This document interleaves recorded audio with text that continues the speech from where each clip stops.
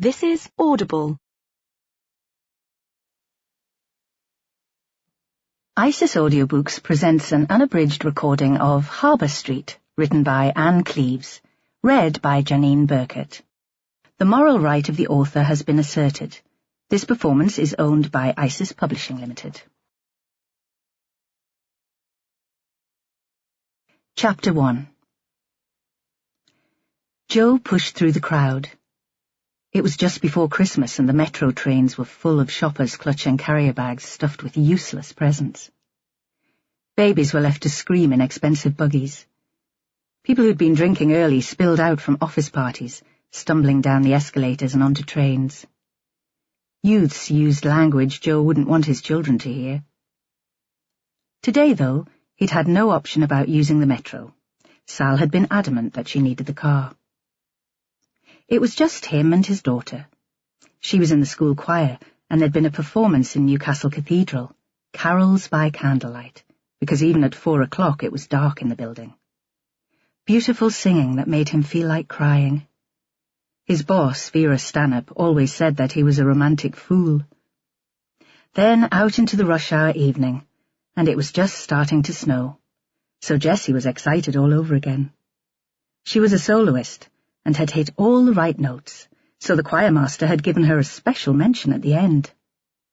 Christmas was now only 10 days away, though she was too old to believe in Santa, but there was snow, tiny little flakes twisting in the gusty wind like mini tornadoes. In the metro, he held her hand.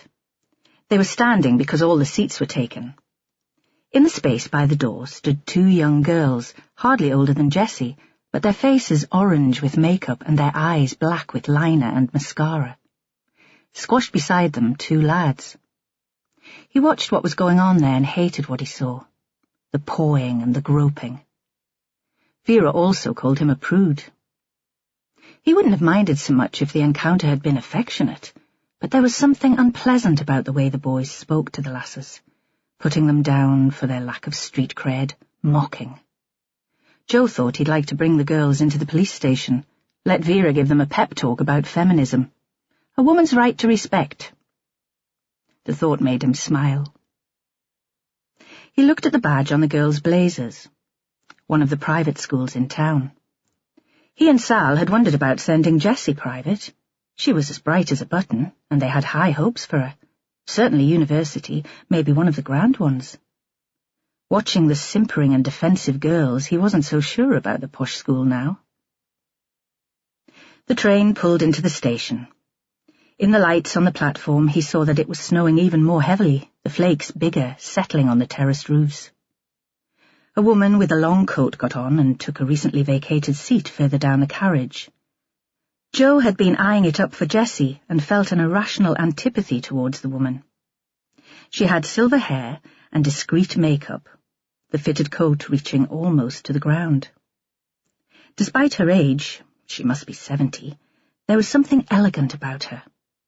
He thought she had money and wondered why she hadn't called a taxi instead of squashing into the metro with the rest of them.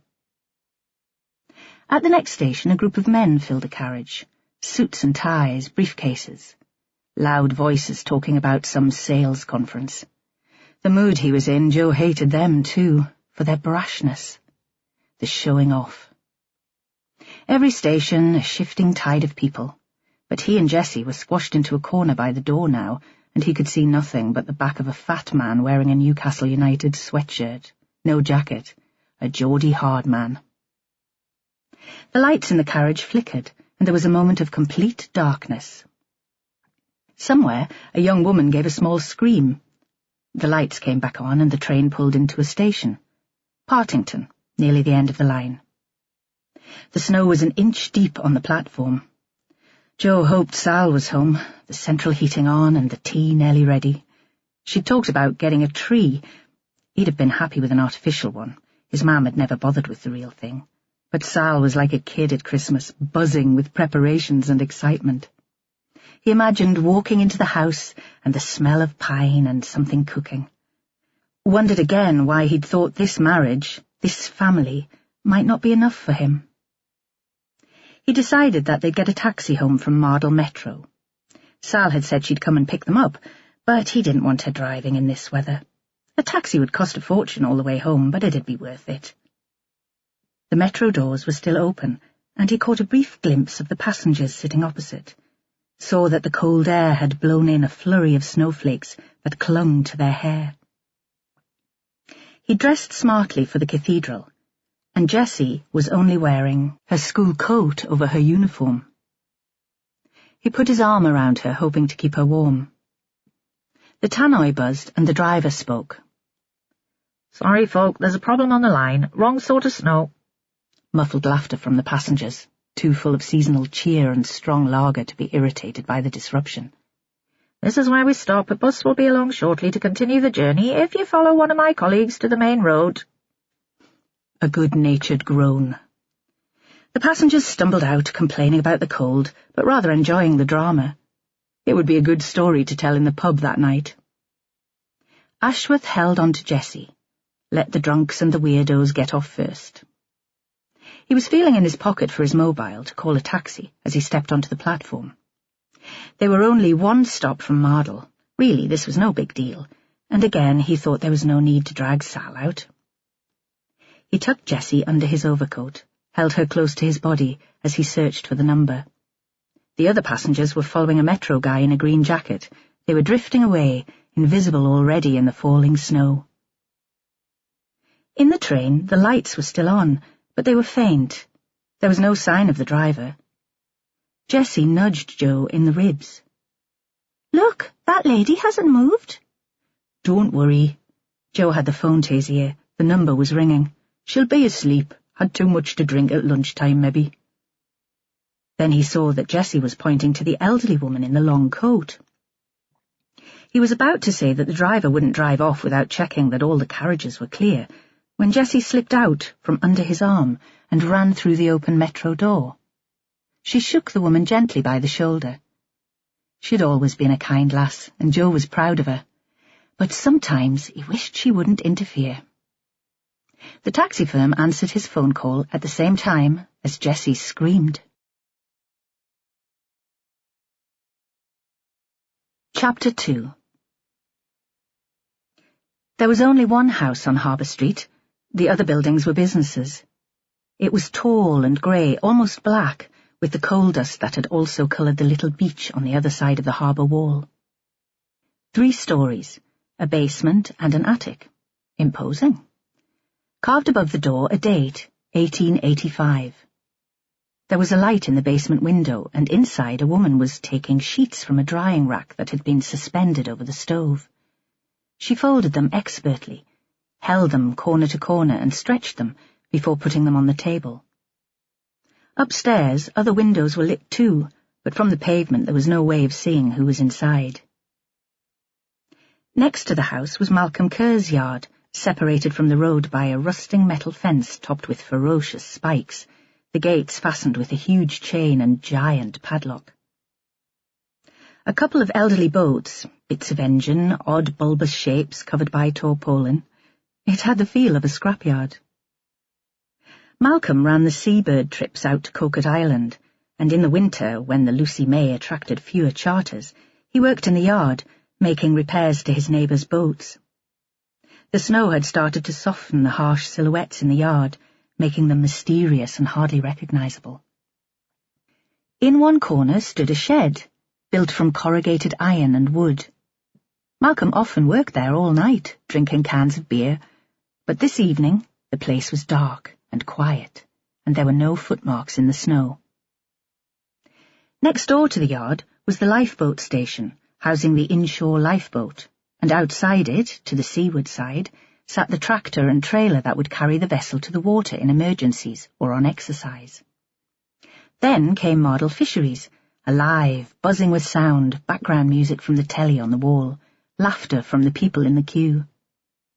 During the day the fisheries sold wet fish, much of it locally caught, retail and wholesale from a long, low building at the back. In the evening it was a fish and chip shop, with a sit-in restaurant by the side. Behind the fryers, 2 women, dressed in white, were flushed with heat, despite the snowflakes blowing in through the open door. There was a line of people spilling onto the street, all local, Mardle wasn't a place for tourists, even in the summer. There was nothing beyond the fisheries except the harbour, enclosed by the wall. The boats there were dark shadows, half hidden by the drifting flakes. On the other side of the road stood the Coble pub, and already the snow was flattened and hard where people had crossed between it and the chip shop. Outside, a couple of hardy smokers leaned against the wall for shelter from the worst of the weather. Next to the pub was the low, squat building of the harbour master's office. Beyond that, some rough ground that was used as a car park, and then, opposite the big residential house with the brightly lit basement, stood St. Bartholomew's Church, Victorian Gothic, a church built for seamen and pitmen, now regularly attended by a handful of elderly women. At the end of the street, like a beacon or a square glowing moon, shone the yellow cube with the black M that marked the metro station, the end of the line. People waited on the platform to get into town for Friday night partying, but no trains came. This was Harbour Street. In the big house, Kate Dewar carried the linen up the stairs to the airing cupboard, pausing briefly outside the numbered doors, not listening. Kate would never eavesdrop on her guests, but this was her territory and she liked to know who was at home. The house seemed quiet. Perhaps the snow was causing travel problems. She was glad her kids were already in. She'd heard them arrive earlier and imagined them slouched on the couch in the basement flat, watching TV. She had a rule about finishing homework before switching on the set, but it was nearly the end of term and today she wasn't going to push it. Climbing the stairs, she thought she heard the front door opening, but stopping to listen, there was no other sound. It must be the wind, rattling the letterbox. She could always tell when the wind was northerly because of that particular noise. The airing cupboard was on the attic landing, between Margaret's room and the shelf where she placed extra sachets of coffee and tea, a tin of homemade biscuits. Beside the shelf was a small fridge with a carton of fresh milk inside. There were hospitality trays in each of the rooms, but she liked her guests to feel welcome. It was the small touches that brought them back. They certainly didn't come for the location. There was little that was attractive about Harbour Street. An arched window looked out across Malcolm's yard and beyond the fisheries to the sea. It was still snowing. She saw the flakes billow in a triangle of light shed by the street lamp. Out at sea, a light buoy flashed red. Her husband had worked on the rigs, and she still felt a mixture of guilt and grief when she thought of the vast space beyond her doorstep. Kate stood for a moment and listened to the music in her head. She coaxed the tune to life, hummed it. A song for winter, clear and spare. For love in winter. And again she thought of Stuart and the unlikely infatuation that had hit her in middle age. She was breathless and astounded, aware that at this moment she'd sacrifice everything for her new man. He was more important than Ryan's nightmares, his prowling through the neighbourhood at night like a feral animal, unable to sleep, his occasional outbursts of temper. More important than Chloe's exam results and her terrifying ambition. Stuart, old and wiry, more like a mountaineer than a musician, had brought Kate back to life. On her way back to the flat, she bumped into George Enderby by the front door. He had snowflakes clinging to his woolen overcoat, and his big, good-natured face beamed down at her. "What do you think, Kate? Snow for Christmas? The kids will be excited." He had one of those rich, posh southern voices that made her think of a politician or an actor. Kate thought that her kids were super cool these days, and they'd consider building snowmen to be beneath them. But George was so innocent with his fantasy of a perfect family life that she couldn't disabuse him. "Yeah," she said. George worked as a publisher's rep, and he travelled with a big wheelie suitcase full of books. Often he left copies for her children. Chloe liked some of them, the thick ones about other worlds, but although Ryan pretended to be interested, he wasn't a great reader. He took the books in order to please. At the back of Kate's mind there was always a niggle of anxiety about Ryan. He was no real trouble, but despite his easy smile, she suspected he was unhappy, and she wasn't sure what she could do about it. And there were occasional flashes of temper that reminded her of Rob. But Harbour Street took up all her time and her energy, and Stuart took up all her dreams. Ryan had stopped talking to her years before. She told herself that the boy was still young and that kids were complicated and never confided in their parents. George had a wife, but they'd never had any children. He'd told her that once. He told her a lot of things during late nights as he took his usual nightcap in the visitors' lounge. He'd sip whiskey and she'd look at her watch and wonder when he'd go to bed. She ran the guest house pretty much by herself. There was only Margaret to help in the kitchen, and the last few days she hadn't been much use. "Have you had a good day, George?" She knew that business was tough for him. He'd confided that too. "I wouldn't know what to do, Kate, without my work. Books are what I live and breathe." She'd sensed he didn't need to work to earn a living. He had that laid-back confidence and careless attitude to money that comes with being born rich. She thought he wasn't happily married, though even when he was very drunk he was never unpleasant about his wife. "My Diana is a marvel," he'd say. "A wonderful woman." Now he was shaking himself out of his overcoat. "Usual room, Kate?" "Of course." George liked the big room at the back of the house, looking out over the sea, and didn't mind that it was the most expensive in the place. "My bosses are used to London prices, Kate. They never quibble about my expenses." "I'm just here for a couple of days this time, then on my way south again. Unless the snow is as heavy as forecast, then you might have an unexpected guest for Christmas dinner." He smiled sadly, and she thought he'd love that. A proper family Christmas lunch with her and the kids, sitting around the table in the basement, him carving the turkey. But this year there would be Stuart too, and she wasn't sure what George would make of that. She had a sneaky suspicion that George Enderby fancied her rotten. "I'll put a pot of tea in the lounge." This was a ritual too. He'd sit in the lounge with his laptop and his books, drinking tea and eating Margaret's biscuits. Then, because she didn't provide evening meals, he'd go out into the street, either to the fish shop or the Coble, for his supper, and come back with a few pints inside him to sit up drinking whiskey until midnight. As she entered the basement, she saw the kids were watching telly. She thought that perhaps there'd been something else on and they'd changed the channel when they'd heard her on the stairs. Something unsuitable. She was a control freak and wanted to know what they were watching. Sometimes she wondered if she was too strict with them. Perhaps that was why they didn't talk to her anymore. They were almost grown up after all. She saw the way other kids behaved, what they got away with, but she knew what she'd been like when she was young. Sex and drugs and the music scene. She'd never finished her exams and she wanted better for them. They were still in their school uniform, and Kate was going to send them to change, but then she held her tongue. No sense starting an argument. Choose your battles. She'd seen that in a woman's magazine and thought it made sense. "Okay." The reply was a muffled grunt from Chloe. Then Ryan turned and gave one of his smiles that always reminded her of his father and made her stomach flip, because it was like looking at a ghost. In the kitchen, Kate prepared George's tray. A cloth, leaf tea in the pot, a cup and a strainer, milk in a jug. Sometimes Ryan laughed at her efforts. "This is model, ma'am. You're not in charge of the Ritz."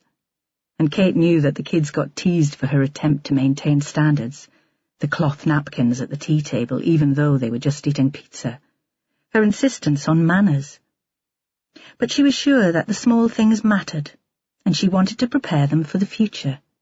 She wanted more for them than life in a run-down street in a run-down town. She'd known better than that herself once. Her father had been an accountant with his own business until it had fallen apart in the recession, and it still rankled that she'd ended up like this. The lounge was empty. George would still be in his room. Kate set down the tray, switched on the gas fire and drew the curtains. The snow had blown into a small drift against the window. She was thinking that she'd get a casserole out of the freezer for their supper when the doorbell rang. If it was another visitor trapped in the town by the weather, she could put them in room 6. She opened the door. Outside, there was an enormous woman.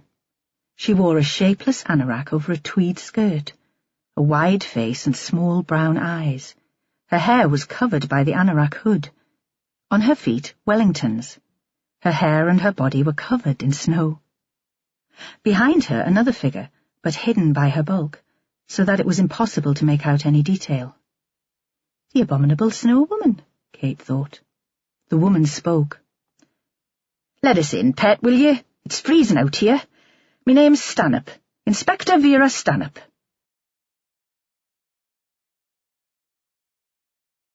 Chapter 3. Vera got the call while she was shopping, and when her mobile buzzed in her pocket, she felt a joyous sense of relief.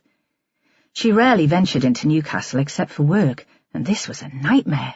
Christmas shopping, hordes of fraught people with a kind of mad panic in their eyes, like the rabbits when her father Hector had gone lamping for meat. Hector had died years ago, and Vera had no other family to buy for. Christmas Day she'd go to her hippie neighbours for dinner, and they'd all get drunk as skunks, but Jack and Joanna wouldn't expect presents, except perhaps a decent bottle of whiskey, and neither would she. Then Holly, one of her team, had devised this scheme: Secret Santa, names in a hat, and pull out the name of the person who'd receive your gift. Vera had been hoping for Charlie. A bottle of whiskey would have suited him fine too. Vera had picked Holly from the hat, though. Holly wore perfume and makeup and smart clothes, even to work. What could Vera possibly choose for her? So here she was in Fenwick's department store, sweating because she was still in her outdoor clothes, surrounded by smart and shiny people, just wanting to do a runner, when her phone rang. Joe Ashworth on the other end. If he'd been there, she would have kissed him. "What have you got for me, Joe?" Her voice sang. A sales assistant in a white tunic who was plastering foundation onto a middle-aged woman perched in a chair like you'd see at the dentist's was staring at her. "Murder," he said, and her heart lifted again before the guilt set in, and she told herself that the victim would be someone's relative and friend. They hadn't died for her entertainment. "A stabbing on the metro." "Bit of a scuffle got out of hand?" That seemed odd. It was the sort of thing you might get late at night, but not in the early afternoon. No. She knew him well enough to sense that this wasn't going to be straightforward, and that pleased her too. She liked a bit of complication, a challenge. "It's an elderly lady. I was first on the scene. The CSIs are on their way." "Give Holly a shout too." Vera was more careful these days to include Holly, who could strop for England if she felt she was missing out. She paused for breath, already pushing her way through the crowds to get to the exit, feeling in her coat pocket for her keys. "And dig Charlie from his hole. Who found the body?" "Jessie," Joe Ashworth replied. "Me daughter, Jessie." It took Vera longer than she'd expected to get to Partington Metro Station. A couple of inches of snow and the world went mad. A car had slipped across the road in Benton, blocking one lane of traffic. She was in Hector's Land Rover, which was against all the police authority rules because it was so old, but today she was glad of it. The station was closed, marked by crime scene tape and protected by a couple of metro inspectors, enjoying every minute of their moment of glory. On the platform, in the distance, she saw Joe Ashworth, her sergeant and her surrogate son, her protégé, and her conscience. The snow was falling around him, and he had his back to her. He wore a black overcoat and was speaking into a mobile. No sign of the daughter. Sal would have whipped her away. Both parents were protective of their bairns. Vera thought Jessie would probably have preferred to stay and watch the action. There was something sparky about the girl that gave Vera hope. She'd pulled on the wellies that she kept in the Land Rover. It had taken an effort, Her legs only just squeezed inside. She'd lost weight, though. The boots were new, and a year ago she wouldn't have fitted into them at all. The platform was slippery, and she walked carefully. If she fell over, it would take a crane to get her to her feet. In the brightly lit train compartment, she saw white-suited figures at work. She hoped Billy Wainwright would be heading up the team of CSIs. She couldn't see the body and wouldn't be allowed in now until they'd finished. "Joe!" He turned to look at her and started to walk her way, finishing the call and putting his hands in his pockets.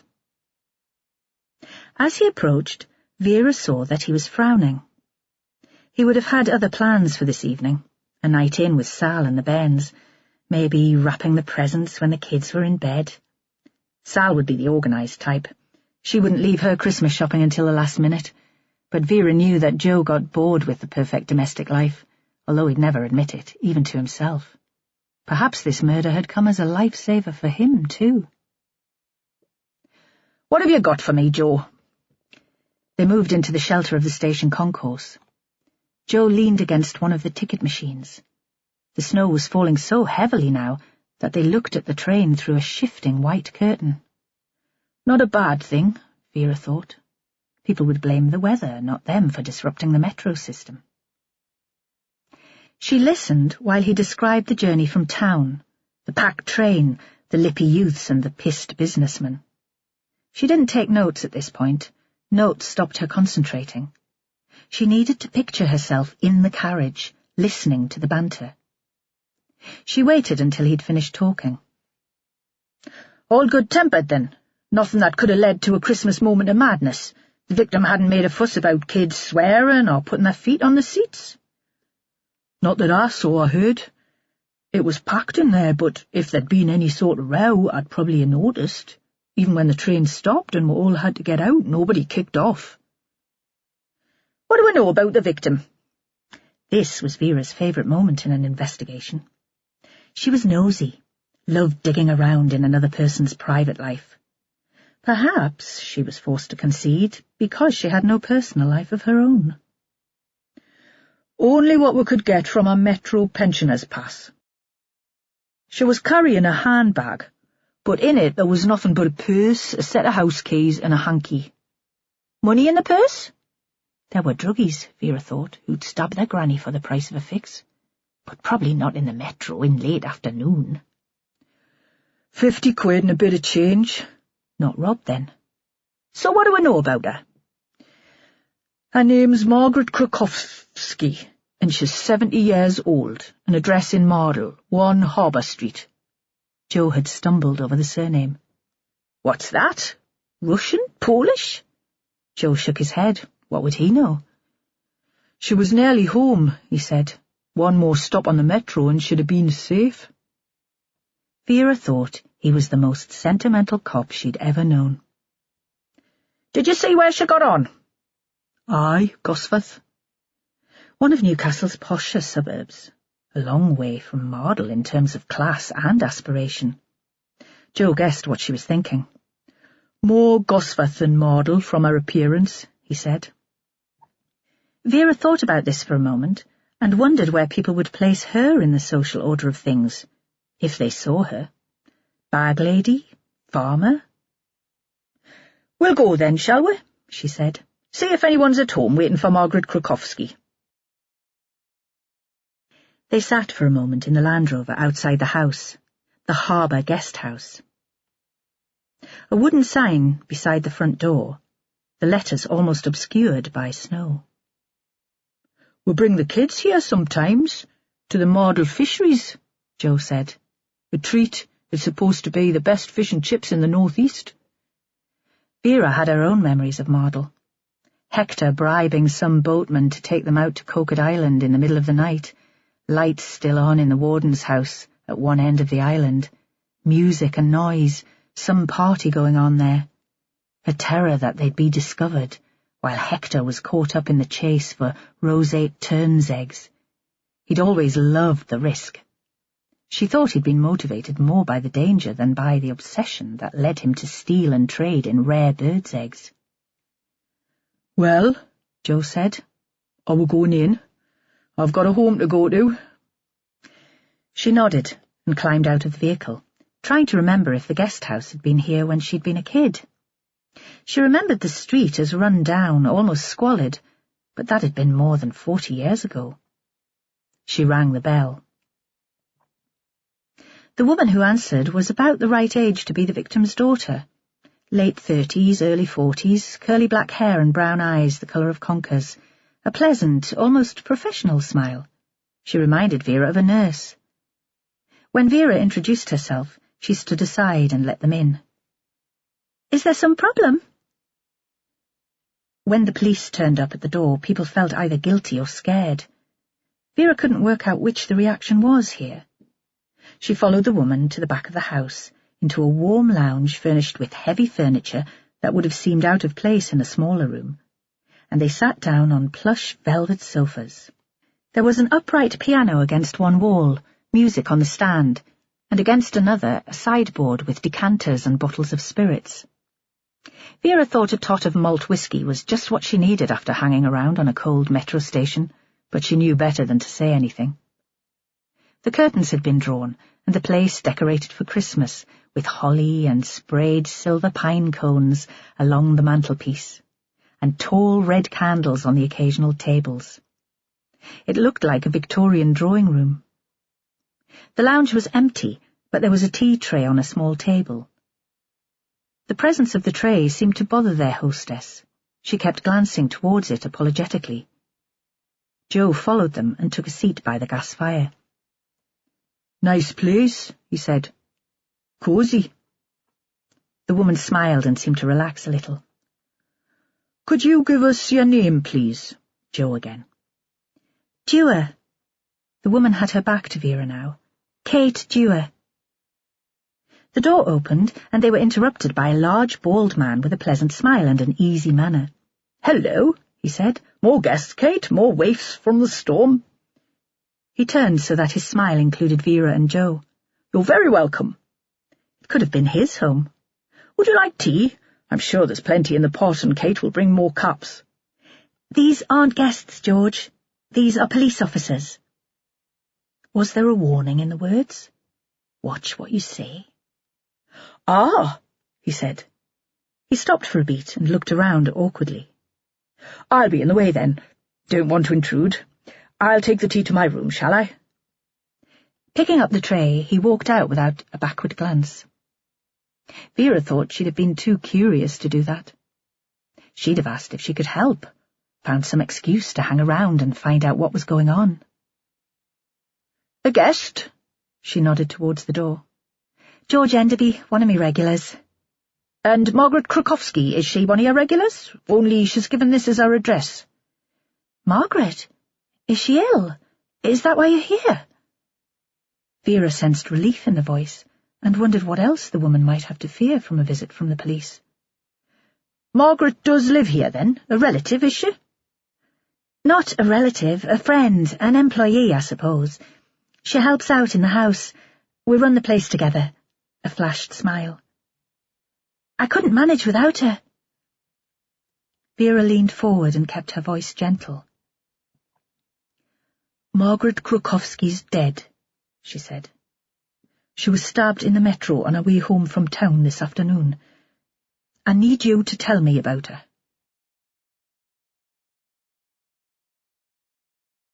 Chapter 4. Vera wondered, as she sat in the hot lounge, if it was still snowing. If it was, she thought she probably wouldn't get up the steep hill to the house where she'd lived since she was a child, even in the Land Rover. But this would probably be an all-nighter anyway, so there was no point worrying about that. Kate Dewar was sitting on the edge of one of the heavy sofas, crying. No fuss or noise, but silent tears. Joe Ashworth had provided her with a small packet of tissues. He was like a Boy Scout, Joe, always prepared. "How long have you known Margaret?" Sometimes Vera thought it was best to start with simple facts, something for the person to hang on to pull their thoughts away from the shock and the grief. Kate dabbed at her eyes.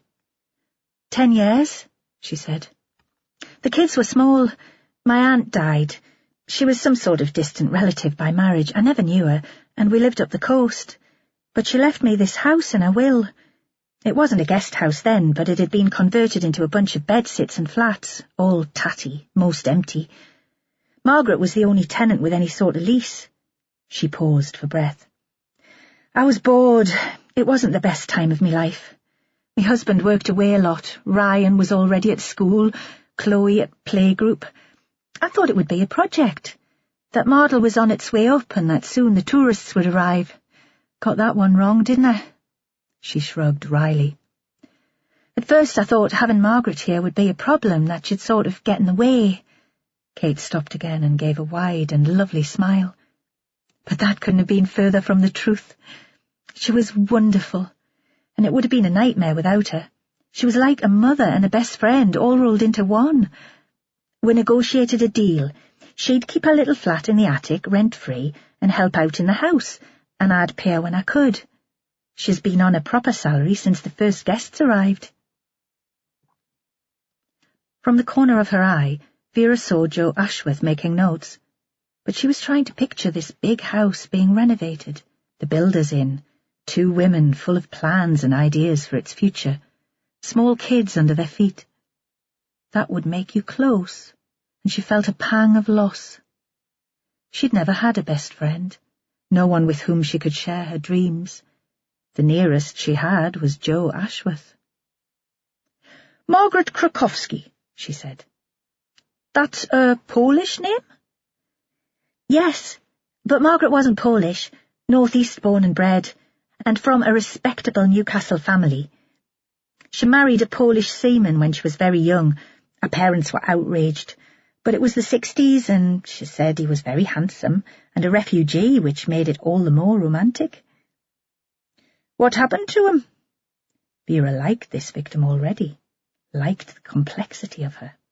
Joe had said Margaret looked more Gosforth than Mardle, but she'd taken up with a Polish asylum seeker and ended up alone in a scuzzy bedsit.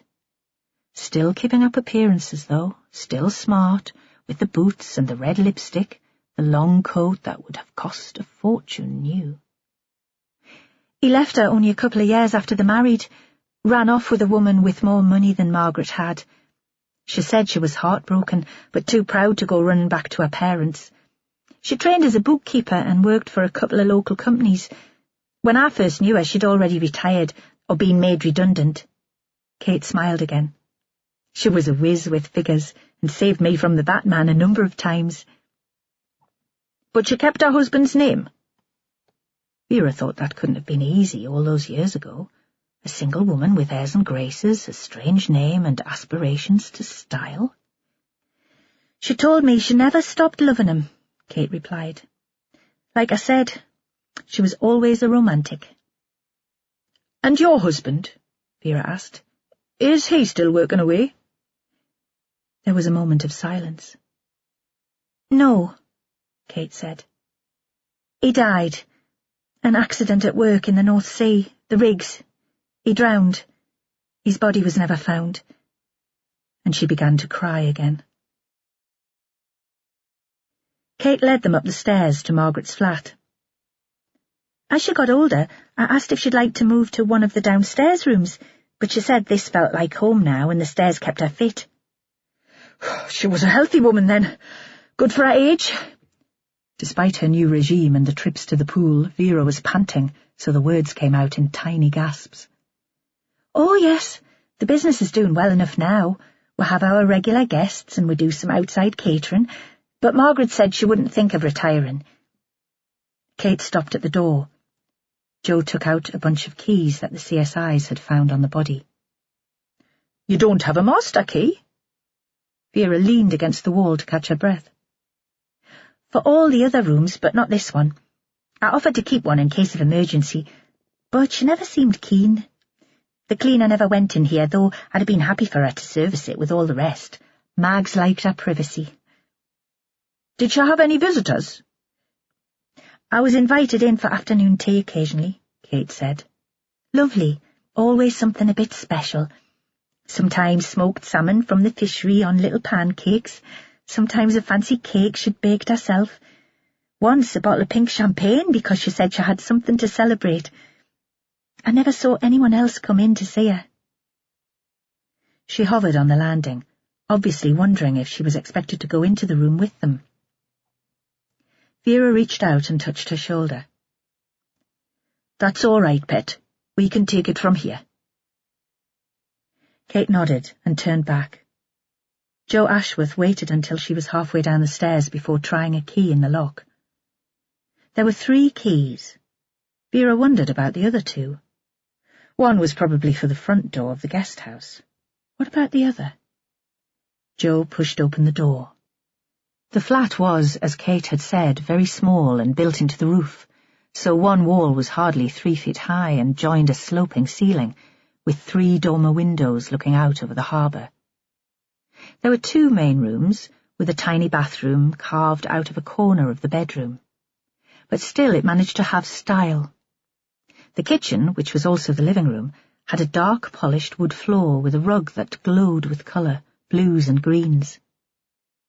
Under one window, an old desk and a curved-back chair. A small chaise longue covered with grey velvet. A sink, oven and fridge, separated from the rest of the room by a scrubbed pine table. Most of the pans hung from hooks in the ceiling, and the wooden spoons and spatulas stood in a green-glazed pot on the second windowsill. The full wall was all shelves, with books neatly arranged, interspersed occasionally with pebbles, pieces of driftwood and shells. It was a dark room, because the windows were so small and the walls were thick, but rich and jewel-like, lit only by a lamp on the desk and a spotlight in the kitchen. "No telly?" Joe said. Vera could tell he was shocked. He opened the door to the bedroom, eager to see if the television was in there. They stood in the doorway to look in. This room was carpeted in pale green. There was a 3/4 bed, covered by a handmade patchwork quilt, and chests of drawers on each side of it, a narrow wardrobe. All the furniture had been painted white. No clutter, no dirty clothes. The shower room was spotless. "No telly?" he said again. Perhaps that was the only entertainment he and Sal had in the evenings, and he couldn't imagine life without it. "We'll get the search team in first thing." Vera walked to the window and looked out. It was still snowing, but the flakes were smaller again. She was glad she wouldn't be the one to pull open drawers and work through Margaret's underwear. She was nosy, but this would have seemed like a terrible intrusion. Joe was looking at the shelves. "Only one photo?" He didn't pick it up, but pointed to it. The picture was of a couple, a wedding photo. She was in a simple white mini-dress with fake fur on the hem, white knee-length wet-look boots, a short fur jacket, and she was holding a bouquet of gold and white freesias. The dark-haired man was in a suit with wide lapels, a buttonhole pinned to one of them. In the background, a church door. "Is this her?" Vera asked. "Is this Margaret Krukowski and the Polish love of her life?" "Oh, yes, this is her." The answer was immediate and unequivocal. "Our victim has the same mouth and the same cheekbones." She saw that Joe couldn't take his eyes off the photograph. "A bonny little thing." She kept her voice light. Nobody had ever called her bonny. "She's beautiful," he said. And then he gave a little laugh, as if he recognized how silly he was being, because he was drawn to a photograph that was 50 years old. But still he continued, "That's a face that men would kill for."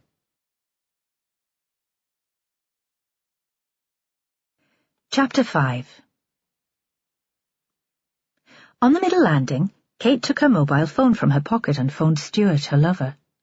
The first real relationship she'd had since Rob had died on the rigs. Stuart was more at home in the hills than in a house, but he could play the sax like a dream, and now she was haunted by thoughts of him. There was no reply, and she left a message. "Please, give me a ring." Walking down, Kate wondered how she would tell the kids that Margaret was dead. They'd known her for most of their lives. She'd been their babysitter, and they'd treated her like a gran. Ryan still spent a lot of time with her. This year, with Stu on the scene, and with Kate full of new plans, they'd already had to adjust to change. Kate slowed her steps to give herself time to compose the words and realized she had no idea what her children's reaction would be. They'd grown up and away from her, and she could no longer trust her judgment where they were concerned. George Enderby must have heard her steps, or perhaps he was listening out for her, because the door of his room opened and he stuck out his head. "Everything all right, Kate?" His voice seemed genuinely concerned, then a little embarrassed. "Sorry, I didn't mean to pry." "Margaret's dead." She felt suddenly light-headed and leaned against the wall. "Oh, I'm so sorry." He started out into the corridor before realizing that his door would swing shut and lock automatically behind him. Then he made a strange little hop, holding the door open with one foot, but leaning out towards her. "I didn't know her well, but I never thought of her as an old woman. Was it something sudden, a heart attack?" "She was murdered," Kate said. "Stabbed on the metro on her way home from town." Again it seemed as if the world was spinning around her.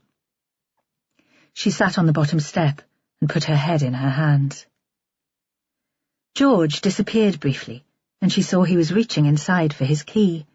Then he was sitting beside her with his arm around her shoulder. She could smell his aftershave and the sweetness of the biscuit he'd just eaten, cinnamon and ginger. Kate wondered how different things would have been if Rob had been as kind as George Enderby. She sat for a moment, enjoying the physical contact, and then she pulled away gently. "I have to tell the kids." "Of course," he said. He stood up and gave her his hand to help her to her feet. "If there's anything at all I can do to help, please do tell me." And he vanished back into his room, as if he thought his presence might be contributing to her distress. In the basement, Ryan was in his bedroom. She heard the sound of his computer, some game about monsters and the end of the world. Chloe was sitting at the table with a pile of books at one side, scribbling into a jotter. She seemed pale and tired. "Ryan, come in here. I need to talk to you both." "Okay." There was no sign of him, though, and that was Ryan all over. He always agreed with her and then went his own way. Chloe had turned in her seat and saw that her mother had been crying. "What is it?" The words accompanied by a brief look of distaste, the teenage default response to parents behaving differently. Then she registered that this was serious and not an overreaction to a domestic drama. She was on her feet. "Mum, what is it?" And as Kate started to cry once more, Chloe shouted to her brother, and this time he did emerge from his room. He stood looking at them with a kind of helpless confusion, as if women were a different species and it was safest not to intervene. They shifted the textbooks onto the dresser and sat round the table. Chloe fetched a bottle of wine from the fridge and opened it with an ease that would have had Kate worried in different circumstances. She poured Kate a large glass. "Tell us what's going on." "Margaret's dead." "How?" It was the first time Ryan had spoken. They looked at him. "I mean, how did she die? An accident? She was fine this morning when I was on my way out." He frowned, and again Kate was reminded of Robbie. "She was murdered." Kate thought this sounded like a refrain, the chorus of one of those songs Ryan played on his iPod, shouted noise. If she repeated it often enough to all the people she needed to tell, perhaps she would believe it. She looked at the kids. In both faces, she thought she saw a flash of excitement before disbelief and distress took over. Murder was the stuff of stories. She imagined they'd both be on their phones to their classmates as soon as she released them from the table. "You'll never believe what's happening in our house." For a while they'd have a vicarious celebrity, the popularity they both seemed to seek. "Why would anyone want to murder an old woman like Margaret?" Kate looked at Chloe and thought she had lost weight recently. Had Kate been so wrapped up in Stuart and this strange infatuation that she'd been neglecting her children? I don't know. Kate paused. I never thought of her as an old woman. She had too much energy. Where was she killed? It seemed that Ryan needed details to satisfy his curiosity. She suddenly saw him almost as a stranger. He was a good-looking boy. He'd be a heartbreaker. She'd seen him around Mardle with attractive girls, but he'd never introduced them. Neither of the kids ever brought friends back to the house. On the metro, apparently. On her way home from town. Kate looked at him. Did she tell you where she was going when you saw her this morning? He shook his head. Only, I expect the police will want to know. The police? The question asked with a studied indifference. But of course he wanted to hear about the investigation. More snippets of information to stick on Facebook. They're in Margaret's room. That's how I know that she's dead. There was a silence. Poor Margaret, Chloe said. Where is she? I mean, where's her body? Will there be a funeral? I suppose the police have organised a post-mortem, and there'll be a funeral eventually. I don't know how these things work. I expect I'll have to organise that, Kate thought. Who else would do it? Then it occurred to her that she would have to discuss it with Father Gruskin, a man she'd never liked. She felt suddenly very hungry. I'll get a casserole out the freezer. We'll still have to eat. It was a relief to get to her feet and leave the room for a while. She was on her second glass of wine and laying the table for supper when the two detectives turned up at her flat. She'd thought she'd seen the back of them, at least for the day. She'd supposed they would let themselves out of the house. Now they stood in the dark basement corridor, and she could tell they were about to make more demands. You'd better come in. Sorry to bother you again. But Vera Stanhope was smiling, and Kate thought she wasn't sorry at all.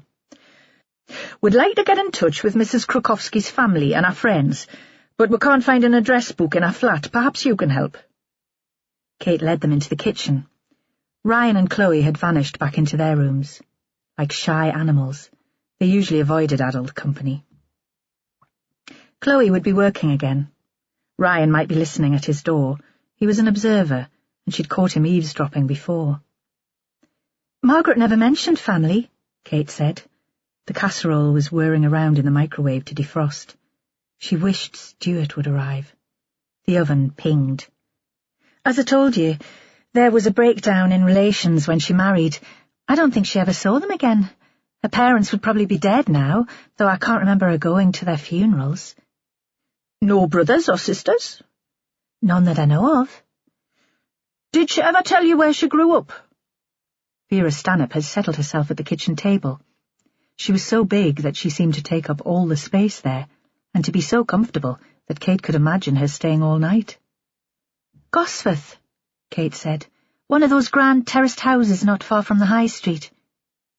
She saw a glance flash between the two officers, and thought the information might somehow be significant.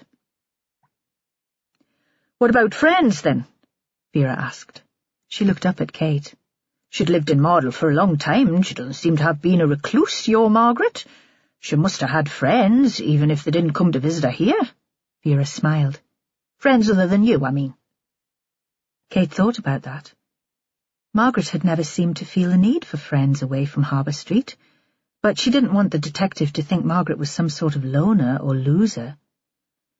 I think most of her social life away from here revolved around the church, she said. You should ask the priest, Father Gruskin. And where will I find him? Is there a Catholic church in Mardle? He's C of E, priest of the church over the road, St. Bartholomew's, but that's what he calls himself. Kate could hear the antipathy in her own voice, and wondered if the detective would pick up on it. Instead, Vera made a show of looking around the room, at the pile of school books on the dresser and the music stand in the corner. How old are your children now? Chloe's 14 and Ryan's just 16. Could we speak to them, please? Nothing formal, just a quick chat here in the kitchen to find out when they last saw Margaret, Joe here can ask the questions. He's got bairns of his own, similar sort of age. That's right, isn't it, Joe?" The good-looking sergeant smiled. "A bit younger," he said. "Sometimes they behave like teenagers, though. Not a stage I'm looking forward to." So Kate had no choice but to call the kids in, although by now all she wanted was food and more wine.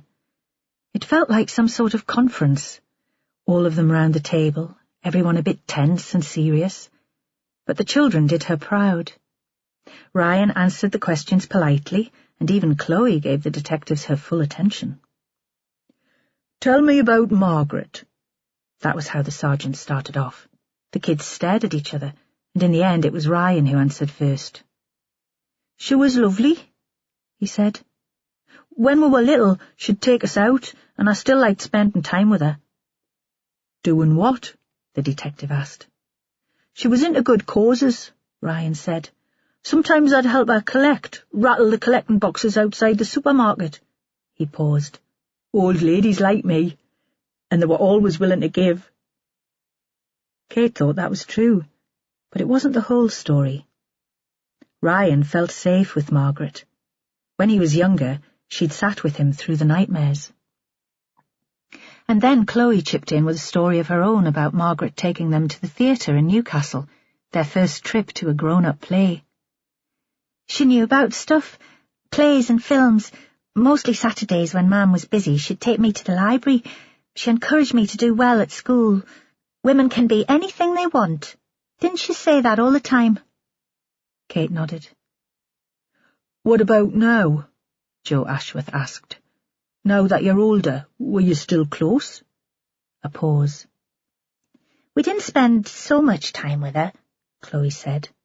"But we knew she was there if we needed her." "I still helped out," Ryan said, "but not so much. I've got this part-time job at the boatyard now." They had never considered, of course, that Margaret might have missed their company or their confidences, that the older woman might have needed them. Kate thought adolescents were the most self-centered people in the universe. The sergeant was moving on to more detailed questions. "Did you see Margaret today?" "I did," Ryan said. "I saw her on my way out to school." "Where was she?" "She was clearing the tables in the guest dining room after breakfast. There was only a couple of people staying last night and they'd already left by then. She saw me through the open door and shouted out to me to have a good day." "Where do you go to school?" The policeman leaned back in his chair. Kate thought he looked tired. "Mardle High," Chloe said. "It's just over the metro line." "The local comprehensive," Kate added, wondering again if they would have done better at a different school, somewhere with smaller classes. If she'd continued in her career, perhaps she'd have afforded it. Vera interrupted then, a question directed to Kate. "These guests, you'll have their contact details?" Kate could tell the sergeant was used to her butting in. "Of course. Claire Gordon was on her way to Edinburgh to collect her son from university. She's a regular, lives in Hertfordshire somewhere, and stays the beginning and end of every term to break her journey. The other was Mike Craggs, Professor Craggs. He's a marine biologist at Newcastle Uni, and he always stays here when he's doing field work. Claire left early. The weather forecast had said there might be snow, and she wanted to be on her way. Mike's always out of the house before anyone else when he's working." Kate wondered if this was more information than the inspector needed, if she was coming across as a nosy landlady. But Vera Stanhope nodded and seemed pleased. "And you?" Joe turned to Chloe. "Did you see Margaret today?" "No," she said. "I left the house before Ryan. I didn't see her at all." Then the detective stood up, and Kate thought they'd finally go away, so that she could eat supper, drink the wine, and think about Margaret in peace. She wanted to check her phone to see if Stuart had called her back, but still it seemed they wanted more from her. "That chap we met earlier," Vera said. "He's a regular here, is he?" "Oh, yes," Kate smiled. "George comes once a month and stays for 2 nights, then again for another night when he's finished working in Scotland. He's regular as clockwork." "I wonder, then, if we might have a word with him." Vera smiled too, apologetically. It was as if she knew that Kate wanted to be rid of them. "Then, I promise, I'll leave you in peace." But Kate thought there'd be little peace in Harbour Street until this was all over, until they knew who'd killed Margaret Krokowski. Chapter 6. Following the women down the corridor and up the stairs, Joe Ashworth was troubled by a sense of déjà vu, a feeling that he'd met this family before, or conducted a similar interview on a previous occasion. It was as irritating as when a word was on the tip of his tongue, but he couldn't remember it. Perhaps something about the kids, polite enough, but wary and watchful, reminded him of his own children when they had something to hide. They'd arrived at Enderby's room, and the man had the door open almost as soon as Kate had knocked. It was clear that the detectives wouldn't be invited in, though. Enderby seemed pleasant and rather shy, but also experienced at getting his own way. "The lounge will be best for a chat, I think. Don't you, Kate? I'll switch on the fire again and make it cosy, and I'll bob down to the kitchen and make us some more tea. If it wouldn't be too much of an imposition, no need for you to do anything." So, that's where the interview took place, in the impressive lounge with its gleaming dark furniture and smell of beeswax polish. Enderby lit some of the red candles and switched off the main light, so Joe almost expected him to take their hands and call up the dead, as if this was a séance. Kate Dewar had returned to her own flat. The three of them drank tea and ate biscuits and sat for a minute watching the gas flames. While he'd been waiting for Enderby to bring in the tray, Joe had pulled back the curtains to look out of the window and seen that the snow had stopped. The sky was clear now, and there were stars, a huge white moon. Still, he replayed the interview with Kate Dewar and their family, wondering what he'd missed. What had been so familiar? Vera was asking the questions, and already there seemed to be an understanding between her and Enderby. She wasn't exactly flirting, but there was a sense that they could get on. He was charming, Joe could see that. People didn't usually make an effort to charm Vera, and Joe thought she was flattered by it. She smiled now, over her cup, dunking her third homemade biscuit into the tea. "So, what brings you to Northumberland, Mr. Enderby?" "George, please." A wide, easy smile. "Work, I'm afraid. I keep promising myself time in the county to explore properly, but my wife thinks anywhere north of the Wash is wild and uncharted territory, and I spend so much time away from home that I wouldn't want to come up on holiday without her." "And what is your work?" "I'm a rep for a publishing company. Almost an endangered species. But I'm one of the few survivors, and I hope I can hang on until I retire, and I do love it." He stared wistfully into the fire. "I read, you see. It's an addiction. Not a requirement for the job, though. In fact, almost a hindrance in some ways. Hard to press a title onto a reluctant bookseller when you think it's crap yourself. But I've built my contacts now. Sympathetic buyers, managers in some of the big retail chains, owners of a smattering of lovely indies. I understand what will work best for them." "An odd time of year to be selling books, I'd have thought." Vera spoke with that same light, almost flirtatious tone. "The stores will have had their Christmas stock by now, surely. This time of year, wouldn't you all want to be back in London, office parties, sloping home early to fill the kiddies' stockings?" Enderby leaned forward, his voice earnest. "Actually, Inspector, I don't really do Christmas. It sends me into a panic. I was glad to escape. And, of course, I have the new season's titles to present." "Of course." A silence. "Why do you stay in Harbour Street when you come north?"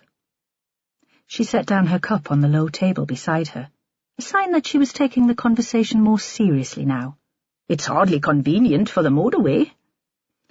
"But it is very restful, and I like it here. I found it through the Northumberland tourism website 5 years ago, and have been using it ever since. I have an aversion to bland and anonymous hotels, and Kate is an efficient and welcoming landlady. She looks after me very well." Joe thought that he was talking too much. Any one of those reasons would have been sufficient. "You knew Margaret Krokowski?" "Of course," Enderby said. "She was a lovely woman." He paused. "They made a great team, she and Kate. I do hope Kate has the strength to carry on alone. But perhaps she will have other plans now." "Did you ever chat to Margaret?" Vera looked directly at the man.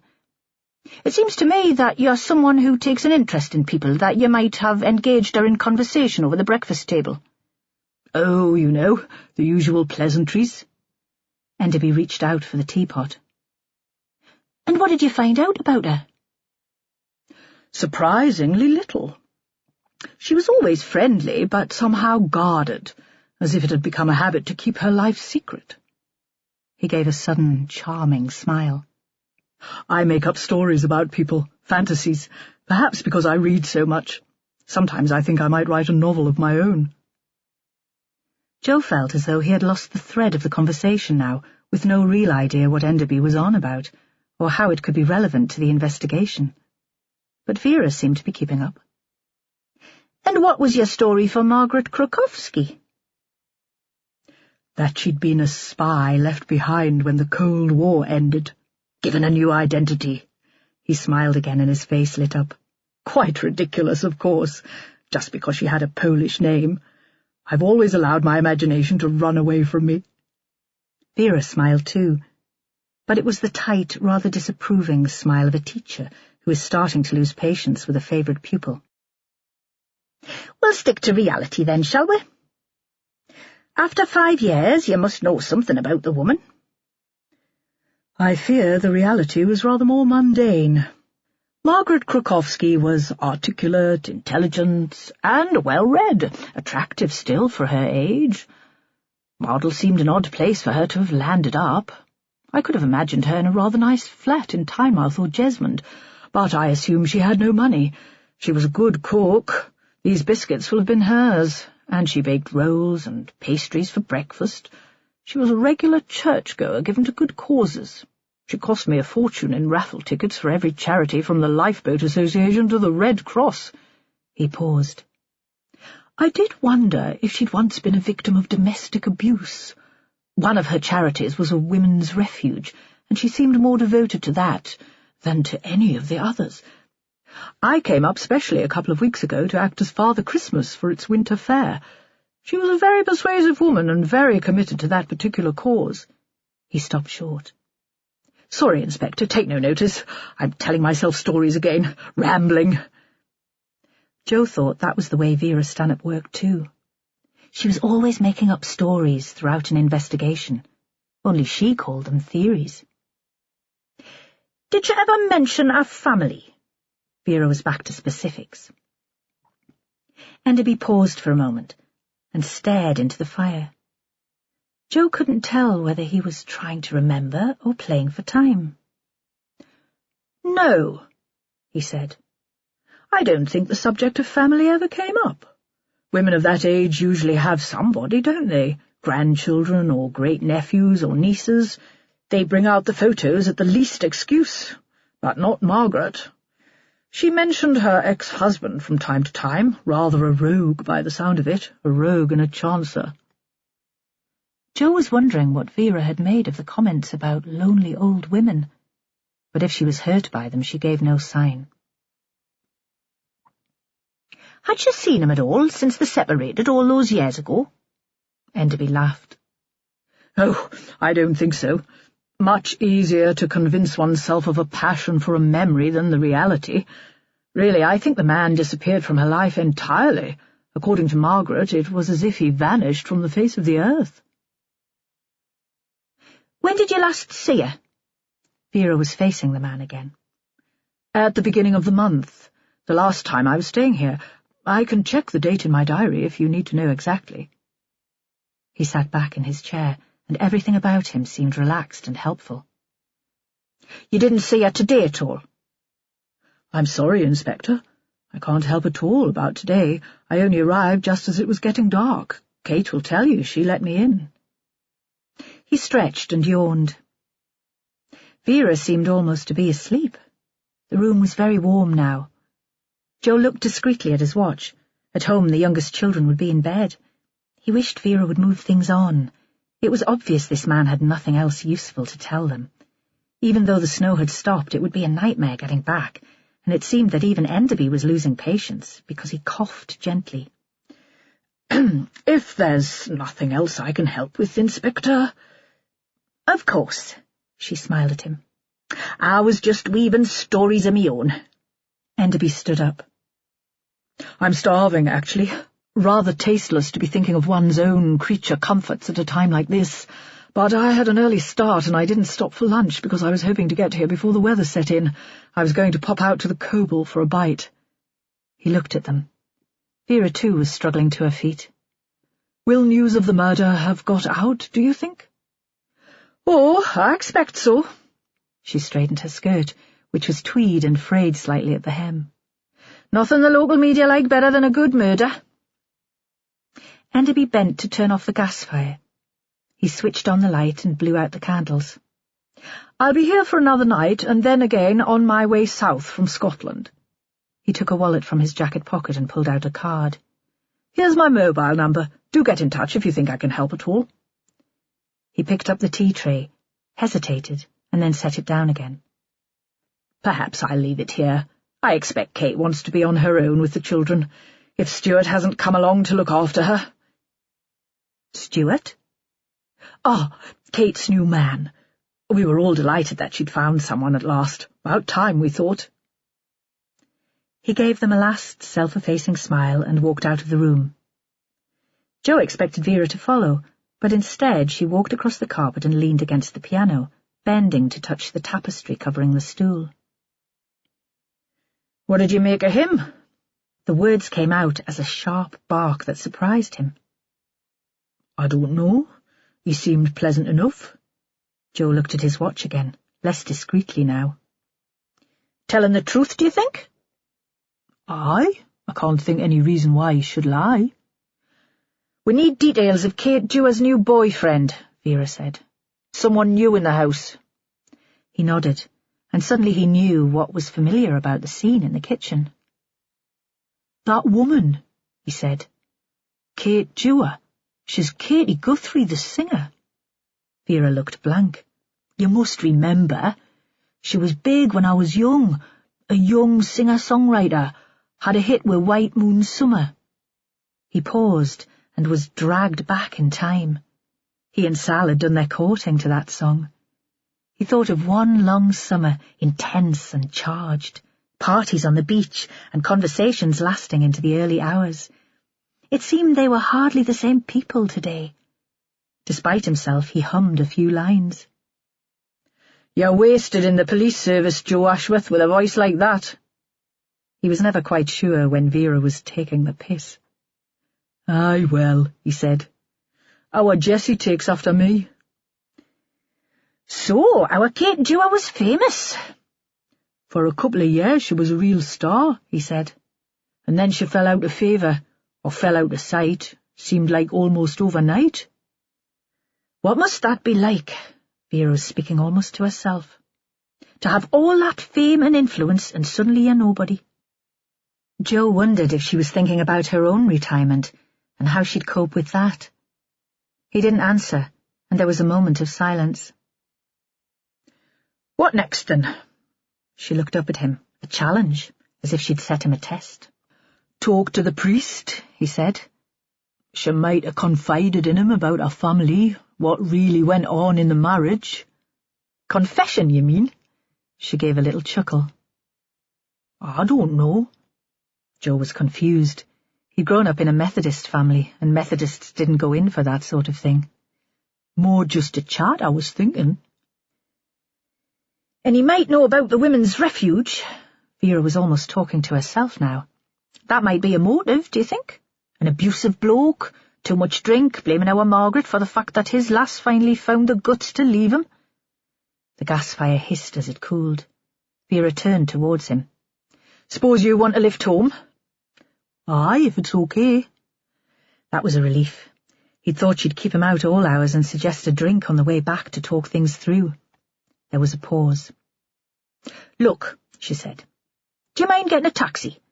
It's stopped snowing now and they'll have the gritters out, so you should get back okay. Put it on expenses. Pop down to the flat and get the details of Kate's new man on the way out. I'd like to stick around in the town for a while." "You want me to stay too?" Usually she did want him to. "Nah," a wicked grin. "You get back to Sal and the bairns. I don't want to be in her bad books again. Besides, Holly's on her way."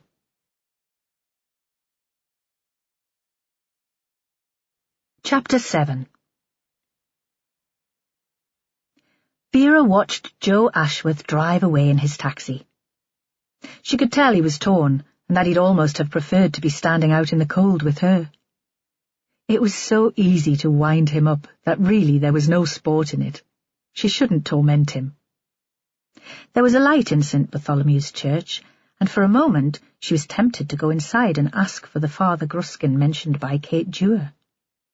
But she was starving, and could never work properly when she was hungry.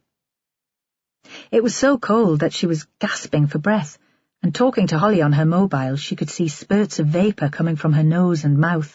Caught in the streetlight, it almost looked as if the steam had been turned to ice. "Where are you, Hol?" "Liaising with the CSI, Ma'am. Just as you told me." Classic Holly, tart and chippy at the same time. "Can you make it over to Mardle? Joe's gone back to the bosom of his family and I could do with a hand. I'll be in the fish shop close to the harbour. Shall I order anything for you?" "No thanks, ma'am, I've eaten." And she would have done. A Tupperware box full of salad leaves and an apple. No saturated fat for health-conscious Holly. "I'll be there in 20 minutes. Vera walked on down the street, drawn by the smell of frying fish. A woman, big and blousy in laddered tights and a short skirt, stumbled out of the pub. Vera thought she'd catch her death. From inside someone shouted at the woman, the words indecipherable, but the tone abusive and faintly amused. Vera felt a stab of sympathy for her. Underfoot the freezing snow squeaked. In the Mardle fisheries, Vera took a seat at a table. More than half the space was set out as a restaurant. It felt good to walk past the queue at the takeaway counter, to have a waitress approach her immediately for her order. Vera wondered if class was so ingrained in England that even here in Mardle Fish Shop she was tainted by it. If feeling slightly superior was a natural, if guilty, pleasure. Inside it was warm, condensation running down the windows, a television with some daft chat show on in the background. The waitress came with a tray. Tea in a pot, bread and butter on a china plate, the batter crisply thin and the haddock soft. Oh, yes, Vera thought, this is class. Holly arrived just as Vera had finished the meal. She was skinny and stylish, even now dressed for the weather. Was it possible to get a designer parka? If so, Holly was wearing one. She sat opposite her boss, wiped the table in front of her with a paper napkin. "Have they finished at the crime scene?" "They've taken the body to the mortuary." Holly had a southern, educated voice, not her fault. "And the train back to the shed in Heaton. Billy Wainwright says it's a nightmare. So many traces and footwear prints. They'll be in there for a few days yet, maybe longer. But at least the metro line's clear.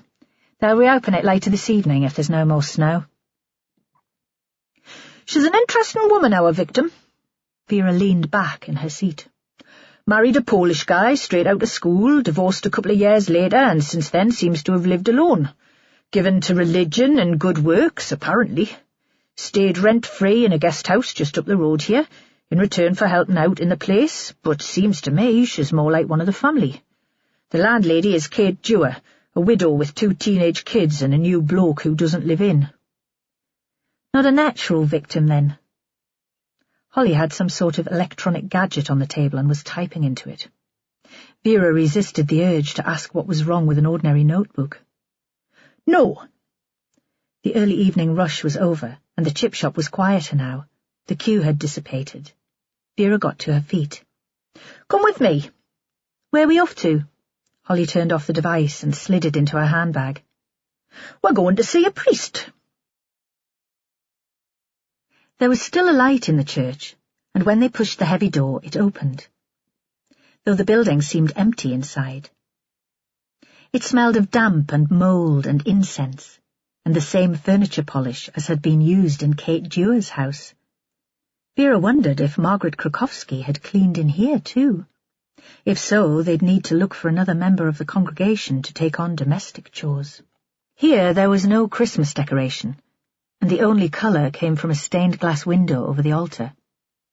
"Hello? Anybody home?" Churches always made her feel irreverent. There was a scuffling noise ahead of them, and a dark figure emerged from a door to their left. Vera thought this was probably the ugliest man she'd ever met. He was younger than she'd been expecting, perhaps in his early 30s, black hair, black caterpillar eyebrows, thick lips that moved even when he wasn't speaking, and narrow eyes. A large and shambling Mr. Bean. He should be a stand-up comedian.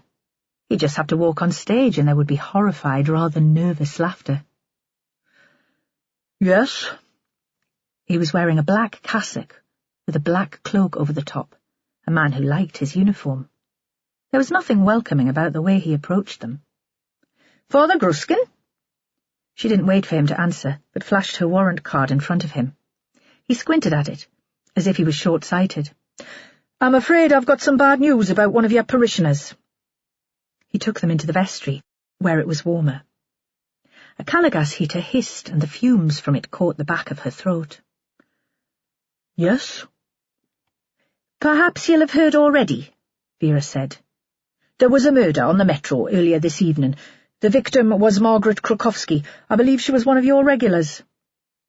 He stared at them with horror, before collapsing into a chair at a plain wooden table and putting his face in his hands. "I can't believe it." It seemed to Vera that he was genuinely distressed, and she felt a brief moment of sympathy for him. "What have we come to, when a fine old lady is murdered in public?" He was posh but local, brought up in the city, Vera decided. Coddled. He looked as if he could do with a walk in the fresh air. "You knew her well?" Holly was sticking her oar in, but at least the priest looked up and answered. He hadn't responded to Vera's comments. "She attended regularly and she was always willing to get involved," he said. "These days most churches only keep going because of the efforts of elderly women.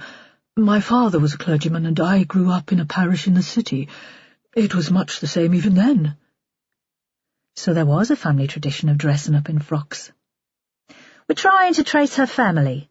At least Holly wasn't fidgeting with the electric gadget, but was giving the man her full concentration. "Can you help with that at all?" "I don't think I can. She lived over the road, in the Harbour guest house. Perhaps Mrs. Dewar would know. They were almost like family. Margaret used to bring the children to Sunday school." They sat for a moment in silence. "Margaret worked as a volunteer with you?" "Yes." He seemed preoccupied. Vera wondered if he was trying to rearrange the cleaning rota, to think of another old woman to take Margaret's place. At last he gave his full attention to the matter.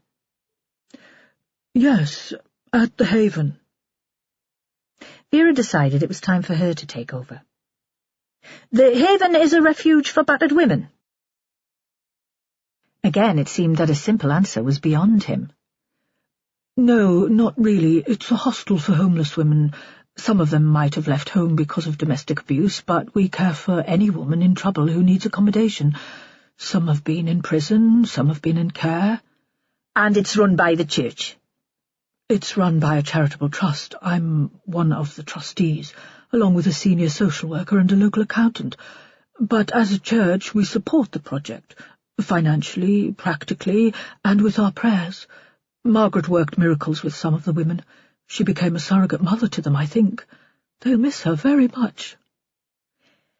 "Can you think of anyone who might have wanted to hurt Margaret?"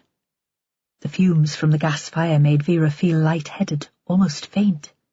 "Of course not." The response was immediate. "This couldn't be the action of a rational person, Inspector. This was an evil and random act of violence, a sign of the times." "Did she have any close friends among your congregation?" Holly's tone was respectful, and again he answered her in a more considered way. He faced her so that his back was turned to Vera. "Close friends, no." He hesitated and then seemed to choose his words carefully. "A church is a community of different personalities.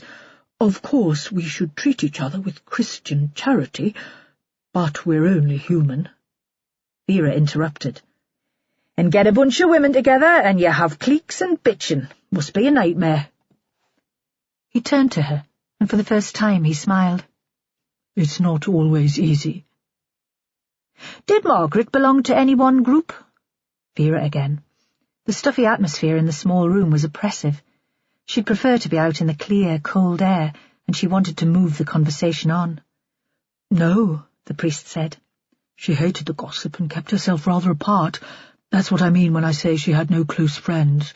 She was always perfectly pleasant and played her part fully in the life of the church, but I don't think she confided in anyone." "Not even you?" "No." This time the smile was a little sad. "Not even me." "And this hostel, the Haven, where can we find it?" "It's the former rectory." This time Gruskin's smile was tight-lipped, even resentful. "In different times it might have been my home, I suppose, when the status of the clergy was rather different. Even in my father's day the parish priest lived there, but now it's hard to justify such a large house for a single man, and the diocese lets it to the charity at a reasonable rent. It's a little way out of the town. That's where the main settlement was, before commercial fishing took over from farming." He gave a sigh, and Vera thought he would have been much happier as a Victorian priest, living in the big rectory, mixing socially with the gentry and delivering sermons to the peasants in the back pews. "You won't get there tonight," he said. "There's not much of a road, and in this weather... The women always grumble about the isolation. I'm not sure it's the best place for them to be." Outside it was quieter. The chip shop had been closed, and all the curtains in the Harbour guest house had been drawn. The snow was covered with a hard sheen of frost. Gruskin shivered. For a long while he didn't move. Vera thought he must be freezing with only the thin cloak over his shoulders to keep him warm. At last he set off down the pavement away from them. When Vera turned to look at him, she saw that he was talking into a mobile phone.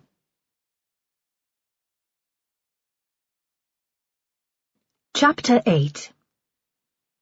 Malcolm Kerr stood at the bar in the Coble. Behind him, 4 elderly men were playing dominoes, rowing about the kitty or whose turn it was to go to the bar. It seemed to Malcolm that the same 4 men had been sitting at the same table, always arguing, since his father had first brought him into the pub. Their squabbling voices and the screaming of gulls had made up the background music of his life. "Nothing's changed in this place for 30 years. Except tonight, Malcolm was drunk, and he couldn't remember the last time that had happened. Maybe when Fat Val was the landlady and he was young and fit and a bit of a firebrand. There was a painting of Val over the bar, and she stared out at him reproachfully. She'd had a son called Rick, sly and weaselly, and remembering the 2 of them, Malcolm felt a sudden pang of guilt. He carried guilt around with him like extra pounds round the belly, and he was so used to it that often he didn't notice it. He wasn't sure that he could blame the drink for that. These days he wasn't usually a heavy drinker. He'd stop in the Coble most evenings after working in the boatyard, have a couple of pints, read the Chronicle, watch Look North on the TV, if there was no sport on the set, then take himself back to his little house in Percy Street. All that he could afford after the divorce. But tonight he'd lost count of the drinks he'd had. Beer first and then red wine, when his bladder wouldn't take pints any more. No spirits, though. He was proud that he hadn't moved on to the Scotch. And proud that he was still standing. The only conversation he'd had was with Johnny the barman, and to jeer at the old slag Dee as she wandered through the pub trying to bum drinks or pick up punters. God, he thought, you'd have to be desperate. Another moment of pride, because he hadn't sunk to that. Then, through the drunken fog, he was aware of a buzz of conversation behind him. Sudden, animated voices, a name he recognized, even though it wasn't pronounced properly. He turned to confront a middle-aged couple. He knew them vaguely by sight, thought he might have been at school with the man, but couldn't trawl a name from his memory. "What did you say?" "There's been a murder." The woman was scrawny. She'd taken off her jacket and was wearing a pink V-neck top. He could see vertical wrinkles between her breasts. "It stopped the metro?" "Nah," Malcolm said. "That was the snow." He reached out for his glass of wine, saw in the mirror over the bar that it had left stains like fangs at the corner of his mouth, and wiped them away with the back of his hand. His fingers were calloused and grimy, though he'd washed before leaving work. "There was a murder."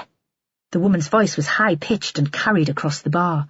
The room went quiet as everyone listened, and she revelled in the attention. "War lass is married to one of the community support officers, and she just texted us. It'll be on the late news." "Did they tell you who got killed?" But Malcolm thought he knew already. "She lived just up the road here." The woman's excitement was obvious. Malcolm thought if she were given the chance to view the body, she'd be there in the mortuary, staring, drooling almost. "They called her Margaret. She had a strange second name." "Krakowski?" "Aye, that's it." She looked at him with more interest now, and something like respect. "Did you know her then?" He paused for a moment and pushed himself away from the bar. "Once," he said. "A long time ago." He stood for a moment to get his balance, and then he stumbled out into the cold. In the street, he had to stop again to steady himself by leaning against an overflowing bin. The fish shop was dark and the road was quiet. Suddenly his head was full of memories and pictures. A sunny day on the boat out at Coquet Island, a woman in a long floaty skirt and sandals, a wineglass in her hand and laughing. A group of people standing outside the Coble to have their photo taken. Then the flames of a fire licking across wood like a snake's tongue, and the smell of smoke and tar. It occurred to him that he could knock at the door of the guest house and ask Snooty Kate for news of Margaret, but the cold had sobered him sufficiently for him to realise that wasn't a good idea. He'd catch Ryan in the morning and get the information from him. He walked towards the illuminated metro sign. The priest, Peter Gruskin, was walking in the opposite direction, and for a moment Malcolm wondered where he was going. Surely not to the pub. But as Malcolm turned down the alley towards Percy Street, he saw that the man had changed direction and was following him, walking so quickly that the black cloak swung behind him, making him look like a huge, swooping black bird. Gruskin looked so odd, so unlike a human, that Malcolm felt a moment of unease and was tempted to run for home like a child frightened by imagined monsters. But the priest took the footbridge over the metro line towards the town, and Malcolm continued on his way.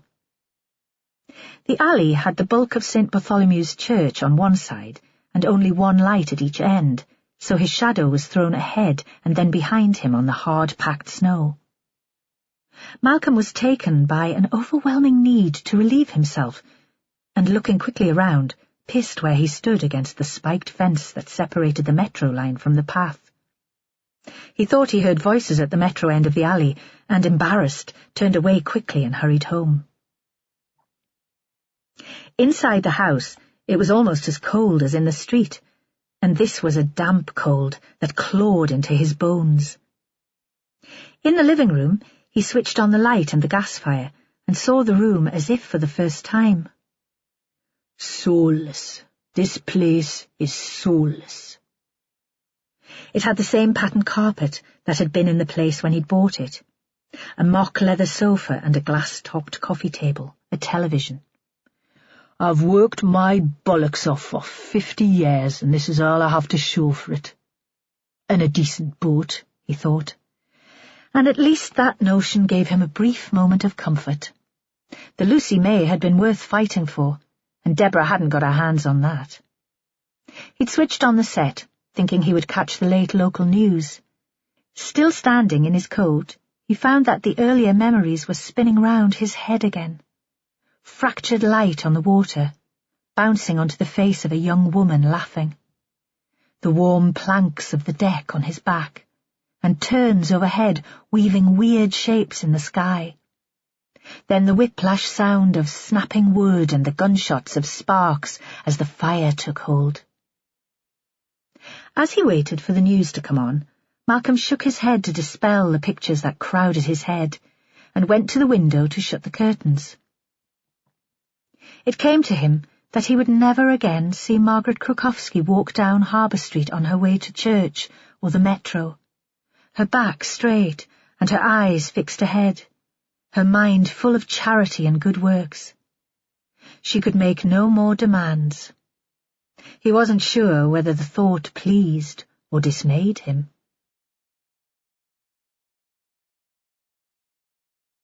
Chapter 9. They stood outside on the pavement. Vera stamped her feet, an attempt to keep warm, but also to wake herself up. What shall we do now? Holly would never be the first one to call it a day. Her working life was spent persuading her colleagues that she was less of a wimp than the rest of them. Do you want to try this hostel? Nah, Vera said. We'll go tomorrow, when the weather's better. Well then? Patience had never been one of Holly Clark's virtues. Get off home, Vera said. You live in town, don't you? The road should be okay. Briefing in the morning, 8 o'clock sharp.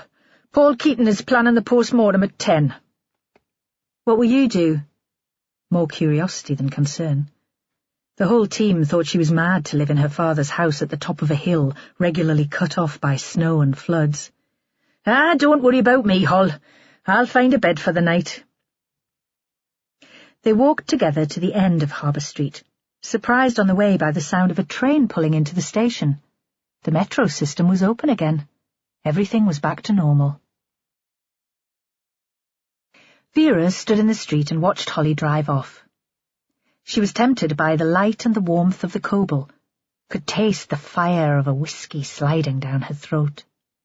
But a woman on her own in a pub in Mardle would attract attention. She might not be dressed like the big lass in the fishnet tights, but folk would stare and wonder all the same. On impulse, she walked back to Kate Dewar's guest house. Her Land Rover was still parked outside, the windscreen now covered with ice. The lock was frozen, and she had to tug on the handle to get the door open. In the back was her bag, a change of underwear and a toothbrush and toothpaste. She always kept it with her, just in case. She knocked on the door, no reply. She knocked again, and this time she heard footsteps. Kate Dewar appeared. Behind her stood a man. He was older than Kate, in his late 50s or early 60s, dressed in a check shirt and a sweater, a grey beard and a weather-beaten face. Vera looked at her watch. 9:30. Oh, it's you. Kate's voice was a mixture of irritation and relief. Why? Who did you think it might have been?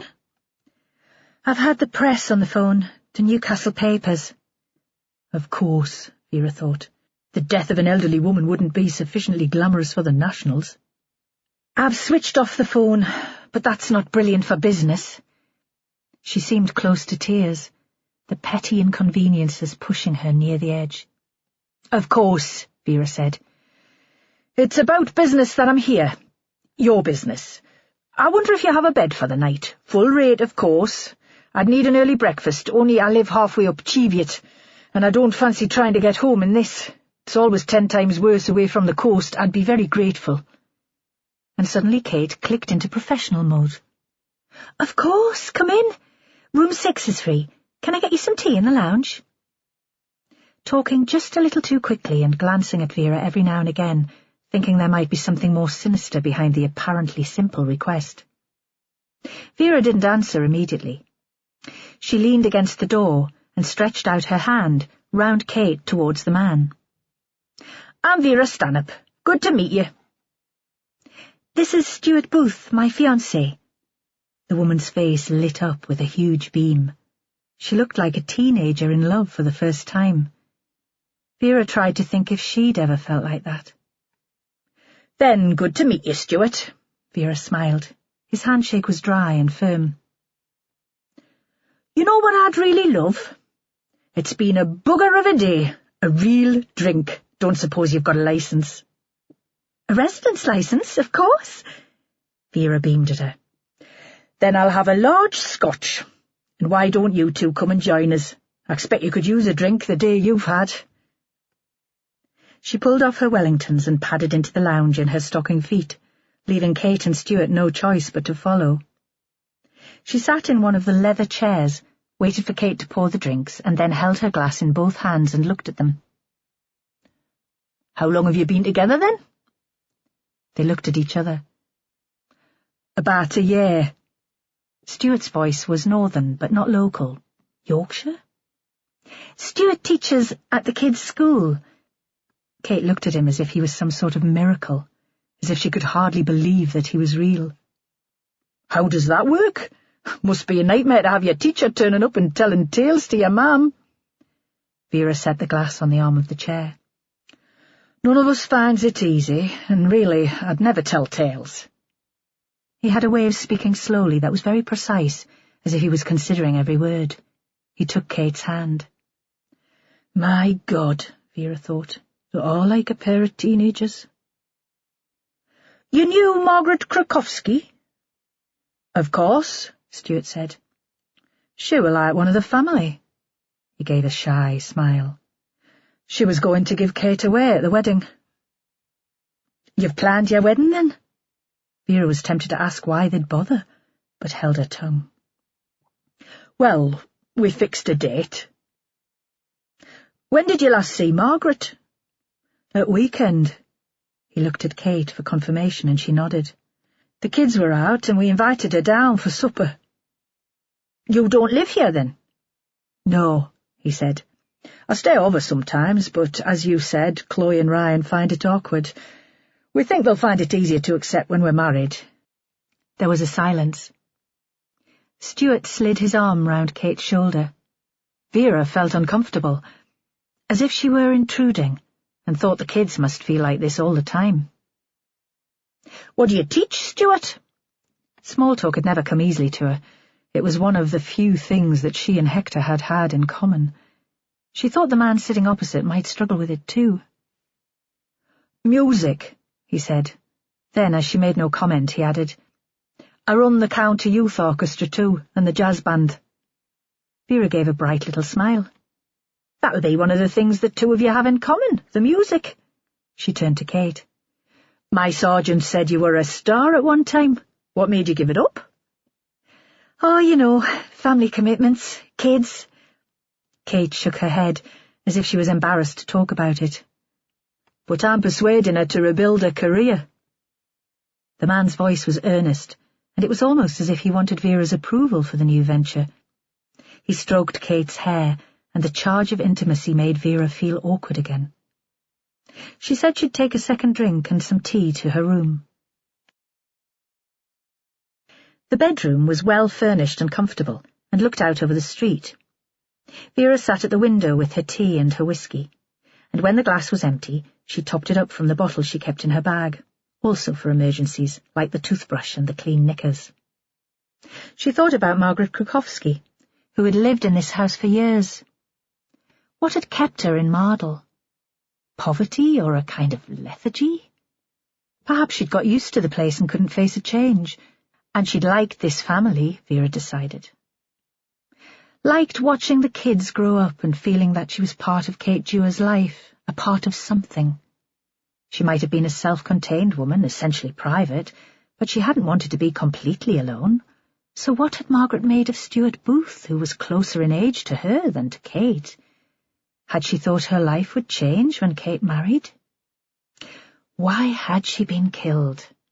Why now, on a snowy afternoon when everyone was full of Christmas spirit? Why had she been stabbed? Vera was reminded of an old news story. A spy or a dissident stabbed with the end of an umbrella, the tip containing some lethal and secret poison. She'd thought at the time that the incident was ludicrous. There were easier ways to kill people, and this had smacked of little boys playing adventure games. Then she remembered George Enderby's fantasy that Margaret Krakowski was a spy left over from the Cold War, and she thought she could see what had triggered his imagination. The exotic Eastern European name, of course, but also the sense that this was a private woman who carried secrets with her. "Share your secrets with me, Margaret Krokowski. Help me find your killer." Vera stood up to go to the bathroom. Looking at her watch, she saw that it was 11 o'clock. She'd been sitting there for more than an hour. She pulled back the curtain and looked outside. Closing time at the Coble, and a scattering of drinkers were making their way back to the town centre. There was a light on in the church. As she watched, the lights went out and the door opened. The priest emerged, still clothed in his black robes. "What have you been praying for, Father? Margaret Krokowski's immortal soul, or your own?" The police station at Kimmerston was freezing. The snow had brought down the power lines and cut off the electricity overnight. The power was back on now, but the timer was out and the heating had only just come on. They sat in their jackets, wrapped up in scarves and gloves. A good night's sleep and a full English breakfast had Vera feeling on top form. She stood before the whiteboard. There was a recent photo of Margaret Krokowski, donated by Kate. It had been taken when the woman hadn't been expecting it. She was standing at a table in the basement kitchen, a biscuit cutter in one hand, and she'd looked up at the camera at the last minute. Her expression was startled and amused. Vera had also brought Margaret's wedding photo from the guest house. Sometimes she thought that the younger members of her team considered older people a different species. Close to death, anyway, so not worth the same effort. Not like a child or a teenager. They would never say that, probably would not even think it consciously. But Vera hoped this picture of a young and beautiful woman would jerk them out of that mindset. "Once she was young, just like you." Margaret Krokowski, stabbed on the metro yesterday afternoon, apparently without anyone seeing. Though the metro was so busy, that's not as impossible as it seems. People would have heard if she'd screamed loudly, but probably not a moan.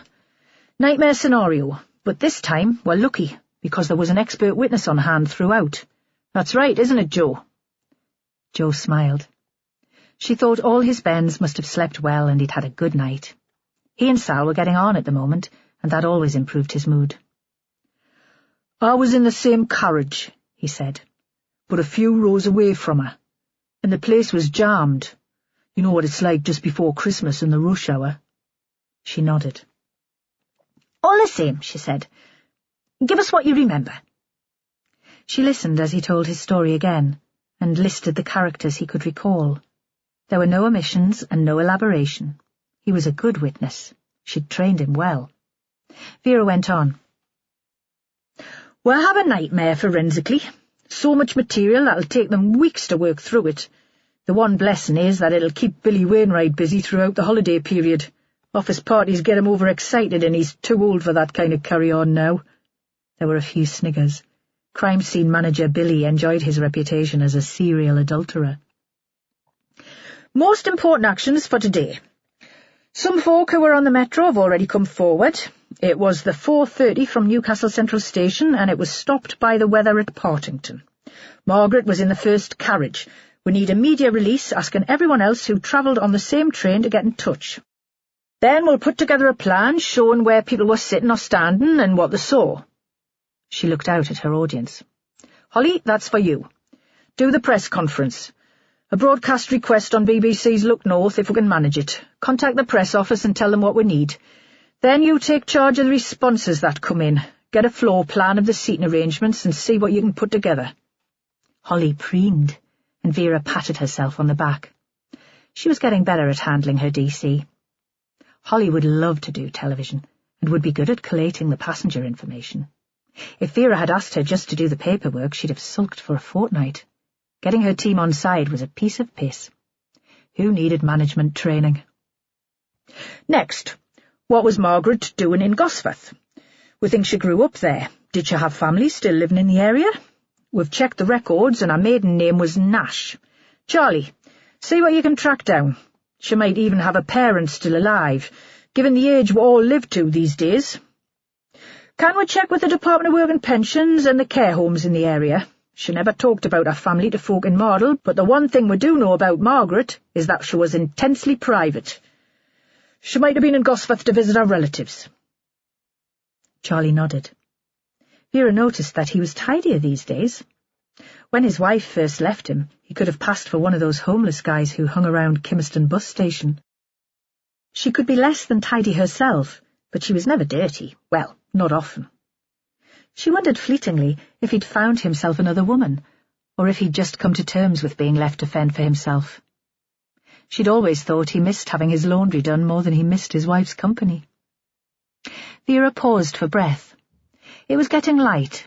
A bright, icy gleam shone through the window directly into her face and made her squint. The other thing we know is that Margaret was given to good causes, she continued. All sorts of good causes, but especially a charity called The Haven. That place for fallen women in Hollypool Village. Charlie looked up from his mug of coffee.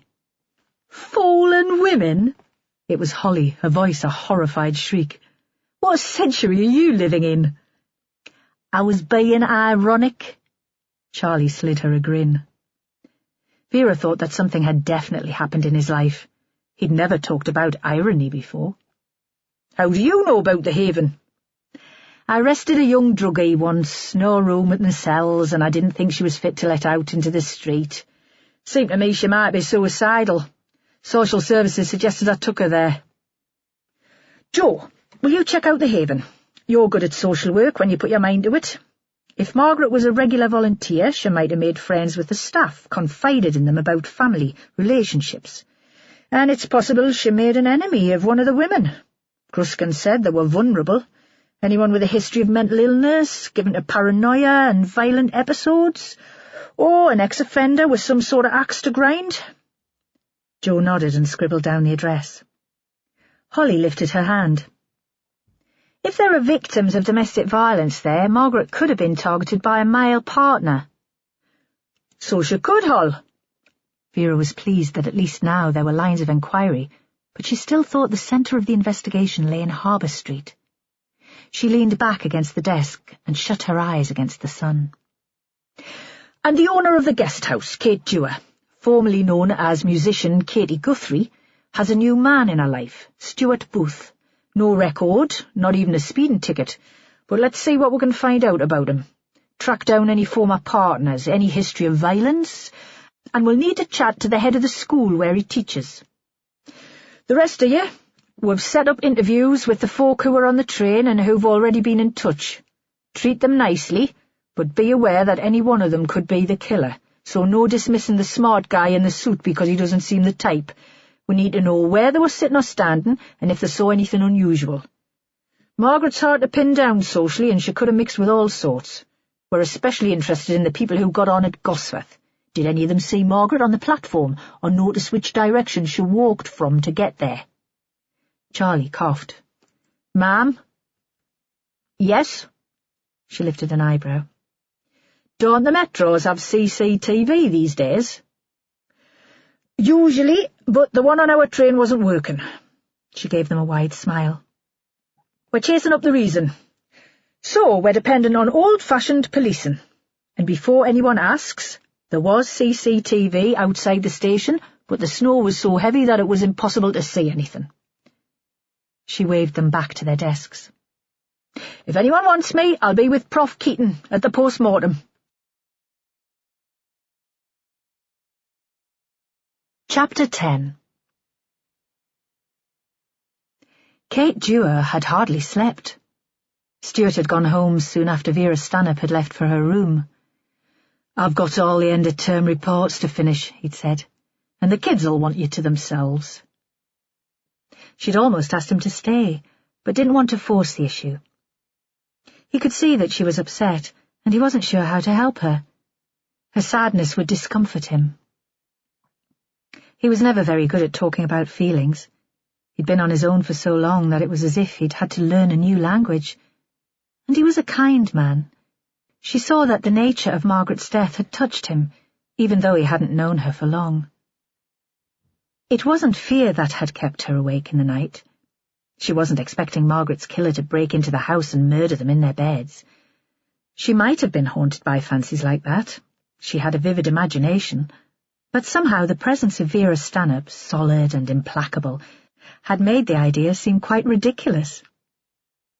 Instead, more subtle anxieties kept her awake. The business, the family, how she would arrange a suitable funeral for Margaret. She lay on her side, rigid with tension, checking her bedside clock every hour. It seemed as if she'd only just fallen asleep when the alarm went off. Usually she served breakfast from 7, but when she'd checked in, Vera had asked if she might take it early. "Cereal and toast'll be fine. I don't want to put you to any trouble." There had been a wistful edge to her voice, though, and Kate hadn't had Vera down as a healthy eater, so she'd had bacon and sausage under the grill just in case, eager to please. She'd always been eager to please, part of her problem. If she'd gone into her marriage deciding what she'd wanted from the relationship, instead of trying to guess what would make Robbie happy, perhaps things would have worked out better. She'd certainly made Vera Stanhope happy. The woman had cleared her plate in minutes and beamed. "I'm supposed to be watching what I eat these days, but no harm in a treat once in a while, eh?" There'd been no more questions about Margaret, no mention at all of the murder. The inspector had paid her bill in cash, and when Kate had offered her a receipt, she'd waved it away. "Not the police service's fault that I live out in the wilds. Can't really get this one on expenses." Then she was out of the door with a little wave, and Kate had felt inexplicably bereft. A repeat of the sensation that had overcome her when she'd realized that Margaret was dead. George Enderby arrived in the dining room at 8 on the dot. He might like to come across as a free spirit, but Kate had noticed that he was a great one for routine. A pot of coffee and poached eggs on brown toast. The order was always the same. She was clearing his dishes when the kids left the house for school. Through the window she watched Ryan idling up the street, his heavy bag weighing down one shoulder. No hurry to get to his lessons. He seemed more eager to help Malcolm Kerr out in the yard these days than to get to class. Chloe left a few minutes later. Further up the street she was joined by a lad Kate didn't recognise. "Where are you off to today, George?" She turned her attention back to the room. His wheelie suitcase of books was already sitting at the bottom of the stairs. "Into Newcastle." He smiled a little sadly. "A challenge. It's hard to get booksellers interested in our titles for spring when everyone's mind is on Christmas." "That police inspector stayed last night. She couldn't get home because of the weather." "Oh?" He was suddenly interested. She thought, now that the shock had worn off, they were all interested in Margaret's death. It was like a television drama. Even the kids, who had been pleasant and careful with each other the evening before, seemed back to normal, sniping and bickering. "She left an hour ago. She didn't say anything about the investigation, of course. I suppose they have to be discreet."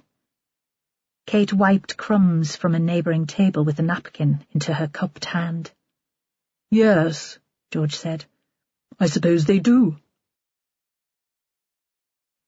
Later, when the house was quiet and tidy, she sat on the sofa in the kitchen and dozed a little. A new folk band recommended by Stuart was playing in the background, and the voices sounded somehow like waves on shingle, blurred and soporific. She was shocked by the ringing of the doorbell. The detective had said that some officers would be in during the morning to search Margaret's room. This was a piece of information she hadn't passed on to George Enderby. His eagerness to discuss Margaret's death had seemed a little tasteless to her, and unlike his usual courtesy. Now she supposed that the search team must be here, and she rushed to let them in.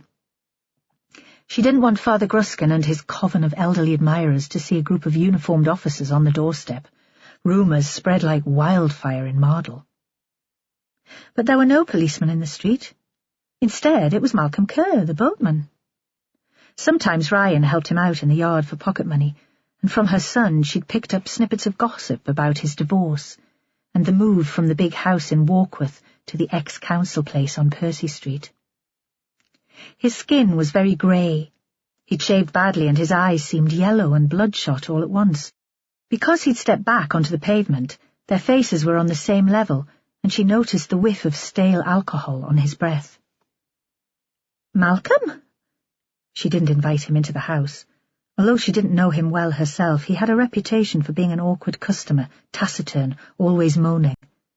Her first thought was that Ryan had done something to annoy him. She'd always thought Malcolm liked having him hanging around the yard, but Ryan had become a mystery to her. "It's about Margaret," he said. "Can I come in?" And he quickly moved up the steps towards her, so that her immediate reaction was to move out of his way before he knocked into her. Then he was in the house. She took him into the guest lounge. Because it was nearer to the front door, somehow she felt better speaking to Malcolm if she knew she could escape. Something about this man, intense and frowning, scared her. His yard had been on Harbour Street since before she'd moved in, for many years, she believed. He was a fixture, like the church and the pub. He'd taken over from his father as boatman to Coquet Island, and he'd been coxswain of the lifeboat until recent years. Stalwart of the town, grumpy but reliable. She'd never really taken any notice of him. Now she wondered if he was suffering from some sort of mental illness. "What do you want, Malcolm?" He was a good distance from her, in a corner by the fire. She kept her voice calm. It was important not to make him angry. "It's about Margaret." "If you know anything about Margaret, you should tell the police." She added, a sudden inspiration. "They'll be here soon. They want to search her room." "Can I see it?" The words fired from his mouth like a shot. It was as if they'd formed themselves without his thinking about them. "What do you mean?" "Can I see her room, where she lived?" "Of course not." She was less scared now than exasperated. He seemed rather old and confused, sitting in the high-backed chair, his hands on his knees like a resident in a care home. "I don't have the key, and besides, it's private." Then she saw that he was crying. Large, round tears rolled down his cheeks. It occurred to her that he was so unused to weeping that he didn't know what to do with them. She pulled a paper handkerchief from her pocket and walked across the carpet to give it to him. "I didn't realize you were such friends," she said more gently. He took the tissue and dabbed at his face. "Margaret Krukowski worked for me. Good while ago. Me father was still alive and we had an office on the yard then. She kept our books, sent out the invoices, answered the phone in the office, took the bookings." "Ah," Kate said. "I didn't know." She thought there were lots of things she didn't know about Mardle. Her children belonged to the place more than she did. Ryan especially picked up things at school, secrets about other families, rumours about the businesses in Harbour Street. Stuck in this big house, Kate learned very little and Stuart took no interest at all. He seemed entirely self-contained and only needed his music and her. She got her gossip second-hand, through the kids and from overheard snatches of conversation in shops and cafes. "Things got tough." Malcolm was talking almost to himself. "We had to let her go, and there was a fire, so we lost the office too." "I'm sorry." What else was there to say? He stood up suddenly, and the power of his movement, the size of him, frightened her again, so she backed away from him. "The funeral," he said. "I don't know when that'll be," Kate said quickly. "I suppose we'll have to wait for the police to release her body." "But I'd like to help," he said. "Whatever needs doing." She saw that he was close to tears again. "I'll let you know, really." She walked towards the door, hoping he would follow. He made his way after her, but stopped at the foot of the stairs and looked up. For a moment she was scared that he'd become unpredictable again, that he'd clamber up the stairs towards Margaret's room. She had the sense that he had been in this house before, and he knew his way round. Kate was going to mention it. "You must see a difference in the place." Because really there was no comparison to the way it had been before she took over, and he hadn't been in the house recently, had he? Margaret had never taken visitors to her room. But before she could speak, Malcolm turned and almost ran down the steps to the pavement. It was as if he'd been chased away. He lifted his hand to wave goodbye to her, but didn't turn round and didn't stop walking.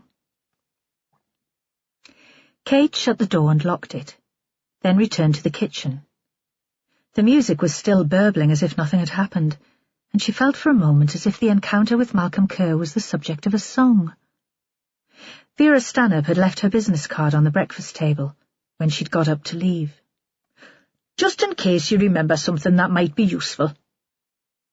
Kate took it from the dresser and held it between her fingers, and then, on impulse, she reached for her phone. "No matter what it is," Vera had said, "it's the trivial things that make the difference." Kate felt like a child again, the good girl at the front of the class, wanting the teacher to like her, eager to please. She told Vera that Malcolm had been at the house and that Margaret had worked for him and his father. "I had the feeling," Kate said, after Vera had listened patiently to her explanation, "that they were more than friends." Chapter 11. Vera had never been bothered by post-mortems. Dead people couldn't hurt you, it was the living you should be frightened of. Paul Keating, the pathologist, was from Belfast. He was a religious man, taciturn and dignified, and a great golfing friend of crime scene manager Billy Wainwright. Vera wondered what the two men could talk about on the course or in the bar after the game. She sometimes thought they would have nothing in common except the dead. The mortuary was even chillier than usual, and she wondered if the electricity had cut out at the hospital overnight too, as it had in the freezing police station, because of the heavy snowfall. The woman lying on the table certainly looked cold, frozen. Vera wasn't squeamish, but she wished they would cover her with a blanket. Keating was talking, recording his first impressions. Vera listened to his words, but she was thinking that Margaret was good for her age. Not a lot of spare flesh except for a little fat around the waist, and the woman still had cheekbones to die for. Vera remembered Joe's admiration of the young Margaret in her wedding photograph, and felt a familiar itch of jealousy. She hadn't been much admired when she was 20. Joe obviously liked thin Lizzies. His sow was all skin and bone. Keating paused for breath, and she took the opportunity to ask the question that had been troubling her from the start of the investigation. "I don't understand," she said, "how nobody noticed. A metro packed with people, she'd have screamed, wouldn't she? Joe didn't hear her, but he was at the other end of the carriage. There would have been blood." "No," Keating said. "There was hardly any blood, not enough for anyone to notice." With the aid of an assistant, he rolled Margaret onto her side. "She was stabbed by a knife with a very thin blade, long and thin. She'd have felt it, but more as a discomfort than any real pain, a pinprick. Then, if the subcutaneous fat closed over the wound, there would have been hardly any external bleeding. She'd have died before she or anyone else realized what was happening." Vera wondered if that was a good way to die, just before Christmas on a busy train, surrounded by excited bairns and adults full of beer. She could think of worse ways to go. "So he knew what he was doing," she said. "The murderer, I mean." Keating shrugged. "Either that or he was lucky." "She was stabbed from behind." Vera couldn't see how that would work. The woman was sitting down. Joe had described in detail how she'd taken the one empty seat in the carriage. So how could she have been stabbed in the back? "Definitely from behind." He continued to make his report, but Vera was running that image over and over in her head.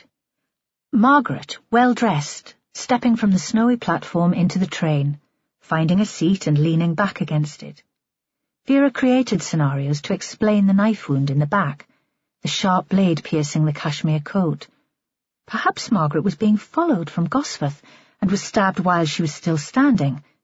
But if that was the case, why had the killer waited to make his attack until she was in a crowded train? A dark and quiet suburban street would surely provide better opportunity. Or perhaps Margaret had turned in her seat to look out of the window as the train pulled into a station, and the killer had taken a chance then. In either case, the murderer could have left the train at any stop between Gosforth and Partington.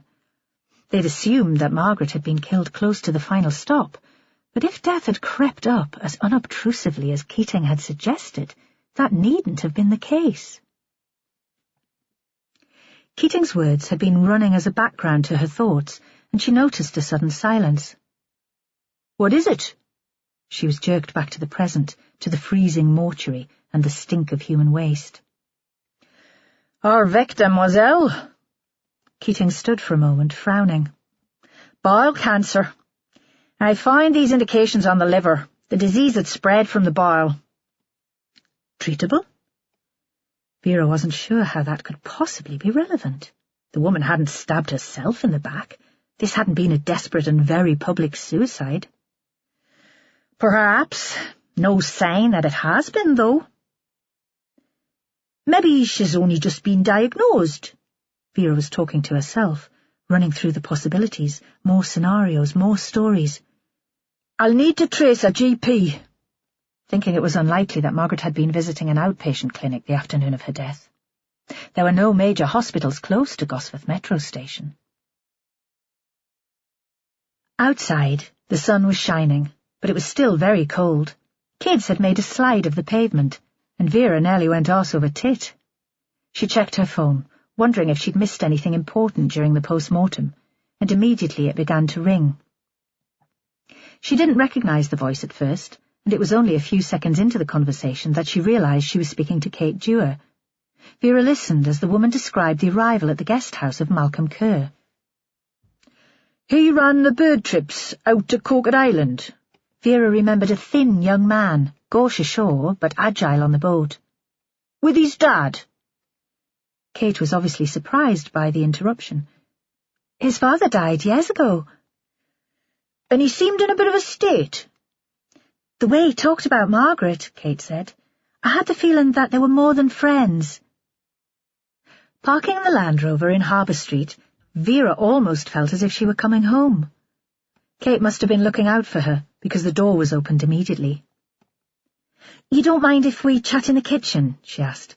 "Only I've got bacon in the oven." Vera followed her down to the basement, pleased that they wouldn't be sitting in the highly polished lounge, which reminded her, she suddenly realized, of a funeral parlour or an elaborate chapel. "He'd been drinking," Kate said. "Last night, if not this morning. I could smell it on him. Everyone knows he likes a pint in the Coble of an evening, and a couple of cans if he's working in his shed, but I've never known him drunk, not even when Deborah left." She'd switched on the filter coffee machine, and the water was dripping through the grounds, filling the kitchen with its smell. "Deborah?" "His wife." Kate opened the oven and pulled out a tray of shortbread. "This won't be as good as Margaret's." "Maybe you won't have to bother with bacon if you hit the big time with the music again." Vera squinted across at her. She couldn't understand what was going on with this music thing. Was it just a dream encouraged by Stuart Booth, or were there concrete plans? "Aye," Kate said, "maybe, though I'll not hold me breath. It's a precarious business. Stuart's not one for wild dreams either." She smiled, though, and Vera thought that secretly she was excited by the whole package, the music and the man. "When did Malcolm and Deborah separate?" There was nothing Vera liked better than this talk about the personalities on the edge of a murder. Gossip, but legitimate because it was work. 5 years ago, something like that.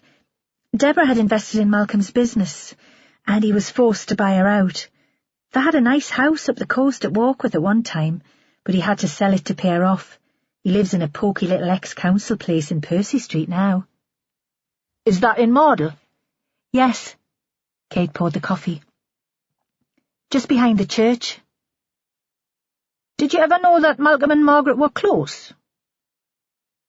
Vera eyed up the shortbread, but it seemed that Kate was going to leave it to cool. "No, but I didn't know Margaret had worked for him at one time either. In the office, he said. It must have been before we moved here." She paused. Margaret never mentioned it, and Malcolm doesn't have an office now, just that eyesore of a shed. There was a moment of silence, and then Vera asked, "Do you have a health centre in Mardle?" The question came out of the blue, and Kate obviously thought she was mad. Yes, just over the metro line towards town, a new place close to the high school. Handy. Vera drank the coffee. Is that where Margaret's GP was based? Kate thought for a moment. I don't know. Isn't that weird? We lived in the same house for all those years, and I don't know where she went to the doctor. Perhaps because she was never ill. I suggested that she have a flu jab once. Everyone in the town was going down with it, but she wouldn't. She said she'd never liked needles.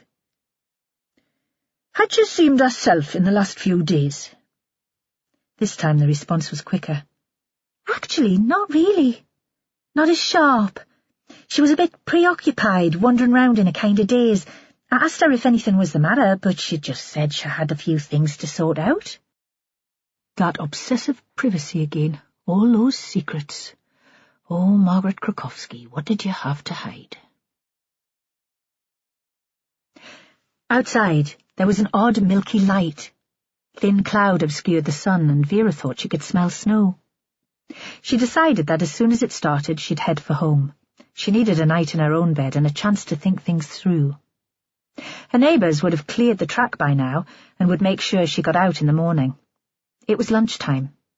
There were school kids queuing up at the chip shop, some only in their uniform sweatshirts, seeming not to feel the cold. She thought she caught a glimpse of Chloe Dewar with some boy, but she couldn't be certain. Teenage girls all looked alike to her. Kerr's boatyard was surrounded by tall, spiked railings, and you got into it through double wooden gates. Trawling back through her memory, Vera thought they'd met the men here that night she'd gone with Hector on his raid of roseate terns' eggs. Then they'd gone to the harbour and into a boat. Not the tripper boat, the Lucy May, but a small boat with a powerful outboard. She tried to picture some sort of office, but nothing came. The gate's padlock was open, but the gate had sunk on its hinges now, and she had to lift and push it against the snow to get inside. There was no immediate sign of Kerr, but a track through the snow led to a shed made of planks and corrugated iron, and that was where she found him. It had one small window, so grubby that it was hard to see inside, but she made out a shape slumped in a battered armchair, and she tapped on the glass. There was no movement, and for a moment her imagination ran wild. Another murder or suicide. Plenty of tools to stab a woman with in a place like this, and knives to slash your wrists with if the guilt got too much. She knocked on the glass again, this time more fiercely, and Kerr stirred in his chair, then got to his feet. Before he had the chance to come out to her, she opened the door and went inside. It felt suddenly very warm. There was a tiny wood-burning stove in the corner, and the place smelled of smoke and sweat. He'd drunk too much and slept too little. She recognized the signs. "Who the fuck are you?" "Vera Stanhope," she said. She didn't mind the question. She could be like a bear with a sore head too, with a hangover. "Detective Inspector." "Stanhope?" He repeated the name as if he recognized it. "Aye, I think you knew me dad." She thought Hector must have worked with this man over a number of years. Kerr wouldn't remember the name after just one outing. Where else had he taken Hector in his rubber dinghy? What other eggs had they stolen together? "My God, you're Hector's daughter." The man spluttered halfway between a cough and a chuckle. "A cop! He'll be turning in his grave." Vera shifted a pile of old boat magazines from a stool and sat down. "Margaret Krakowski," she said. He sank back in his chair and stared ahead of him. "What about her?" "She used to work for you." "That was a long time ago." He was wary now, determined to give nothing away. Vera wondered what else he had to hide from the police, besides the raids out to the island nature reserve. Dodgy tax and VAT returns, almost certainly. Blackfish, smuggled fags and booze. I'm only interested in the murder, she said. Anything you can tell us about Margaret will help. She worked for us years ago, about the time that I knew your father. The business was better then. We still took trippers out to the island, but there was fishing too, and charters. We had a proper little office in the yard then, a kind of wooden porter-cabin. Margaret was hardly more than a kid, a posh kid, looking for work. Me dad took her on because he thought she'd sound good on the phone, classy. Was she married? Vera asked. He hesitated. I never knew much about her private life. Hey, Malcolm, man, who you kidding here? A bonny thing like that? You a young man in your prime, you'd have remembered if she was single or not. He looked up and glared at her. I told you, Vera said. I'm only interested in finding out who killed her. Seems to me you might have an interest in that too. I think she might have been married. He paused. Some foreign seaman. Didn't last long. I think she only did it to spite her folks. Did he knock her about? Vera put the question as if it were the most natural one in the world. What makes you think that? The same anger and the same suspicion. According to the priest, she volunteers in a hostel for homeless women. I wondered if there might be a connection. That's what my job's all about, making connections. Nah, he said at last. I don't think he hit her. Margaret loved the bones of him. She was young and daft, and he was all good looks and romantic gestures. They were happy enough, I think, until he got bored with having no money and ran off with someone else. Did you fancy your chances with her when he went away? Vera looked beyond Kerr to the small window. A few snowflakes melted on the glass and slid towards the frame. He shook his head. She'd never have gone for a local lad when she was thinking she might get Pavel back. That was his name? Aye. Reluctantly, Kerr spelled it out. When did you last see her? He hesitated. Yesterday morning. She was on Harbour Street, walking towards the bus stop on the corner. Did you speak to her? Vera thought this was like drawing teeth. Only to say hello. I passed her in the street. I was coming here. I had a charter booked for one of Mrs. Jewer's guests. Who would want to go out on the water in weather like this? For the first time he gave her a real smile. A mad professor. They call him Mike Craggs. He works at the university as a marine biologist. He's researching water temperature, and I take him out to the island for a couple of hours every fortnight. I think he samples the mainland coast, too. What time were you back in the harbour? Kerr shrugged. Late afternoon. The weather forecast was bad and the prof wanted to get home. It hadn't started snowing then, but it was almost dark. And what did you do after that? Vera kept her voice patient. This was a conversation, not an interrogation. I went home for a bit. I was frozen, and I needed a hot bath and some warm food. Then I went to the pub. He looked up, challenging her to ask for details, but she didn't bite. She could ask at the Coble what time he turned up there. Why were you so upset when you heard about her death? Vera's voice was low and gentle. Had you become friends, like, over the years?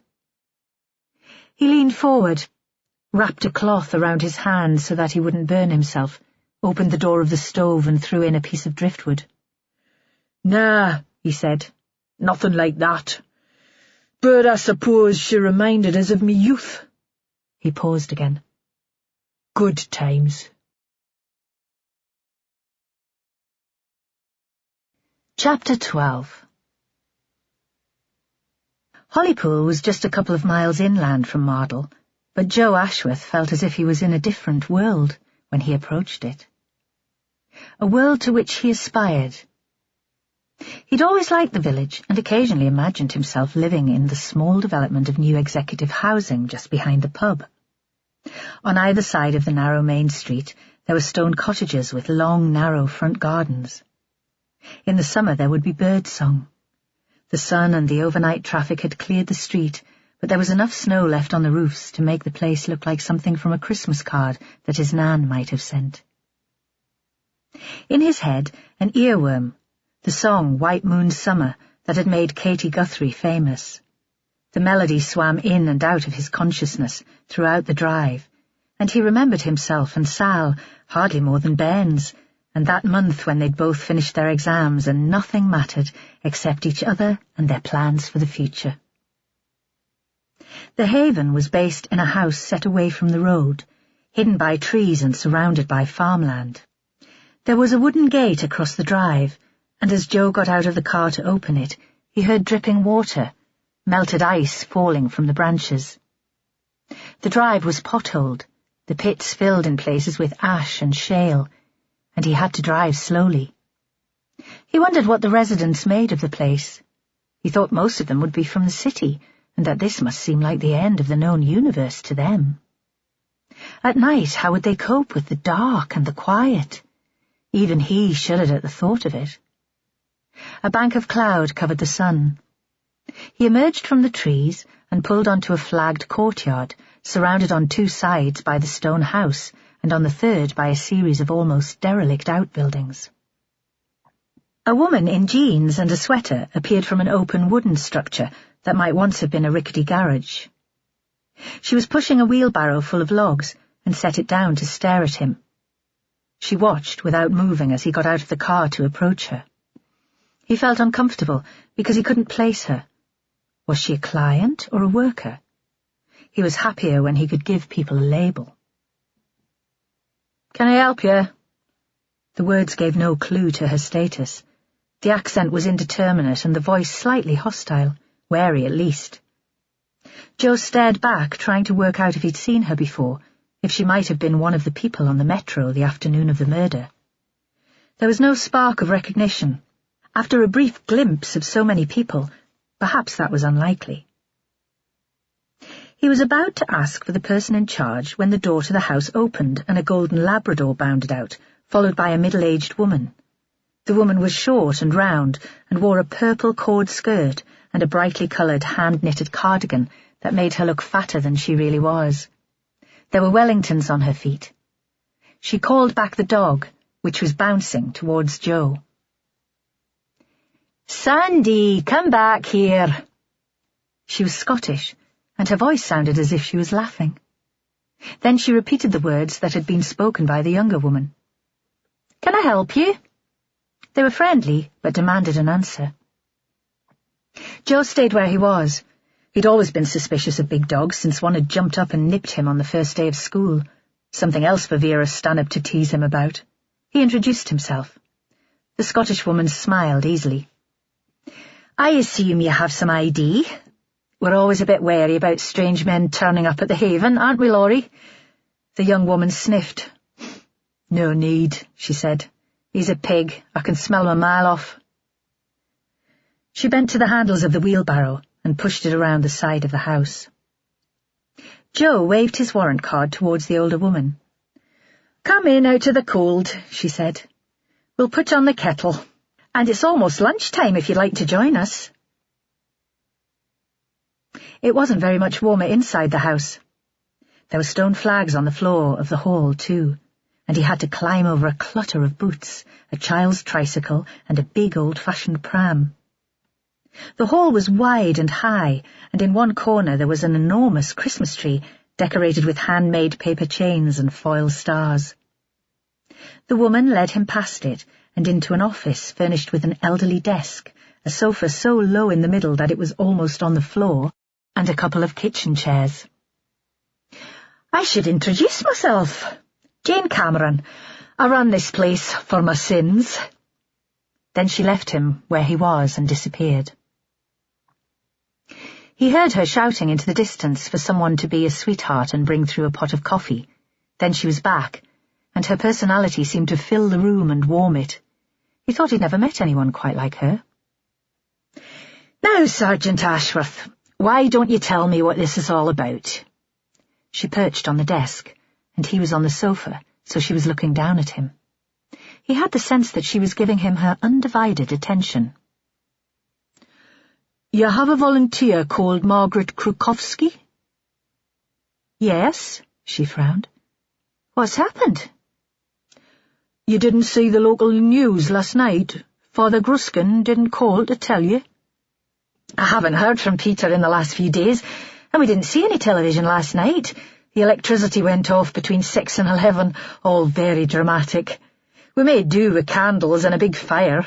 The women moaned, but actually I think they enjoyed the drama of it. By the time the lights came back on, we were all in bed. Margaret Krukowski was murdered, Joe said. We're talking to everyone who knew her. Jane Cameron stared at him. Suddenly she seemed older, paler. I don't believe it. Who would want to kill Margaret? That's why I'm here, Joe said. I thought you might be able to help with that. There was a tap on the door, and the woman he'd seen previously came in, carrying a tray with a pot of coffee, a plastic bottle of milk and 2 mugs. On a plate there were some biscuits similar to those he'd already eaten in the guest house in Harbour Street. So Margaret had baked here too. Laurie set the tray on the desk. She looked at Jane and noticed the change in her. You okay? Yes. Then Jane realised that the woman was worried. Really, I'm fine. We'll come through and explain. Just give us a few minutes. Laurie looked furiously at Joe Ashworth, as if she blamed him for Jane's distress, and left the room. Jane poured coffee, offered milk and sugar in a distracted way. I'm sorry, she said at last. I can't take this in. Margaret seemed indestructible. She had more energy than anyone I knew, and we'll all miss her here so much. She was very much part of the family. She even brought Kate's children along with her sometimes. She still does occasionally if we're running a special event. We had a winter fair a couple of weeks ago to raise some cash, and Kate and the kids came along to that. She gave a tight little grin. We're always strapped for money here, always under threat of closure, and these events never seem to make as much as I hope. Tell me about the Haven. It's been running for about 20 years. I've been here for all that time, and Margaret started volunteering soon after I arrived.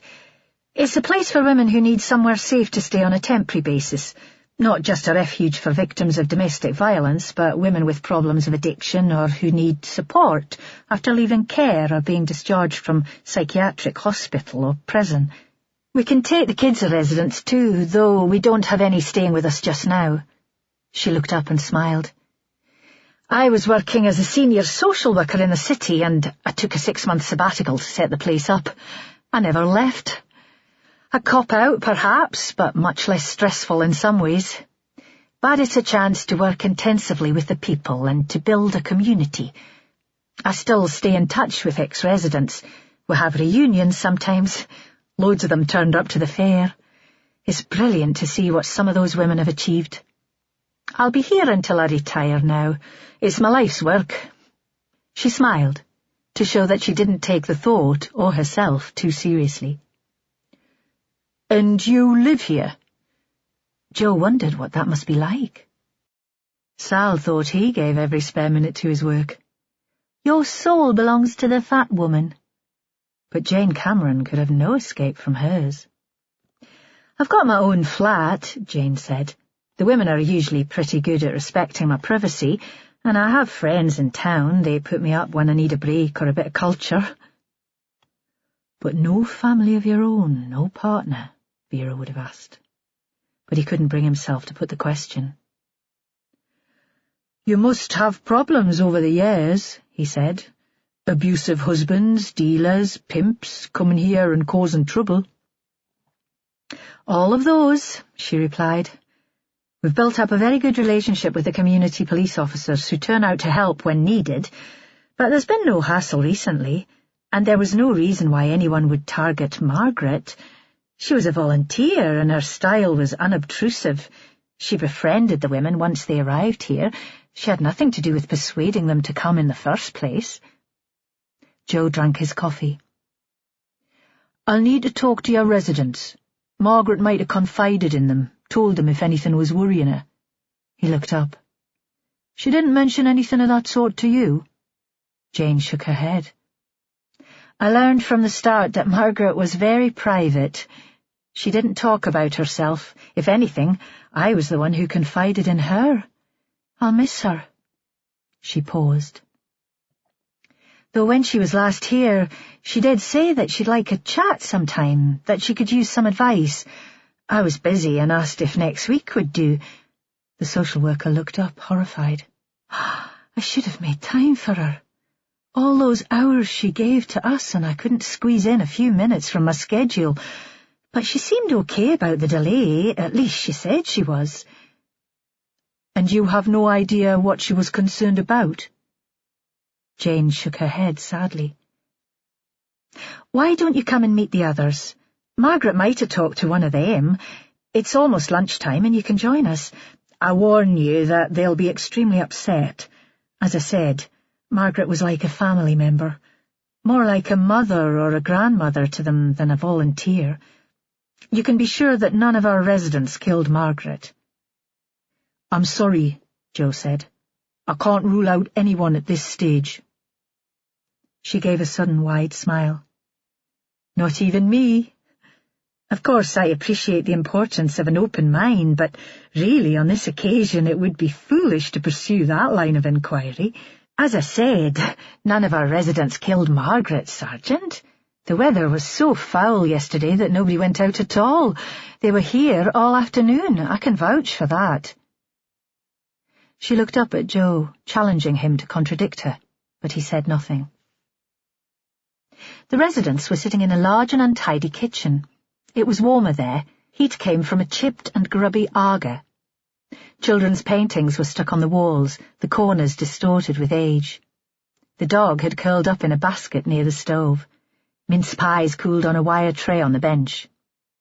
Jo recognised Laurie, who'd been carting in the logs, and there were 5 others ranging in age from a teenager, skinny and nervy, with a pale angelic face and long curly red hair, to an elderly woman who was stirring soup on the hob.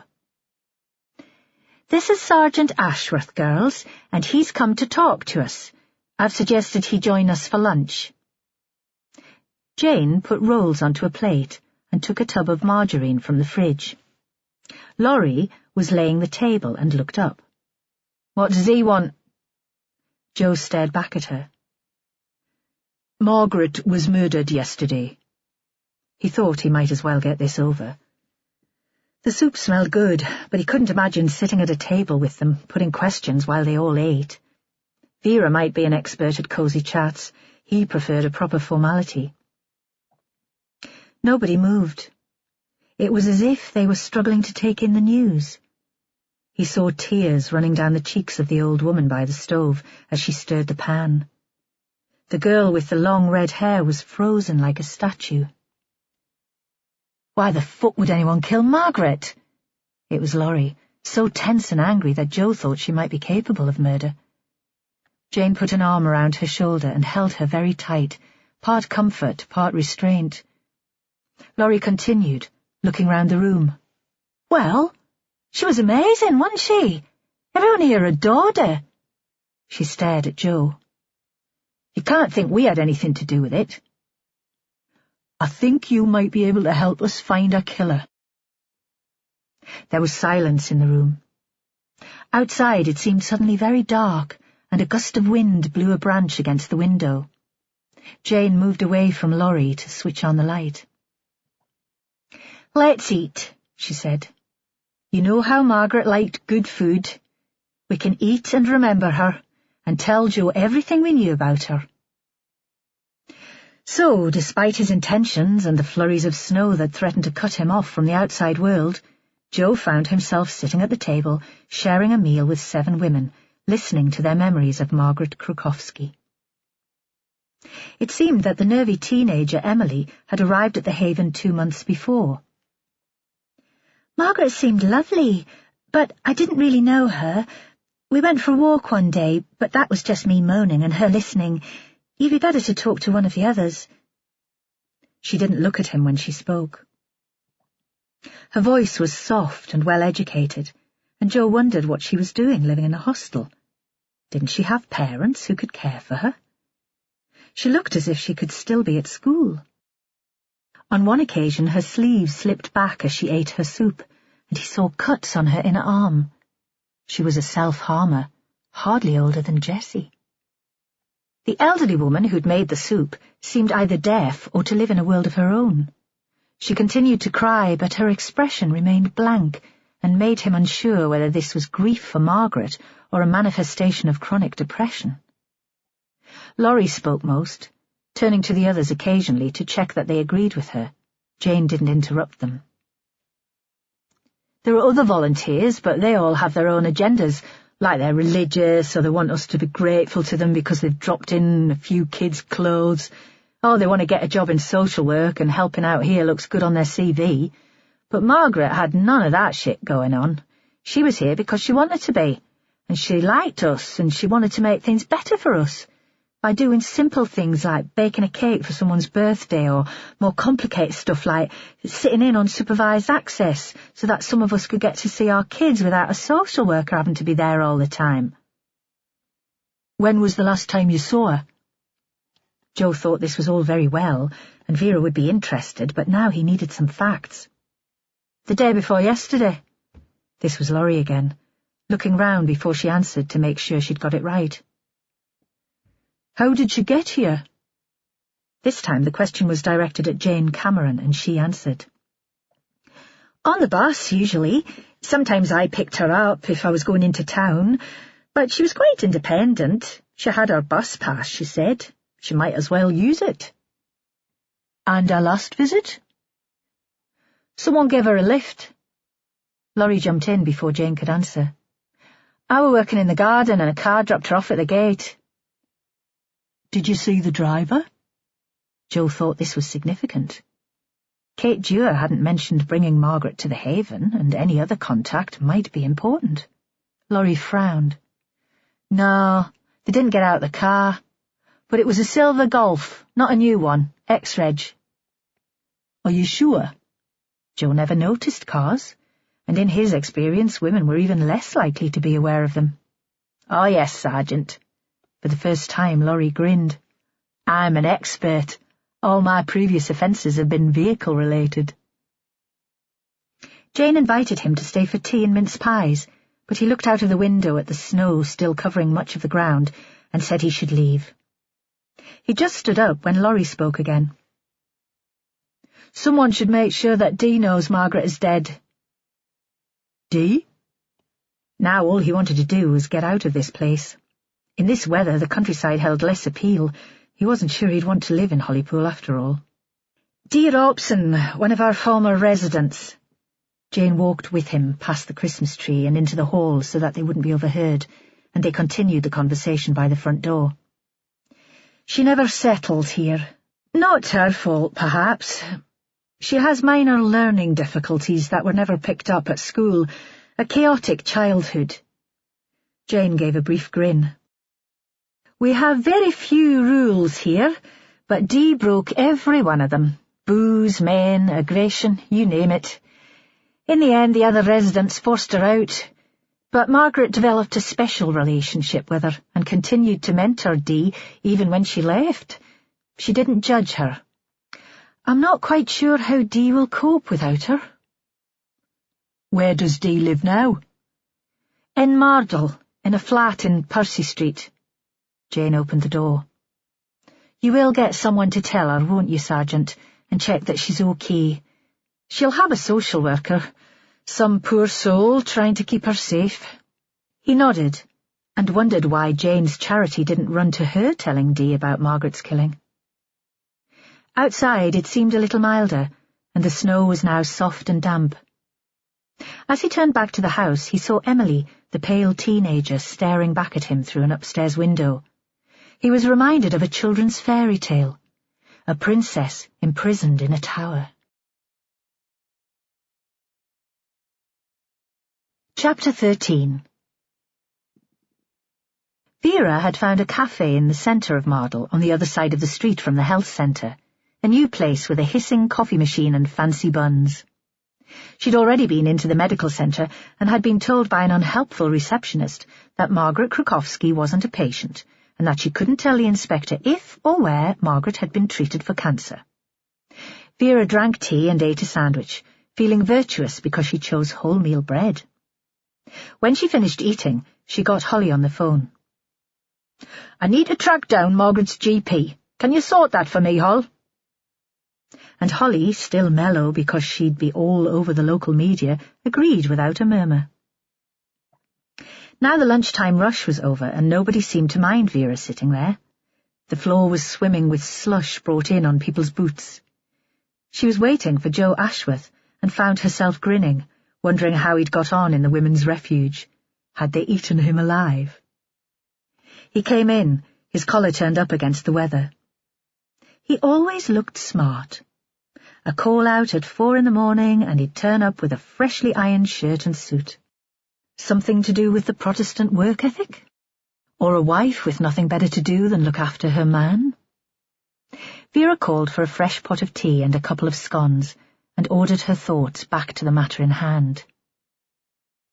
"Anything useful?" "Aye, I think so." Joe poured tea. "Margaret worked at the Haven the morning before she died. Somebody gave her a lift there. One of the women saw her get out of the car." "But you didn't see the driver?" Vera knew Ashworth. He'd not have been able to save the good news if he had any. "I wondered if it might have been the priest," Joe said. "The church is involved with the place." "Aye, maybe." But Peter Gruskin hadn't mentioned it, and he didn't seem the sort to hide his good works. "The lass did see the car, though. Old Silver Golf ex-reg." Joe cut open his scone and buttered it tidily. Vera had already eaten hers. "She's an ex-offender car nut, done for twerk, driving without insurance, reckless driving, so I reckon she knows what she's talking about." Vera tried to remember if she'd seen a car like that in Harbour Street, but it didn't ring any bells. George Enderby, the publisher's rep, would drive something newer and more efficient.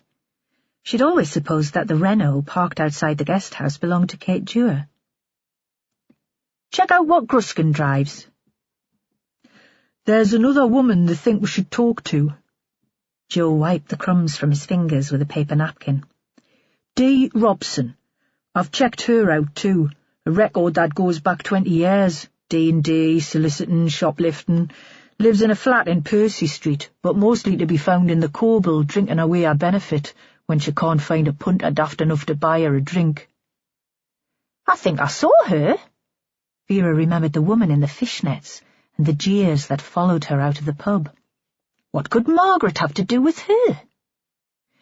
"She used to stay in the Haven, and Margaret befriended her. Still acted as a kind of mentor once Dee got thrown out of the refuge for getting pissed and taking men back to the place." "Margaret was ill," Vera said suddenly, realising she hadn't yet shared this information with Joe. It had been playing on her mind since the post-mortem, and even as she'd been listening to him. "Possibly terminally ill, bowel cancer. Paul Keaton thought she might not have survived very much longer anyway.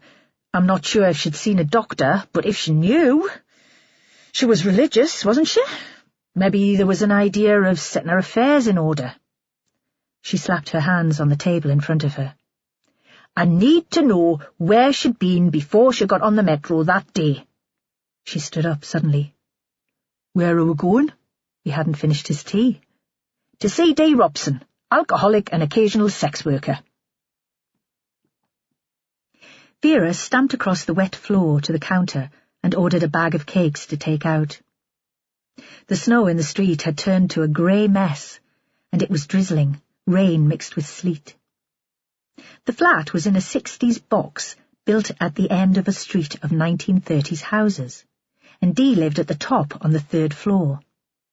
It wasn't as grim as the inner-city tower block, but there was graffiti all over the stairwell and the inevitable smell of piss and damp concrete. The door looked as if someone had recently tried to batter it in, an over-enthusiastic client or something more sinister. Joe knocked. Nothing.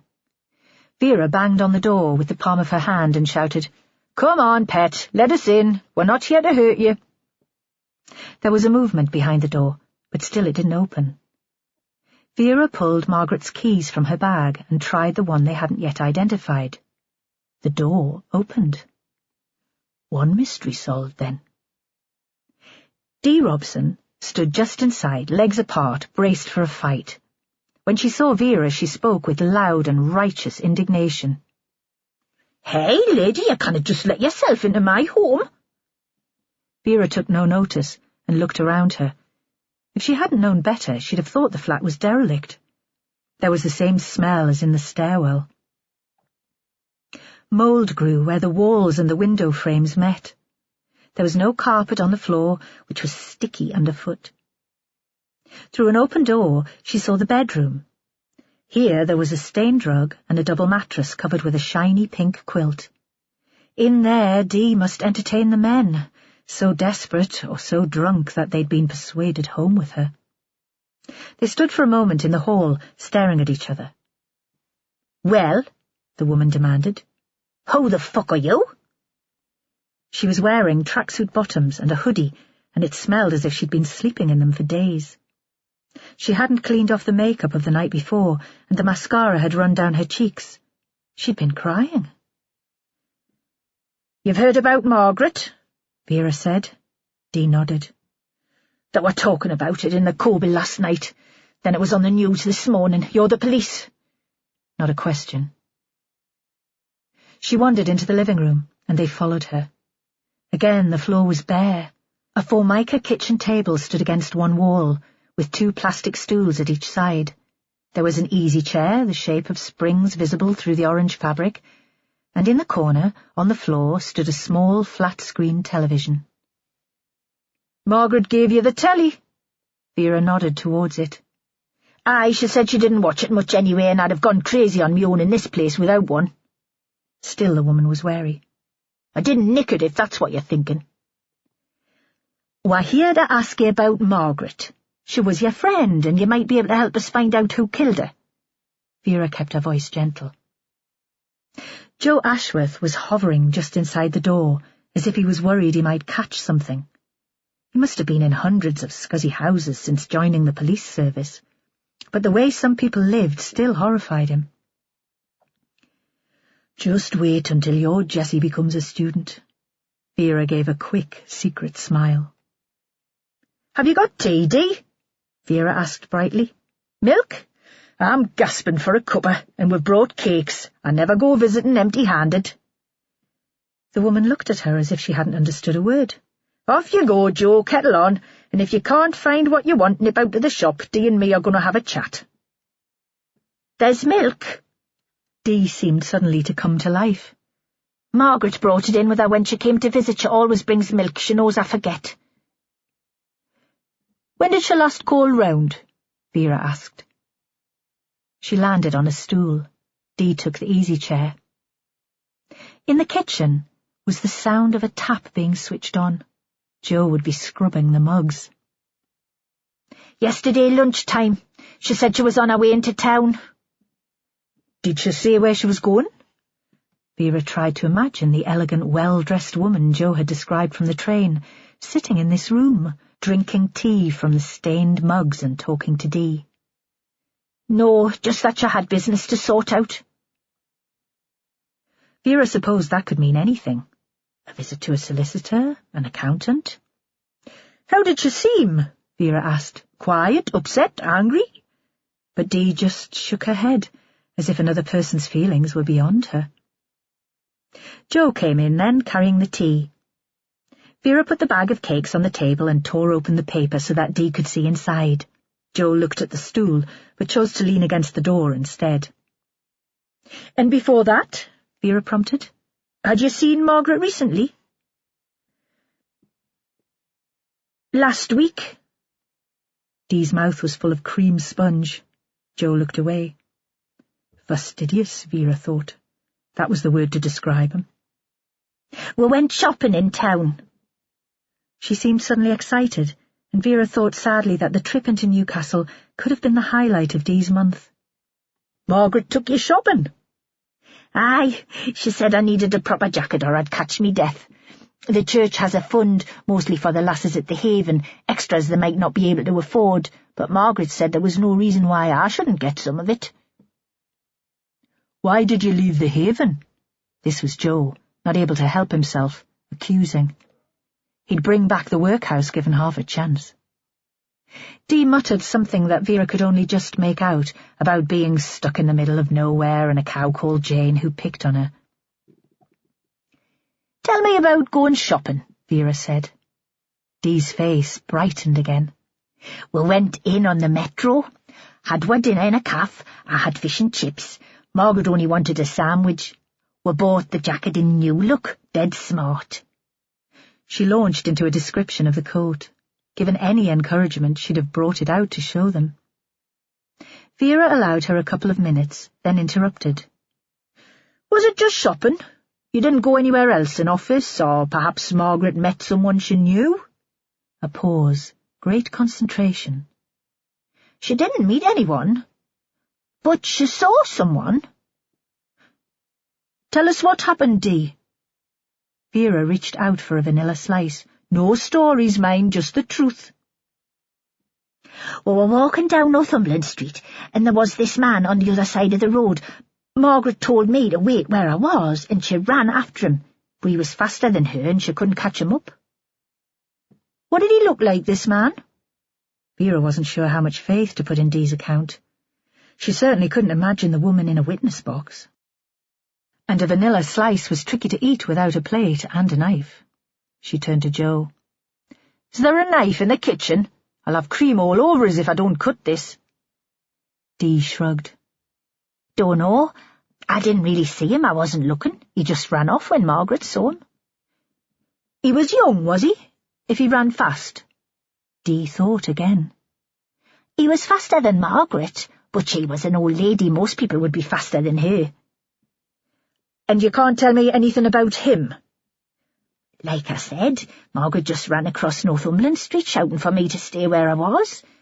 She wasn't gone very long. I asked her who the guy was, but she wouldn't tell us. I thought we might stay out for tea, but she said it was time to go home. Dee looked at her, panned her eyes over the rim of her mug. Margaret was out of breath after running. I thought for a minute she was going to die. Ashworth came back with a kitchen knife, and Vera cut the cake into bite-sized pieces. Nobody spoke. Footsteps clattered down the stairs outside the flat. Below, a door banged shut. Where were you yesterday afternoon, Dee? Vera kept her voice quiet, almost uninterested. No pressure. After Margaret left you? Out. Her mouth shut tight like a trap. We just need to know, Dee. Vera leaned forward towards her. No one's going to be cross if you were in the Coble all afternoon, none of our business, but we need to know. I was in the Coble, Dee said. Then I met someone. A man? She nodded. Where did you go with him? Did you bring him back here? We went to his place. And where was that? Vera thought the woman was mad, a danger to herself. She allowed some of her anxiety through. You shouldn't go off with men you don't know, pet. It's not safe. I did know him. At least I've seen him about. And his name? Jason. Dee was behaving like a sulky child. I'd never heard his second name, and I don't know where his place was. Somewhere in Mardle? No, we went on the metro. I can't remember. She looked up and suddenly seemed very young. I was a bit pissed. She paused for a beat. He bought us a ticket. As if that made everything all right. Where did you get out? Vera asked. Which metro station? I don't know. Somewhere on the way to town. As if, once away from Mardle and its immediate surroundings, she was in alien territory. Vera realized that she probably couldn't read. And afterwards, Joe said. What happened then? He'd pushed himself away from the door to join in the conversation. Dee looked at him properly for the first time, and appeared to like what she saw. After that, her replies were directed at him. I came back, spent some of the money he'd given us, bought some chips and went back to the pub. Did he come back with you? Nah, she was indignant. I thought that was the idea, that he'd spend the evening with us, but he just let us out of his flat and I had to find the metro station myself. It was snowing, fucking freezing. What time was that? Jo asked. Dunno, it was dark though. And you came all the way to Mardle on the metro? Jo asked the question. Vera held her breath. Nah, the train stopped at Partington because of the weather. We all had to get out and get the bus. It took ages to come. Total fucking waste of time for a few quid. Which carriage were you in, Dee? She looked at Jo as if he was mad. What? On the metro. Were you near the front or the back? I can't remember. Why? Because that's where Margaret was stabbed, Vera said quietly. On the metro that was stopped by the snow. I didn't see her. Dee turned to her, horrified. If I'd seen her, I might have saved her.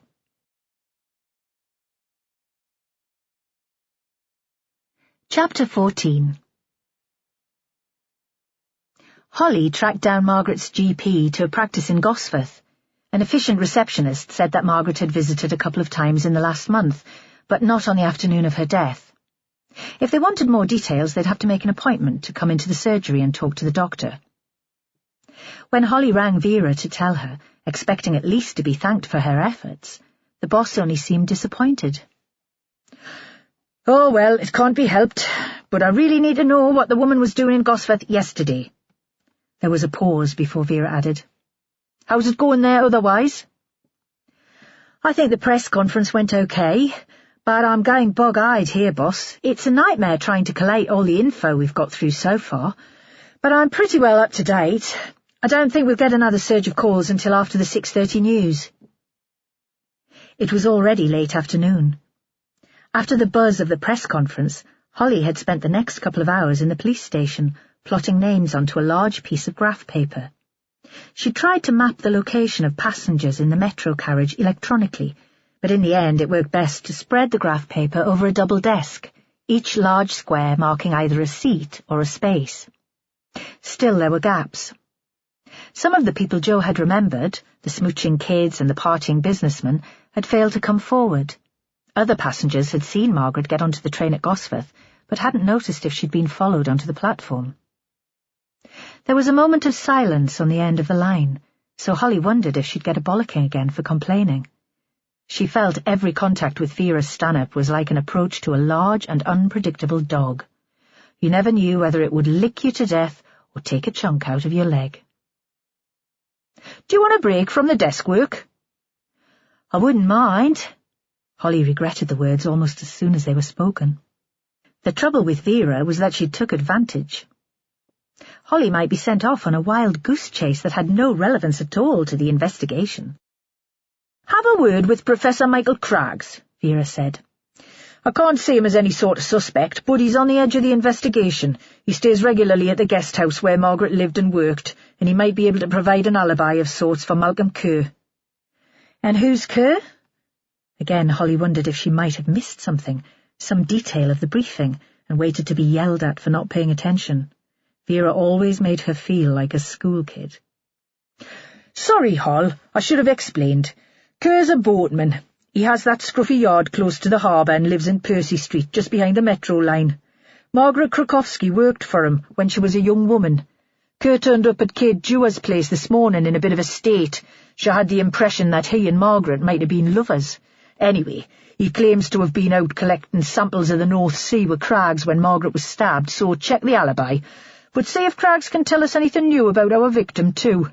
At the moment, we still have no family and no close friends, and the Professor has been a regular at the Harbour Street guest house for years. Holly replaced the receiver, shell-shocked, because she'd had an apology from the boss, and checked out the number for the university. She was told that the Professor wasn't in the building today, but was working with a group of undergraduates at the Dove Marine Laboratory in Cullercoats. She collected a pool car and set out for the seaside. Cullercoats was on the coast south from Mardle, a pretty cove between the wide sweeps of beach at Tynemouth and Whitley Bay. On the front, a couple of restaurants and a wine bar looked out to the sea. In the summer it was a place for eating and drinking at tables on the pavement, watching the kids play on the beach. Holly had spent happy evenings in the village with friends. Now, as the light was fading and cold rain blew in from the sea, it was grey and dismal. She parked in a side street and crossed the main road that followed the coast. A light marked the end of the pier.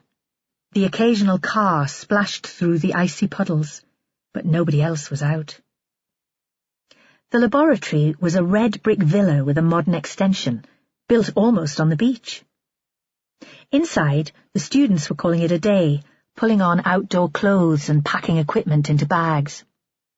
Craggs was a gentle Lancastrian in his 60s. Holly thought he looked too old and heavy to be clambering around in small boats. She found the group in a small room kitted out with lab benches and metal stools, and he stood at the front calling goodbye to the young people, wishing them a happy Christmas. Holly felt a pang of regret. She'd been a graduate entrant into the police service. She'd enjoyed her time at university. Perhaps, after all, she'd have been better suited to a life as an academic. Then reality kicked in. Nah, you'd have been bored rigid. He looked up and saw her. "Hello, anything I can do?" He was friendly and sounded genuinely helpful, but Holly seldom found older men unfriendly. They were flattered by the attention of a young, attractive woman, even when they discovered what she did for a living. Now the room was clear of students, and she identified herself. "What's this about?" No anxiety. He turned to glance at a row of test tubes behind him. "You haven't heard about Margaret Krakowski?" But perhaps, after all, it wasn't so hard to believe. The students wouldn't be interested in the death of a woman who would appear to them impossibly old. They'd be gearing up for the end of term. This was obviously their last seminar before leaving for the Christmas holidays, and the main preoccupation for everyone seemed to be the weather. And even now Craggs seemed focused on his research. He moved his attention to the microscope on the table in front of him, as if he longed to get back to it. He frowned. "Kate Dewars, Margaret?" "No, what happened?" "She was murdered," Holly said. "Yesterday afternoon, stabbed while she was on the metro on her way home." She'd expected an expression of grief, horror. Even strangers seemed to think a response was needed when they heard of a violent death. But Craggs's reaction seemed dramatic. The colour appeared to drain from his face, and he sat suddenly on the stool by his side. "Poor Margaret, what terrible way to die." "You knew her well?" He took a while to answer.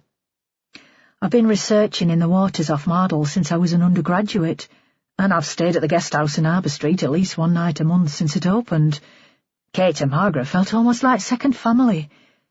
Kate must be devastated. Even now that she has her new partner, I'm not sure how she'll cope there without Margaret." A pause. "Do you know who killed her?" "I'm not sure how you think I could help." He sat with his elbows on the bench. Holly saw that his blue rib-knit sweater had been neatly darned. There was a splash of something that might have been egg on the front of it. He looked like an absent-minded professor from children's stories. "We're talking to all the regulars at the guest house." "Of course." "When did you last see her?" Holly took a seat herself. They faced each other across the bench. There was a background smell of chemicals and something organic. "At breakfast yesterday. She cleared my table as usual." "How did she seem?" "Just as she always seemed." Craggs played with his wedding ring, turning it on his finger. "Polite, helpful, cheerful. I had an early breakfast because I had a full day ahead of me. If there were other guests, they hadn't appeared by the time I left." "You didn't have any impression, then, that she was upset or anxious?" "No, but then I probably wouldn't have noticed. We don't often notice the people who look after us, do we? Though we'd miss them if they weren't there. Holly thought he was a strange man. She wondered if he was quite as sharp as a modern professor should be. She couldn't imagine him fighting his corner with university politics or pulling in overseas students prepared to pay high fees. "We're having problems tracing her family," she said. "Did she mention anyone to you?" Again, he took a while to consider before he answered. "All the years I've been staying at Harbour Street, I only once had a real conversation with Margaret. She had a flat upstairs and rarely came into the visitors' areas except for work. But one evening we came into the house together. She'd crossed the road from the church, I think, and I was chilled after a day on the water. I invited her to join me for a drink, and we sat together in the dark, gloomy lounge." He paused. "I probably talked about my work, my family. I've been married for 40 years and have grandchildren of whom I'm ridiculously proud. Happy people can sound very smug. And I thought suddenly that she wasn't happy at all. That the quiet efficiency was a show, and underneath there was a terrible desperation. I asked her about her husband. Did she ever see him? 'Oh, no,' she said. 'He's long gone.' Then she said something very odd. 'Secrets are all I have left.'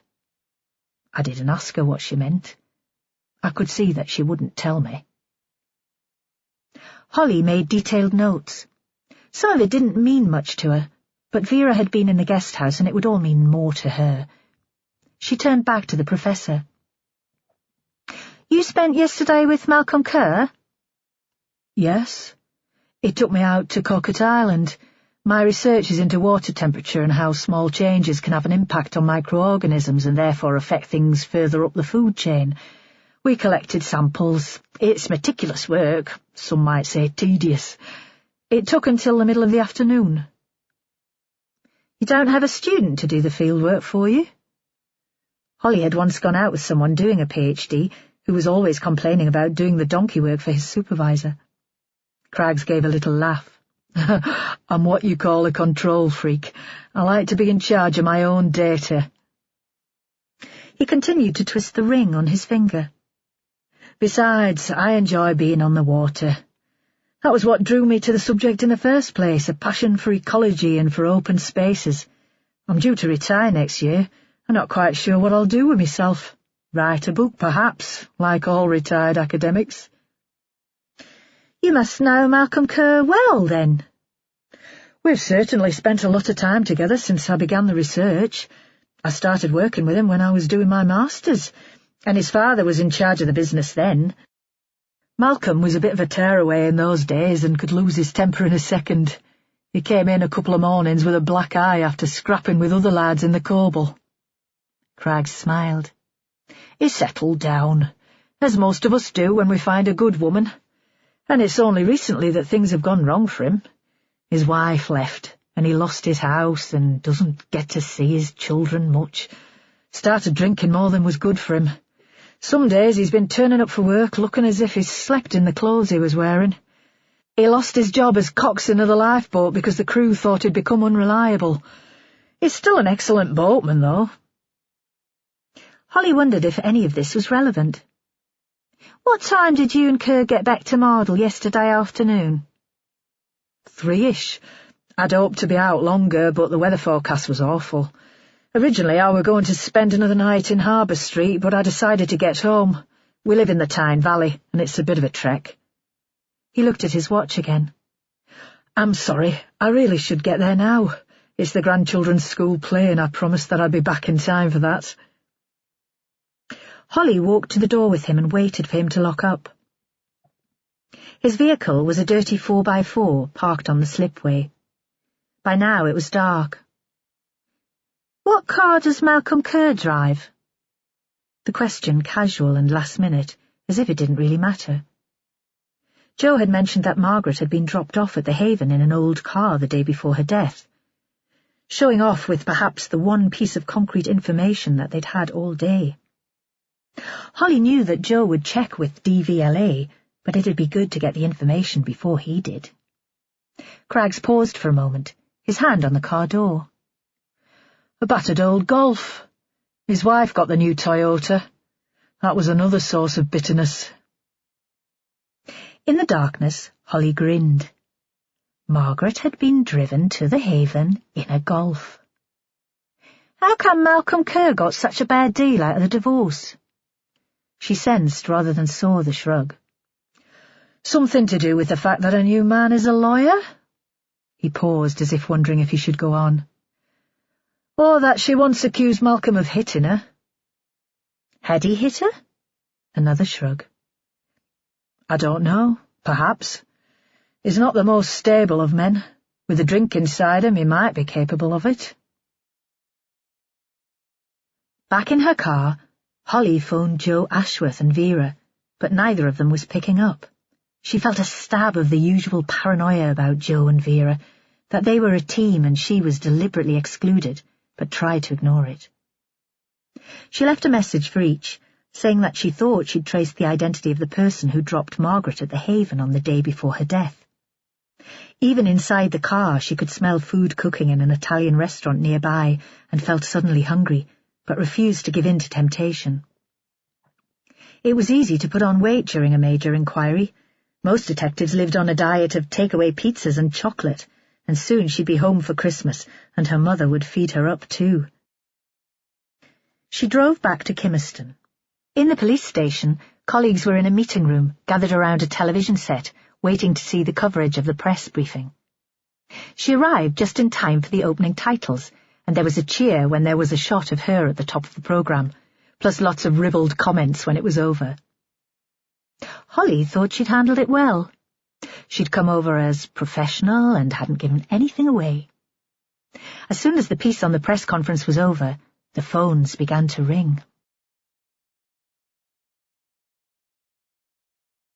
Chapter 15. Vera and Joe stood in the entrance of the flats in Percy Street waiting for a shower to pass. Across the road someone was playing a CD of Christmas songs, so loud that the music spilled out onto the street. The Pogues followed by Slade. Vera wondered what D. Robson would do on Christmas Day, and if Father Gruskin would be a good Christian and invite her into his home. The notion was so unlikely, so incongruous, that it made her laugh out loud. She shook her head to dismiss it, and then decided that the old ladies in the congregation would be fighting among themselves to give their priest Christmas dinner. "What do you think?" Joe stamped his feet and put his hands in his coat pocket. "I'm not sure how a Dee'll manage on her own without Margaret to support her." Vera knew that wasn't what he'd meant. "Poor lass. Perhaps the Haven would take her back.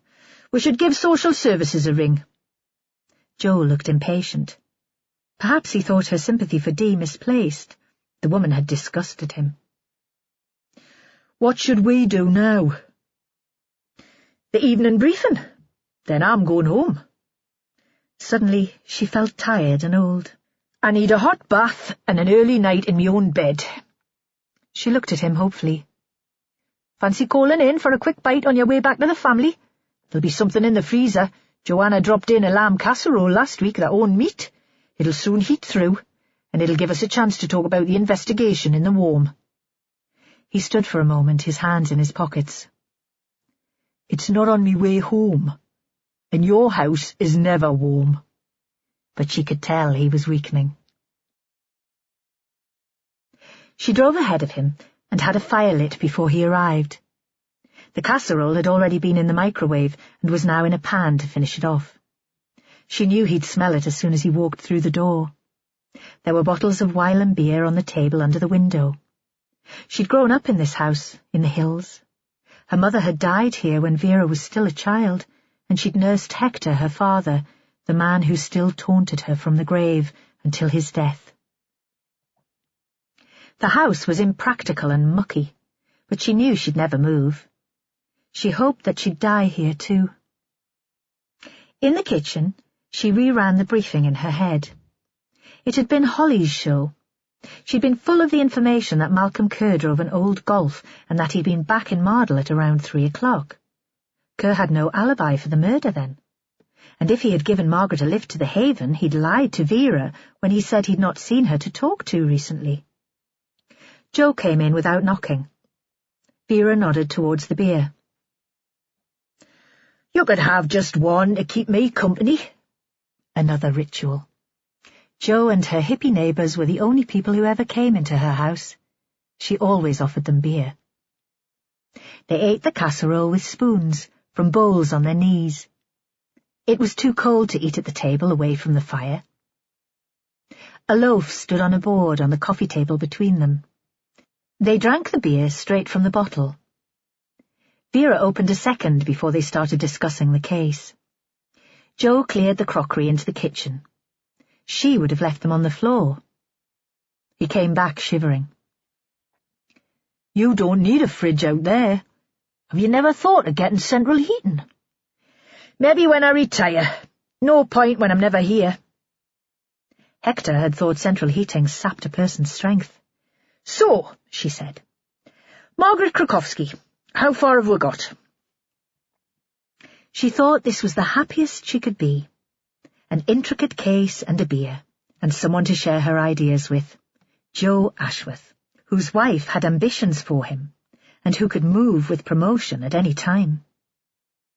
Was it only possible truly to enjoy something if you knew there was a danger that it might be taken away?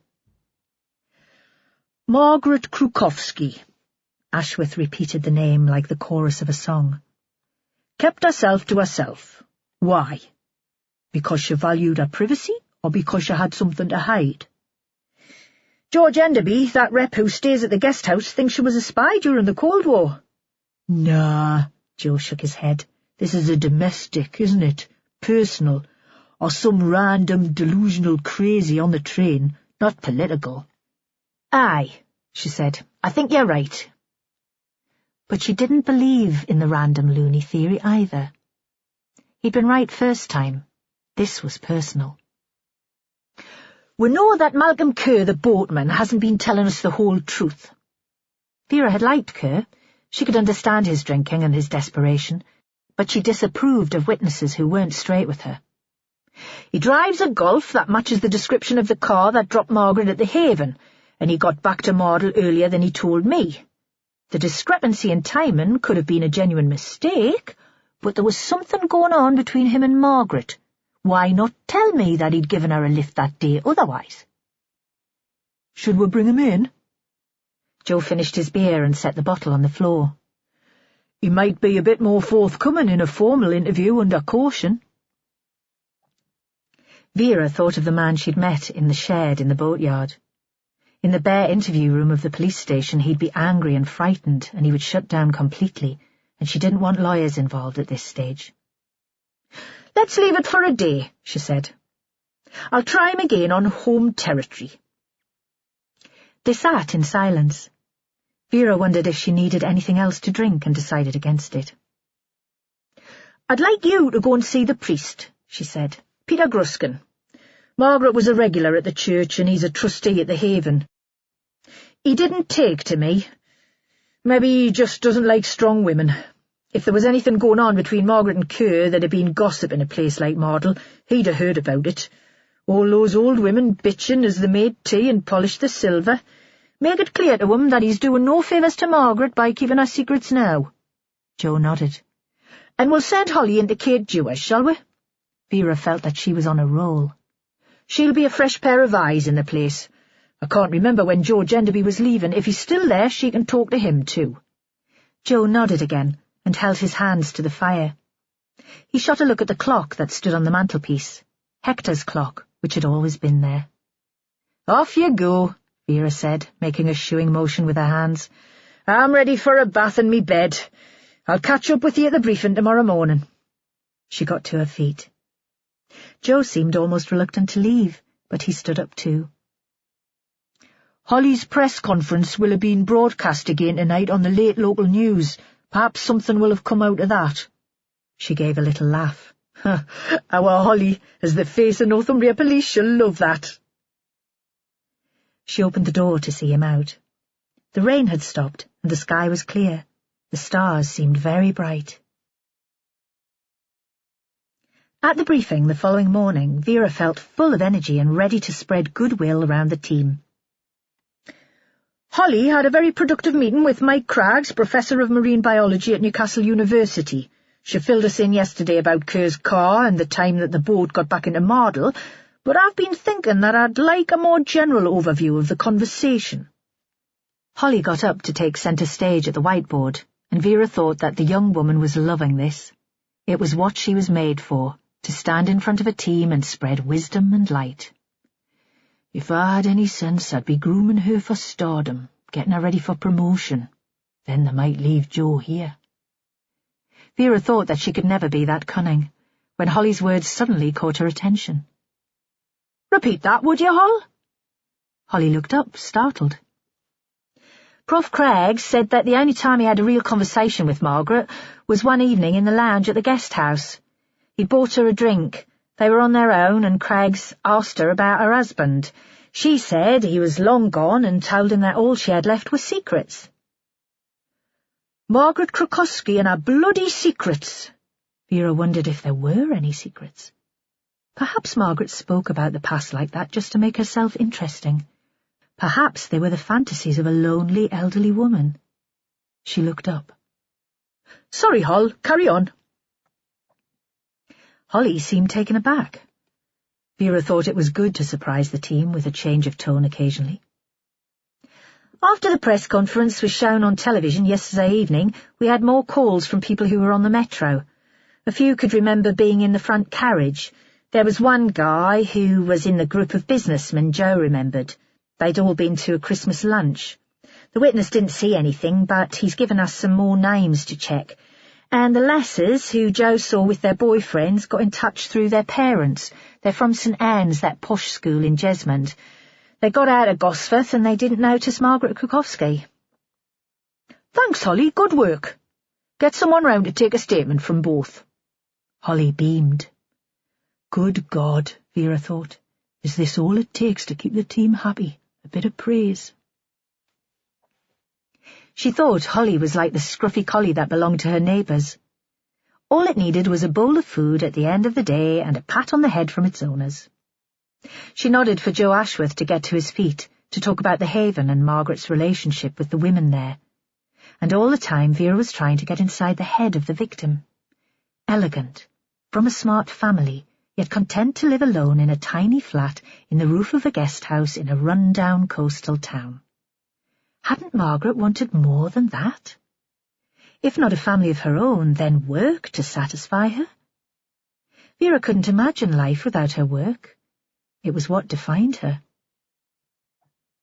She realized that Joe had finished speaking, and that the team was staring at her. She stood up, still feeling somehow that she was standing in Margaret's narrow shoes, balancing on the small heels. She shook her head to clear the image. Anyone heard of Dee Robson, probable alcoholic and sex worker? Charlie raised a hand and nodded wearily. Vera continued.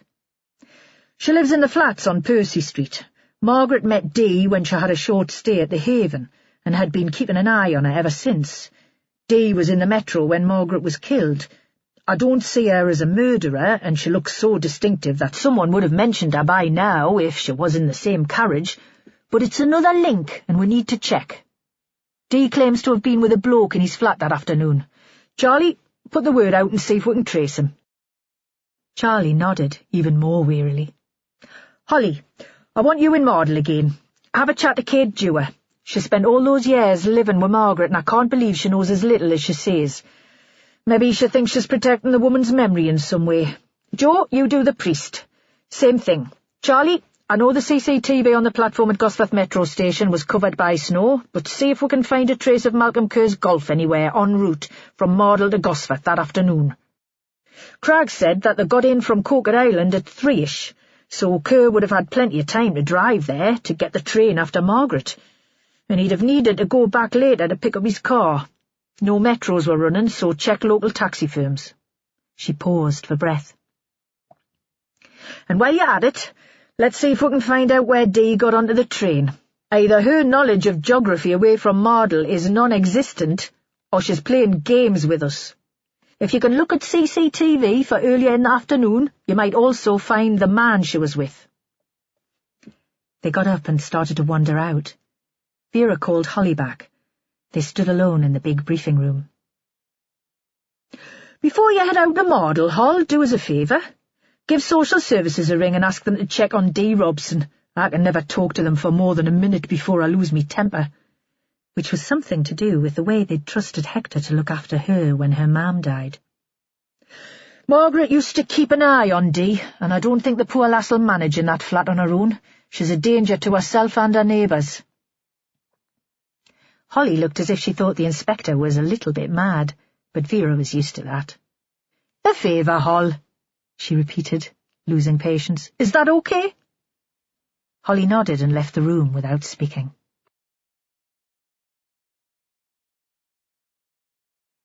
Chapter 16. It was the last day of the school term. Non-uniform day. Chloe left home first in a long black sweater and jeans. Ryan looked super cool in the jacket he'd bought with his last wage packet from Kerr.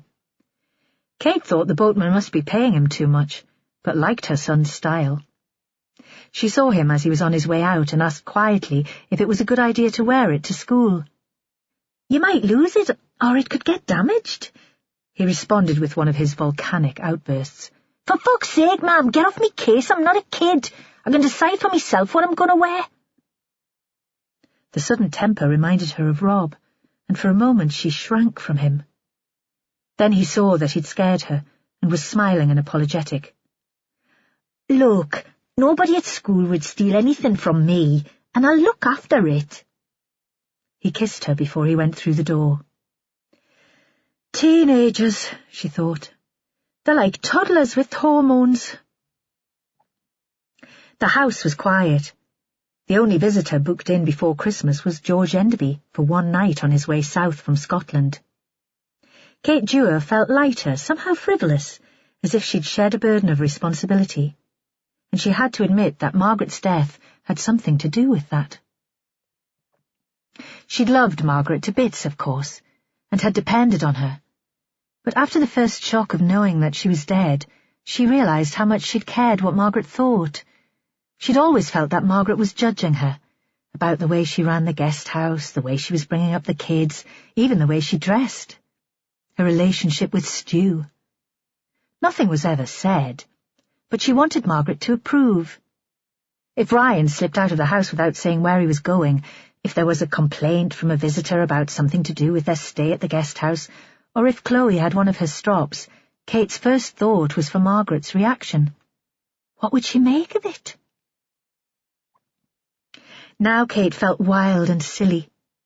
She wondered if she could phone up a couple of friends and suggest they go out for lunch, a trip to Newcastle, an Italian meal, too much wine. She imagined herself staggering back on the metro, too tipsy to care if Chloe was working herself to death. Stuart would be out at an end-of-term dinner with his colleagues tonight, and she wouldn't see him until the morning. But the first friend she tried had sounded as if Kate was quite mad. "Newcastle the week before Christmas? It'll be a total nightmare. Besides, I'm rushed off me feet."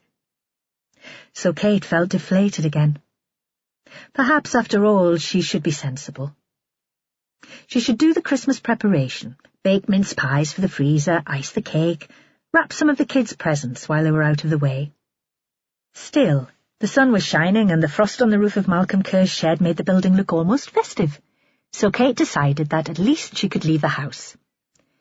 There was a new place in Mardle, an ice cream parlour and coffee shop, which had opened with the same optimism as had lain behind her own decision to develop the guest house. At least she could get a decent coffee and a pastry to celebrate her mood. And give some support to the new venture. Perhaps Mardle would see a change in its fortunes, and tourists would arrive at last. She was on her way out. She opened the front door, and there on the step was a young woman. The visitor definitely wasn't from Mardle. She was stylish. The boots and the haircut were expensive. Kate felt untidy and rattled by the shock of almost walking into the woman. "I'm sorry. Why do I always apologize? Can I help you?" The woman introduced herself. Another detective. Even today there was to be no escape from Margaret's death. Kate felt flustered. "I was just on my way out. Since we heard about the murder, I seem to have been trapped in the house. And it's the kid's last day at school, my last day of freedom. Because although this newcomer, this Detective Constable Holly Clark, was young and smart and obviously didn't have children, Kate thought that she might understand. "Where were you off to?" The woman stepped back onto the pavement to give her space, and Kate felt that she had more room to breathe. "Just for coffee," Kate gave a shrug. "That's about as exciting as life gets." "Tell me about it, and I could murder a latte." Holly seemed to realise what she said. "Oh, sorry." But by then they were both giggling like schoolgirls as they walked up the street towards the town. The new cafe had giant espresso machines and trays of homemade cakes and pastries. The realist in Kate thought that it wouldn't last more than 6 months in Mardle, but its novelty value meant that it was full now. "What do you fancy?" Holly asked. "My treat." She'd already shepherded Kate towards a table in the corner. The room echoed with the sound of conversation and the machines behind the counter. Kate knew she was being offered cake in return for information, but still she didn't care. It felt almost as if she'd found a new friend. "How can I help you? I suppose this is about Margaret?" "Hey, no rush. Let's enjoy this first."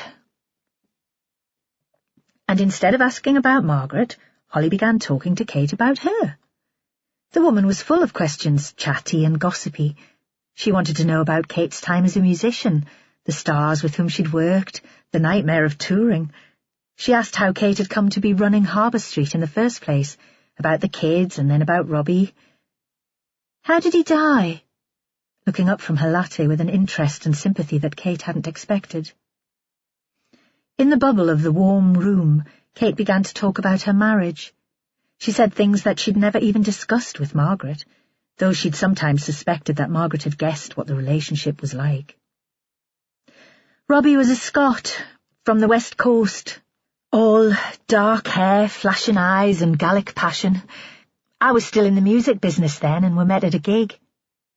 She paused, expecting more questions from Holly, questions about Margaret, but none came, and Kate continued. "It was a lovely venue, an art centre in the Borders, intimate, you know. I started chatting to Robbie in the bar afterwards." And she relived the scene in her head. The smoky bar and Robbie Dewar, the handsomest man in the room, walking towards her as if in slow motion, like a scene in a really soppy movie. She'd been chatted up by fans before, but Robbie had charmed her with an old-fashioned courtesy. He'd made her laugh. They'd spent the night together in her hotel room. She'd thought it would be a one-night stand. After all, she had no plans then to settle down. But 2 days later he was knocking at the door of her parents' house, tidy in a clean shirt, carrying a bunch of roses, asking if she'd like to go out for a meal. Kate broke off in the middle of the story to look up at Holly. "He drove 60 miles that day, just to spend an evening with me, and drove back 60 miles at the end of the night." "Wow," Holly smiled. "Romantic or what?" And Kate agreed that it had been. "I was bowled over by him. Most men only seemed interested in me music and the money, or managing me career. Robbie liked me singing, but he was too proud to live off me. He wanted to be the provider." "So you stopped singing?" Holly looked up, and Kate could tell that she was shocked. This woman wouldn't let any man get in the way of her career. "Not straight away." Kate was defensive. How could she make this modern and confident young woman understand? "And when we were first married, I was happy to take things easy for a bit. I loved the business, but it was tough. The travelling, the pressure of media stuff. I missed the performing, though. That response you get from an audience. Stuart, my new bloke, set up a gig for us in a little theatre in Whitley Bay a month ago, and it was fantastic to be on stage again. Addictive." She paused, remembering the event. A middle-aged audience who'd still remembered her hits, who'd got to their feet and cheered a couple of bars into the intro, who'd queued up afterwards to buy the new CD that Stuart and a couple of his friends had helped her to produce. But Holly was still waiting for the end of the story. "When we had the kids, I couldn't tour anymore and the bookings dried up. It's a fickle business. You're quickly forgotten. Couldn't your husband do some of the childcare? Again, Holly looked at her as if she were mad. Or you could have hired a nanny. Robbie was an engineer, Kate said, and that was before the time we talked much about work-life balance. She smiled at the idea of Robbie managing 2 small kids in the morning, breakfast and the school run, of Robbie joining in with Wheels on the Bus at the toddlers group, making small talk about breastfeeding and house prices with the other parents. So you just gave it all up? All your ambitions and your dreams? Not consciously. They just kind of slipped away. And I loved Robbie. I thought it was admirable that he wanted to care for us. She paused. Now she was coming to the difficult part of the story. She could just stop there, of course. It was none of this detective's business, after all. What did Kate's private life have to do with the murder of Margaret Krukowski? But after all these years, she wanted to tell it. She'd started now. Then Robbie was made redundant, she said. The firm he'd been with since he was an apprentice got taken over, and they laid off most of the skilled workers. He had a bit of redundancy money, but we knew that wouldn't last long. Me manager offered us a UK tour, something gentle to remind people I was still there.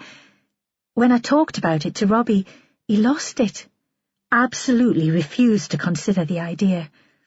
It was a crazy time. He was so unhappy. He'd walk out the door and not come back until a couple of days later, and I wondered if he was turning up on another lass's doorstep in a clean shirt carrying a bunch of flowers. She stopped because she was running out of breath, and because she was afraid that she might cry in front of this immaculate young detective. "When did you move to Mardle?" Holly asked. "Then. This aunt I'd never heard of died, leaving me the house on Harbour Street. It seemed like the most wonderful piece of luck, a place of our own and the chance of a steady income. I remortgaged to do renovations. I thought Robbie might be excited too. He might see it as a possibility. But it wasn't his thing." Holly had chosen a cake for herself, but it lay untouched on her plate. She gave Kate her full attention. "He told me he'd got a job on the rigs. A couple of his mates were there already, and I thought it might work. 2 weeks on, 2 weeks off. And it would give me a break when he was working away. It's hard to describe what he was like when we were here. He was so restless, and he had so much energy, but it was destructive. Like, it wasn't the sort of energy that got walls painted or the house cleaned. He just prowled like a lion in a cage." "It sounds as though he might have been depressed," Holly said. "Yeah, well, I think I was depressed too." Kate paused for a moment. She knew what she wanted to say, but couldn't quite find the words. In the end, she continued in a rush. "Do you know what I felt when the news came that Robbie had died in an accident offshore? Relief. I thought I wouldn't have to worry about him anymore. I wouldn't have that constant anxiety when he stamped around the house shouting at the kids." "Was he violent?" Holly asked the question as if it was the most natural thing in the world. And for a detective, perhaps it was natural. Her working day would be spent with people who kicked off at the least provocation. "Sometimes," Kate said quietly. "When he had a drink inside him. I mean, he never broke any bones, but he could lash out, not with the kids, but sometimes with me. And the children saw." She pictured them, white, terrified, backed into a corner in the sitting room watching. Ryan's nightmares had started about then, the nightmares and the wandering. It was more that he was unpredictable. You never knew from one day to the next what sort of mood he'd be in. "I can see why you'd be relieved that he was dead then." Holly sounded perfectly matter-of-fact, and finally she cut a corner off the cake. She looked up. "Did Margaret know you had a temper?" "I don't think she ever heard us arguing." Thinking back to that time when they'd first moved into the Harbour guest house, Kate found that she was feeling tense and cold. It was remembering the big house and the kids, and dreading the days when Robbie would come back from the rigs. "And I didn't know her so well then. but she'd have picked up that there was an atmosphere. One day she said to us, "You're a different woman when Robbie's away." Would you have divorced him if he hadn't died? Kate thought Holly probably didn't have anyone serious in her life. Otherwise she wouldn't ask these questions as if there was one simple answer. "I'm not sure," Kate said in the end. "Even when he was angry and restless, I felt sorry for him. Responsible. As if he was another kid. And partly I was responsible. If he hadn't hooked up with me, if I hadn't dragged him to Mardle, perhaps he could still have had the life he always wanted. The perfect wife and kids, the happy family." You didn't consider going back to the music once he was dead? Kate thought about that and tried to answer honestly. "I'd lost all my confidence," she said. "I sang for me and the kids, taught them to play the piano, but I thought all I was good for was to be a guest house landlady, until Stuart came along and persuaded us otherwise. There was no pressure, but he let me believe in myself again." As she said the words, they sounded like the worst sort of cliché, too cheesy even to use in a song, but still she thought that they were true. They sat for a moment in silence. Holly stood up. "I'm going to have another coffee. Want one?" Kate nodded. Then the talk was all about Margaret, and Kate couldn't decide whether she was pleased or sad about that. "Did you get the impression that Margaret had been in an abusive relationship?" Holly asked. She was very serious now. "Was that what I had, an abusive marriage?" Again, Kate thought it wasn't possible to sum up a relationship in one phrase. "No, I thought her husband had been the love of her life. Why do you say that?"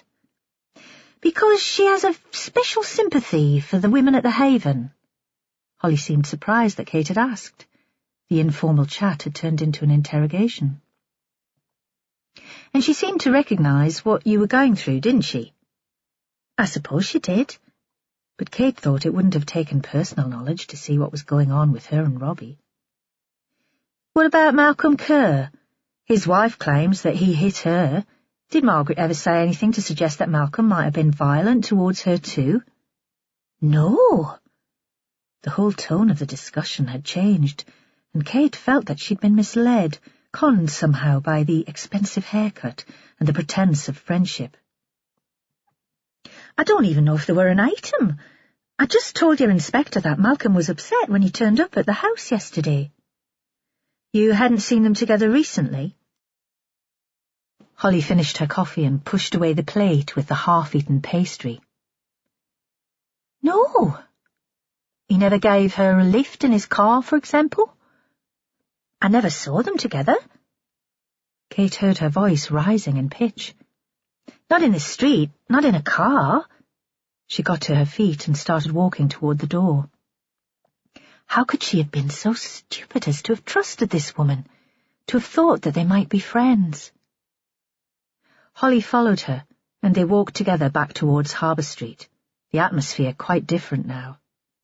There was no schoolgirl giggling over tasteless jokes. Instead, an icy silence. Outside the guest house, they stopped. "And Stuart, how did he get on with Margaret?" "Fine. They got on well together. They had lots in common, a love of music, the countryside, but they didn't really know each other. They only met occasionally when we invited Margaret to have supper with us." Kate sensed she was talking too much and shut her mouth tight. No way was she going to invite the detective into the house.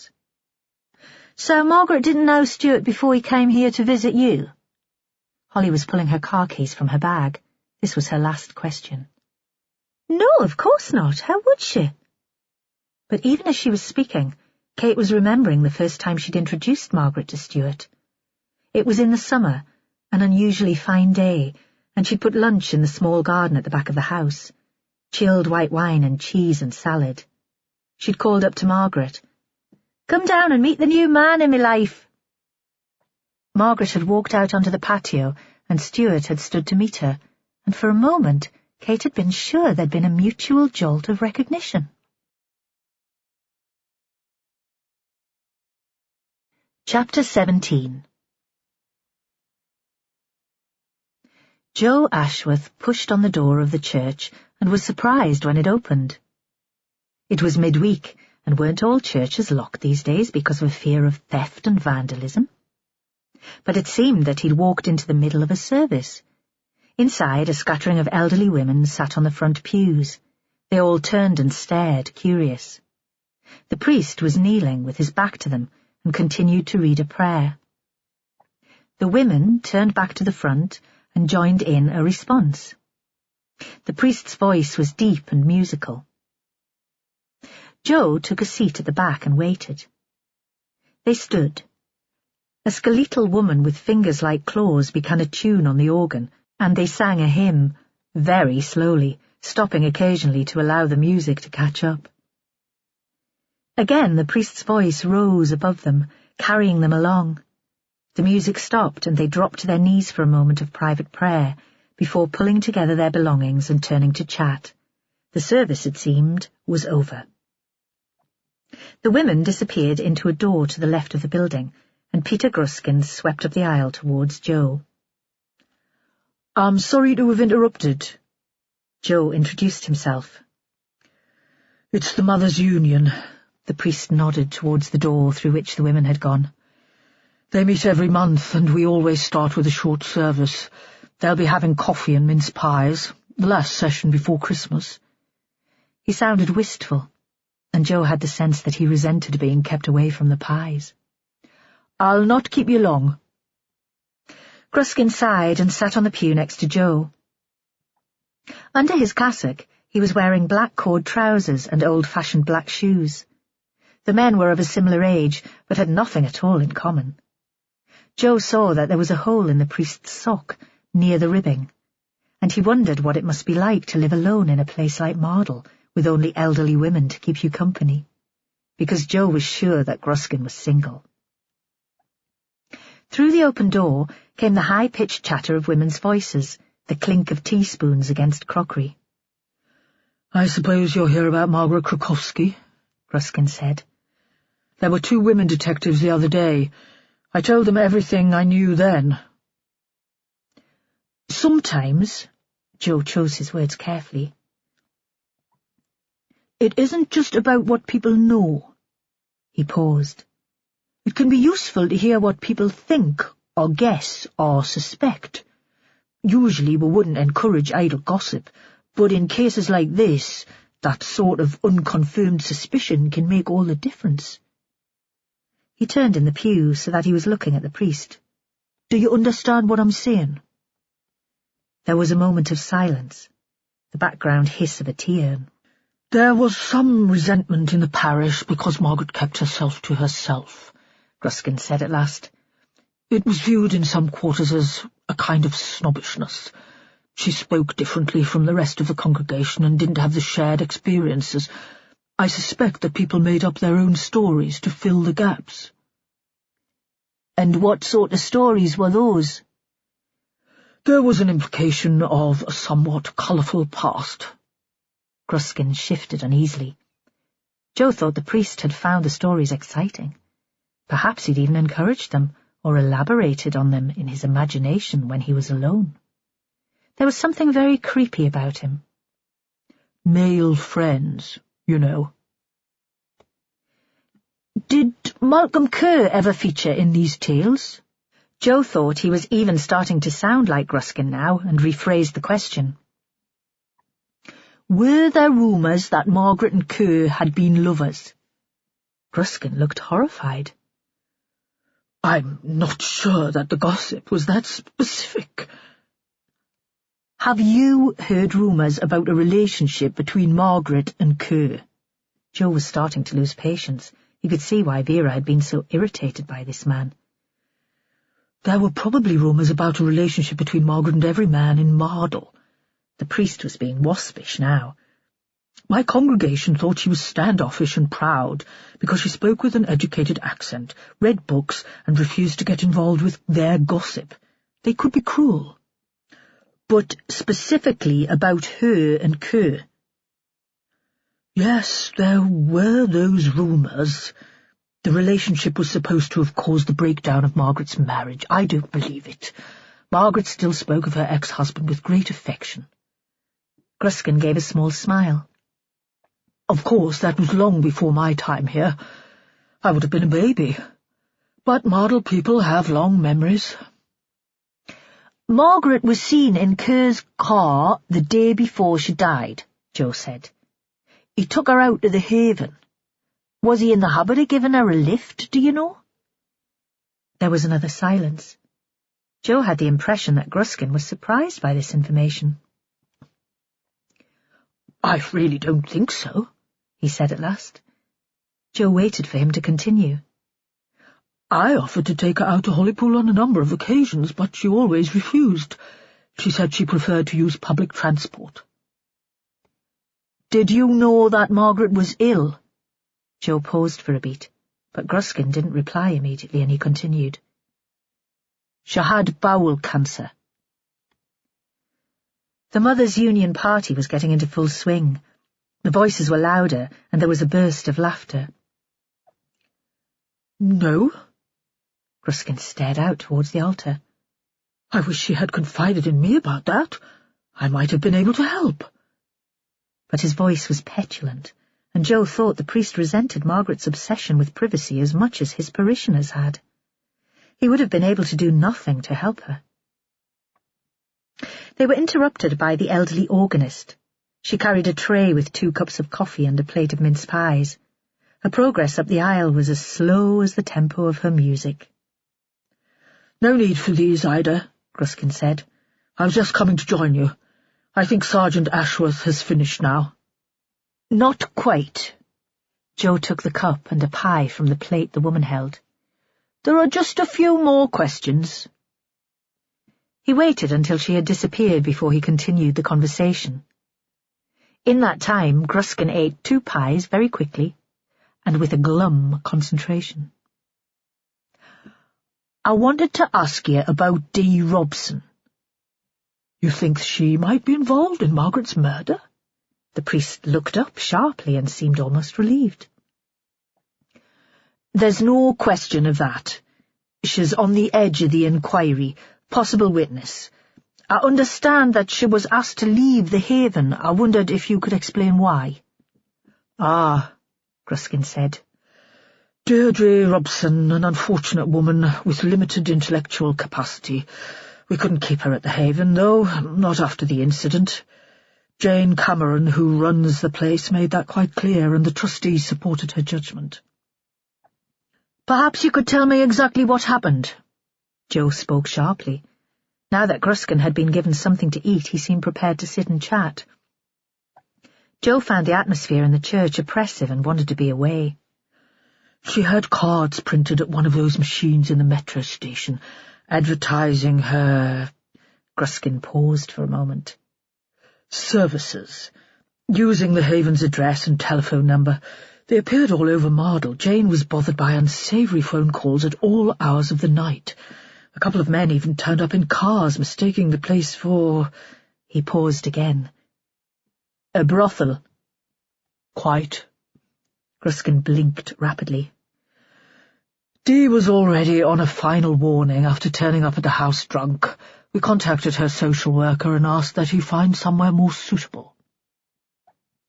Joe thought of the bleak flat on Percy Street. That didn't seem suitable accommodation for anyone. But Margaret kept in touch with her. Gruskin sniffed.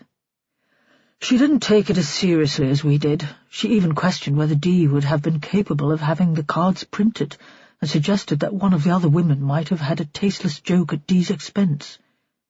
What did you think? Gruskin shrugged. Jane seemed to find Dee a disruptive element within the Haven. She is the professional, she lives there and has more experience than the rest of us put together. I felt that we had to trust her judgment. It was clear to me that the woman would have to leave. When did this happen? Joe had disapproved of Dee Robson, but he wished that this priest would show more Christian attitude to a sinner. The man's ruthlessness made him uncomfortable. Gruskin considered for a moment. 6 weeks ago? Did Margaret tell you that she was continuing to visit Dee? She made no secret of it. She was angry about the way the trustees dealt with it, actually. I wondered if she would stop volunteering at the Haven. Her relationship with Jane became rather strained. Ashworth thought back to his meeting with the women in the Haven and with the warden. Jane wouldn't have mentioned D. Robson at all if one of the others hadn't suggested that she should be informed of the murder. He wondered if the smiling and competent Scotswoman had something to hide. Perhaps she'd simply been embarrassed to have fallen out with one of her volunteers just before she was murdered. He stood up. "Thanks." The priest walked him to the door. "I hope this matter is cleared up quickly," he said. It was the middle of the day, but outside it was so gloomy that already the streetlights had come on. "It's unsettling for us all." Then he disappeared quickly back into the church. Joe Ashworth stood for a minute. The light was on in the basement kitchen of the guest house. Kate Dewar sat on a stool holding an acoustic guitar. Her head was turned away from the window, so she didn't see him. He wished that he could hear what she was singing. He would have loved his own personal performance of White Moon Summer. Ashworth arrived in the high school during the lunch break. Kids were screaming around the playground and through the corridors, excited because it was the end of term, and everywhere there was the smell of fried food and cheese sauce. The receptionist was fierce. "The head doesn't see anyone without an appointment." Joe was tempted to bark back Vera style, but kept his temper. He couldn't imagine what it must be like to work in a place where there was no escape from children. He would never have admitted it, especially to Sal, but by the end of their 2-week summer holiday in Cornwall, he'd been longing to get back to work. They'd rented a small cottage that looked idyllic in the brochure, but it had rained for 4 days on the run, and there'd been sod all for the kids to do. Now, after explaining that he was investigating the murder of Margaret Krakowski, he smiled apologetically. "It is rather urgent." The woman scurried away without a word. The head teacher was small and bald and had a face that gave away nothing of what he was thinking. "I'm not sure how I can help you, Sergeant, but of course I'll do anything I can." "You'll have heard of the murder." The office was on the 3rd floor and looked down over the playground. The dark clouds gave a strange sense of dusk. "Of course, 2 of our students lived in the same house as the victim. She was almost part of their family. I've asked their class teacher to keep an eye on them. They'll obviously be upset." The teacher looked at Ashworth. "I assume there's no question that they're involved in the crime." "Would you be surprised if there were?" There was a moment's hesitation, but when he spoke his voice was unequivocal. "Astonished. Chloe is an outstanding pupil. She has ambitions for Oxbridge and has every chance of getting there." He paused. "We all feel that she puts too much pressure on herself. Sometimes I wish she were a little less driven. Adolescent girls can make themselves ill." His voice tailed away. "Ryan's less academic, and I know that his mother has concerns about his progress. Comparisons are always being made with his sister. There have been a couple of unexplained absences, but I don't think he has any plans to go into the 6th form, so we're reluctant to make a big issue of it. It's tough for boys growing up without a man in the house." An electronic bell rang, and children skittered across the playground and into the building. "But there is a man in the house now. At least there soon will be." "Ah, you hear about Stuart." The man frowned. "Of course there's been talk in the staff room about that relationship." He paused. "We didn't make the connection about Mrs. Dewar's musical past until she performed in the Whitley Bay Playhouse recently. Stuart persuaded some of us to go along to support her. It was a great evening. The students have never heard of Katie Guthrie, of course, but for people of our age she's rather a celebrity. We're glad that she chose Model High for her children." Joe thought that the head had been a bit starstruck too. "So there was a lot of gossip about the relationship." The head gave a little smile. "Well, this is the first sign Stuart's ever shown that he might tie the knot. Some of the female teachers have tried to persuade him over the years, but he's always been wary of settling with anyone. The idea that he's taking on a wife and stepchildren has fascinated us all, because it's so out of character. The romance has become Mardle High's very own soap. "We're asking about anyone who knew Mrs. Krukowski," Joe said. "Routine, you'll understand. Has Mr. Booth been at Mardle long?" "As long as the school. It was built in the 80s, and he was one of the first intake of staff. He's been head of music for the past 15 years. He's talking about retiring to support Kate in her career, and we'll miss him. He's given himself heart and soul to the kids. Not just the timetabled lessons, but all the extracurricular stuff. Music, of course, the choir and the wind band. But he's keen on the great outdoors, too. He leads our Duke of Edinburgh Award scheme. It's rare these days to find a teacher with such passion for his work." "He's passionate about Kate Dewar, too?" The head smiled. "Apparently so." "Was he in school the afternoon of the murder?" The man raised an eyebrow. "Checking alibis, Sergeant." He was suddenly more alert, tense. "As I said, sir, routine." The teacher turned to the computer on his desk to check the electronic diary. "That was the evening of our Christmas concert. Stuart didn't leave the building all day. He taught in the afternoon and then took the kids for a final rehearsal before the performance. I remember it because of the snow. We wondered if we should cancel, but most of our students live within walking distance, so we went ahead anyway." He looked up from the computer, and Ashworth sensed that he was disproportionately relieved that his colleague was in the clear. Perhaps that was the natural response of a head teacher who was anxious about his school's reputation. Or perhaps he had a suspicion that Stuart Booth might be capable of murder. Chapter 18. Malcolm Kerr's yard was shut up, the big wooden doors padlocked. Vera was about to wander back to his house when she saw him walking past the fisheries towards the harbour, a dark figure dressed in oilskins and boots, recognisable by his stooped back. She hurried to catch him up. "I wanted a word." He stopped. It seemed he'd been engrossed in his thoughts, because he hadn't heard her footsteps behind him and she'd startled him. "Well, you can't. I've got work to do." She looked at his eyes and thought he hadn't drunk so much the night before and had managed some sleep. He was truculent, but more human. "Where are you off to?" "Prof Craggs left some of his equipment in the water off the island. He didn't want to pick it up the last time we were out because of the weather. I said I'd come out and get it the first chance I had." He carried on walking. The boat was already tied up at the harbour wall and ready to go, not the Lucy May that carried the trippers around Coquet Island in the summer, but a small open boat with an outboard at the back. A newer version of the vessel that had carried her and Hector out to the island years before. Vera looked down at it. It seemed sturdy enough. "Room for a small one?" He stared at her as if she were mad. "You want to come out with me?" "Why not? You'll not be long, will you? And like I said, I need a word." He chuckled.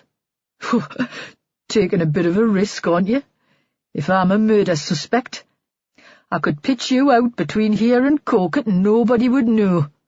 And whatever I say, you've got no corroboration. It'd never stand up in court." She looked at him for a moment.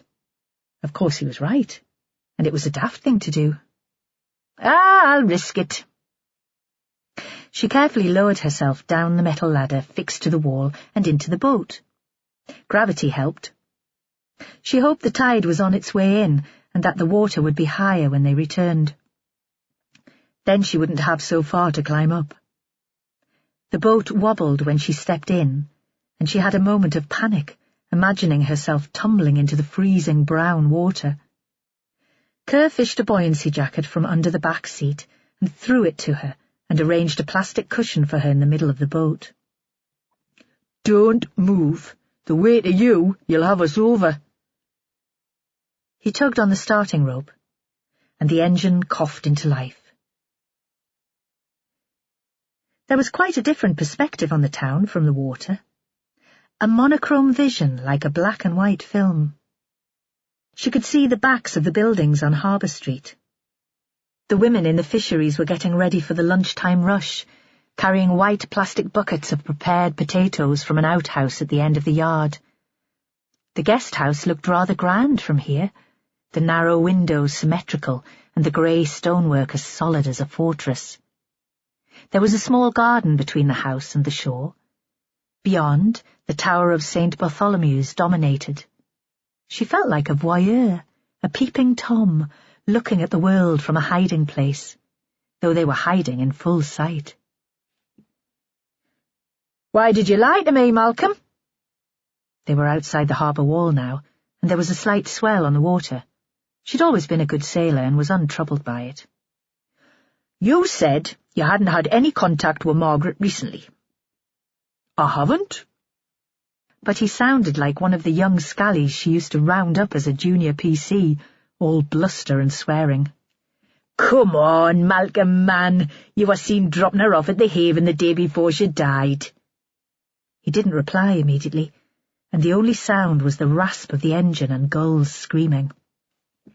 "Look, man, talk to me. This is about as unofficial as it gets, in a bloody boat in the North Sea, with me looking like the Michelin Man in a bright orange life jacket." "We were friends," he said. "I was probably the only real friend she had round here." "Lovers?"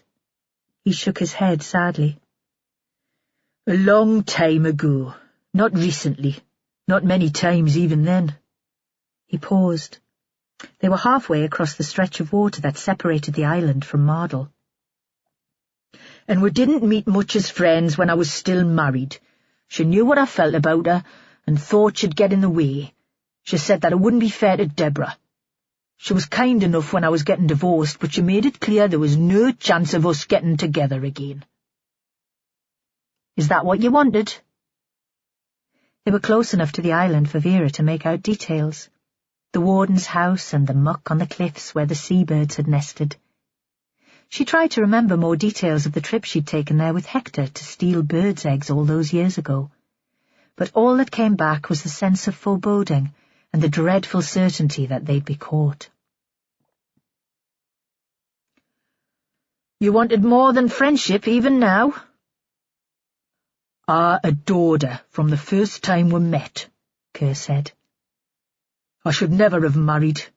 When I lay next to my wife, I was dreaming of Margaret." Vera wondered what that would be like, and decided it was probably easier to adore a fantasy heroine than a real woman.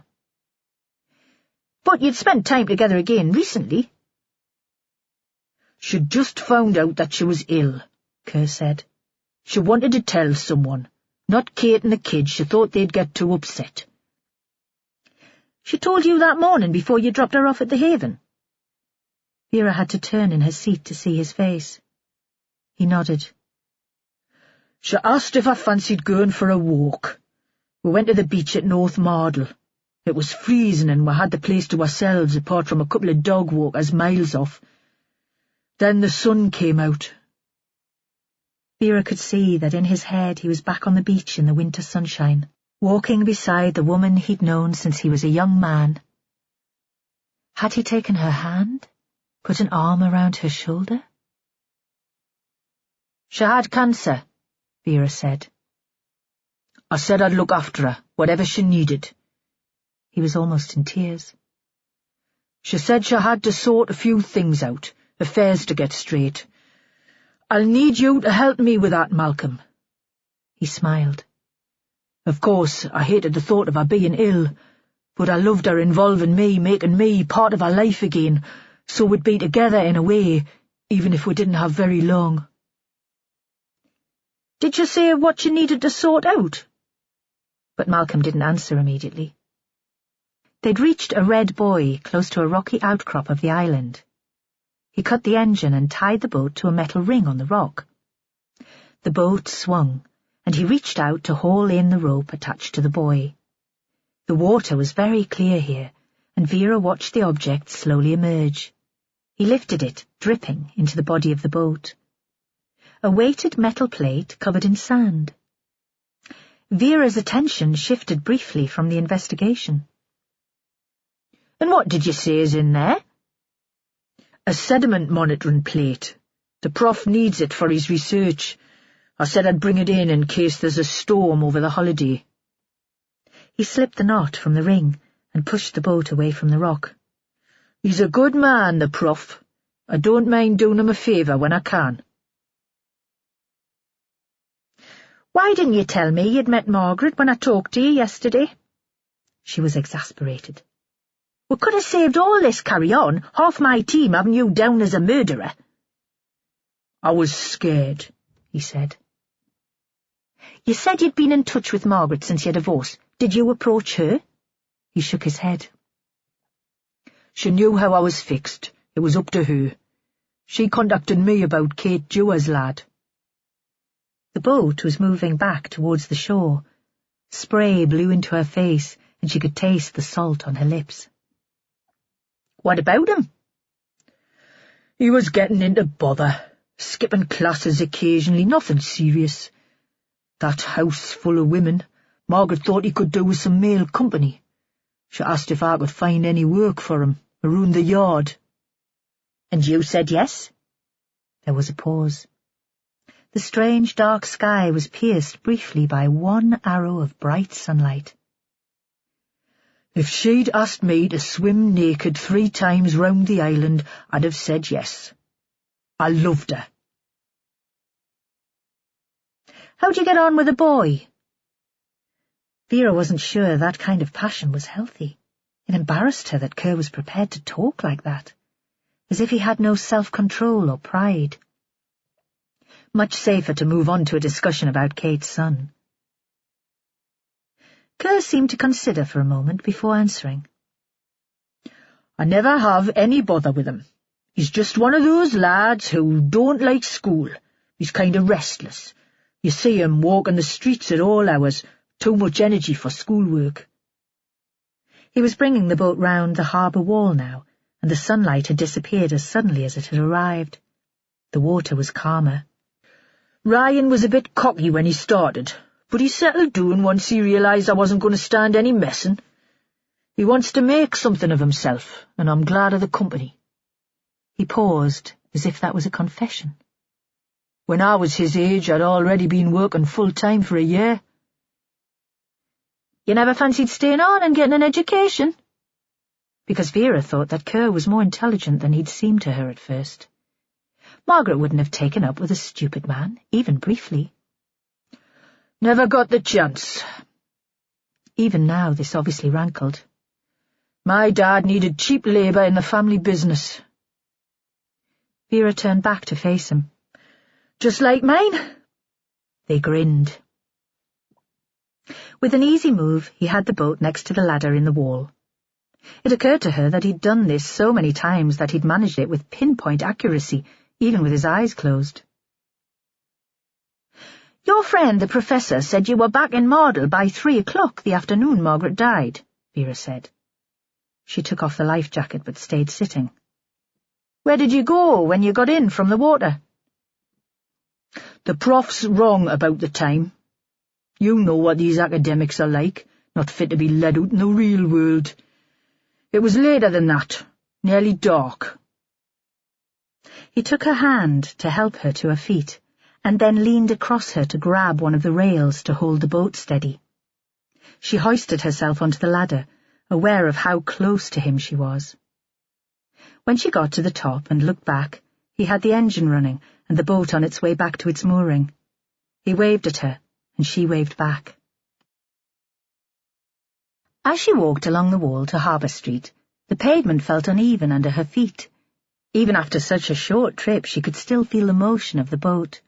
The smell of frying fish in the chip shop almost tempted her inside, but she carried on past. She phoned Holly. Did you get hold of a social worker to check up on Dee Robson? I spoke to social services. A key worker's a guy called Jim Morris. And? Sometimes, Holly Clark, you really wind me up. There's absolutely no chance that anyone will get round to see her before Christmas, and there'll just be a skeleton staff on over the holidays, emergencies only. Vera switched off the phone without answering. For a fleeting moment she considered inviting Dee home with her for Christmas. Her neighbours, Joanna and Jack, wouldn't judge the woman. They'd all sit round the table in the farmhouse drinking too much and eating Joanna's fabulous food, and if Dee flirted with Jack they'd just laugh. But Vera knew that it wouldn't do to have a suspect in a murder inquiry as a temporary lodger. She grinned as she imagined Joe Ashworth's outrage if she suggested it. She phoned Holly again. "Have you got the number of that hostel, the Haven?" Holly, as efficient as ever, found it within seconds. Vera had to keep her talking while she got into her car and found a pen. "Just repeat that number again, Hol, would you?" Her call was answered by someone with a motherly voice and a Scottish accent. Vera explained who she was. "Inspector, how can I help?" Vera explained that she was anxious about Dee Robson. "She's an important witness. She's spent quite a lot of time with Margaret Krukowski recently. She has a very chaotic lifestyle, and without Margaret's supervision, I'm frightened that she'll just disappear." There was a silence on the other end of the phone. "I wondered if you might put her up at the Haven just over the holidays, so we know where to find her if we need to interview her again." Vera could tell she was wheedling and hated it. She'd never been good at asking for favours. "I'm sorry, Inspector. We've just taken another emergency resident. I'm afraid that we have no vacancies." The phone went dead. Out in the street, Vera looked briefly into the Coble, thinking that Dee might be there. It was still early and almost empty. In the bar, a couple of elderly men played dominoes. There was no sign of the woman, and Vera knew better than to look in the lounge. That wasn't Dee's territory. On impulse, she went into the fish shop and bought 2 haddock and chips to take away. Even wrapped in paper and in a carrier bag, the smell walked with her down the alley between the church and the metro line. She walked quickly up the concrete stairs of the flats, feeling the strain on her legs from when she'd climbed the ladder at the harbour. "Eh, Vera, pet, you'd best catch this killer quickly or there's a danger that you'll get fit." She knocked at Dee's door, but didn't expect an immediate response. When they'd turned up there before, the woman had checked who was on the doorstep before letting them in. There could be a man from the council in the corridor wanting his rent, or some irate wife. Dee had at least some notion of self-preservation. But the door opened when Vera hit it. She stayed where she was and shouted in. "Are you there, Dee? It's Vera Stanhope. I've brought fish and chips." Still no reply. Vera set the carrier bag on the floor in the corridor outside and went in, noticing again the stain of damp on the wall by the door. The living room was empty. The empty paper bag that had held the cake she'd brought as a previous peace offering still lay ripped on the table. "Dee, are you in there?" The bedroom door was shut and Vera listened before going in. Not through embarrassment, but because she wanted to know what to expect before she burst in on Dee Robson at work. Silence. Vera opened the door. In the bedroom, Dee lay on the mattress, staring at Vera. She was dressed for work, short skirt and white lacy top, shiny white plastic shoes, glitter blue eyeshadow and pink lipstick slightly smudged. There was a kitchen knife in the side of her neck. It was the knife with which Vera had cut the custard slice the day before. Blood had pooled under her head and her neck, a dark background to the very pale skin. Her skin was icy blue, except where her bare legs touched the mattress, and there it was dark, almost purple. The flesh looked like plastic. Vera was reminded of a big blow-up doll. The woman had probably died not long after she and Joe had visited the previous day. Vera went to the hall to make the phone call. She smelled the fish and chips and was almost sick. Chapter 19. Kate was waiting for George Enderby to arrive. She wanted to book him in quickly because Stuart would be here soon. She was already excited, listening for the sound of Stuart's key in the door. They had plans. The metro into Newcastle for an afternoon of culture, a new exhibition at the Baltic on the river, and a stroll around the Laying Art Gallery. Then dinner. Stuart had a mate from the Ramblers Association who'd opened a restaurant near the cathedral. "Nothing pretentious," Stuart had said, "but decent enough, and he could do with the support, you know." Stuart didn't have many mates, but he was loyal to them. She liked that. She thought he'd be loyal to her. And afterwards they had tickets for a concert in the small hall of the Sage, a Danish poet and a musician from the Faroes. "It'll probably be awful," Stuart had said, "but if we don't go, we might miss something important." He was full of surprises. She'd never have thought he would go for something so experimental. It seemed to Kate that her world had shrunk with her marriage to Robbie, and it was as if she was being given a second chance to explore it. They'd get the last metro home, and Stuart would stay over. She was daydreaming about that, too. Since Rob had died, all she'd had were daydreams. Now there was flesh and skin, touch and taste. Some days it seemed that thoughts about sex swamped her brain, leaving room for nothing else. Maybe that was why she'd become such a crap parent, and why she felt so little grief at Margaret's murder. Had her infatuation for Stuart left her heartless and cold? In the past there would have been no problem about leaving the guest house. Kate would have asked Margaret to let George in and show him to his room. Margaret would have made his tea and left it in the lounge just as he liked it. She'd have kept an eye out for the kids, too. Today Ryan was out and probably wouldn't get back before Kate and Stuart. She never knew where he was. Sometimes he just wandered around the neighbourhood, marking the boundaries of his world. Even as a small child, if anything had upset him, he'd walk miles, backwards and forwards from Margaret's flat at the top of the house to the basement. Chloe was at the kitchen table, her nose to the laptop and the pile of books higher than ever. But she had her phone on the table next to her, and Kate saw her attention stray to it occasionally, as if she was willing it to ring. She knew what that was like. "It's the start of the holidays," Kate had said, trying to keep her voice light. Stuart never said anything, but she could tell that he thought she nagged the kids too much. Chloe for working too hard and Ryan for not doing enough. "Give yourself a break." But there was some competition, apparently, run by a national science magazine, and Chloe thought it would look good on her CV if she won. So that was her project for the holiday. When she had a project, she thought of nothing else, except apparently the call she was waiting for, as her eyes moved again to her phone. They looked dark and bruised, and Kate thought she'd been up all night brooding. About the project or about some lad? Kate wasn't sure which would worry her most. The doorbell rang, and George Enderby was standing there with his wheelie suitcase full of books. "Me again, the proverbial bad penny." He gave her a hug and kissed both cheeks, as he always did. Then he stood back to look at her. "You're looking very smart. Going anywhere nice?" She blushed, and though there was no hint of reproof in his words, she felt guilty. Should she be going out enjoying herself when Margaret was so recently dead? "Just into Newcastle with Stuart." "Well, good for you. Don't worry. I can see myself up to my room." He seemed tired too. His overcoat was crumpled, and the jollity in his voice was rather forced. She supposed that perhaps he hadn't received many orders for the novels he loved. "I'll put some tea in the lounge," she said. "Though the biscuits aren't up to Margaret's standard, I'm afraid." They smiled sadly at each other. "I'm sure they'll be delicious," George said. He began to take off his gloves and added, as if it were an afterthought, "Any news about that?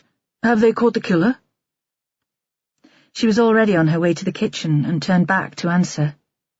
"I haven't heard anything. There seem to be police in the town whenever I go out. They're knocking on all the doors and asking questions."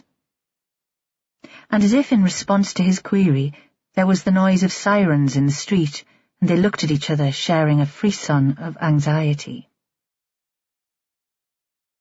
Stuart was late, so she was starting to panic, to wonder if she should call him.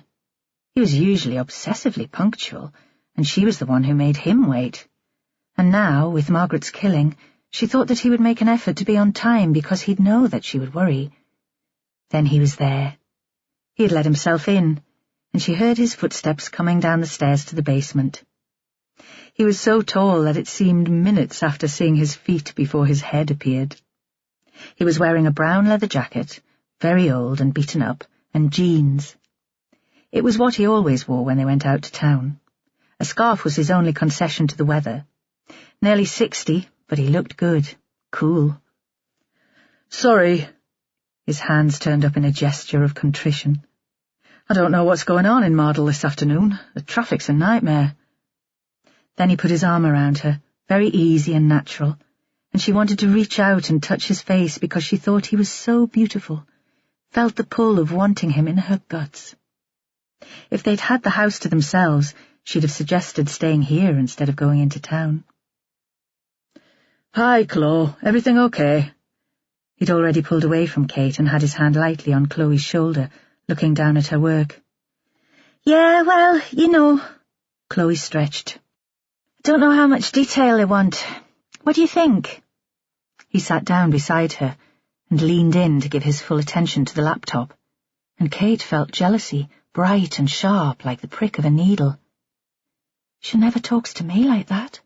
Does she think that I'm too stupid to understand? And immediately afterwards, does he find my daughter more attractive than me? She left them chatting and went to see George, who was lingering over his tea. "Are you okay?" She thought he looked ill, still wrapped up in his overcoat. She bent and turned up the fire. He turned on his performer's smile, the one he must use to charm publishers and booksellers. "You're so kind to me, Kate. This is like a second home, you do know that." He smiled wistfully, and she thought he was regretting the old days before Stuart had come into her life, when she would sit and drink with him all evening and listen to him talking about his magnificent wife. Newcastle was full of people and friendly. They walked arm in arm between the art galleries, crossing the Tyne by the Blinking Eye Bridge, then on to the restaurant. Kate could smell the leather of Stuart's jacket and the city, sweet and enticing, all around her. Mardle only smelled of salt and fish and seaweed, and there was no adventure in that. The restaurant was tiny and cramped, and they sat in the window looking out onto a steep cobbled street. Stuart joked with his friend, the owner, about the background music and ordered a bottle of wine. Then he took her hand across the table. The candle threw odd shadows across his face, and for a moment she felt that she was sitting with a stranger. There was a heady excitement in that, too. "I'm so sorry about Margaret," he said. "I know you were close." She was disappointed. She'd hoped for something more romantic, at least a declaration that he was as obsessed with her as she was with him. She was sick of talking about Margaret, sick of the drop in her stomach every time the realization hit her again. She just wanted to forget about it, move on. "It was dreadful," she said. Kate didn't quite know how to explain out loud how she felt. "I don't want to sound callous, but in a sense, I have more options now. I can think of selling the house, for example. I know we've talked about it before, but really, it would have been impossible when Margaret was still alive." "A new start," he said. It was almost as if he was talking to himself, playing with the words, turning them into a riff. "Yeah." She found that she was grinning. "I could take early retirement," he said. "I've been teaching for long enough." He poured more wine. His face was flushed. "What would you do?" She couldn't imagine him as a pensioner, weekly walks in the hills, watching television in the afternoons, though the thought of him being free during the day when the kids were out of the house excited her again. "I'd manage your career. Properly. Not just the odd gig like at the moment," he said, suddenly serious. "We'd get you writing again, performing. If you sold a Harbour Street house, we could get somewhere smaller in town. A new start for the kids, too, a better school. See if we can persuade Ryan to stay on for A-levels." She thought that he'd been thinking of this for a while. "Are you saying that we should move in together straight away?" "If we can find the right place, why not? We'd get something decent if I sold my flat too, a new start. Repeating the words again. He'd never talked about moving into Harbour Street with her, though she'd dropped plenty of hints. It was as if the building itself, so public when it was filled with guests, put him off. "I'd love that," she said. "Really."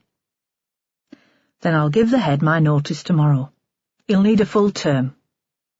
And so, it seemed, the decision was made. He went to the counter to pay his friend, and there seemed to be a flurry of anxiety for a moment. She wondered if he'd forgotten his cash or his credit card, but when she asked him, he said it was nothing. A photo that he kept in his wallet seemed to have gone missing.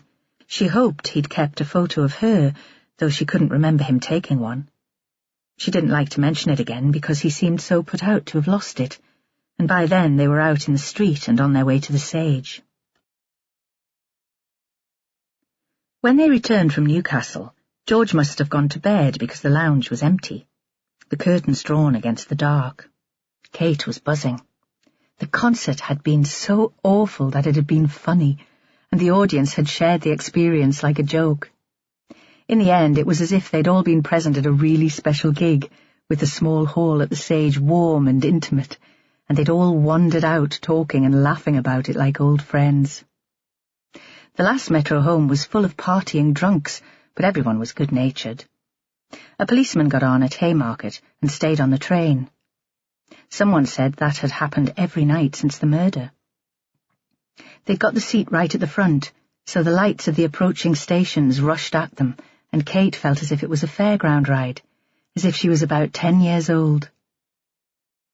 Both kids were home when they arrived back. Ryan hadn't long got in.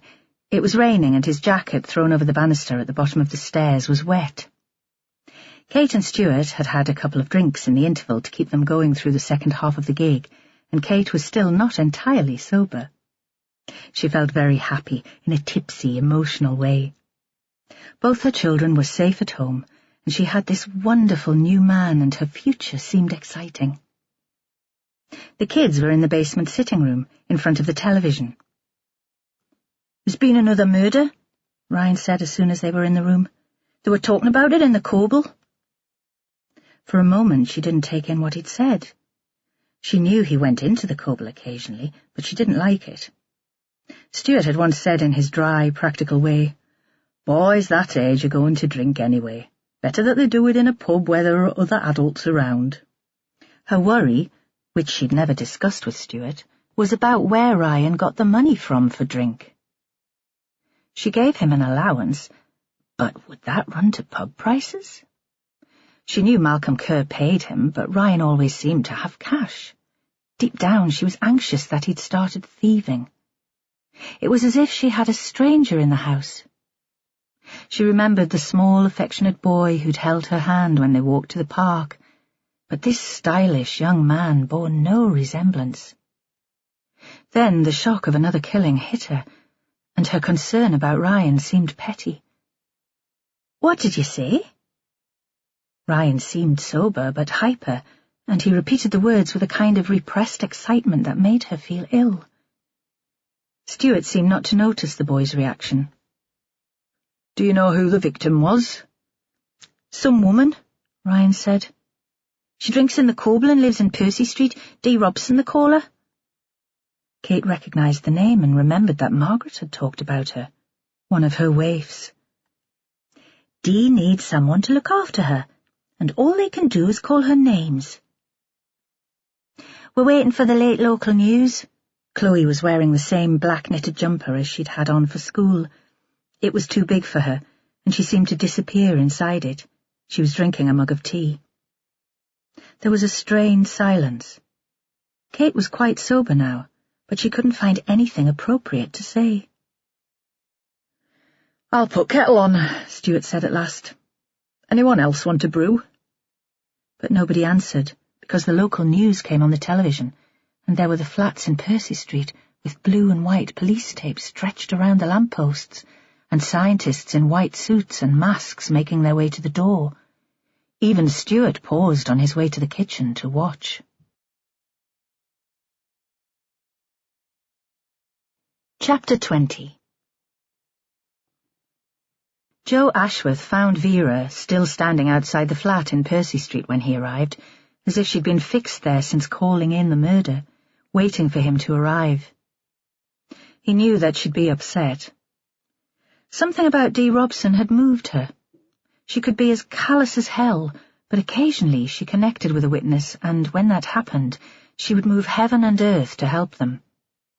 The objects of her pity were usually loners, clumsy, despised, and fat, Joe thought, grinning to himself despite the situation, much like Vera herself. "What do you think happened?" It was cold. A draught blew up the stairwell. He knew that the last thing she'd want would be sympathy. "She must have been killed not long after we came to see her." Vera was standing with her hands in her pockets.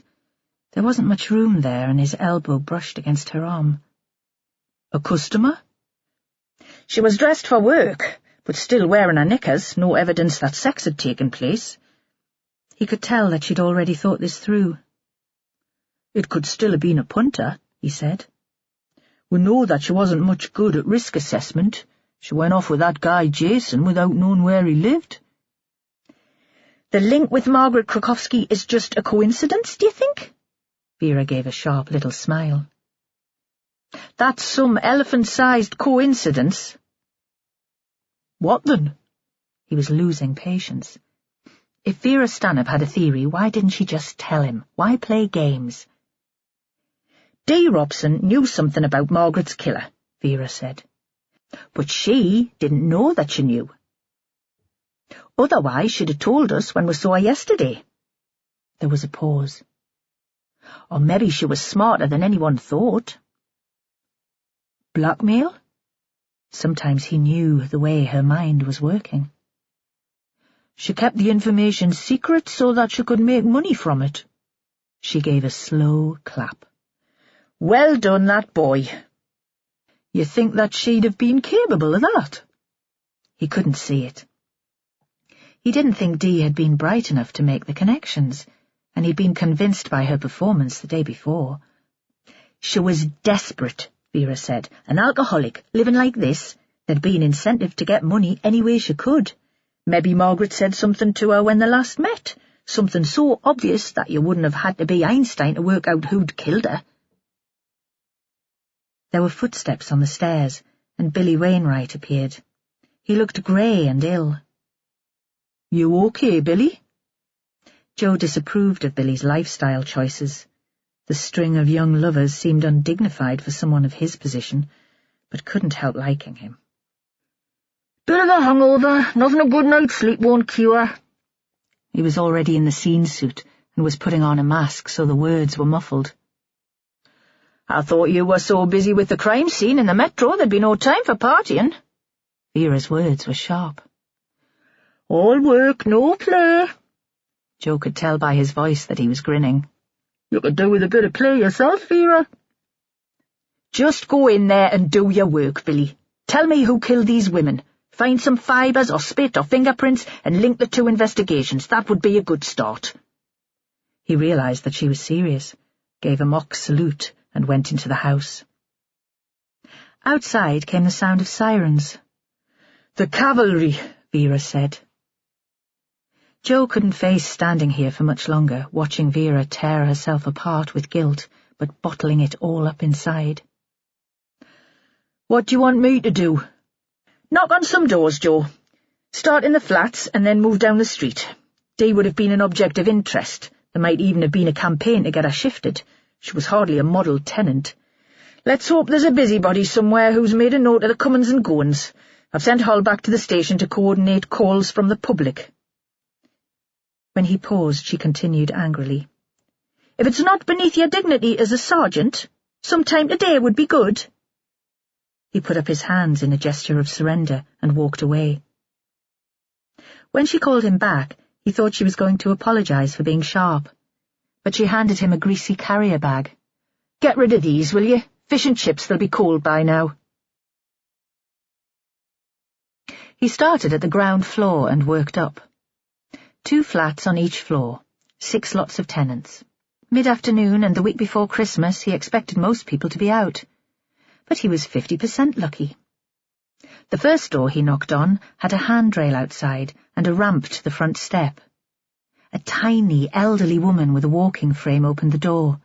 She had shining white hair permed into tight curls. He showed his warrant card. She stepped aside and let him in, sat him in front of the gas fire and chatted while she made tea. She couldn't have been happier to see him if he'd been Santa. "It gets a bit lonely," she said, no self-pity. "Though I get out to the over-60s on Thursdays, and that's always a laugh. Our Christmas party tomorrow." "I'm here to ask some questions." He sat with the tea and a plate balanced awkwardly on the arm of the chair. She'd insisted on him getting the Battenberg out of the cake tin. "About that woman who was killed on the metro?" She poked her head forward, eager for information. "The one with the foreign name. I remember her when she was a lass. Always a bit full of herself and stirring up the lads. Ricky Butt had his eye on her at one time, and Val threatened to bar her from the Coble." "Ricky Butt?" The woman obviously wanted to chat, and she reminded Joe of his nan. "Oh, this won't have anything to do with him." The woman shook her head. "Val was the landlady of the pub for years. Butch is long gone, and he left Mardle when he was still a boy." She smiled. "Sorry, pet, you're not interested in me wittering on. How can I help?" "There's been another incident," he said. "Oh?" Eyes wide with curiosity. "Dee Robson. She lives on the top floor. Do you know her?" "Oh, that one. Peggy Jameson lives next door, and her life's a misery, banging up and down the stairs at all hours, men knocking. She told the police and the council, but nothing happened." She paused. "Not Dee's fault, mind." She tapped the side of her head.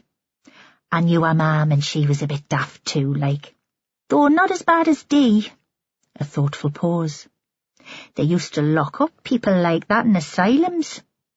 Ashworth couldn't tell if she approved or disapproved of the notion. "Dee's dead," Ashworth said. "We think she died in her flat yesterday. Did you hear or see anything unusual?" The woman shook her head regretfully. "I was out all day yesterday. Me daughter took me back to hers for dinner." He stayed for a few more minutes and had another slice of cake. Vera wasn't the only one with compassion. The next inhabited flat was on the second floor, a woman in her early 30s with a toddler clinging to her legs. She didn't ask him in. "I've already talked to you lot about the woman that's stabbed on the metro."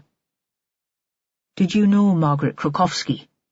"Nah, but when they showed me her picture, I realised I'd bumped into her on the stairs a couple of times. She was on her way to the flat upstairs, I told them that." The toddler began to grizzle. "Perhaps we could go in and talk about it," Joe said. "We don't want the Ben to get cold."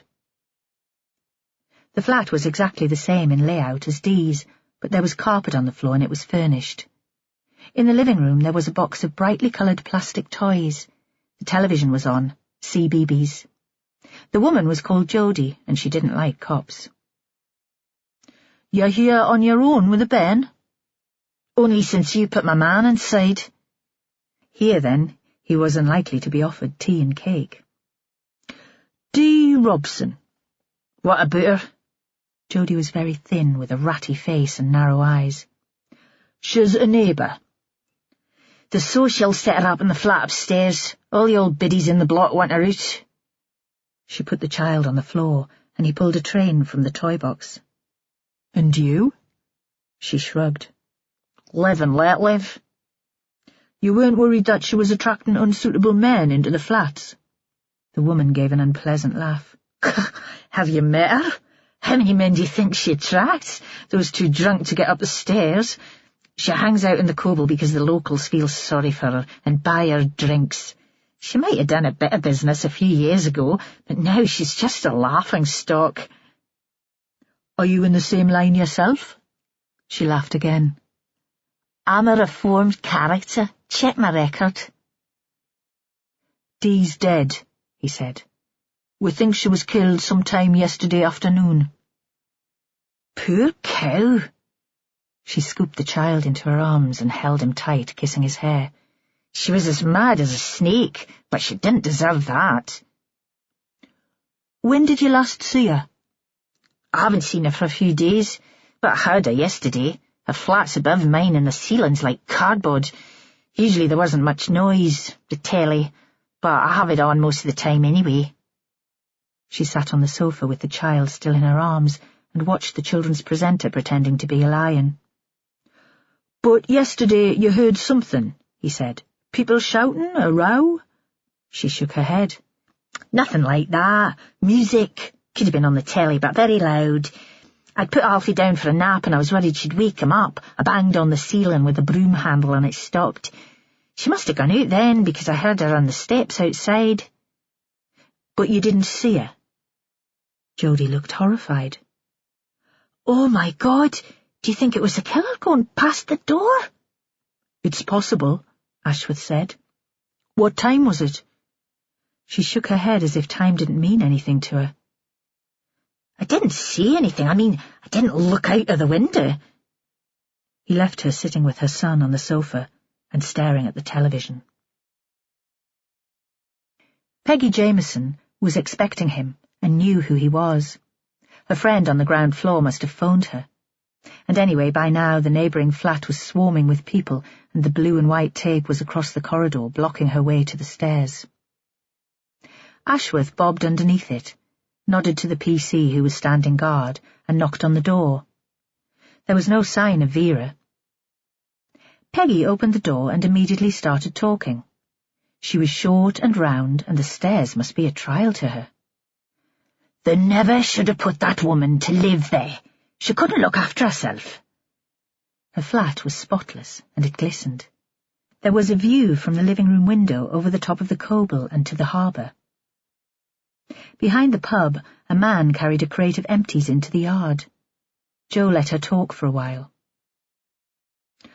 How long has Dee Robson been there?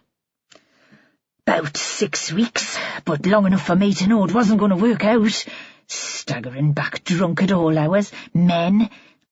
And I could see when she opened the door that it was an absolute pigsty in there. The state of the flat seemed to bother her more than Dee's habits. How many men? Well, I didn't say that many, but I'm not always in, and I'm not as nebby as some. Jo thought Dee's reputation had arrived at Percy Street before her, and that Jodie's assessment of her ability to attract customers was probably accurate. He wondered about Jason, who'd taken Dee on the metro on the day of Margaret's death. Had he been very drunk, very desperate? Certainly he'd dumped her as soon as he'd sobered up. Jo smiled at Peggy. Were you here yesterday? Aye, all day. Did Dee have any visitors? You were in there, Peggy said sharply.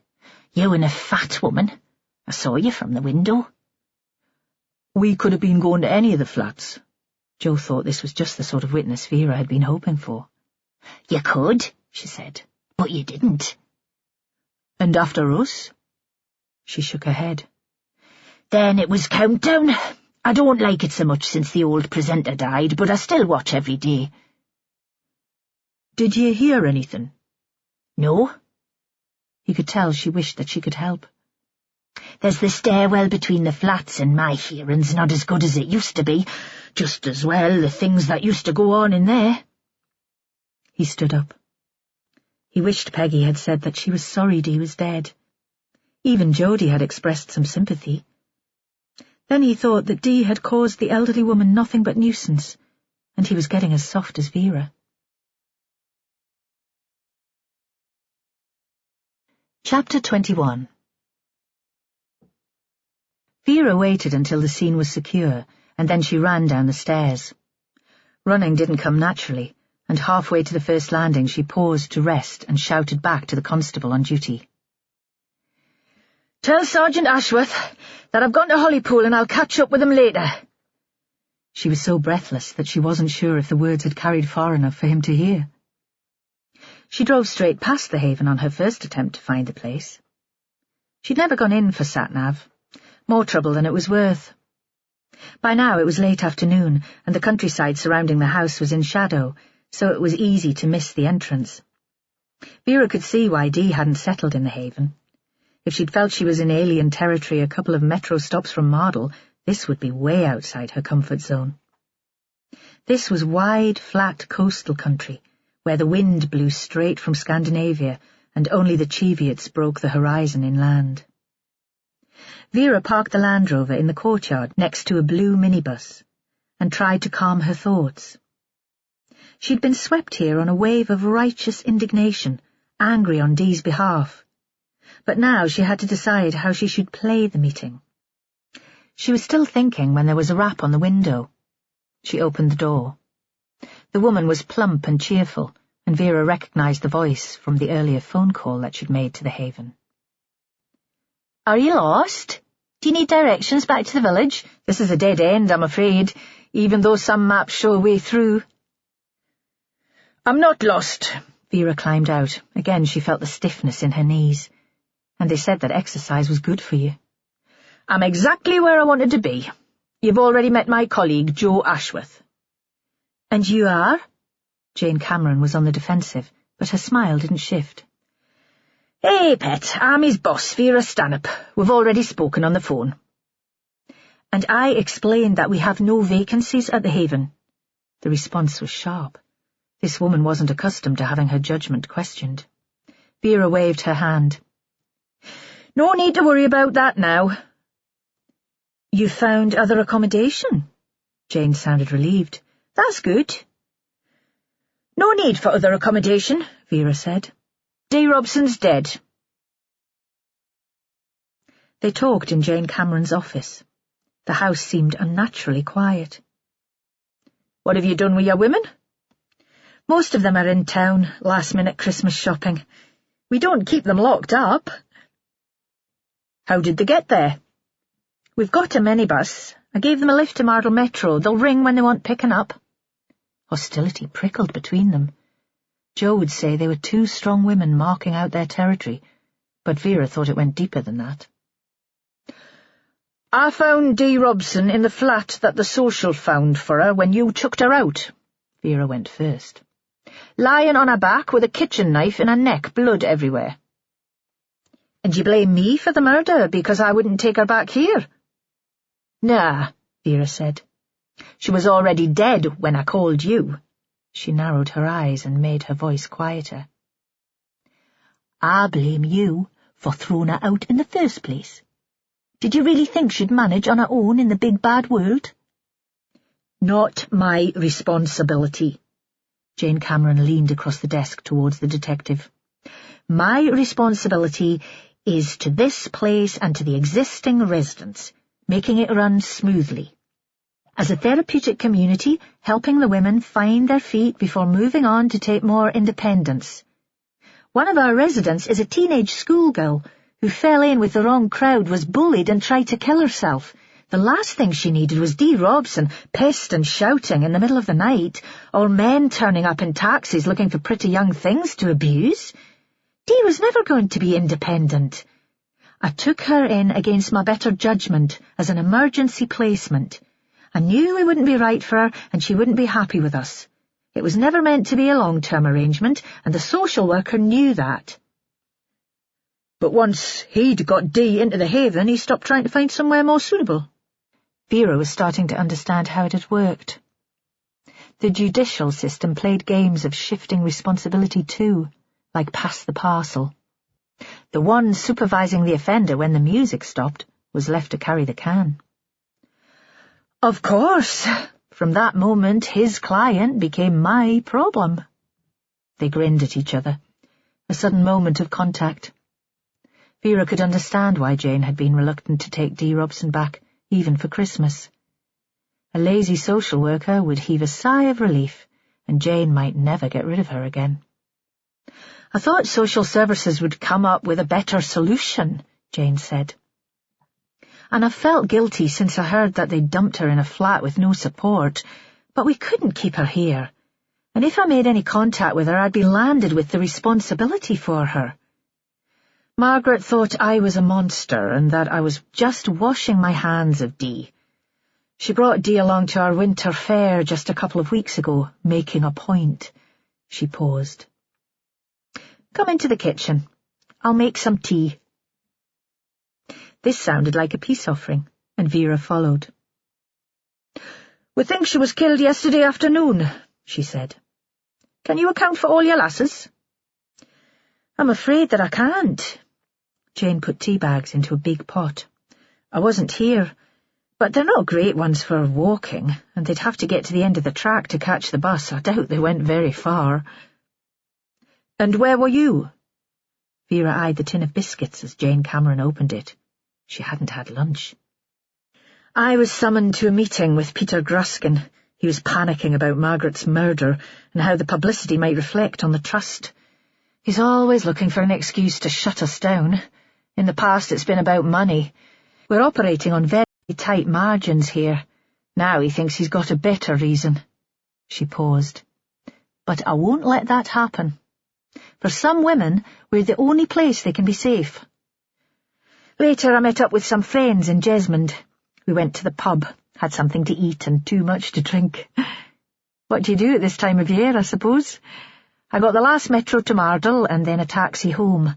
Laurie was still up. She's pretty sensible as long as you keep her away from cars, and she said everything had been fine. What do you make of Gruskin?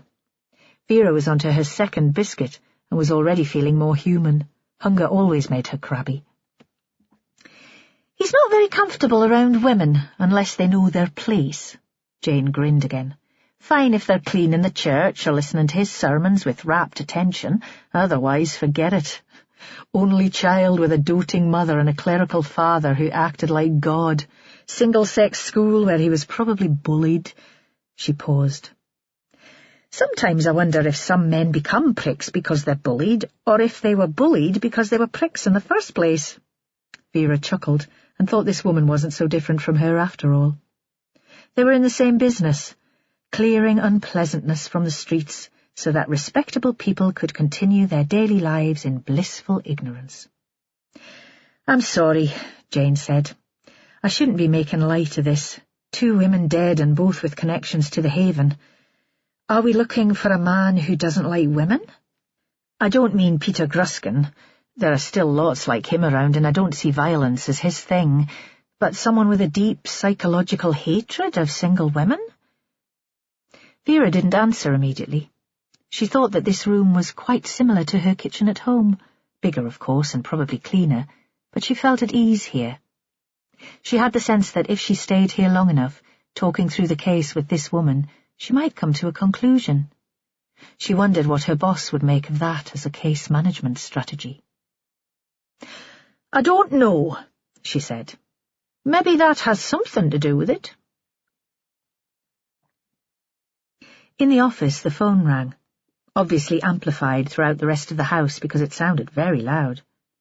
Jane got up to answer it. Vera took another biscuit, then on impulse a couple more, which she put in an evidence bag and into her pocket. When Jane returned, she was halfway into her coat. That was the girls. They need a lift home. Do you want to stay here and talk to them? You'd be very welcome. Vera shook her head and got to her feet. I'm not supposed to do the hands-on stuff.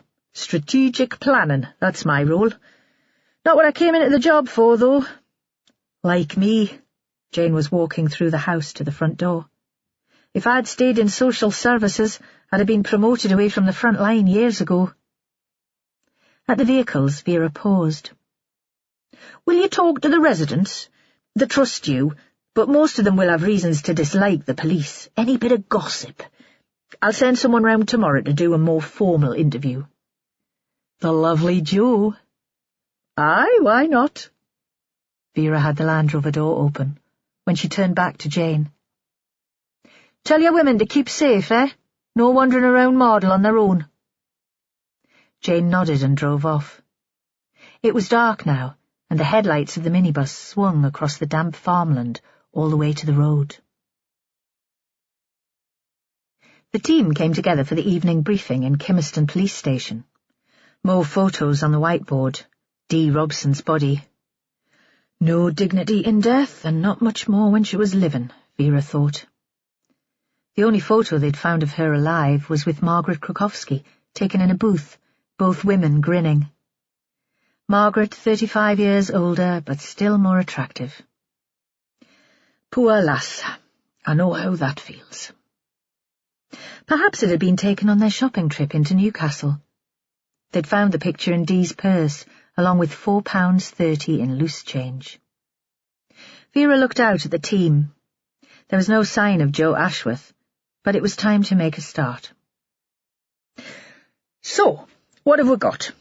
2 women, both isolated, connected through the Haven, where Margaret had been a volunteer, and through geography. They lived 2 minutes' walk from each other in Mardle, and by the fact that they were on the same metro when Margaret was killed. How significant is that? Did they both see something that led to their deaths? Or did Dee recognise Margaret's killer? Thoughts, anyone? She looked out into the audience. They seemed sluggish and unresponsive. Holly raised a tentative hand. Hall? Apart from the geography, they don't have much in common, do they? I mean, Margaret was an educated woman. Why would she choose to spend her time with someone like Dee? The disdain was obvious, and Vera wanted to yell at her. Do you think Dee Robson wanted to live like that? Do you really think she had a choice? But Holly was right, and this wasn't the time to teach her the facts of life. Good point, Hull. Any ideas? Krukowski was a Christian, getting down with the sinners. Charlie, trying for a laugh and missing the mark.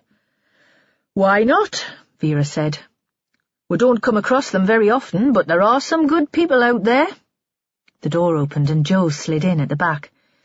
Anything for us, Joe? To show him that she'd registered the fact that he was late. He grinned, and her heart gave a little leap.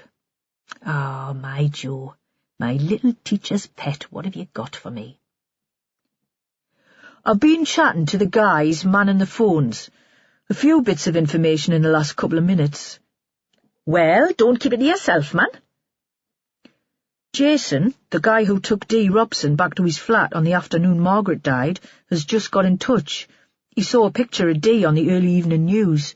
He had to wait until his girlfriend went out to her mum's before making the call. And? Vera was almost hopping with impatience.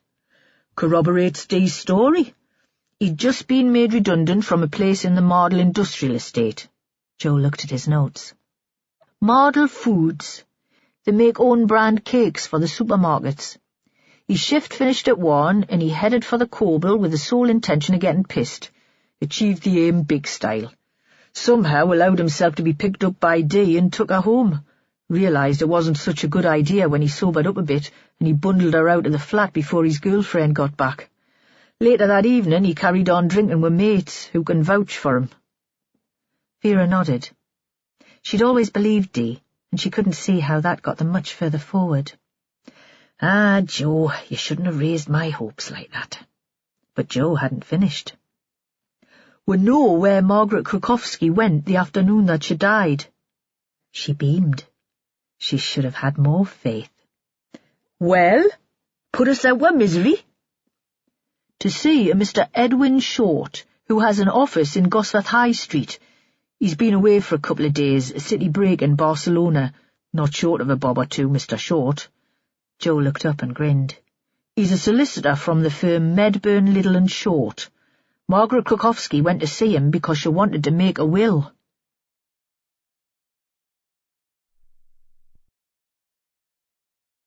This audiobook has been broken into multiple parts to make the download faster. You have reached the end of a part, but not the end of the complete audiobook, so please check your library for the next part of this audiobook. Audible hopes you've enjoyed this program. This is Audible. ISIS Audiobooks presents an unabridged recording of Harbour Street, written by Anne Cleeves, read by Janine Burkett. The moral right of the author has been asserted. This performance is owned by ISIS Publishing Limited.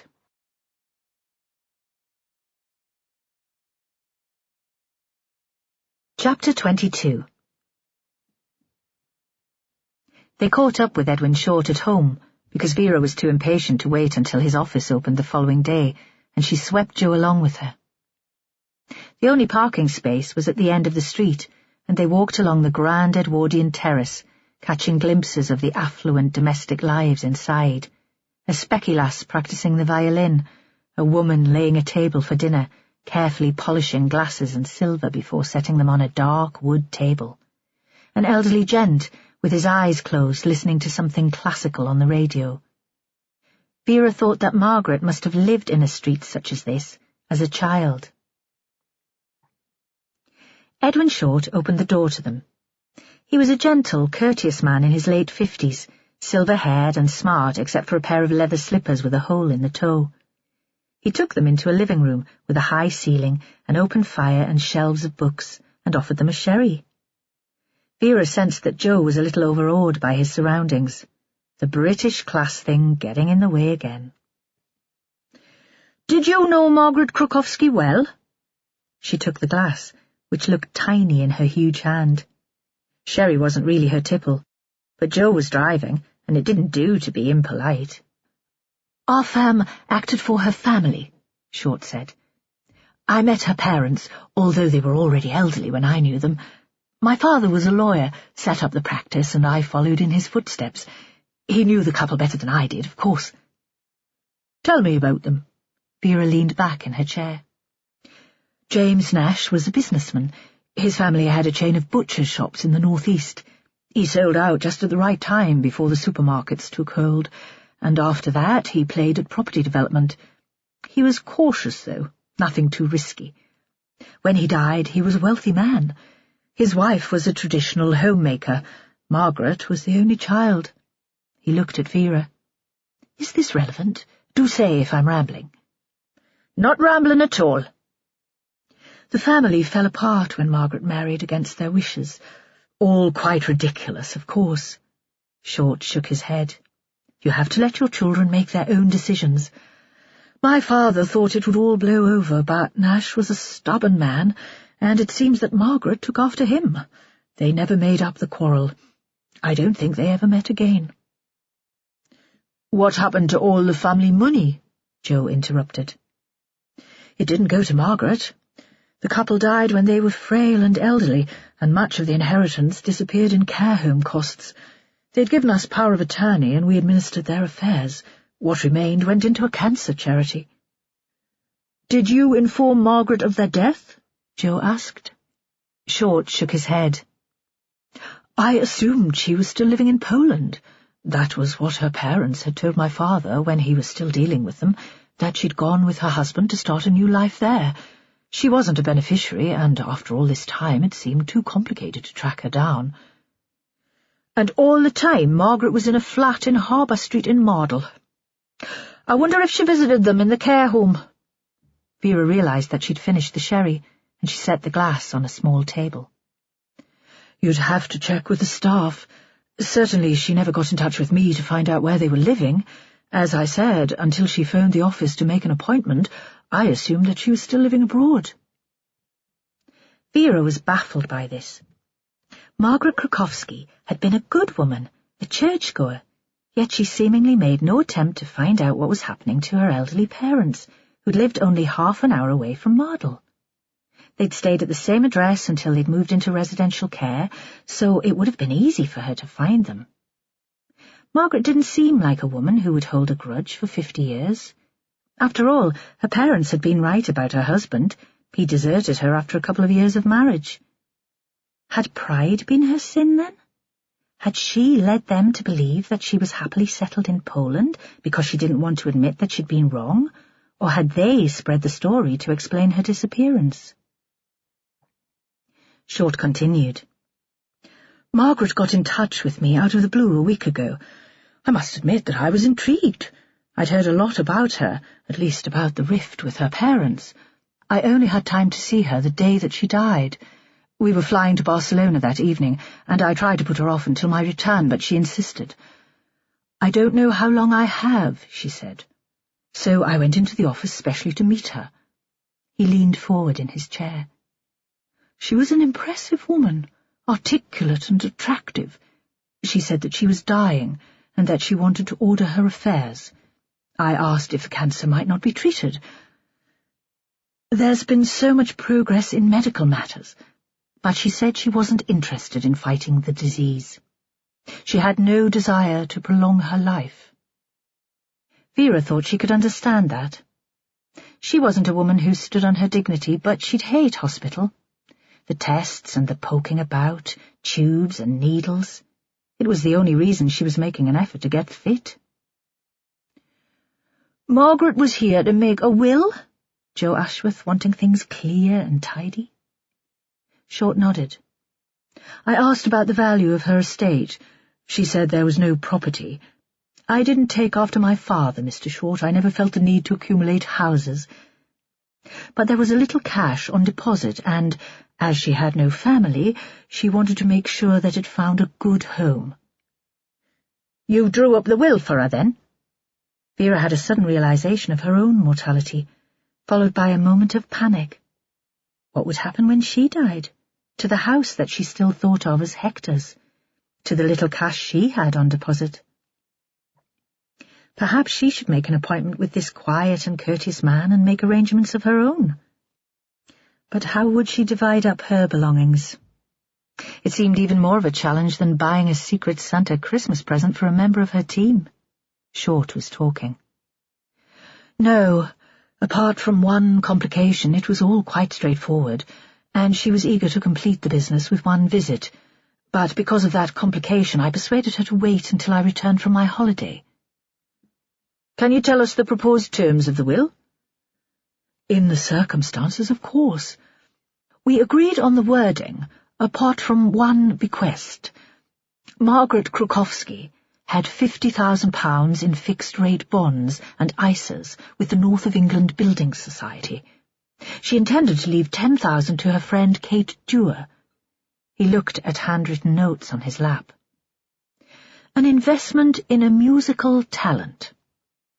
£10,000 was to go to a charity for homeless women called The Haven, and £10,000 to my old friend Malcolm Kerr in gratitude for his help and support over the years.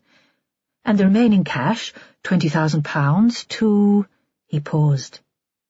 Deirdre Robson. I understand that she was your second murder victim. I got in touch with you as soon as I heard. For a moment, Vera didn't speak. Ideas and questions were spinning round her head. 50,000 might seem a modest sum to the lawyer, but it was considerable for a woman who'd spent the last 20 years as a glorified chambermaid and kitchen assistant. And 10,000 might be enough to save the Haven from closure. She wondered if Margaret had talked to Jane Cameron about the bequest, if she'd had second thoughts when Dee had been asked to leave the hostel. Short went on. The complication was the bequest to Miss Robson. The money wasn't to go to her directly, but to a third party, to administer the money on her behalf, to befriend and assist her, and to provide additional funds to supplement her benefits. It wasn't a usual clause in a will, and I explained that I'd need to check the wording. Had you chosen this friend to look after Dee Robson? Vera wished Margaret was still alive so that she could discuss all this. Vera would have applauded the woman's generosity and common sense. It was another of the beneficiaries, Malcolm Kerr. Vera wondered what all that was about. Malcolm was hardly the most reliable of Margaret's acquaintances. Perhaps she'd hoped that responsibility for Dee Robson would stop him falling apart through grief and self-pity. Short was continuing to speak. I wondered if she'd asked Mr. Kerr if he was willing to take on the role. It seemed to me rather an onerous task. She said that she discussed it with him in general terms. I said that she should get his specific and formal agreement to the arrangement before we drew up her will. How did you leave matters? That she would talk to Mr. Kerr and ask if he'd be willing to meet me. We'd even made an appointment. Short turned away, and Vera thought that even after such a brief contact, he was mourning the death of a woman whom he'd admired. What happens to the money now? She saw that Joe was keen to get home. He knew this was unofficial overtime and wouldn't go on his expenses sheet. Short gave a sad smile. We try to find her next of kin. No children and no immediate family, so it won't be easy. Certainly none of the friends she'd hoped to help will benefit. They sat in Vera's Land Rover to discuss the conversation. The street was quiet. Well, that doesn't help much. Vera fished in her pocket for the evidence bag and offered a biscuit to Joe, who shook his head. Some of the people we might have considered suspects had every reason to keep Margaret alive. If they knew what she was planning, of course. A young couple, their arms round each other, walked down the pavement towards them. They stopped under a streetlight and kissed. Where did she get all that money? Vera thought about that. If she'd been frugal, she might have saved a bit when she was working for Malcolm's father. Left on deposit for all those years, it could have grown into something substantial. Why wouldn't she spend it, though? Joe couldn't get his head round that one. Why live in a tiny flat when she had the deposit for a bigger place of her own? Vera shook her head. Maybe she just liked it where she was, being part of Kate Dewar's family. She looked at her watch. You'd best get on home. Sal'll be making wax models of me and sticking pins in. He had his car door open when her phone rang. It was Holly, her voice triumphant. Vera listened. Well done, Hol. Brilliant work. And she could sense Holly beaming on the other end of the line. What was all that about? Joe pretended lack of interest, but she could tell that he was desperate to know. Holly's shown a bit of initiative. George Enderby, one of the regulars at the Harbour Guesthouse, the publisher's rep. Joe nodded. He told us he was on his way to Newcastle for work, then to Scotland to visit a couple of independent bookshops there, Vera said, and that tonight he was staying in Mardle again on his way home. And? Curiosity was getting the better of Joe and making him shirty. He's a publisher's rep, all right. One of the longest-serving employees, apparently. Very highly thought of. But he's not at work this week. He finished last Friday for his Christmas holidays. So what's he doing in Mardle? Chapter 23. They were at the early morning briefing, and the focus was on George Enderby. Why would Enderby come north to stay in Harbour Street if he's not here for work? Vera was pacing up and down in front of the whiteboard. Since Holly had come up with the information, Vera had been worrying at the notion. She couldn't see the man as a killer, but couldn't imagine why he would lie. She looked around the room. Most of the team were bleary-eyed and untidy. No energy. She'd dragged them in early. What do I know about him, Holly? Nothing, Holly said. She was still sharp and smart. No record. Have we got him on CCTV? A possible sighting of him walking down Harbour Street towards the Coble with another guy on the day that Margaret died, but it's just a back view from the metro, so it's hard to tell. Vera wondered if Holly had been to bed or if she'd been in the station all night. Do we know where he is now? He checked into the Harbour Guesthouse yesterday. I phoned in the evening and got Chloe, Kate Dewar's daughter. Apparently he asked if he could stay an extra night, so he's not scheduled to leave until tomorrow. I've asked the team canvassing in the area to keep a lookout for his car in case he changes his mind. Vera thought about that. OK, so why would Enderby want to hang around in Mardle if he's the killer? Why not get away from the place as soon as he had the chance? Charlie raised a hand. Some killers do haunt the crime scene. We get a thrill out of watching the investigation. Vera could imagine that. Enderby with his spy stories, watching the action playing out in front of him, thinking that he could outwit the police. She paused and came to a decision. Hall, you carry on the good work here. Any connection between Enderby and Margaret or Dee, we want to know about it. He told me that he supported Margaret's good causes with cash. Did he help out more directly? Go to the Haven or meet up with Dee Robson at any time? Let's make some connections. Joe, you're with me. Where are we going? To the Coble. If Enderby was heading in that direction the day Margaret died, that's probably where he ended up. Let's go and see. The pub was closed. Outside, a scattering of cigarette ends on the pavement, and even from where they stood the smell of stale beer. Inside, a tiny woman was pushing a hoover across the floor. It was as big as she was. Vera banged on the window, but the woman didn't hear until she turned off the machine. She shook her head and pointed to her watch. Vera held up her warrant card to the dirty window, and eventually the door was unbolted. "Do you run this place?" "Nah, I'm just the cleaner." She was nervous. Vera suspected she was paid cash in hand and still claimed benefit. "Who does?" "Lawrence. He lives in the flat upstairs." "Well, give him a shout, pet. Then you can get on." "I'll unlock the door and you can go up yourself." She was as skinny and shapeless as a 10-year-old girl, nicotine on her fingers, and Vera could tell she was desperate for a tab. She'd be outside on the pavement smoking as soon as she'd got rid of them. She'd led them through the lounge bar to a back corridor and took a string of keys on a chain from her apron pocket. Vera was reminded of a prison officer at locking up time. Lawrence was up, but only just. He was wearing jogging bottoms and a vest, and his feet were bare. Vera had knocked on the door at the top of the narrow stairs, Joe standing behind her. The landlord was probably expecting the cleaner, a demand for payment, or for new dusters. "Oh, are you?" A giant of a man, but somehow gentle with it. Vera would have sworn like a trooper if strangers had turned up in her home at this hour of the morning. He stood back to let them in. The room looked out over Harbour Street and onto the water. "Were you in the bar on the night Margaret Krukowski was murdered in the metro?"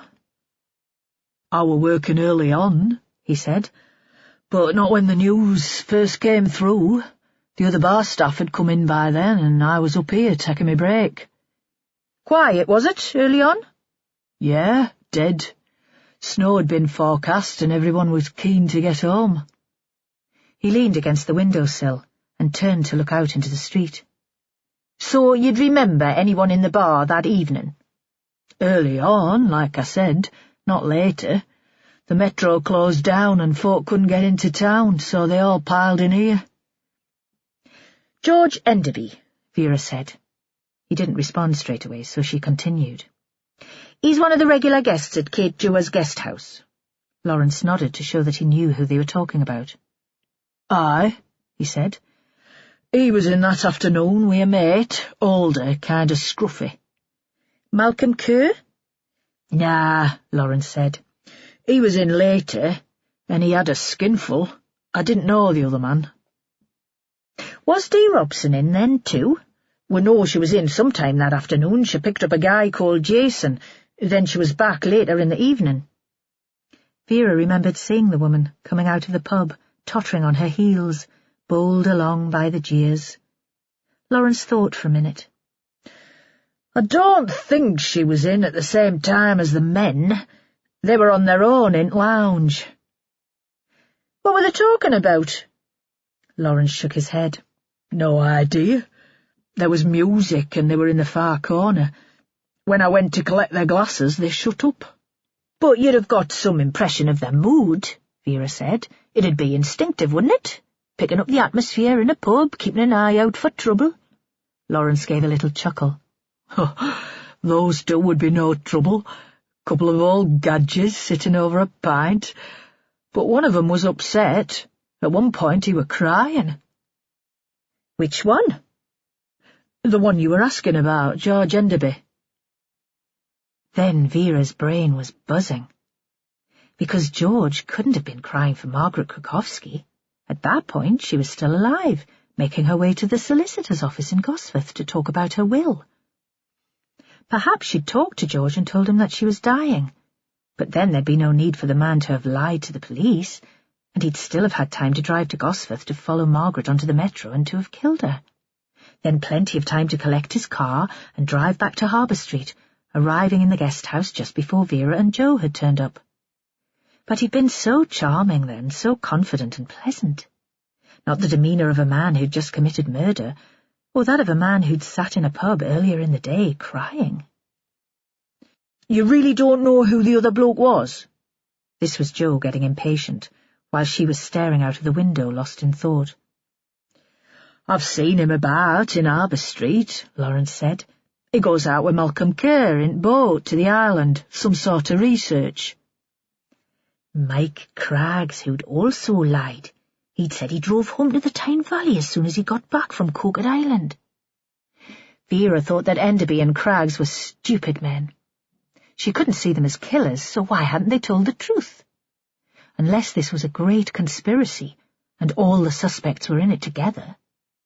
She smiled at the thought. She was back to Enderby and his fantasies, his wild fictions. "Thanks. You've been very helpful." Lawrence didn't ask anything about the investigation. She liked his gentleness and his lack of curiosity.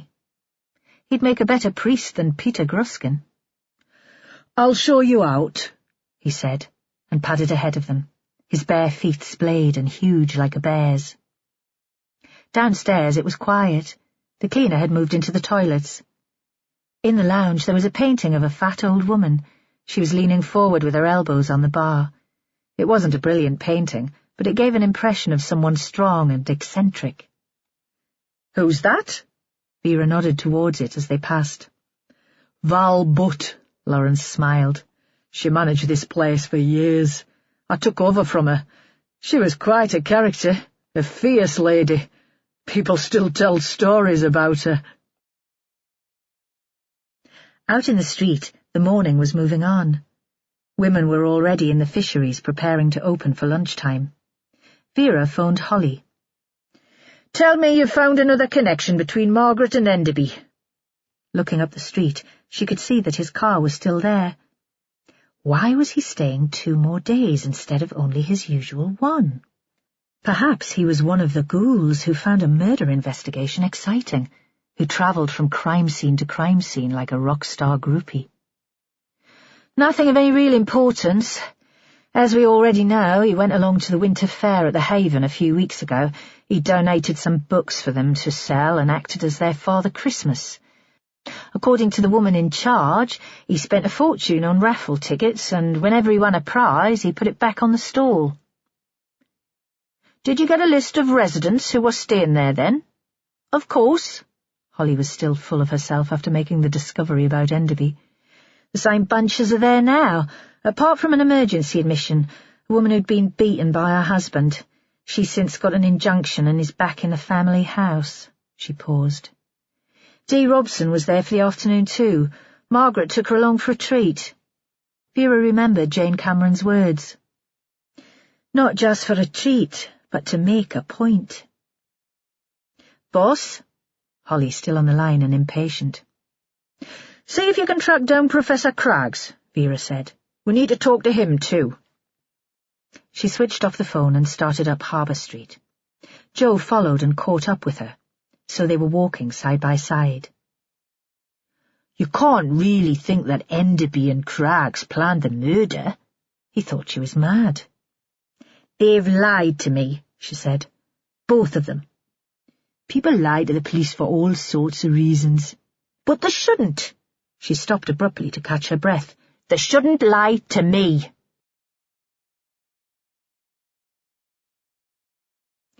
Chapter 24. Kate was drinking coffee in the kitchen with Stuart when there was a knock at the door, so loud that she jumped and felt an irrational surge of fear. They'd had a lazy morning. George Enderby had come to the dining room for breakfast as usual, and then had disappeared. The kids were out. The house was still and quiet. It rarely was, and she thought that in the future their life could be like this, peaceful and easy. Then there was the knock at the door, and Stuart looked up from the newspaper on his lap, frowning. "Shall I go?" But he seemed so settled there, and a little elderly in the harsh light of a working kitchen. So she got to her feet and kissed his forehead, and she went past him and felt the skin very dry on her lips. She looked through the hall window before opening the door and saw the fat detective and her sidekick standing outside. "Sorry to disturb you, pet. Do you mind if we come in?" And by the time Vera Stanhope had finished the words, she was inside the house, the younger man trailing after her. Kate wondered how that must make him feel, always in the fat woman's shadow. Vera stood in the hall, rubbing her hands against the cold, as if they'd been waiting outside for hours and not just a few minutes. "I was wondering if we could get breakfast," she said. "I mean, we'd buy it, of course. We'd have to. These days, even a freebie fry-up might be taken the wrong way. Bribery and corruption." And she flashed a bright smile, so Kate wondered if this was the only reason for the visit, if they'd disturbed her perfect morning just to make them bacon and eggs, or if this was some kind of weird joke. She remembered the rush of adrenaline when she'd heard the banging on the door and felt angry. The cheek of the woman! It was hard to believe this was happening. The strange woman invading her house and demanding breakfast. But then it was hard to believe that 2 women had been killed in the town. Vera was still talking. "You're not on your own, are you? I thought you still had guests staying." "Only George," Kate said. "George Enderby." "Ah, I thought I saw his car outside.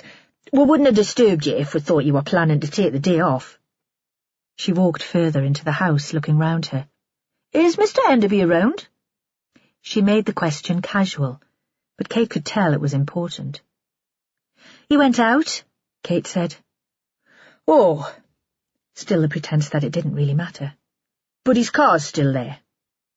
"He got the metro into town." "Did he say where he was going?" Vera's eyes were sharp as tacks, and there was no mention now of Kate cooking breakfast for her. It seemed that was just a pretext to get through the door. "Some library, something about getting a fix, a visit to a proper place for books to be cherished before he heads south tomorrow." George had mentioned it at breakfast, but Kate hadn't taken much notice. "The Lytton Phil Library?" "Yes." Kate thought the inspector must be some sort of witch to have guessed that right. "How did you know?" "It's where book lovers hang out." Vera flashed her another smile. "And the lonely and the slightly mad. I should know. I'm a member myself." Another pause. "Can you show Joe here into Mr. Enderby's room? I need to get back to work." Kate hesitated. She found it hard to stand up to the fat detective. "But I can't do that. It's an invasion of his privacy." "It's your house, pet. Give us permission and we don't need a warrant." They stood for a moment staring at each other, and finally Kate gave in. She didn't owe George Enderby anything, and if he was involved in these murders, then it was her duty to help the police. She wondered what Stuart would make of it. Surely he would agree too, and perhaps there'd always been something a bit odd about the man, something a bit unsettling. Kate went into the kitchen to fetch her keys, and when she returned, Vera Stanhope had disappeared. It was hard to imagine that such a big woman could move so quickly or so lightly. The sergeant followed her up the stairs and waited in silence while she opened the door. She thought he would send her away, but he nodded for her to go in first. Perhaps he needed her there as a witness. Kate hadn't been in to make up the room yet, but it was tidy as always, the duvet folded back, the cup on the tray next to the kettle. George's hold-all was open on the floor in the corner. It seemed that he hadn't really bothered to unpack this time, and that was unusual. Normally he hung up his work shirts and his jacket as soon as he arrived. "If you're a salesman, Kate, first impressions count." Standing next to it was the wheelie suitcase in which George carried his samples. The sergeant laid it flat on the floor and unzipped it. Inside she saw some jeans and a heavy jersey, a pair of walking boots and a waterproof jacket. "But where are the books?" Kate couldn't help herself. "What books?" The sergeant looked up. He was still kneeling on the floor. He frowned a little. "He carries books in the suitcase, samples to show the shopkeepers." The detective said nothing. He began opening the drawers, but all George's clothes were still in the hold-all. Joe Ashworth emptied that carefully, laying each item on the bed, but it seemed there was nothing of interest to him. He looked in the bathroom before turning back to Kate. "That's been very helpful. Thank you." His face gave nothing away. She wanted to ask if they thought George was a murderer. "I have children," she said. "A daughter. Is it safe to let Mr. Enderby stay here tonight?" She could hear the hysteria in her own voice. There was only a moment of hesitation before he replied. "We have no evidence against Mr. Enderby. We think he can help us with our inquiries." She didn't find that reassuring. At the bottom of the stairs, the detective held out his hand and thanked her again. He could have been one of her paying guests. Stuart was still in the kitchen. He'd heard Kate come down the stairs and already had the coffee machine on again. "What was all that about?" He didn't look at her as he asked the question, and she couldn't tell how curious he really was. "The police. They wanted to look inside George's room." "Did you let him?" Now he did turn to look at her. "Yes?" She wondered now if she'd been a coward not to stand up to them. "If it helps find the killer." Her voice trailed away. "You think George could be the murderer?" Stuart waited for her to answer, and she saw that this wasn't an idle question. She recognized the teacher in him. He'd used the same tone standing in front of his class. "Is that really how you think that piece should be played?" He seemed unusually serious. She took the question seriously too. "No," she said at last, because despite her earlier misgivings and the hesitation in the detective's voice, it was impossible to think of quiet and gentle George Enderby hurting anyone. She'd seen him open a window to allow a wasp to escape. "What reason would George have for killing Margaret? And he'd have hardly known D. Robson, unless she'd tried to pick him up in the Coble." "What do you mean?" Stuart frowned. "Dee was always trying to pick men up in the Coble. The locals knew her and just made fun of her." Kate couldn't help an awkward smile as she thought how embarrassed George Enderby would be by such an encounter. Polite and awkward, but terrified too. "Are you saying that Dee Robson was a prostitute?"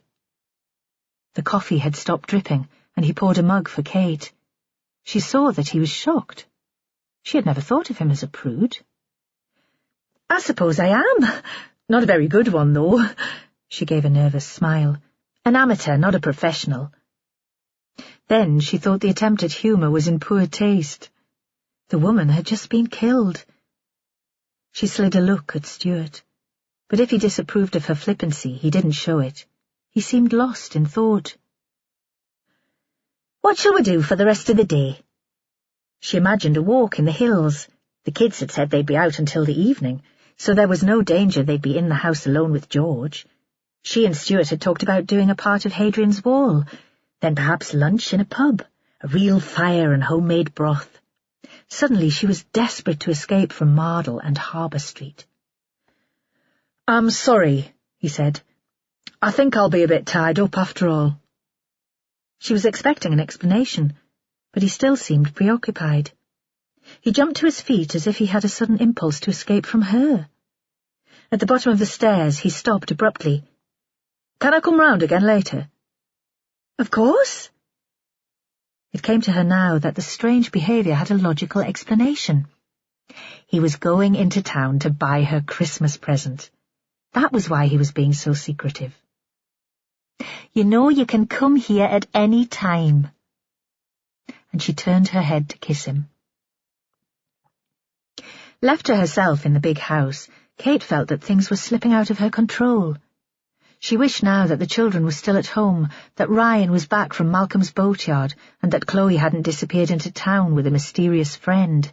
She wanted everyone here, where she could keep an eye on them, where they'd be safe. Chapter 25. Joe crossed the road so that he couldn't be seen from the Harbour Guesthouse basement, and wondered what he should do next. He assumed Vera had gone into town on the trail of George Enderby. She'd probably dragged Holly or Charlie along with her, a corroborative witness if the case came to court. He tried phoning her, but the call went straight to voicemail. Joe was still standing there, dithering, phone in his hand, when the door of the guest house opened and Stuart Booth emerged. He hesitated, and then looked back at the house. Joe expected Kate Dewar to follow, but the man closed the door behind him and remained there for a moment, dithering too. They formed mirror images of each other on both sides of the road. Booth seemed to come to a decision, before making a dash across the street to join Joe outside the church. "I wonder if I might talk to you, Sergeant. I have some information. It might be relevant to the murder of Margaret Krukowski." Joe was in a pool car, and he drove Booth to the police station in Kimmerston. Vera might have done it differently, had some informal chat over tea or beer or chips. But Joe wanted this done properly, the man's words recorded. Driving to Kimmerston, he felt a tingle of excitement. It occurred to him that the man intended to confess to murder. Booth was so still and so serious. In the car, Booth didn't speak. Joe turned occasionally to sneak a look at him, and saw that he was staring out of the window, very tense. The muscles in his face were set hard. Joe had come across men like him in rural Northumberland, hill farmers and shepherds with few words, tough, sinewy men. It was hard to imagine Booth as a musician. Joe had looked him up, and Google said that jazz was his thing. Perhaps that was when he did relax, and he could picture the man then in a basement bar playing saxophone, head tilted back, eyes half closed, wrapped up in his music. "What instrument do you play?" The question came without thought. Booth didn't turn away from the window to answer. "At school, whatever they need me to. Piano for assembly, recorder to start the little buggers off. But for pleasure, the alto sax." Joe was pleased that he'd guessed right. In the station, Joe got Booth coffee from the staff room in a mug, not the cardboard cups they usually gave to witnesses. One of Vera's tricks. Holly had gone into town with Vera in search of Enderby, so Charlie sat in, the silent man, the observer, while for once Joe took charge of the discussion. They sat in an interview room, and their words bounced off the gloss-painted walls and seemed to rattle like hail from the ceiling. He asked if he might record their discussion, and Booth nodded. "So, Mr. Booth, you said that you have some information about Margaret Krukowski." It took Booth a while to speak. Perhaps he was expecting the officers to ask him direct questions. As he waited, Joe looked at him, taking in the details, his clothes, denim jeans and a checked shirt and knitted sweater, those sturdy trainers that could act as walking boots. Booth was wearing a green fleece, too, though it was warm in here. He wouldn't be a man to feel the cold, but it would have taken movement to get it off, and still he wasn't moving much, a face moulded by the weather and eyes like slate. "Margaret Krukowski was a prostitute," Booth said. "Not recently, as far as I know, but years ago. I only just discovered, when Kate said it, that Dee Robson was a sex worker, and suddenly it seemed important." Sparks were firing now in Joe's head. "So, we're not looking for a man who hates women, but a man who hates prostitutes." He wondered what Vera would make of the news, then thought she might not be surprised that church-going Margaret had once worked in the sex trade. The boss had said from the beginning that they needed to uncover Margaret's secret. "How do you know that, Mr. Booth?" He took a deep breath. "Because I used to use her services regularly, over a number of years." Joe thought the man would stop there, but he continued to speak. Joe thought that a priest taking confession might feel like he did now, curiosity flecked with embarrassment and distaste. Booth continued. "I was a newly qualified teacher, awkward, shy, needing a relationship, but not sure how to get one. A kind of joke with the other musicians. One of them gave me her number." Even now he seemed to be blushing at the memory. "I got drunk one night and phoned her." He paused.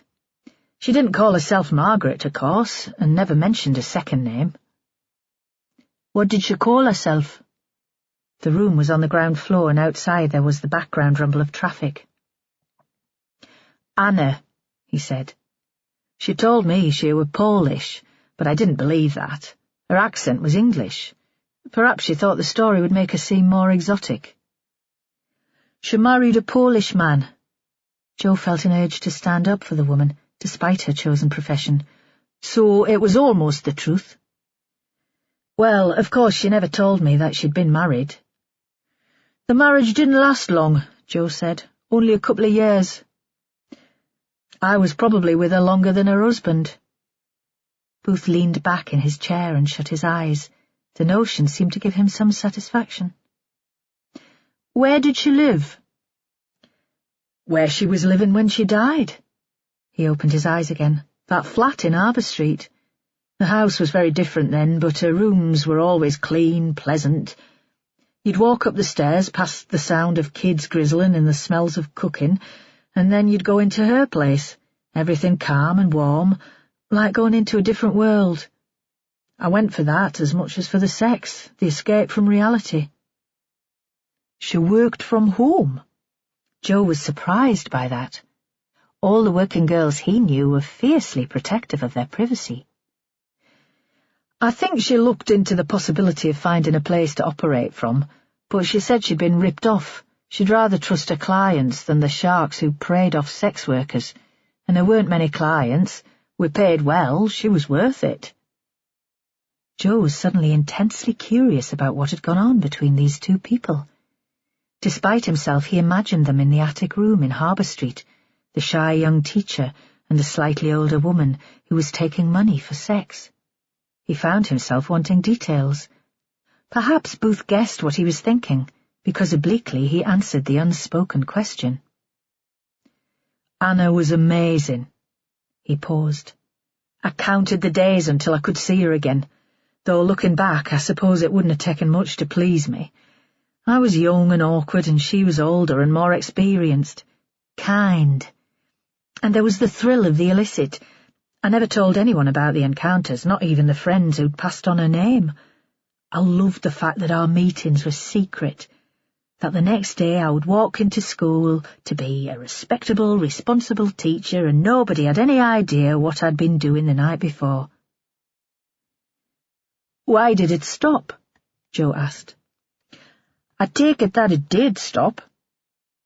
He couldn't imagine this man in his late 50s climbing the stairs to see Margaret when Kate wasn't looking. I found a girlfriend, Sergeant. Not someone I cared for, as I do about Kate, but someone to sleep with. That was less exciting than the visits to Harbour Street, but it seemed more appropriate. And as I got older, I lost my courage. I was scared someone would see me. I couldn't have stood it getting out that I used the services of a prostitute. Did you ever meet any of Margaret's other clients? The thought came to Joe quickly, a sudden flash of hope. Booth shook his head. No, as I say, I think we were a select bunch. Margaret presented a respectable face to the world, too. A couple of times I saw the back of a man disappearing down Harbour Street in the gloom as I came in, but no faces. Nothing that would be of any use to you. When did you realise that Margaret was still living in the same house? Joe thought Stuart seemed almost relaxed now. The relief of sharing his secret had eased the tension. Not until Kate introduced us, a sunny lunchtime in the garden. When I found out that Kate lived in Harbour Street, I was intrigued. It seemed some sort of omen when it turned out to be the same house. Perhaps I was hoping to regain that youthful excitement. And I have captured it in a way, though the house was unrecognisable. She talked about Margaret, the friend who helped her in the kitchen, but of course I didn't make any connection. The woman I'd known was called Anna, and I'd last seen her more than 30 years before. But you recognised Margaret? Oh, yes, immediately. He leaned forward across the scratched table to make a point. She was still a very beautiful woman. And she recognised you? He thought for a moment before answering. I think she did. I hope so. I had the sense that she was giving Kate and me her blessing. We never talked about our former lives, even on the few times that we found ourselves alone. Joe drove Stuart back to Mardle. He was glad of an excuse to leave Kimmerston, and like Vera, he thought that Mardle was the centre of the investigation. There was still no conversation. Booth directed him to a small development on the edge of town, a conversion of farm outbuildings where he had an apartment. The place was on the west side of town, and Jo thought it would be just a short walk across open fields to the haven. When the car stopped, Booth stayed still for a moment and turned to Jo, wanting reassurance. I suppose this makes me a suspect, because Margaret could have told Kate about my past. I do have a motive of a sort. Jo wasn't sure what to say. We'll keep an open mind, he said at last. We always do. Everyone who knew Margaret Krukowski is a potential suspect, but we're grateful for the information. It's been very useful. Stuart frowned. Do you think I should tell Kate? I suppose if there's a court case, it might come out. It would look better if I told her now. He paused. I did wonder if she'd guessed that I knew Margaret. I'd kept a photo of her in my wallet. Margaret gave it to me as a memento when I told her I wouldn't be visiting her anymore. It's gone. I thought perhaps Kate had found it, but rooting through other people's possessions isn't her style. It must have just fallen out one day. He stopped suddenly and seemed terribly sad that he no longer had anything to remember Margaret by. In theory, Jo was a great believer in honesty in a relationship, though there were certainly things in his past that he'd never discussed with Sal. But this was a murder investigation, and information was power. He imagined Vera's face when he passed on the news, and thought it gave him power too. At least it would earn him a few brownie points. Would rather you kept this to yourself for the moment, sir. Relieved to be let off the hook, Stuart flashed him a sudden bright smile and got out of the car. Chapter 26. Vera stood outside the Georgian symmetry of the Lit and Phil Library in Newcastle city centre, waiting for Holly and letting her mind wander. Passengers from Central Station swept past her, and cars screeched at the lights, but Vera was lost in thought and took no notice. 2 women, Margaret Krukowski, bright and smart, born into affluence and wanting to set her affairs straight because she realised that she was ill. Dee Robson, one of life's unfortunates, someone who'd needed looking after from the moment she was born, though until Margaret had come along, nobody had bothered much.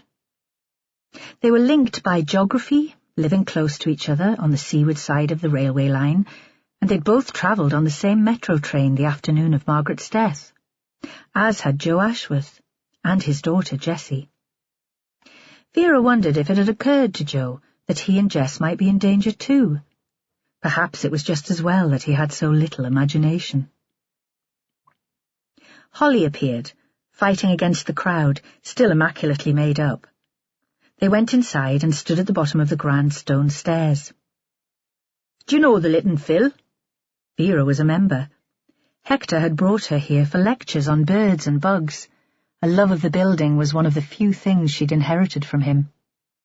Of course, brilliant, isn't it? Of course she knew the library. Holly had no areas of ignorance at all, or so she thought. Apparently Enderby's inside. He left Harbour Street straight after breakfast and told Kate he was coming here. Let's see what he has to say for himself. They climbed the stairs to the library on the first floor and opened the door to a room flooded with light from the glass domes.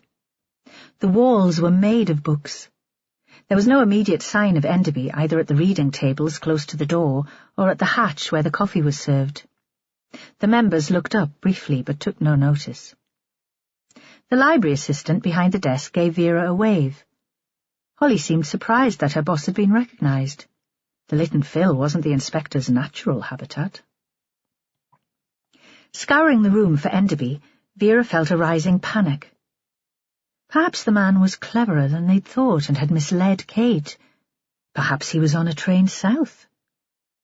She looked round the corner into the other leg of the L-shaped room. Still no sign of him. Ignoring Holly, who was trailing behind her, Vera returned to the desk. George Enderby, Vera said. Big guy, Baldon, from the south, loves his books. Ah, George, the library assistant smiled fondly, and Vera saw that the man had worked his charm on her too. Yes, he came in as soon as we opened. He's one of our southern members. You'll probably find him in the silence room. He prefers to read in there. Vera told Holly to stay where she was and went through the door at the back of the room and down the stairs. The heavy doors shut out the sounds of the library. There was the gurgle of a cistern in the distance, otherwise a dense quiet. Vera paused outside the silence room, a moment of superstition, as close to prayer as she'd ever get. Let 'em be there. She opened the door. It was a square room with no natural light, silent, of course. Talking wasn't allowed. Even a cough provoked tutting. At first it seemed empty, but bookshelves jutted into the room at right angles to the walls, forming small alcoves, and she couldn't see into those from the door. In one, a middle-aged woman typed furiously on a laptop. In another was George Enderby, leaning forward with his head on the small card table, as if he were asleep. The rules of silence were entrenched from childhood, and she couldn't bring herself to speak. She came close to him. He was still in his overcoat and must be very warm. She tapped him on the shoulder. For a brief moment there was no reaction, and she had the wild thought that he might be dead, another victim. Then he woke with a start. In his shock, he seemed about to talk, and she put her finger to her lips. She motioned for him to follow her and left the room. They used one of the upstairs rooms for their discussion. Vera had liked Enderby when they'd first met, but had felt even then that he was playing games, all that talk of stories of Margaret Kokovsky as a spy.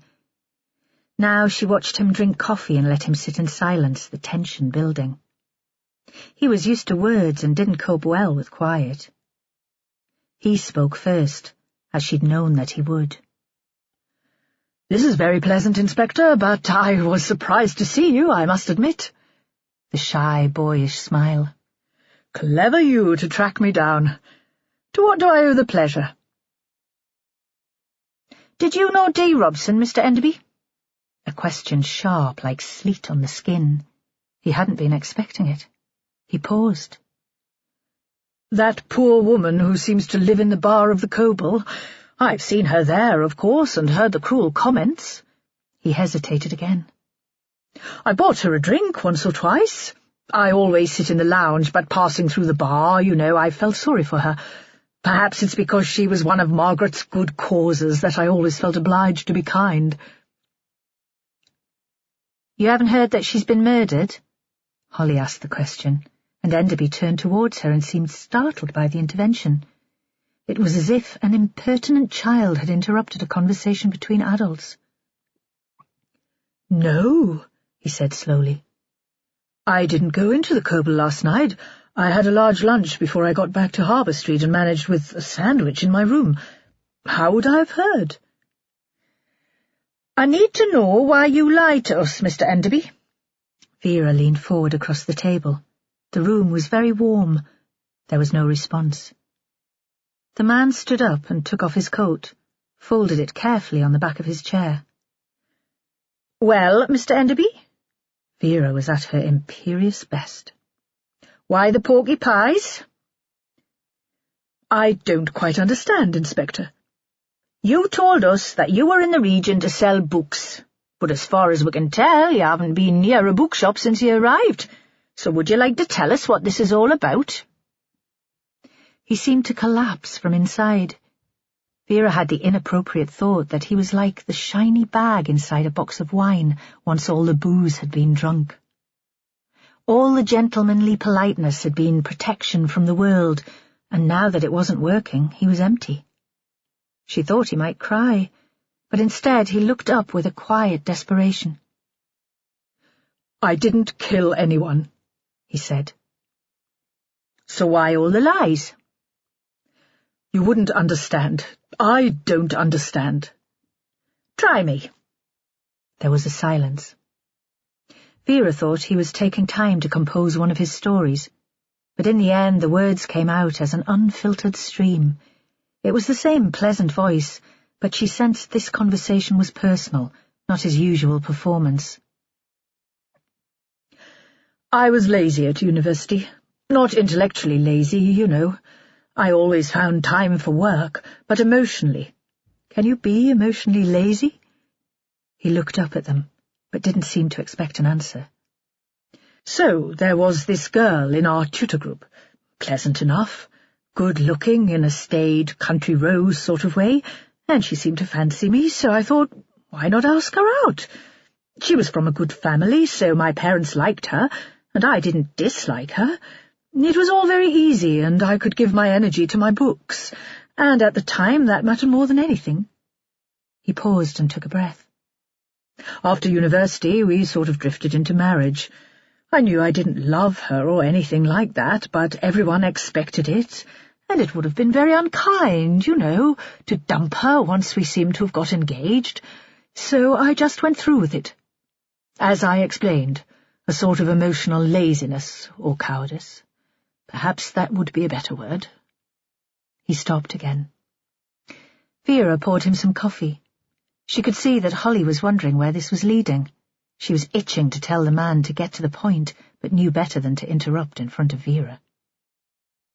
George Enderby continued. And it all seemed to be working out for the best. Diana didn't need to find a job. Money was never a problem for us. She'd inherited from a wealthy grandmother. Horses were her thing, dressage. She's really very good. She only just missed out on an Olympic place a few years ago. I do admire her. We both wanted children, and that was a disappointment. When it never happened, I mean. He broke off and stared out of the window at the traffic queuing in the Westgate Road. That's the background, Vera said, and all very interesting, but it doesn't quite explain why you're in Northumberland pretending to be at work. Diana's left me. They expected another torrent of words, but he paused again and then spoke more slowly. I suppose I just felt the need to run away, and this is where I feel most at home. He put his head in his hands again. I considered leaving her a few times. The relationship was never entirely satisfactory. So why do I feel so dreadful, so hurt? Male pride, Vera said briskly. She was curious about this strange marriage and would have liked to know more. Had the couple shared a bed, for example? Had they had sex once they'd decided there'd be no children? But she supposed that was hardly relevant to the inquiry and might be considered intrusive. We need to know where you were when you were pretending to be at work. Where were you yesterday, Mr. Enderby? When poor Dee Robson was killed, you mean? He seemed shocked that she still considered him a suspect after he'd bared his soul to her. And before that, when Margaret Krukowski was stabbed. Vera thought George had slid through life using his charm to protect him. Now he had to face the consequences of that emotional laziness or cowardice. I wasn't even here then, he said. I was driving up from London. I arrived just before you, if you remember. No. Vera almost shouted the word. No more lies. You were in the Coble in the afternoon. The landlord remembers you. She began running through the possibilities in her mind. George Enderby, trailing Margaret to visit Dee, then onto the metro to Gosforth. He would blend in very easily with the respectable residents of the smart suburb. Then following her back through the snow, his hand on the knife's handle in his overcoat pocket. Did you kill Margaret Krukowski? Of course not. The idea's ridiculous. Why would I kill Margaret? And that was the central question in the case, Vera thought. Why would anyone want to kill Margaret Krukowski? Where were you yesterday? He shrugged. Is it really relevant? Or are you accusing me of killing Dee Robson now, too? The idea is quite preposterous. No, Mr. Enderby. It's preposterous to refuse to answer my questions, especially after you lied to me previously. She leaned forward across the table again, so that she was almost touching him. Or perhaps you'd prefer to come with us to the police station. The custody suite might provide a suitable escape from your domestic problems. This time he answered immediately. I spent the night before last with a friend who lives in the Tyne Valley. It wasn't planned. Nothing was planned. But when I first arrived, the day that Margaret was killed, Kate presumed that I was working and that I'd follow my usual routine. 2 nights here, 1 away, and then back for a night. I didn't want to explain. He looked wistfully out of the window. I hoped that it would carry on snowing and I'd be stranded in Mardle. And the name of the friend? But Vera thought she already knew. The heart of this investigation was Harbour Street, and all the characters in the piece were linked by the place. Michael Craggs. Enderby looked up and smiled. Vera thought that smile was a habit, a reflex, like a nervous tic. He's a marine biologist, based at Newcastle University. I met him in the guest house in Mardle. He's a regular there, when he's on the coast for research. I always envied him, actually. He seemed to have everything. A perfect marriage and a perfect family satisfying work. I envied him so much that I wanted to dislike him, but nobody could dislike the prof. And how did that work? Vera asked. The invitation, I mean. Did you just phone him up? And pretend to the world that I'm still happily married, give us a bed for the night so that I can hide. There was no need to phone him. Enderby looked up at her. He was here in Harbour Street, the afternoon I arrived, the afternoon of the snow. The afternoon of Margaret's murder. There was a pause. Vera wondered if he understood the implications of his words. Perhaps he was deliberately pointing them towards Craggs as a possible suspect. Enderby was beginning to irritate. He was slippery and selfish. The man continued. Mike was walking up the road to collect his car when I drove up. He asked me how I was. I said, shit, actually. He must have realized that I was pretty desperate. He took me to the Coble and bought me a drink and said I could stay with him any time. He gave a brief, brittle smile. I didn't fancy it much. I wasn't really in the mood for happy families, but I didn't want to explain to Kate that Diana had left me.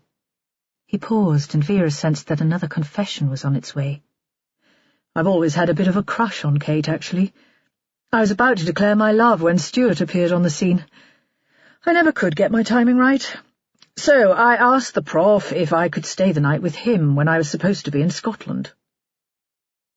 Enderby looked up as if he was expecting another question, a comment at least. But Vera was thinking about Professor Mike Craggs, who'd known Margaret, who'd drunk occasionally in the Coble, and so would have known D. Robson. They'd assumed that he'd driven straight home when he left Malcolm Kerr on the afternoon of the first murder. Certainly that was the impression he'd given to Holly when she'd spoken to him at the Dove Laboratory in Cullercoats. So what was the man doing in Harbour Street later the same day? How had he spent the intervening hours? You had a jolly evening, did you? Vera said. That night in the Tyne Valley when we thought you were selling books in Scotland, you and the prof and his wife. She'd never quite trusted happy families. Joe always thought her cynical. He still kept the faith. Mary Craggs wasn't there. Enderby seemed to have lost interest in the conversation, perhaps because it was no longer about the drama of his wife deserting him.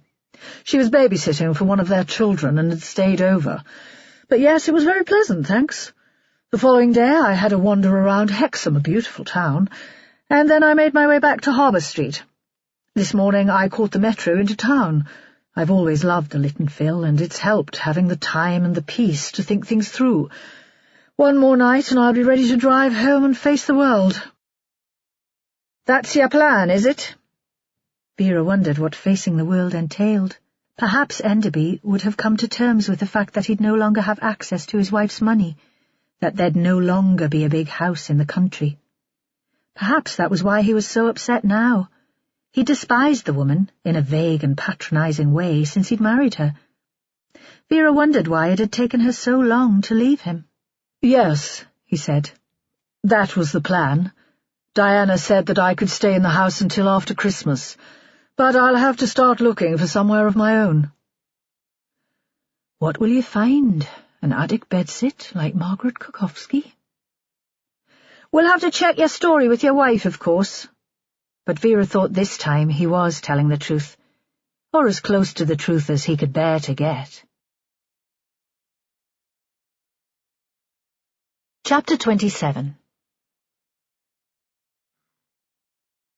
Early afternoon, and Vera was back in Kimmerston.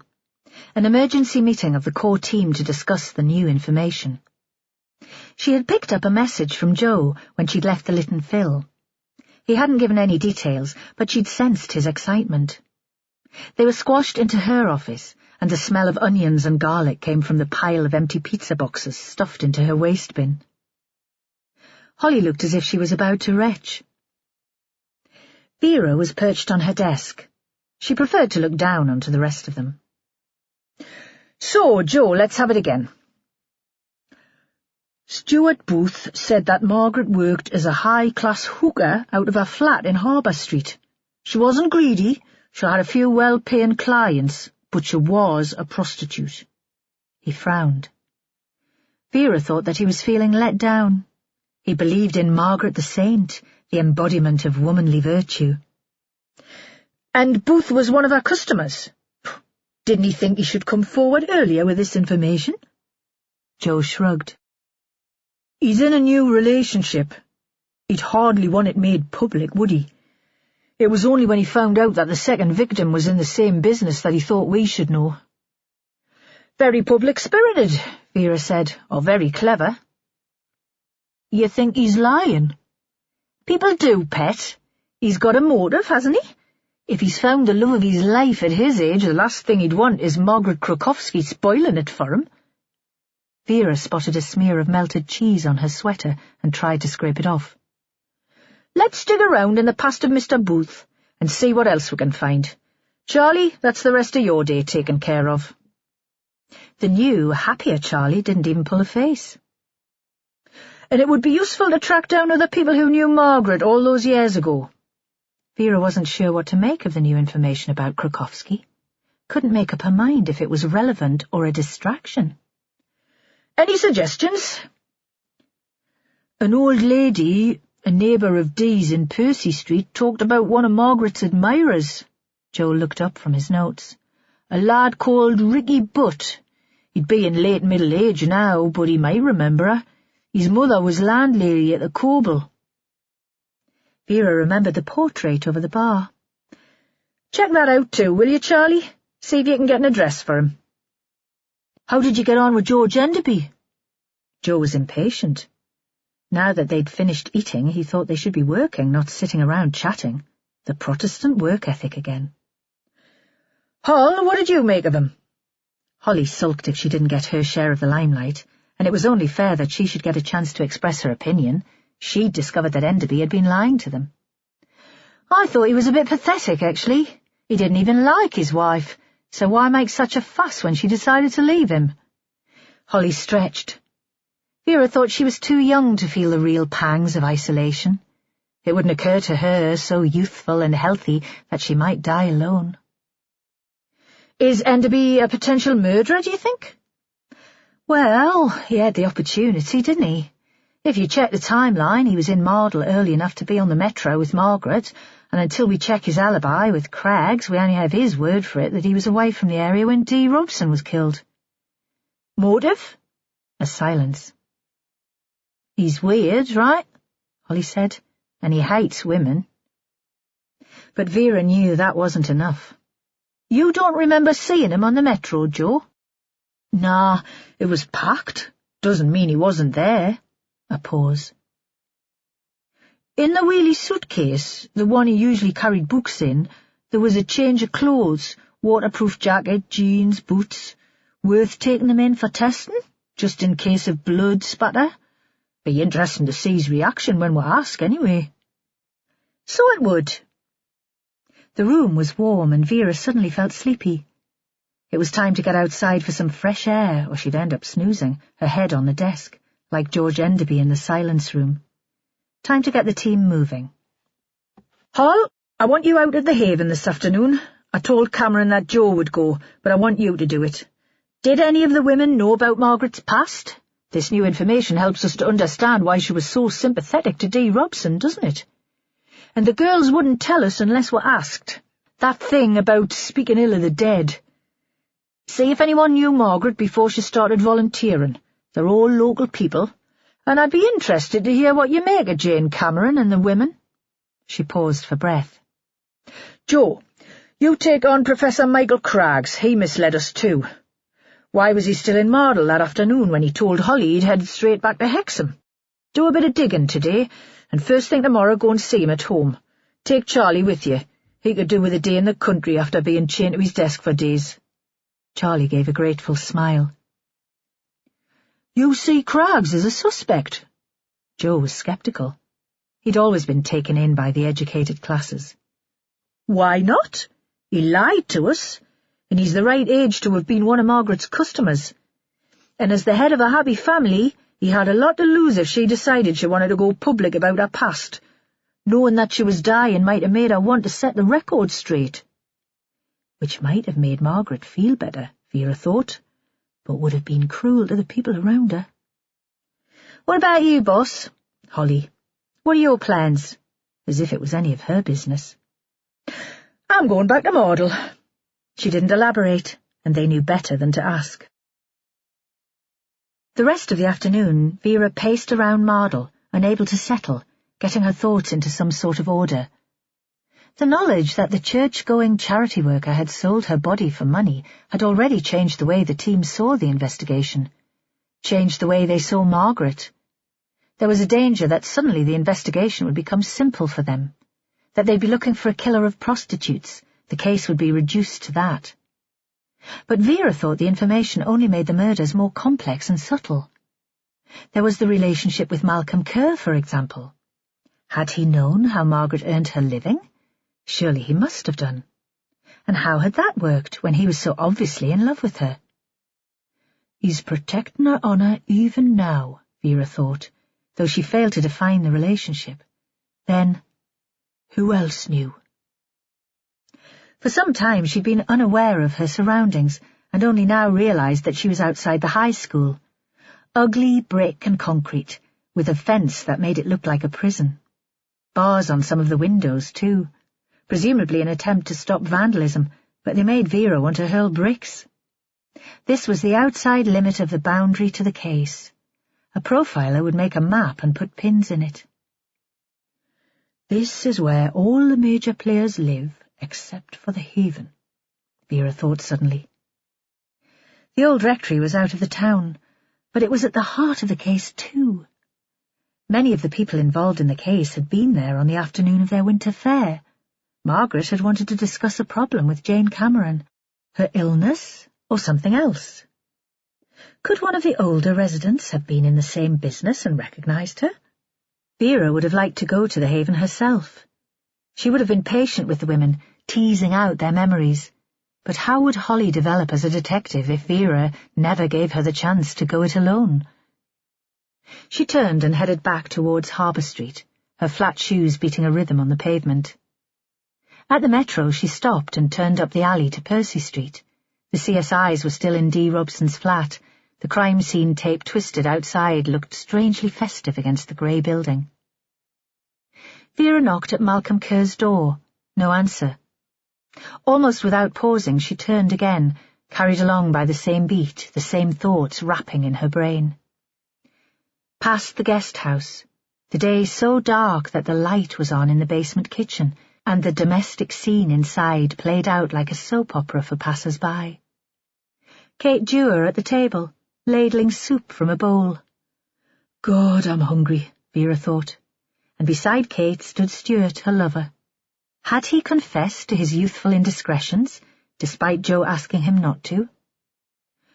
If I could get a good man like that, I wouldn't mind what he'd got up to 30 years ago.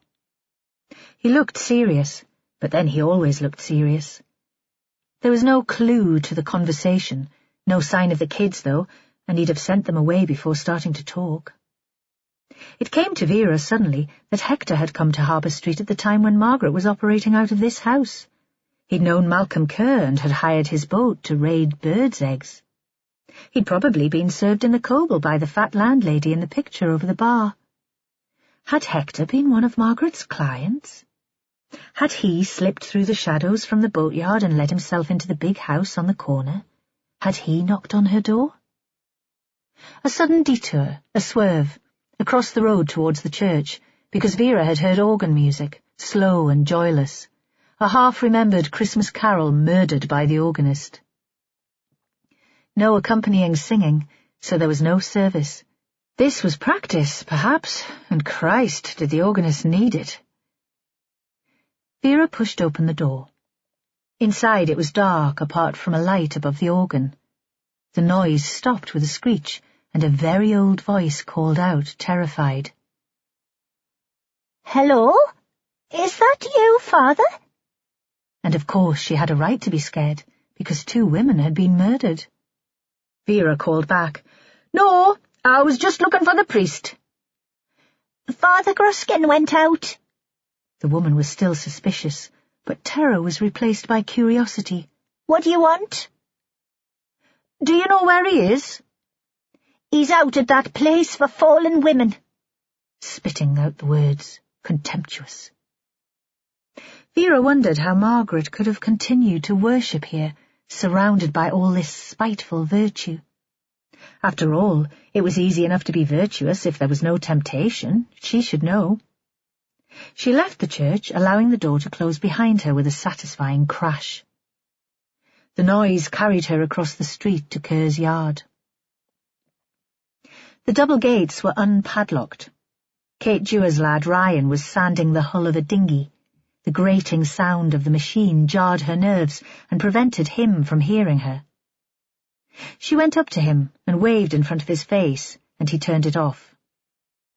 "I'm looking for Malcolm," she said. "He's not here." He smiled at her. "Sorry." He rubbed his hand along the smooth hull of the dinghy, almost a caress. "It's bloody freezing out here," she said. "Come into Malcolm's shed for a minute. I could do with a chat."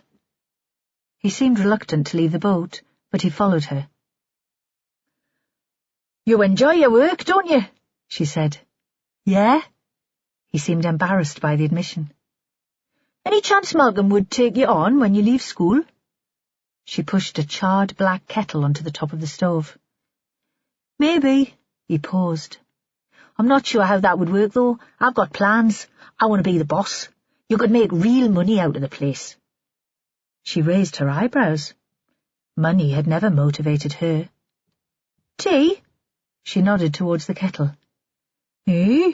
he said. "Isn't that theft?" "Cheeky monkey." She couldn't help grinning. "I don't suppose there's any milk. We'd best have it black, then." She looked up at him. "Where is Malcolm?" "He took the boat out. Some guy wanted to go over to the island." "Prof Craggs?" Perhaps she would wait and talk to the academic and save Joe a journey halfway across the county.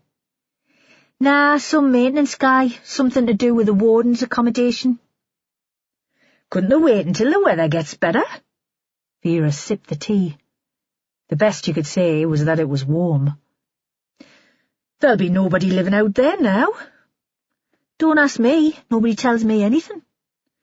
"But you know things, don't you?" Because it seemed to Vera that this boy was like a sponge. People would talk to him. He'd soak up information and confidences and stray pieces of gossip. "You've lived on this street for most of your life. You've seen things." "I have nightmares," he said. "I don't sleep well. And then I walk. Mom hates it. She thinks I'll get into bother out on the streets. And yeah, I see things." "And what do you see?" Vera asked. "What do you see when you're walking down Harbour Street in the middle of the night?" She paused. "What secrets can you share with me, Ryan?" He looked up at her, as if he was surprised that she could be so perceptive. He seemed about to answer when his mobile rang. He looked at the caller ID, and his face changed and turned blank and hard. "Sorry," he said. "I've got to take this." He stood up and went outside. When she followed him a few moments later, he had the sander going again.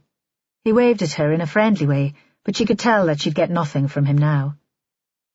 Leaving the yard, Vera decided there was only one option. Weighing up all the possibilities. A sit-down meal of haddock and chips in the Mardle fisheries. Chapter 28. Holly arrived at the haven in the early afternoon, a flat landscape facing the sea, and the trees all bent away from the wind, a big grey sky. The house was grey too, stone and square. but crumbling through lack of care. Peeled paintwork on the window frames and gutters, with weeds growing inside, slates missing on the roof. A bit of money, though, and it would be a magnificent place. Holly could see it as a smart country house hotel, or converted into luxury apartments. She was a sucker for makeover programs on television, and she read the interior design mags at the hairdressers. She wondered why the charity didn't sell the place and buy somewhere more convenient for the hostel in town. They'd still end up with a profit. She parked next to a black Volvo, and as soon as she climbed out of the car, the wind seemed to blow right through her jacket. Somewhere a dog was barking. She knocked at the door, and it was opened almost immediately by a thin girl, hardly more than a child. "Are you the social worker?" Her words eager, her eyes wide. Her red hair was tied back with a ribbon. She was dressed like a student, but a student with taste and money. Holly would have had her down as a staff member, but she was too thin and too nervy, nibbling now on her nails. "I'm afraid not." "Ah." The girl backed away from her, disappointed. "A social worker's supposed to be coming to take me home for Christmas. My key worker's away on holiday. My mother said that she'd give it another go." "Any chance I could speak to the person in charge?" And at that point a plump woman appeared in the corridor. "I told you she wouldn't be here until 5, Emily," she said to the girl. She could have been talking to an 8-year-old. "Go and wait in the kitchen where it's warm."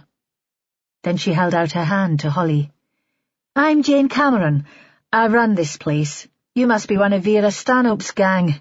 I assume you're here to talk to the residents about Dee Robson." Jane reminded Holly of her former French teacher.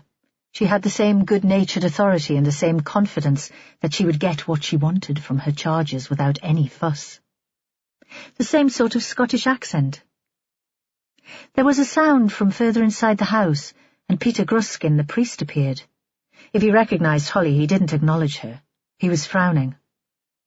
"I'll get off then, shall I? I don't think there's anything else we can do at this stage." He nodded to both women and made his way outside. The wind tugged at his cloak and his hair. They stood watching until he drove away. Holly followed Jane into the kitchen, where 2 women were pulling on gloves and boots. "We were just planning a walk," Jane said. "Everyone seems to have been stuck indoors, and the weather forecast is dreadful for the rest of the week. We all need a breath of fresh air. Come on, Em, coat on. I promise you we won't miss the social worker." Jane turned to Holly. "That is okay with you? We can talk as we go."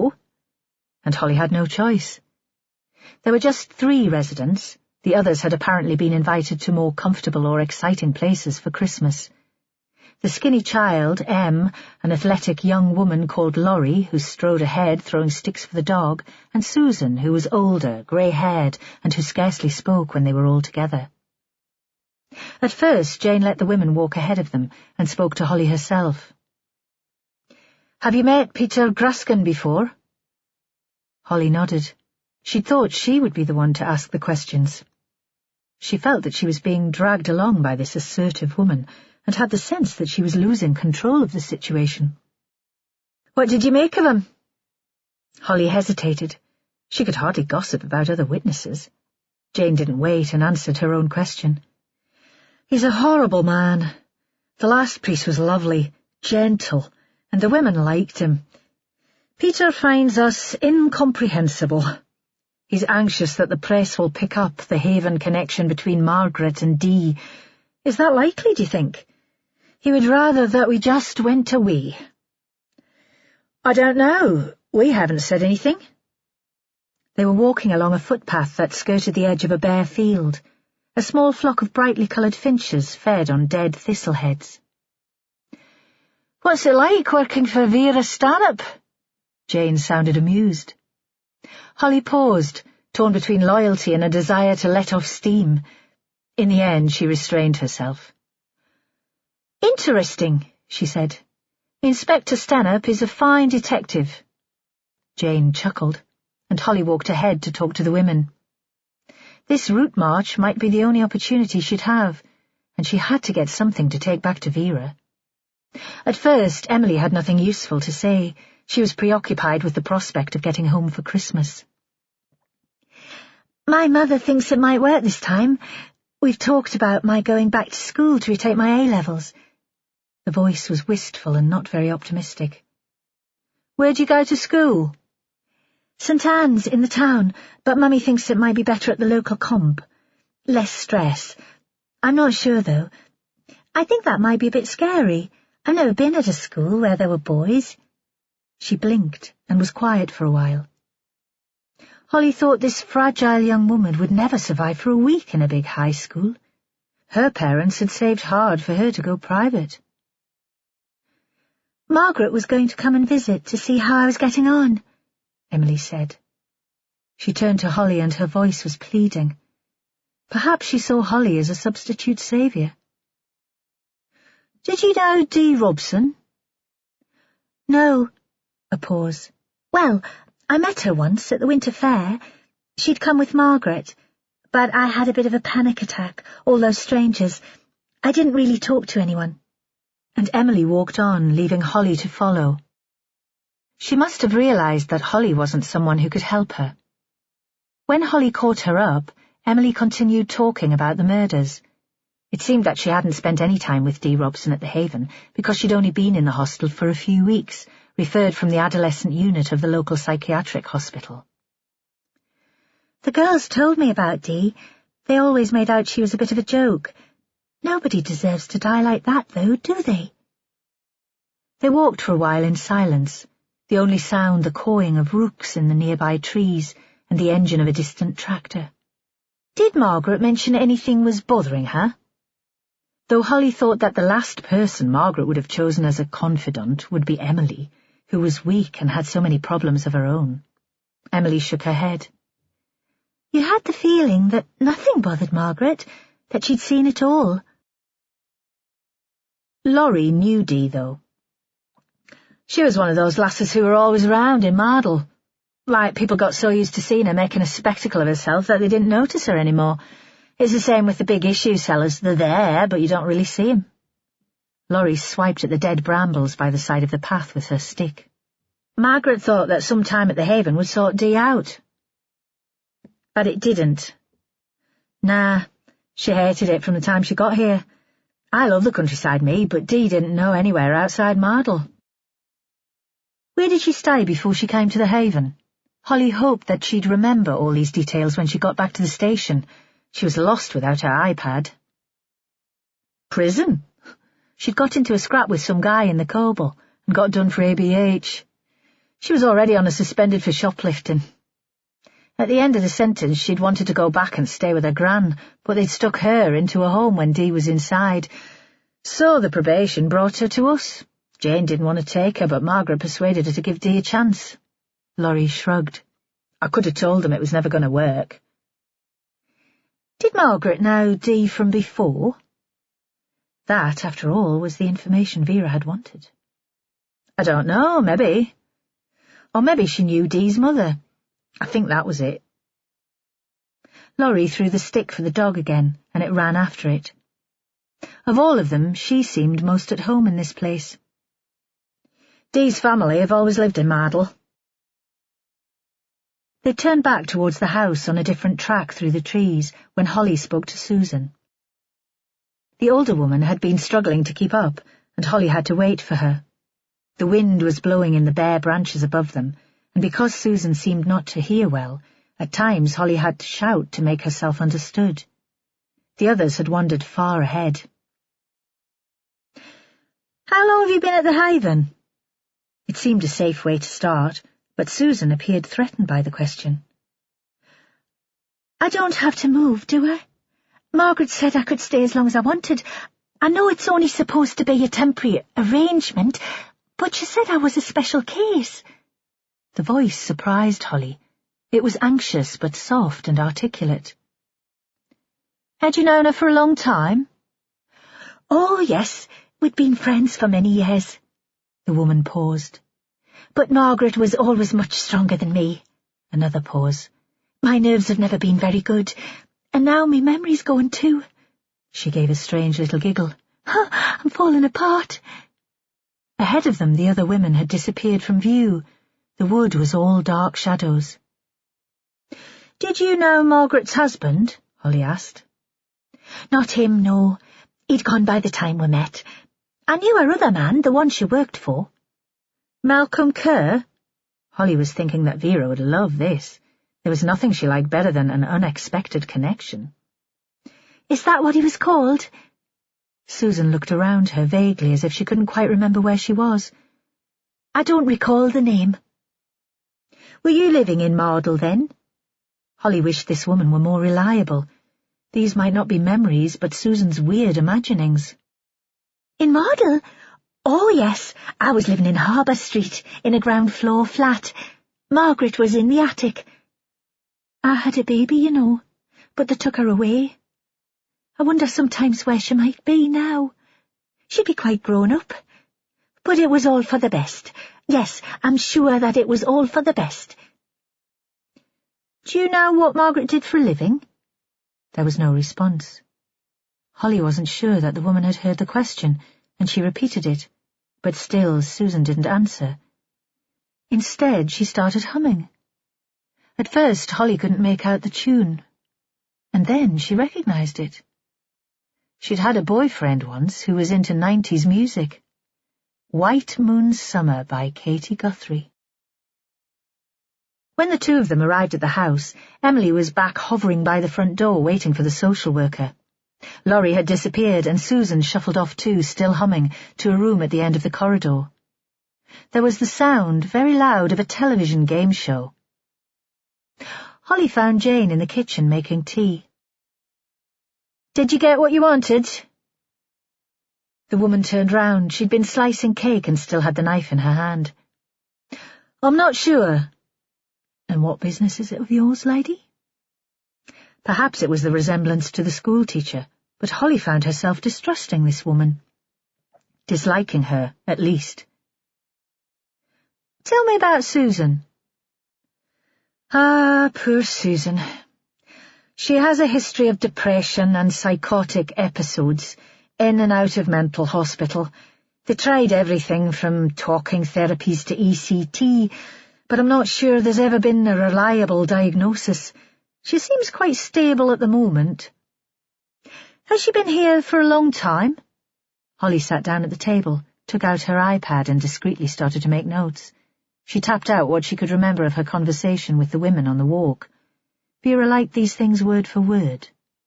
"More than 2 years.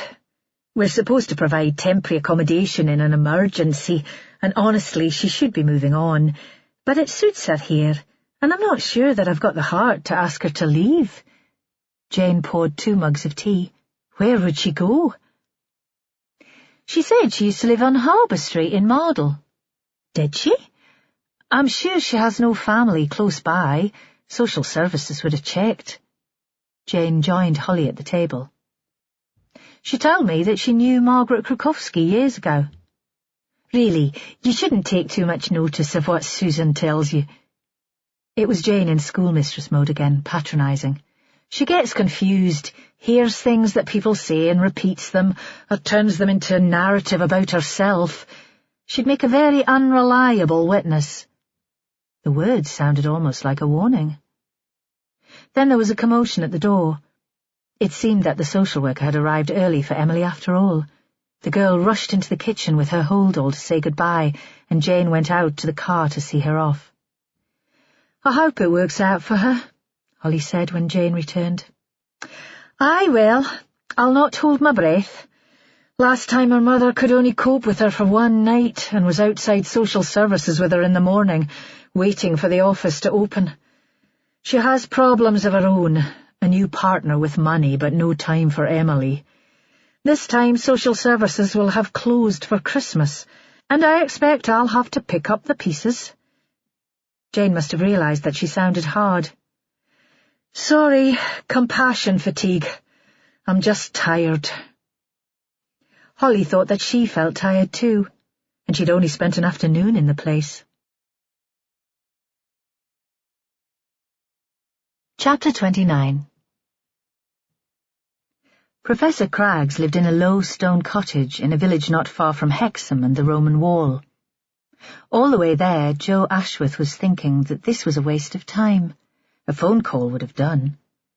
But Vera was a great one for face-to-face contact. "It's much easier to lie on the phone," she'd said before he set off. "And Craggs has known all the players for a long time. Get his take on the setup at Harbour Street and dig a bit further for information on Kerr and Enderby. I know Holly spoke to him, but she's impatient. She doesn't always give people time to get the words out." In the end, he enjoyed the drive. Charlie fell asleep as soon as they left Kimmerston, and Joe felt he had every right to play his own music. There was a CD of Jessie's choir, and he had that on as they approached Craggs's house. He'd chosen the military road, built by the Romans. It was straight as the eye could see, following Hadrian's Wall, and there was little traffic. The soaring children's voices suited the wide, empty landscape, and were only partly spoiled by Charlie snoring beside him. Joe shook Charlie awake as they drove down the narrow road towards the house, a low cottage that could have done with a fresh coat of whitewash. The professor was in the garden, raking dead leaves from an untidy lawn. He heard the gate and turned round, leaning on the rake, faintly hostile. Joe saw that the man had decided they were salesmen or Jehovah's Witnesses, and he got in first. "D.S. Ashworth, Northumbria Police, and this is my colleague, Charles Laidler." Craggs was big and square with cropped grey hair. He hadn't shaved today and had holes in his trousers and his sweater. A grey mackintosh was tied at the waist with a bit of binder twine. Stick him on Northumberland Street in town with a ratty dog, and you'd have him down as a well-fed tramp. Joe thought clothes were important, and he wouldn't have dressed like that, even in the garden. The professor and Vera were two of a kind. Maybe she should have driven all this way to do the interview herself. "How can I help you, Sergeant?" Craggs set down the rake. "It's about the murders of D. Robson and Margaret Krukowski." "I saw on the television there'd been another killing, a dreadful business. You better come inside. I was going to stop soon anyway. Mary was going to make some coffee. Though I'm not sure if I can provide any useful information." The professor left his boots in a rackety porch tacked onto the back of the house. It held seed trays on the windowsill, a couple of fishing nets, and a child's bucket and spade. Joe followed him into a long, thin kitchen and on to a living room. There was a table close to a French window, covered with a patterned oilskin cloth, and a pile of newspapers. Light came in through the window and fell onto the woman sitting there, but the rest of the room was in shadow. Joe had an impression of paper, books, files, notebooks, on shelves and chairs and on the floor, and of dust. The woman looked up and smiled. "My wife, Mary," Craggs said. It was a simple introduction, but Joe could tell that he adored her. She was small, and her hair was held back from her face with a comb. "These men are detectives, my dear. They want to talk about those dreadful murders in Mardle." "I'll make coffee then." She got to her feet, and Joe saw that she wore faded denim jeans and sandals, an Indian cotton tunic in bright colours. She still dressed as she probably had as a student. Underneath the table there was a box of apples individually wrapped in newspaper. The room smelled of them. "You were lucky to find me in, Sergeant. We're quite often on childcare duties in the school holidays." It was a gentle reproof, a reminder that the detectives had turned up without warning. "We need to talk to you about George Enderby." The view from the window was from the side of the house, a small orchard, and beyond it a high wall of old red brick covered in ivy. "Ah, poor George. I'm afraid he's got himself into a bit of a state. When I told Mary, she said it was his own fault, and that it seemed as if he'd treated his wife appallingly for years, but I can't help feeling sorry for him." "You've known him for a long time?" In the distance, Joe heard a kettle boiling, cups set on saucers. In a corner, Charlie was taking notes. "That house in Harbour Street had become a second home for both of us. There was something very appealing about the company there, Kate and her children, Margaret Kukowski, so gracious and welcoming, the regular guests. It won't be the same now, of course, but then I fancy it would have changed anyway. Kate has found other interests. Stuart, who seems to have made her very happy, and a renewed enthusiasm for her music. From my own point of view, I was rather glad that they were all moving on. It made my decision to retire so much easier, less to miss. Was Margaret moving on? She was dying, Jo thought. That's moving on.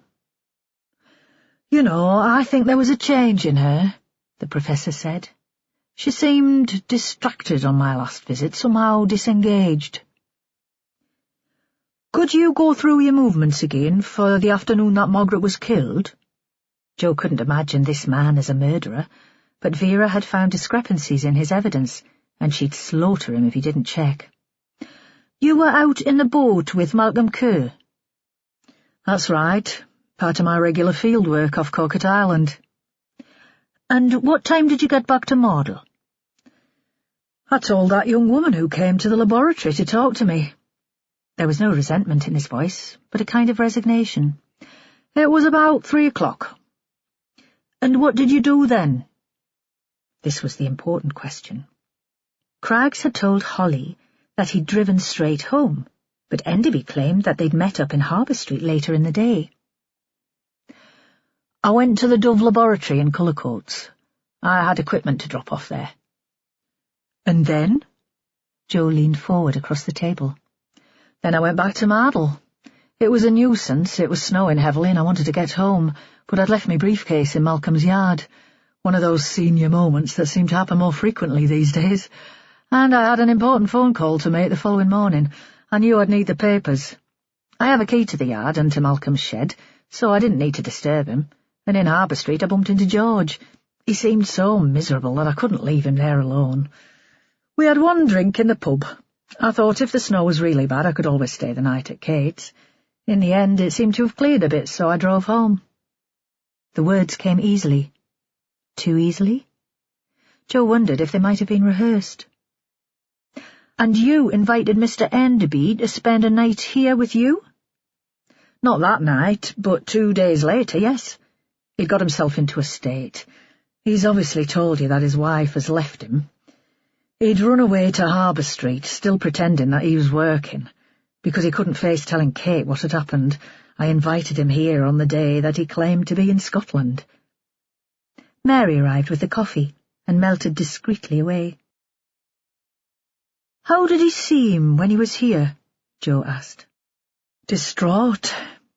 He drank too much of my whiskey and became incoherent. We knew that Margaret was dead by then, of course. Her death seemed to have upset him almost more than his wife's leaving him. We spent a lot of time talking about her. The Professor drank coffee, leaning back in his chair. Jo thought he was reliving that evening in his head. And what exactly did you say about her? That she was a wonderful woman. We couldn't understand why her husband had left her all those years ago, and that there was something mysterious about her. Craggs smiled. George is a romantic, I'm afraid. Perhaps he reads too many novels. Did you ever meet Margaret's husband? If you've been working with Malcolm Kerr for such a long time, you might have come across him. Jo was struggling to work out the timeline for this. When he got back to the office, he'd make a chart with dates. No, I never stayed in Mardle in those days. There was no guest house, and Harbour Street was rather disreputable. Most nights there seemed to be fights spilling out of the Coble. I travelled out from Newcastle when I needed to go to the island. He paused. Of course the metro wasn't opened until 1980, so I used to drive before then. I had a wreck of a minivan that was always breaking down. He smiled at the memory. Good times. Did you know Margaret Krukowski before the house in Harbour Street became a guest house? Jo thought the area must have been a small and tight community 30 years ago. There'd be the people living in the bedsits and those working at the fisheries. Even before the metro came, it would have been cut off from the rest of Mardle by the disused railway track. He wished he had a better picture of the town in those days. Oh, yes, for a short while she worked as a bookkeeper and receptionist for Billy Kerr, Malcolm's father. Then he decided that he didn't need her. I suppose money was tight. Later, we'd see her occasionally in the Coble or walking down the street. Professor Craggs smiled. Always dignified, always immaculately turned out. Kate Dewar didn't take over the place until about 10 years ago, and I've been making regular visits for my research since I was a postdoctoral student. But I'm pretty sure Margaret's husband had left even before that. I always knew her as a single woman. Jo had a sudden idea. Do you have any photos? I'm interested in what Harbour Street looked like then. Probably, if you think it's important. He seemed surprised and a little sceptical. Had the detectives come all this way just to look at some snaps? I had the camera to record specimens on the island, but I know I took photos of some of the characters in the street, too. He got to his feet and rifled through the drawers of an elderly dresser. Jo was about to tell him not to bother, that it wasn't important, when the professor pulled out an album, almost falling apart at the seams. He put it on the table, and Jo stood up to get a better look. Charlie stayed where he was. And there, suddenly, was Harbour Street, familiar but subtly changed, the images slightly faded. A young Malcolm Kerr standing by the harbour wall with an older man, and in the background the fisheries building, sparkling and new in bright sunlight. The older man grinning and the younger glaring. On the opposite page, a woman was pushing a big old-fashioned pram down the road past the church. She had a cigarette in one hand and controlled the pram with the other. Why did I take that? Craggs frowned. After all this time, I really can't remember. He turned the page of the album, and there was a group of people posing outside the Coble. Summer. The women in sleeveless dresses and sandals, the men squinting into the sunshine. In the middle, Billy Kerr, with a big drunken grin, next to a large woman in a shapeless floral dress. I remember that day, Craggs said. Billy's 50th birthday. He pointed to the fat woman. That's Val Butt. She was the landlady. And that's her son, Ricky. Local wheeler and dealer. Always seemed to have cash, and none of us knew where it had come from. Flashy. He moved on very quickly. I'd guess that model was too tame for him. Jo looked at the image of Ricky Butt, a dark-haired young man dressed in denim, but his attention was immediately drawn to the woman who stood in front of him. Margaret Krukowski. No longer the young woman of the wedding photograph, here aged in her 30s, but still lovely. On her face a smile that was tense and unnatural, as if she hated having her picture taken. Craggs turned the page again, and this time it was a long shot up Harbour Street, with the big house at the end. Even from that distance, it looked as if it was falling into disrepair. And on the same page, Kerr's boatyard. In place of the corrugated iron shed, there was a porter-cabin, rather smart, a sign on the door saying Kerr's Charters. Jo supposed this was the office where Margaret had answered the phone and booked in customers before she became too expensive. Was Margaret working there when you first knew her? He asked. Craggs shook his head. No, that was before my time. Soon after this photo was taken, the building they used as an office burnt down. Rumours were that it was some sort of insurance scam. It was widely known that the Kerrs owed money all over the town. They'd overcommitted themselves buying a new boat. Malcolm's makeshift shed appeared soon after. The next page was blank. That's all there is, Craggs said, unless you're interested in seaweed. Jo shook his head and smiled. He felt that he had a better understanding of the background to the case, but he was here to check more recent movements. George Enderby stayed with you the night Dee Robson was murdered? Yes, Craggs said. It must have been that day. What time did he arrive? It was late, 8 o'clock. Mary had left us a casserole and I was starving. I'm used to eating earlier, and I almost started without him. So Enderby had no alibi for Dee's murder either. Jo thought he would achieve nothing more here, and moved towards the door. Mary Craggs must have been watching them, because she appeared again from the kitchen. Have you got everything you need, Sergeant? Yes, your husband's been very helpful, thank you. Then he reconsidered. Might I borrow the photo album, Professor? I'll return it as soon as I've shown me boss. Craggs nodded and returned to the house to fetch the book. Then the elderly couple walked together with Joe and Charlie into the garden and stood looking over the gate, the Professor with his arm around his wife's shoulder, watching until they drove off.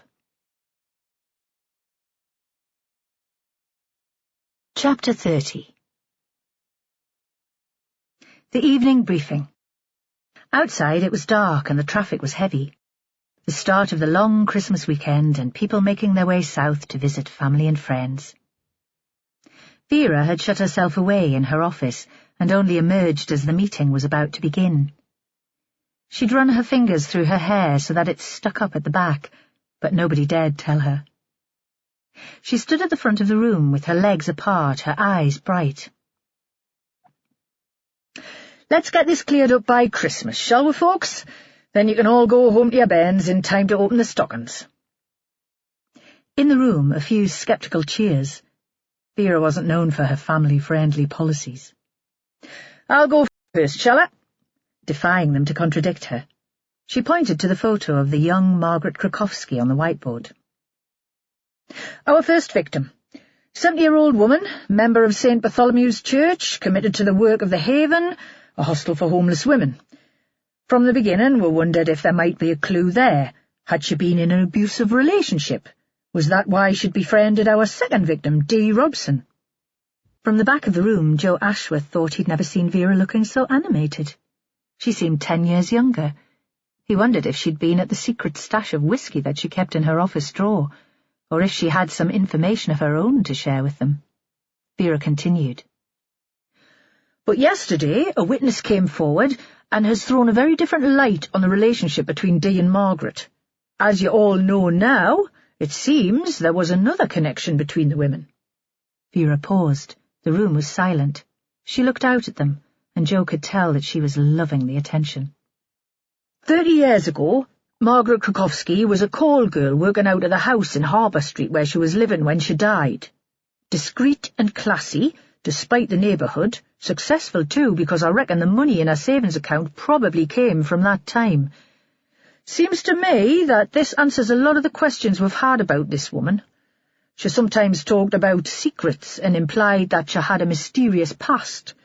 It explains, at least in part, Malcolm Kerr's reluctance to be straight with us. He fancied the pants off her and wouldn't want her memory sullied by rumours that she'd been a sex worker. And it explains her fondness for Dee Robson. I'm assuming Margaret went into business when she was deserted by her husband and when she lost her office job with the Kerrs.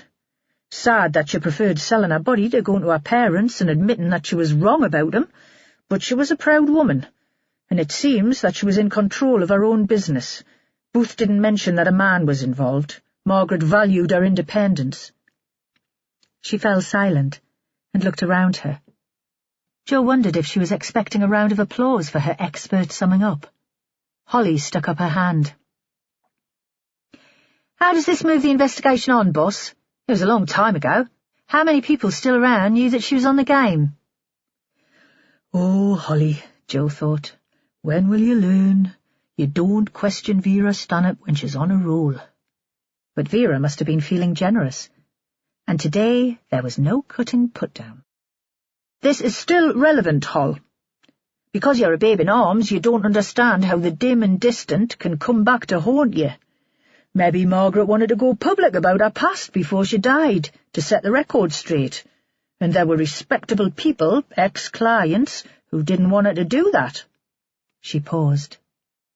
How did you get on at the Haven? One of the residents there claims that she lived in the house in Harbour Street at the same time as Margaret. Holly looked at her notes. Susan Coulson.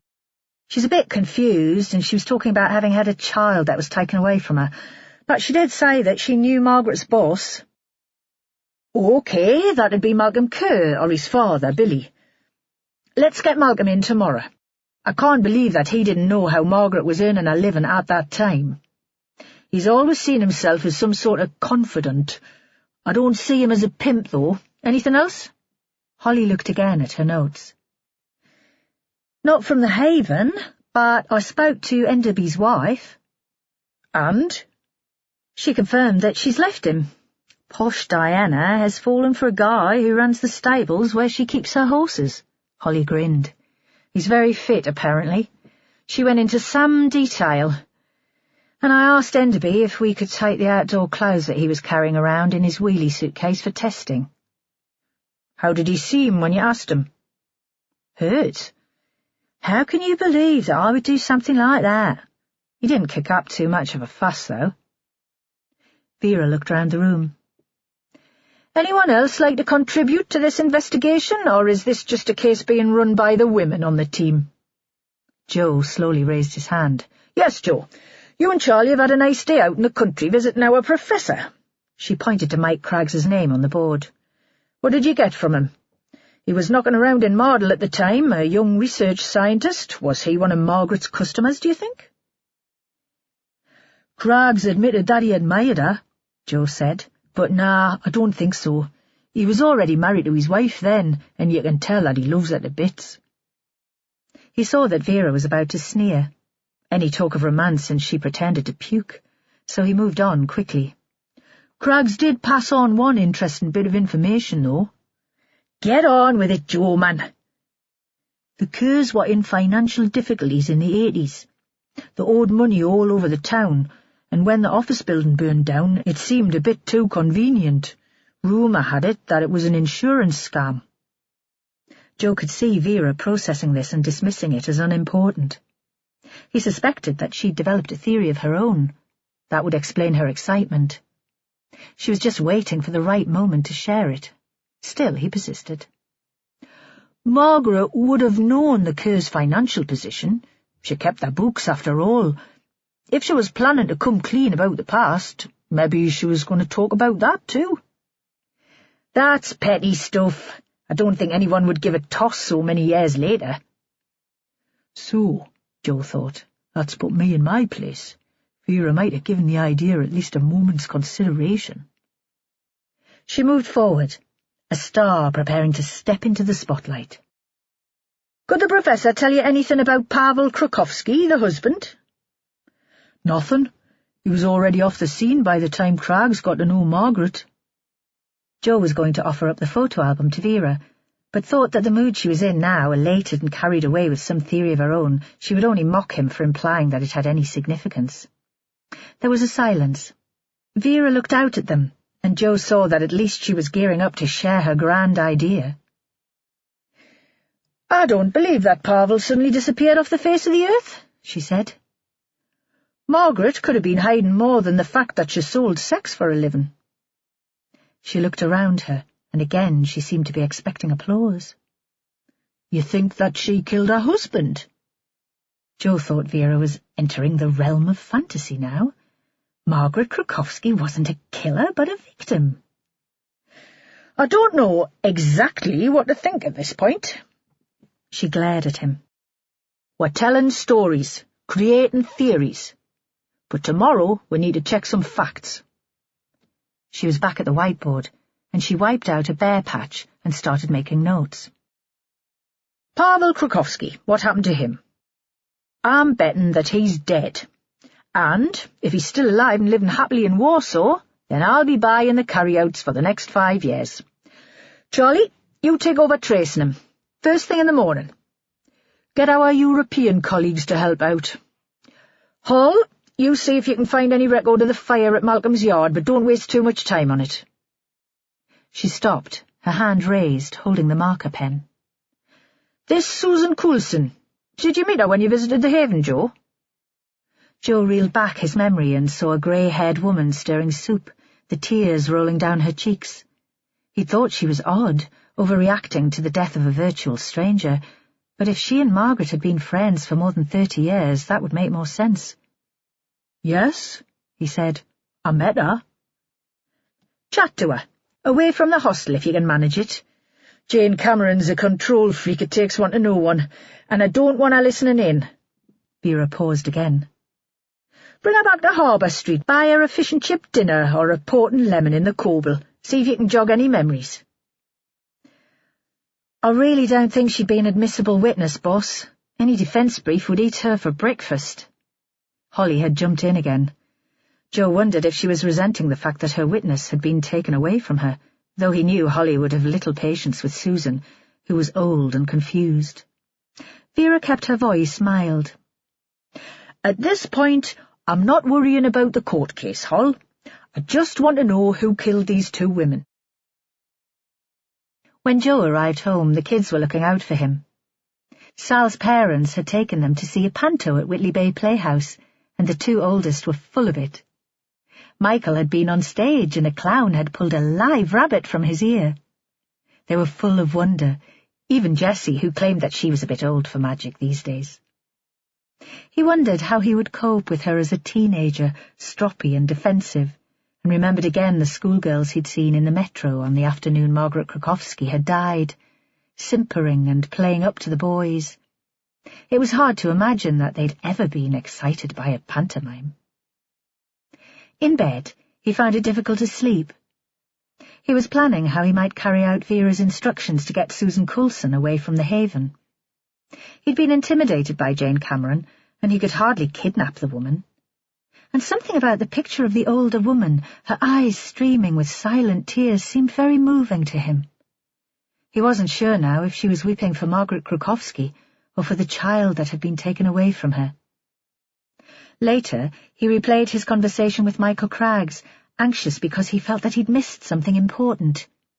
The last image in his mind, just before he slept, was of the elderly couple leaning over their garden gate, their arms around each other and waving goodbye to him. When he woke, it came to him, almost as part of a dream, that he hadn't passed the photo album on to Vera.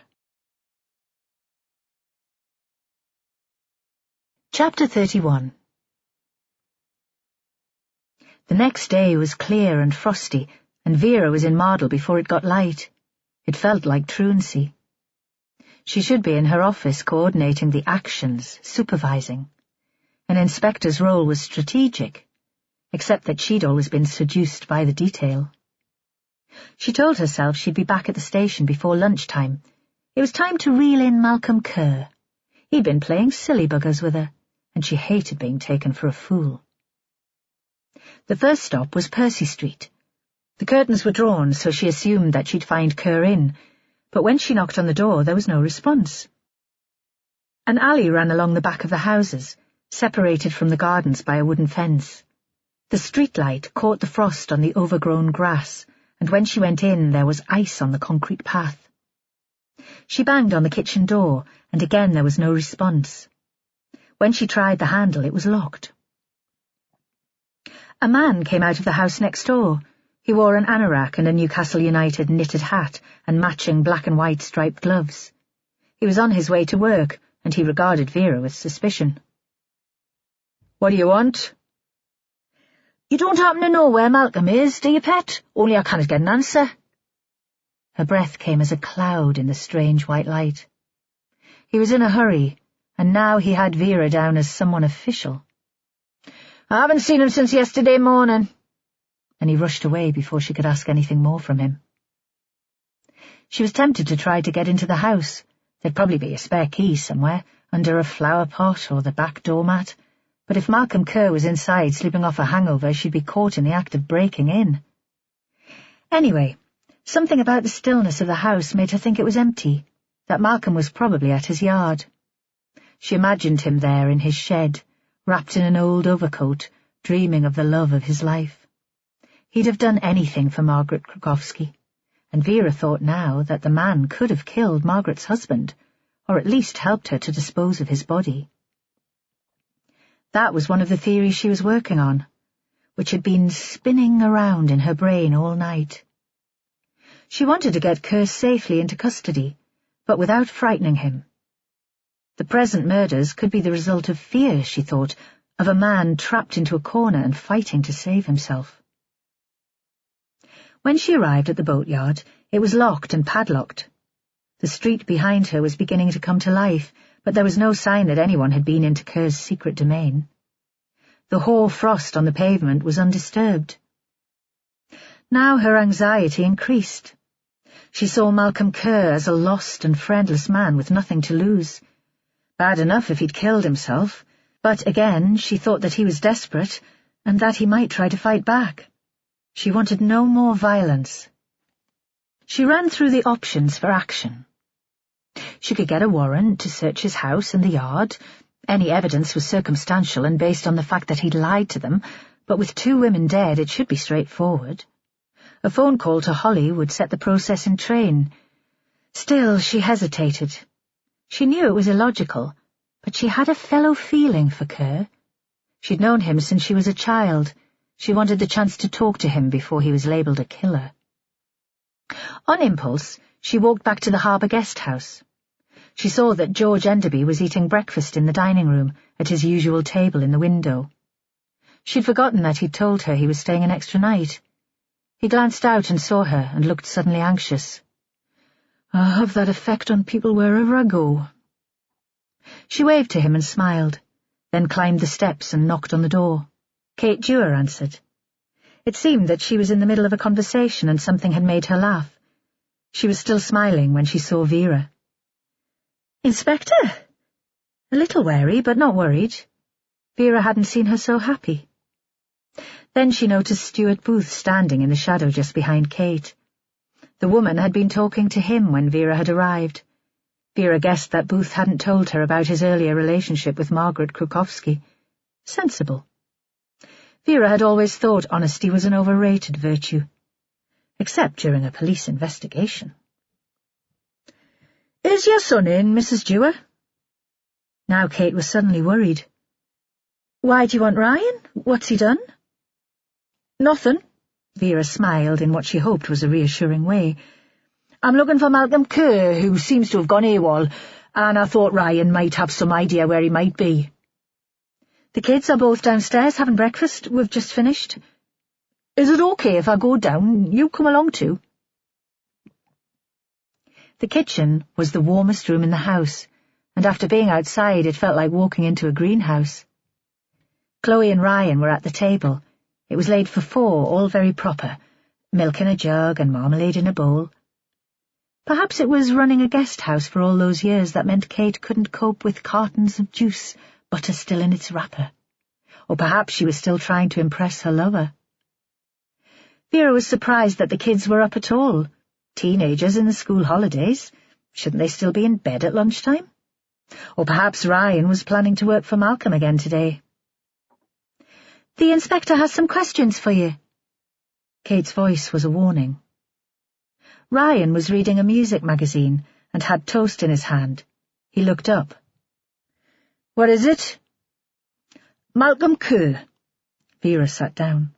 The toast smelled wonderful, and she was suddenly a child in Hector's house again. Toast was one of the few things he could cook well. "I've been to his house and to the yard, but I can't find him. Any idea where he might be?" "Sorry." "Had you arranged to work for him today?" She couldn't keep her mind off toast, dripping with butter, and the sharp fruitiness of marmalade spread very thick. "Yeah, but not until a bit later." "Have you any idea where he might be?" This time she directed the question towards the girl, too. She was sitting with her elbows on the table. Vera thought how young she looked, but too serious for a girl of that age, troubled. Someone else burdened with secrets. A looker. When she was older, you might mistake her for that photo of Margaret Krukowski on her wedding day. The boy shrugged again, and his glance slid back to the magazine. Hector would have slapped him for that. "Show a bit of respect, boy." Kate Dewar said sharply, "Answer the inspector, Ryan." She looked at Vera and rolled her eyes as if to say, "Kids these days, what would you do with them?" "I don't know where Malcolm is, really?" He looked at her with a wide-eyed innocence. Vera thought he could be hiding something, protecting his occasional employer. Boys his age, she could never tell what they were thinking. "Malcolm might be on the beach," Chloe said. It was the first time she'd spoken. She rolled her napkin in her fingers so that it looked like a fat Christmas cracker. "Bloody Christmas. This time of year you can't escape it even in your head." They all stared at Chloe, and she went on defensively. "I've seen him there before, just walking." Which beach? Vera kept her tone chatty. North Mardle, Chloe replied as if the answer was obvious. He parks by the dunes and then he walks. Ryan? Vera's voice was sharper now. So why didn't you tell me? Why leave it to your sister? He goes beachcombing, Ryan said. Sometimes you get wood washed ashore from Norwegian cargo boats, long planks that he can use in the yard. He goes early to find the good stuff. Vera looked at them both and nodded. Something was going on in this family, a tension between brother and sister, and she didn't understand it. She had no siblings, as far as she knew, so no experience of the way they worked out their differences. She thought it could just be rivalry, both of them wanting their mother's attention and approval, but at their age, shouldn't they be over that? She thought of Joe and Holly, and decided that some people never grow out of it. She smiled briefly at the idea that her team were like a big, dysfunctional family. She turned to Ryan. Have you got a key to the yard? There was a possibility that Kerr had been there all night, holed up drinking in his bothy.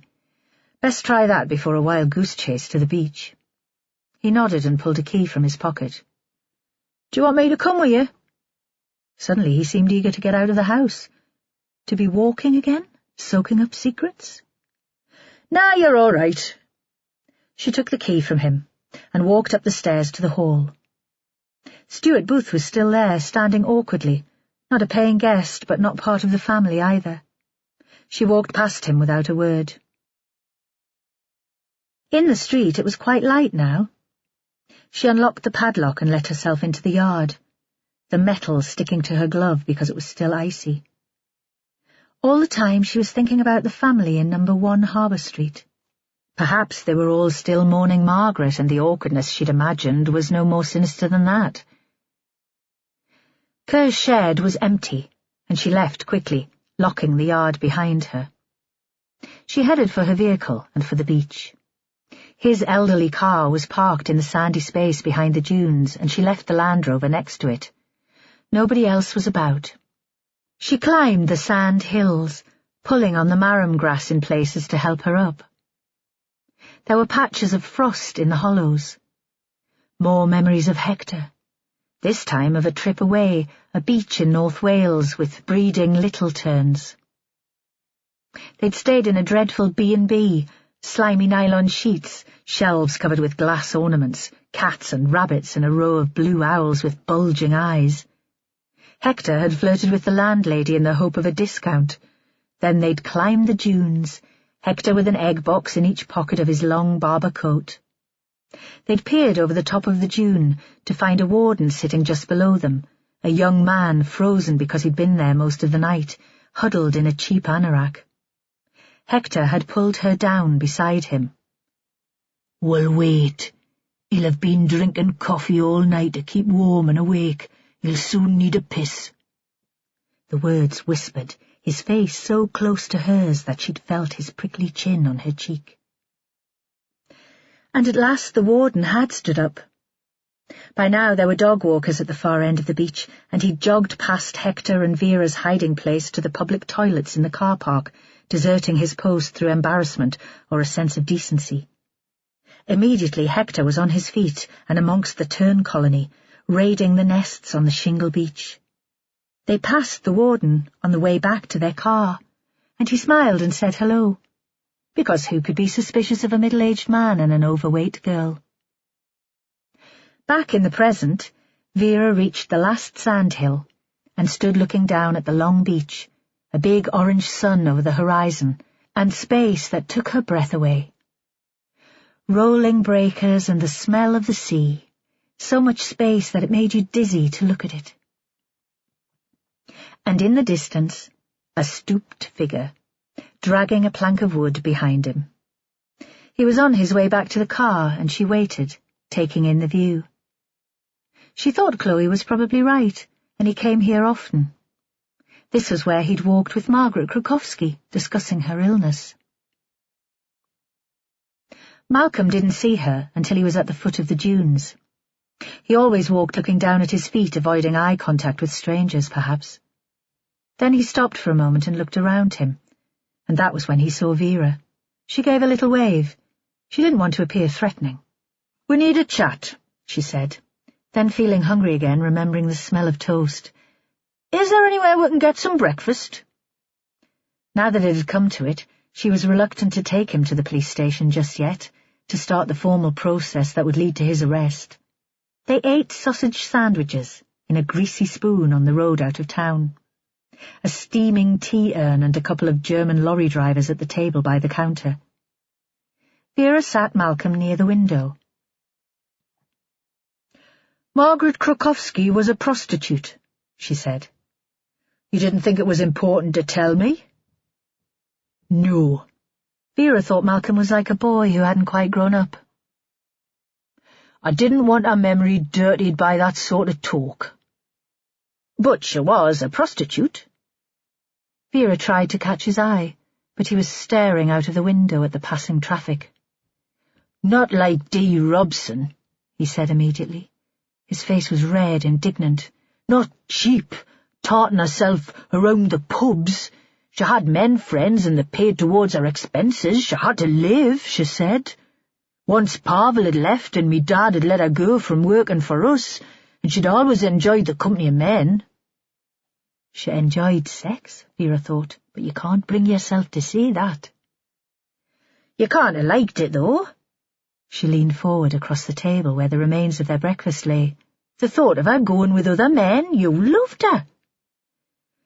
"But she didn't love me." His voice was so quiet that if she hadn't been so close to him, she wouldn't have heard.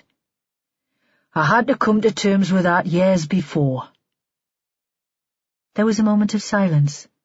The German drivers clattered through the door, letting in a blast of icy air. "Margaret was going to leave you some money," Vera said. "Enough for a decent car, at least. But she was killed before she signed the will." "I didn't know anything about that, and I didn't want her money." "Did she ask you to keep an eye out for Dee once she was gone?" Malcolm's gaze slid away from her. "Aye." "And you said you would?" He didn't answer, and Vera continued. "Of course you did. You couldn't deny her anything. Would you have kept your promise, though? Not an easy woman to keep track of, Dee Robson." He shrugged. "I'd have done me best. But now the woman's dead, you don't have to." Vera wiped the grease from her mouth. "Must be a relief." "I wouldn't kill the woman because she was a bit of a nuisance." He raised his voice, and the woman behind the counter was staring. Vera ignored the outburst and continued.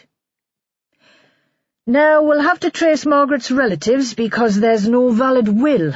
A husband, I call Pavel that because I've looked and I can't find any trace that they were officially divorced." She looked up, and this time she did catch his eye. "Any idea where he might be?" He shook his head slowly. "We're tracing other people who were around at the time," she said. "That mother and son who ran the Coble. If you don't talk, there'll be folk who will." He shrugged, and still he didn't speak. But this time she sensed something unexpected in his reaction. Pleasure? A certain wry humour? "Pavel went back to Poland," he said. "He found a woman who suited him better, and he went back home."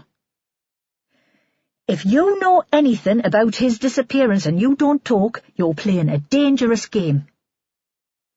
She felt as she had with Ryan at the Dewars' breakfast table, that she wanted to slap some sense into him. Demand some answers. Both knew more than they were letting on. "You could be charged with murder, man. All these secrets and lies. The truth won't hurt Margaret now." He shrugged again. The eternal teenage boy. "You'll have to come into the station and make a statement," she said.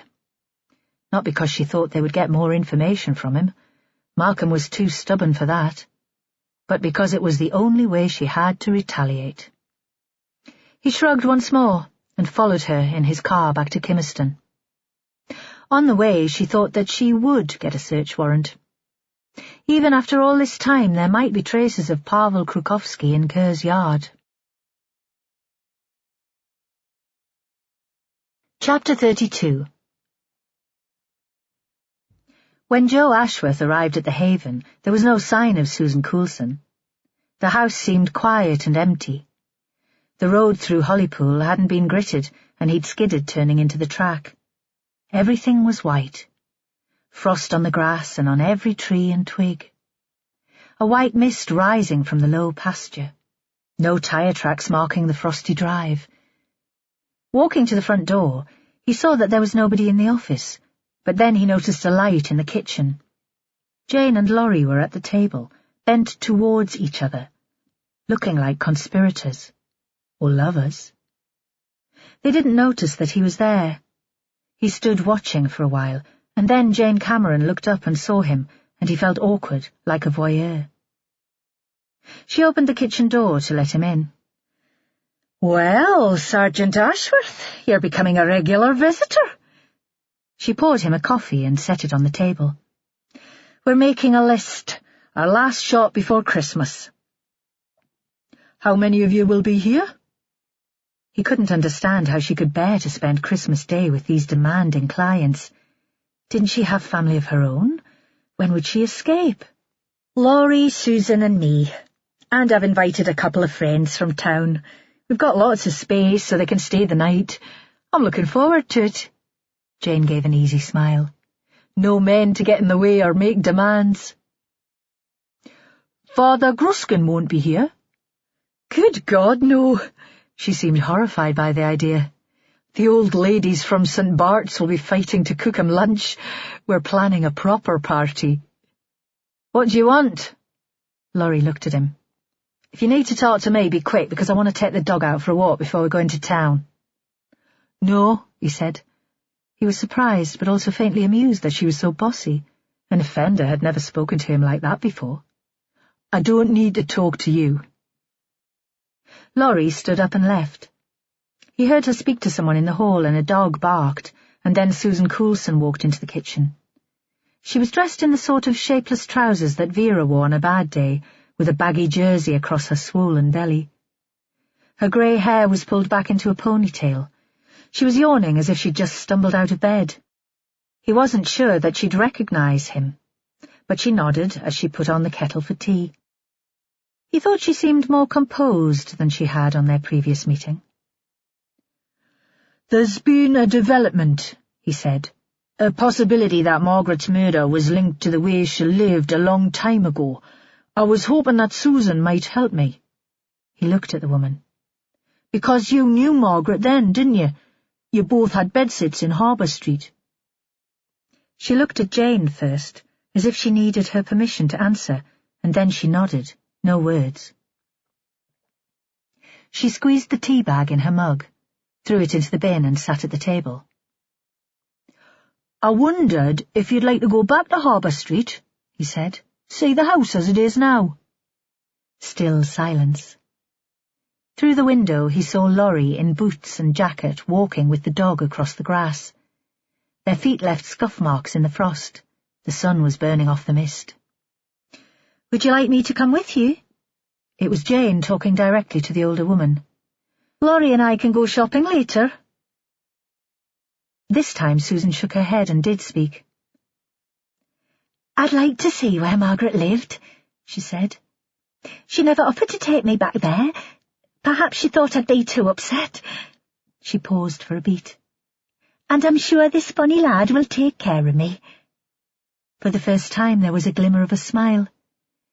"My age, I don't need a chaperone." Joe didn't talk to her as they drove away from the Haven. He wasn't sure where to begin, and he thought he'd wait until they were there.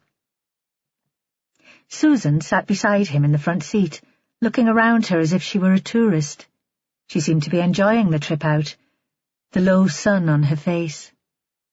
Occasionally she would lean back in her seat and shut her eyes, and he wondered if she was sleeping or thinking about the past.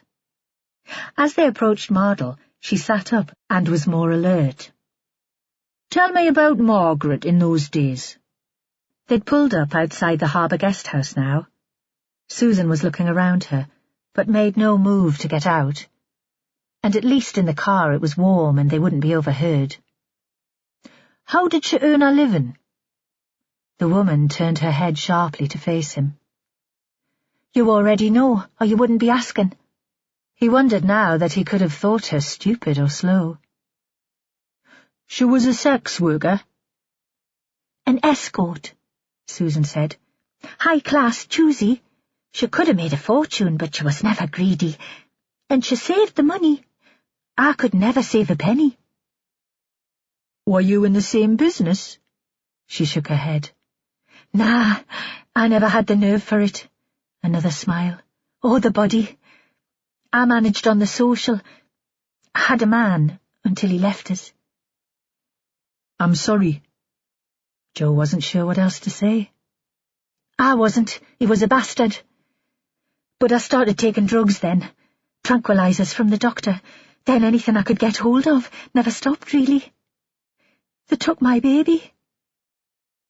He didn't reply. It would have sounded trite to say again that he was sorry. "But you're clean now, at the Haven?" "Aye. Still have bad days." A brief grin. "And I make the most of them, when they happen. I don't want them to get rid of me. If they think I'm well, they might make me leave, set me up in a place all on me own like they did Dee. I couldn't live like that." "You like it at the Haven?" Pet, I love it. Always someone about to chat to, a bit like the old days in Harbour Street." They sat for a moment in silence. "Can I see inside, where Margaret lived?" "I don't see why not." He got out of the car, then went round and opened her door for her. It was still very cold. She took his hand and pulled herself out, then stood for a moment looking up and down the street. On the pavement opposite, Peter Gruskin let himself into the church. "Could we go in there first?" She nodded towards St. Bartholomew's. "For old time's sake." Jo wasn't sure what the priest would make of them wandering in, but it was a place of worship and it belonged to the community, not to one man. He crooked his arm so that Susan could hold on to it to steady herself as they crossed the icy road. "Were you a member of the congregation?" he asked.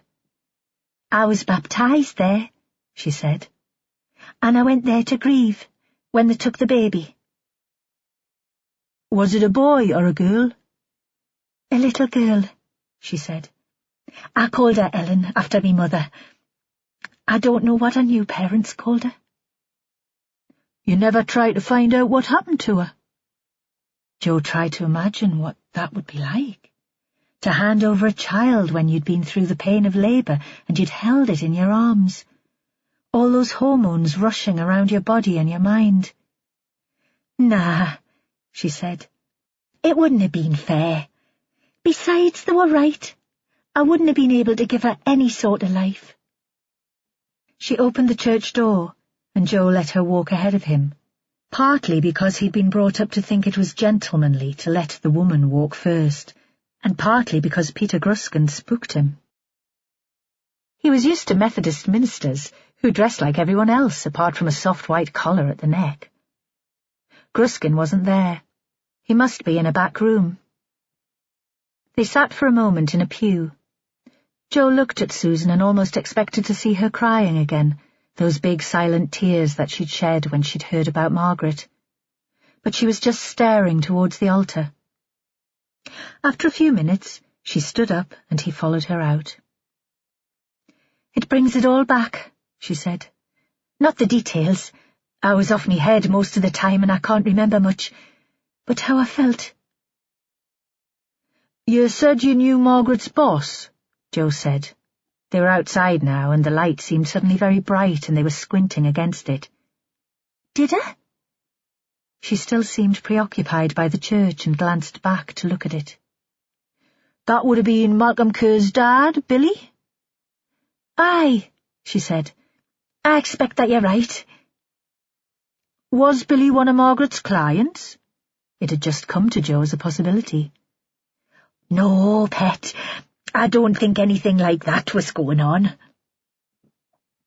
But he could tell that she was thinking about something else and hadn't put any thought into the answer. When he knocked on the door of the guest house, he wasn't sure how he'd explain their presence. It was opened by Chloe, Kate's daughter. She stared out at them, her arms wrapped round her bony body to keep out the cold. She had big, fluffy slippers, just like Jessie's.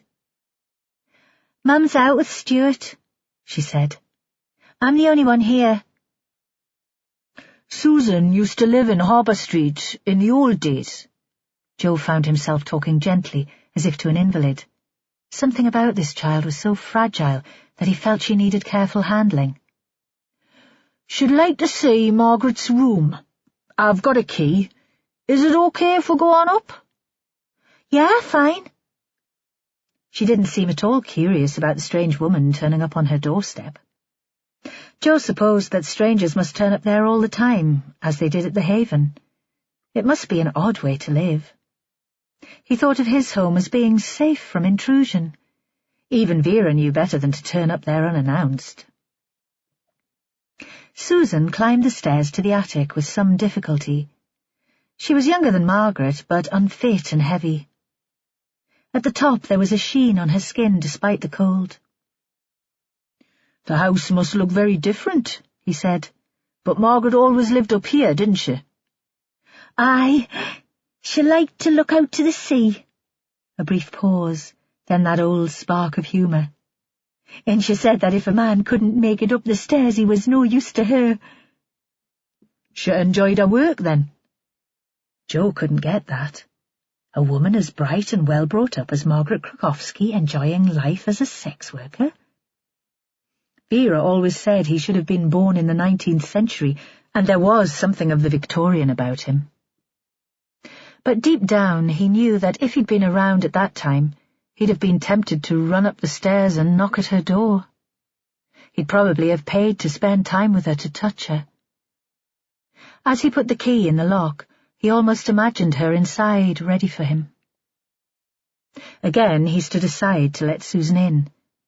This time he needed a moment to compose himself. "Is this what it was like in your day?"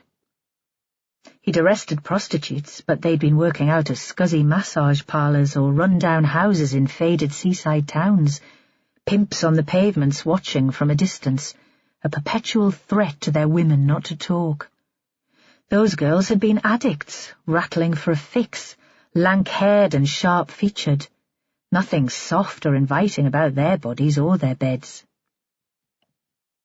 Susan walked in and sat on the sofa.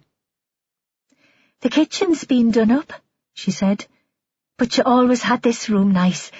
I never saw inside the bedroom. She always had the door shut." "Did she enjoy it?" He repeated the question. Thinking about it again, it wasn't so much the sex that shocked him, but the fact that it had happened here, in Margaret's own space. It seemed like a terrible invasion of her privacy, another example of living on the job. He could see why she'd invited so few people into her home once she'd retired.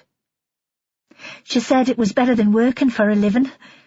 And once she'd got herself sorted, her own clients, regulars, I think she did like it. She only ever took on someone new if they were recommended. She never had to advertise." "Not like Dee Robson?" Susan gave a sad chuckle. "Oh, poor Dee. She was an alcoholic, and she enjoyed the drink too much to give it up. Every couple of quid was important, and she needed the attention.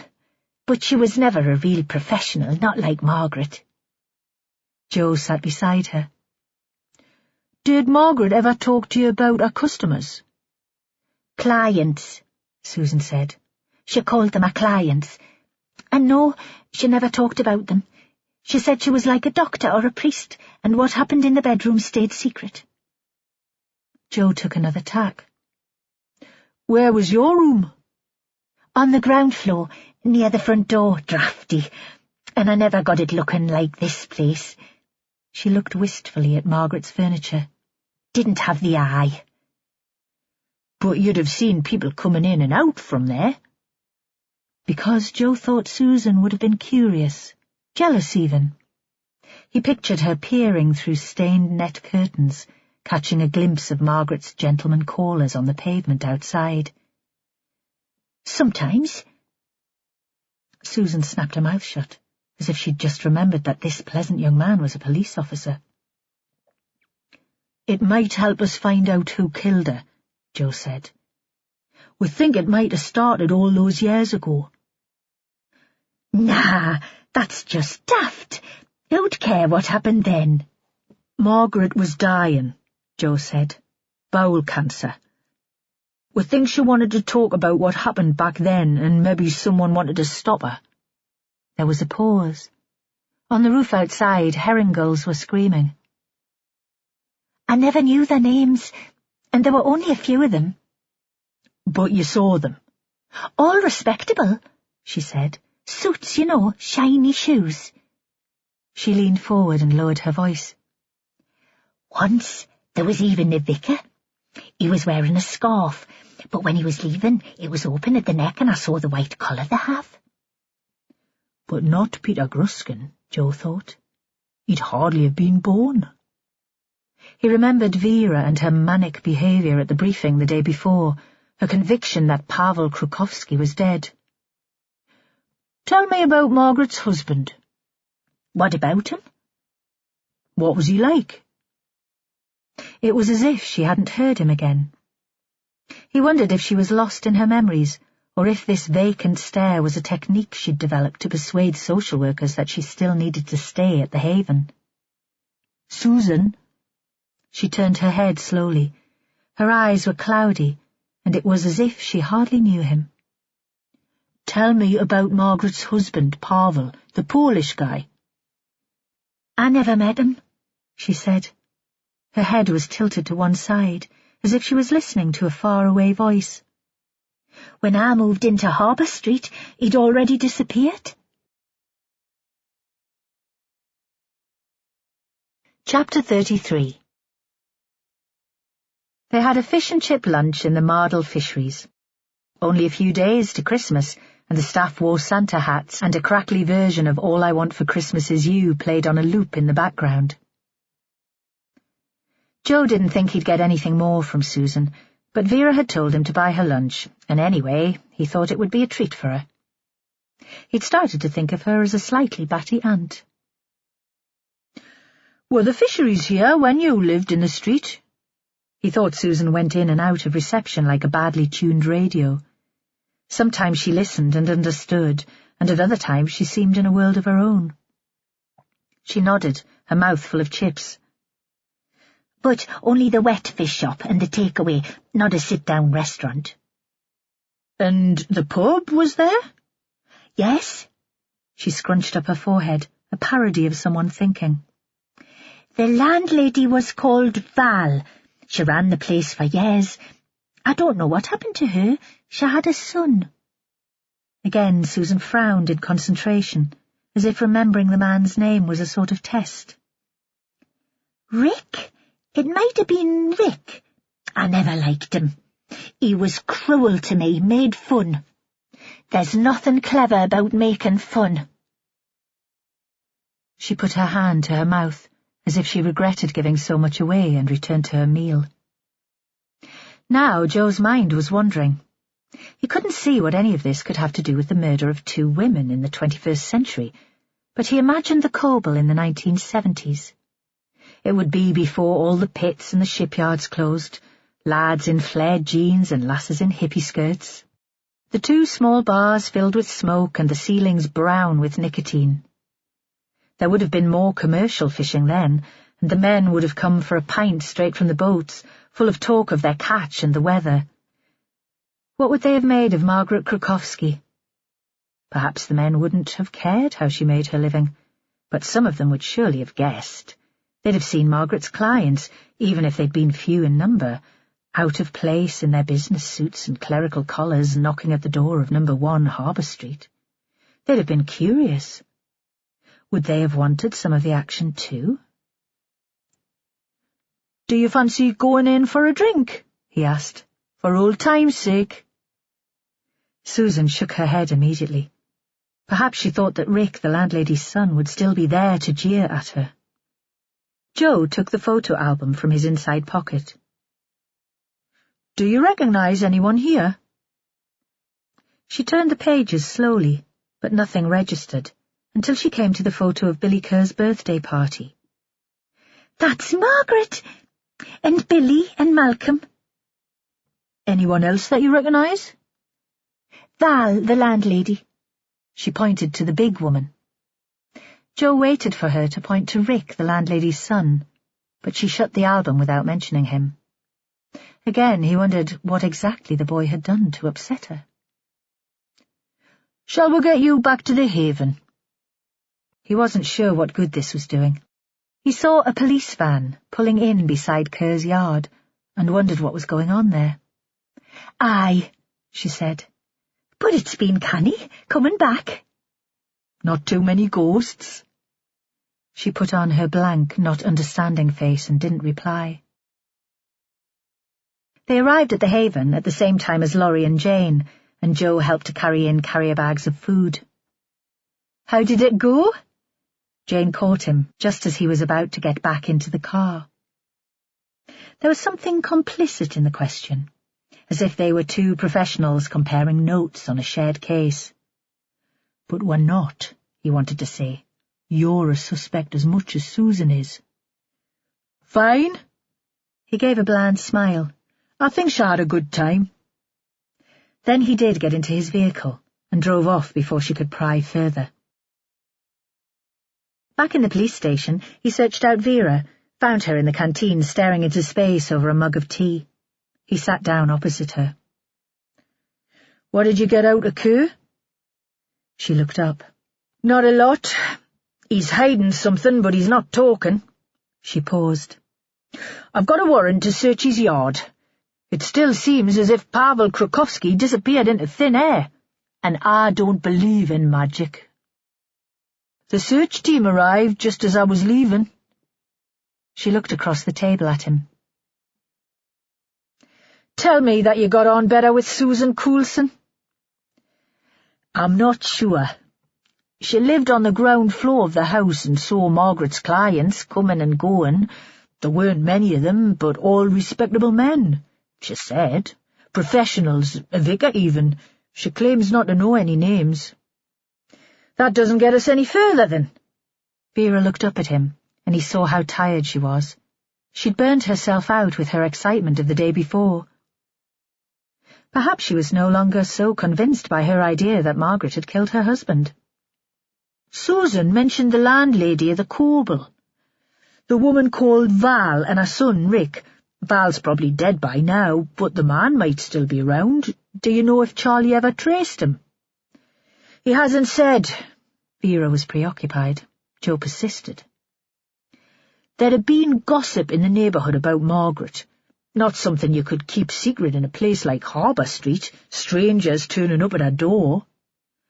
Jo knew he was throwing Vera these ideas in the hope of cheering her up.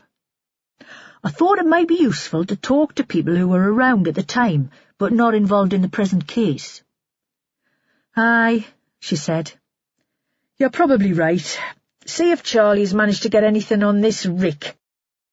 He's babysitting Kerr in the house in Percy Street." But there was no enthusiasm in her words, and she got up suddenly and stomped away from him and back to her office. She sat there with her door shut until mid-afternoon, when she left without a word. Jo knew she'd be going back to Harbour Street. The tension of waiting for the search results would be killing her, and she couldn't stop herself from meddling. Charlie answered his phone on the first ring and told Jo to hang on until he found somewhere private so that they could talk. "How's it going?" Jo could tell from the first response to the call that Charlie was gloomy. "Well, I can think of better ways to spend the week before Christmas." "Have you tracked down that mother and son who used to run the pub in Harbour Street?" Charlie hardly paused for a beat.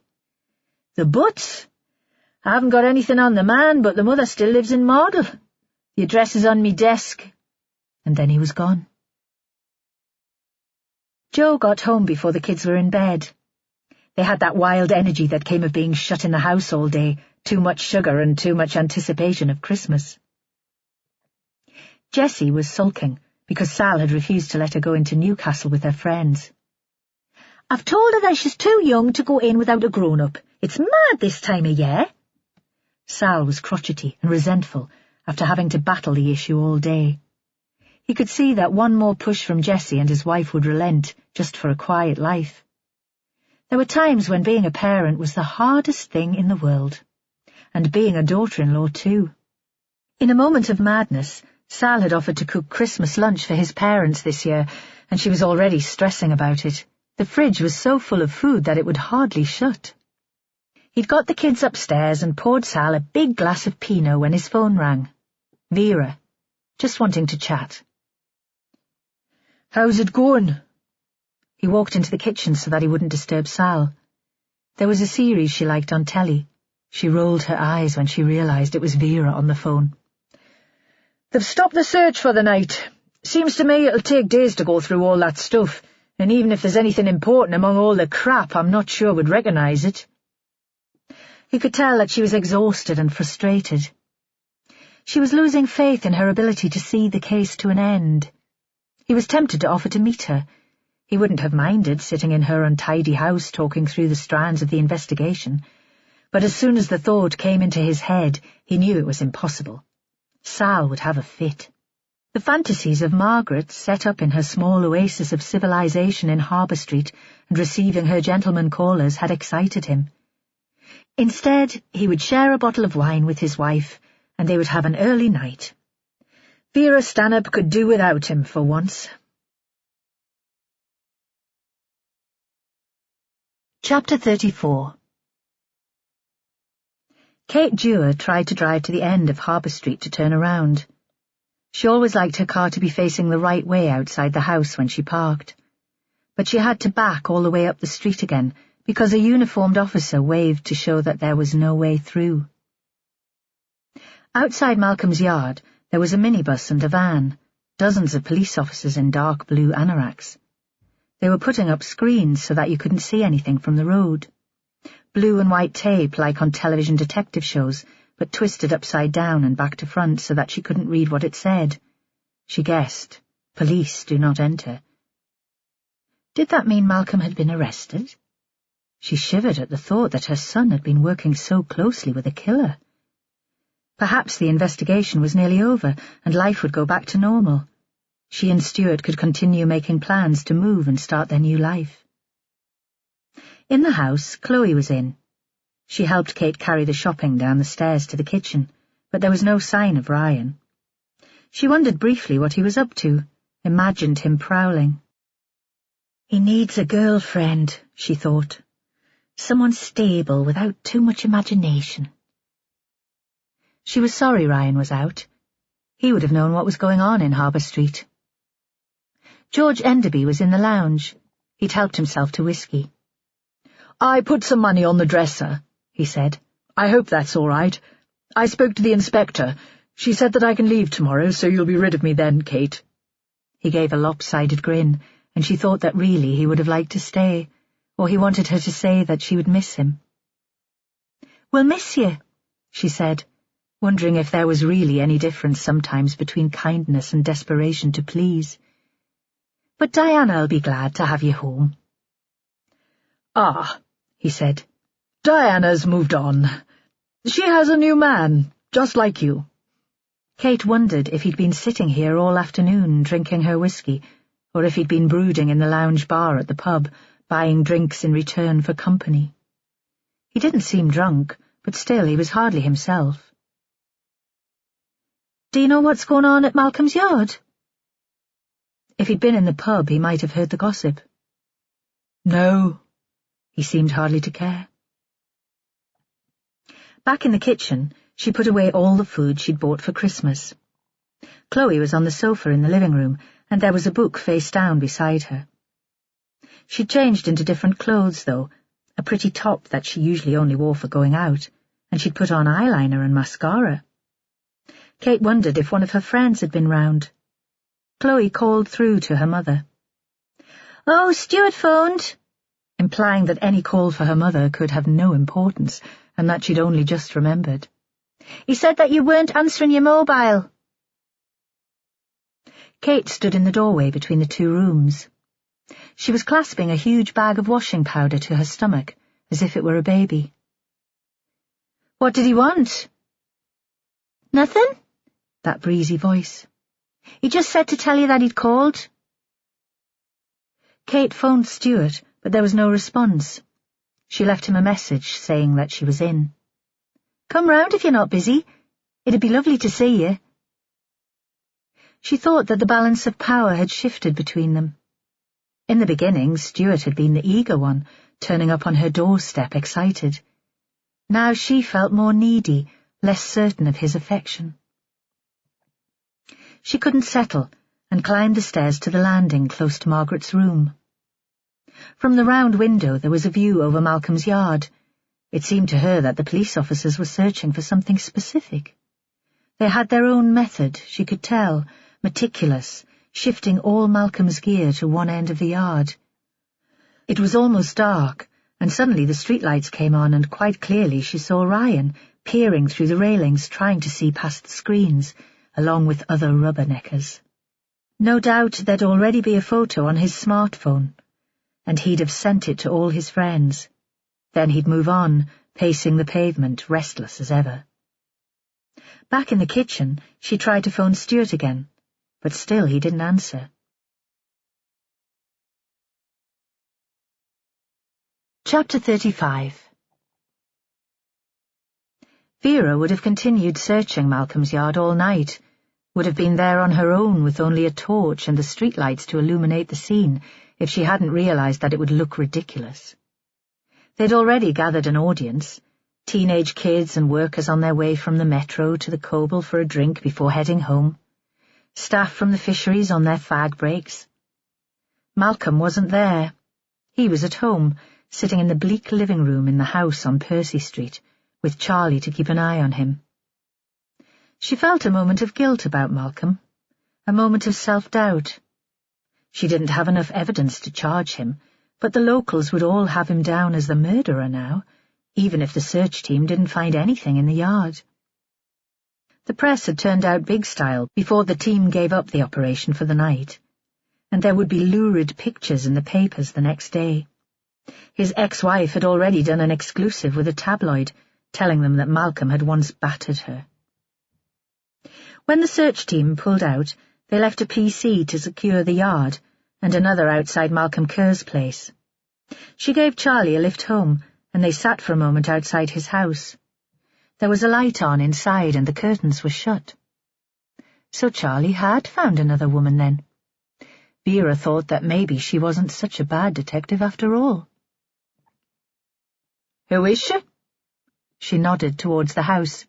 Then when he didn't reply immediately, "You're a bit of a dark horse, keeping quiet about a new woman in your life."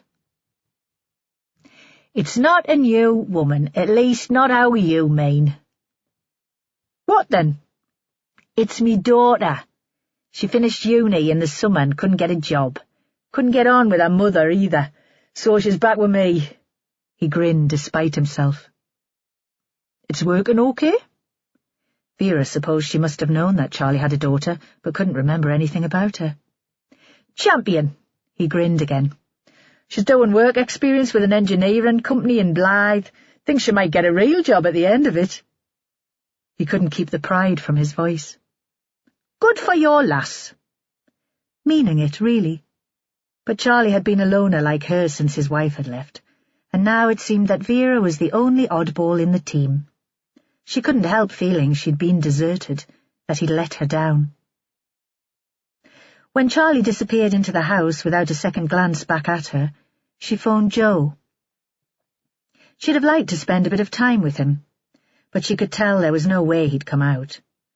His lass would want him for herself, mulled wine and carols and crap TV.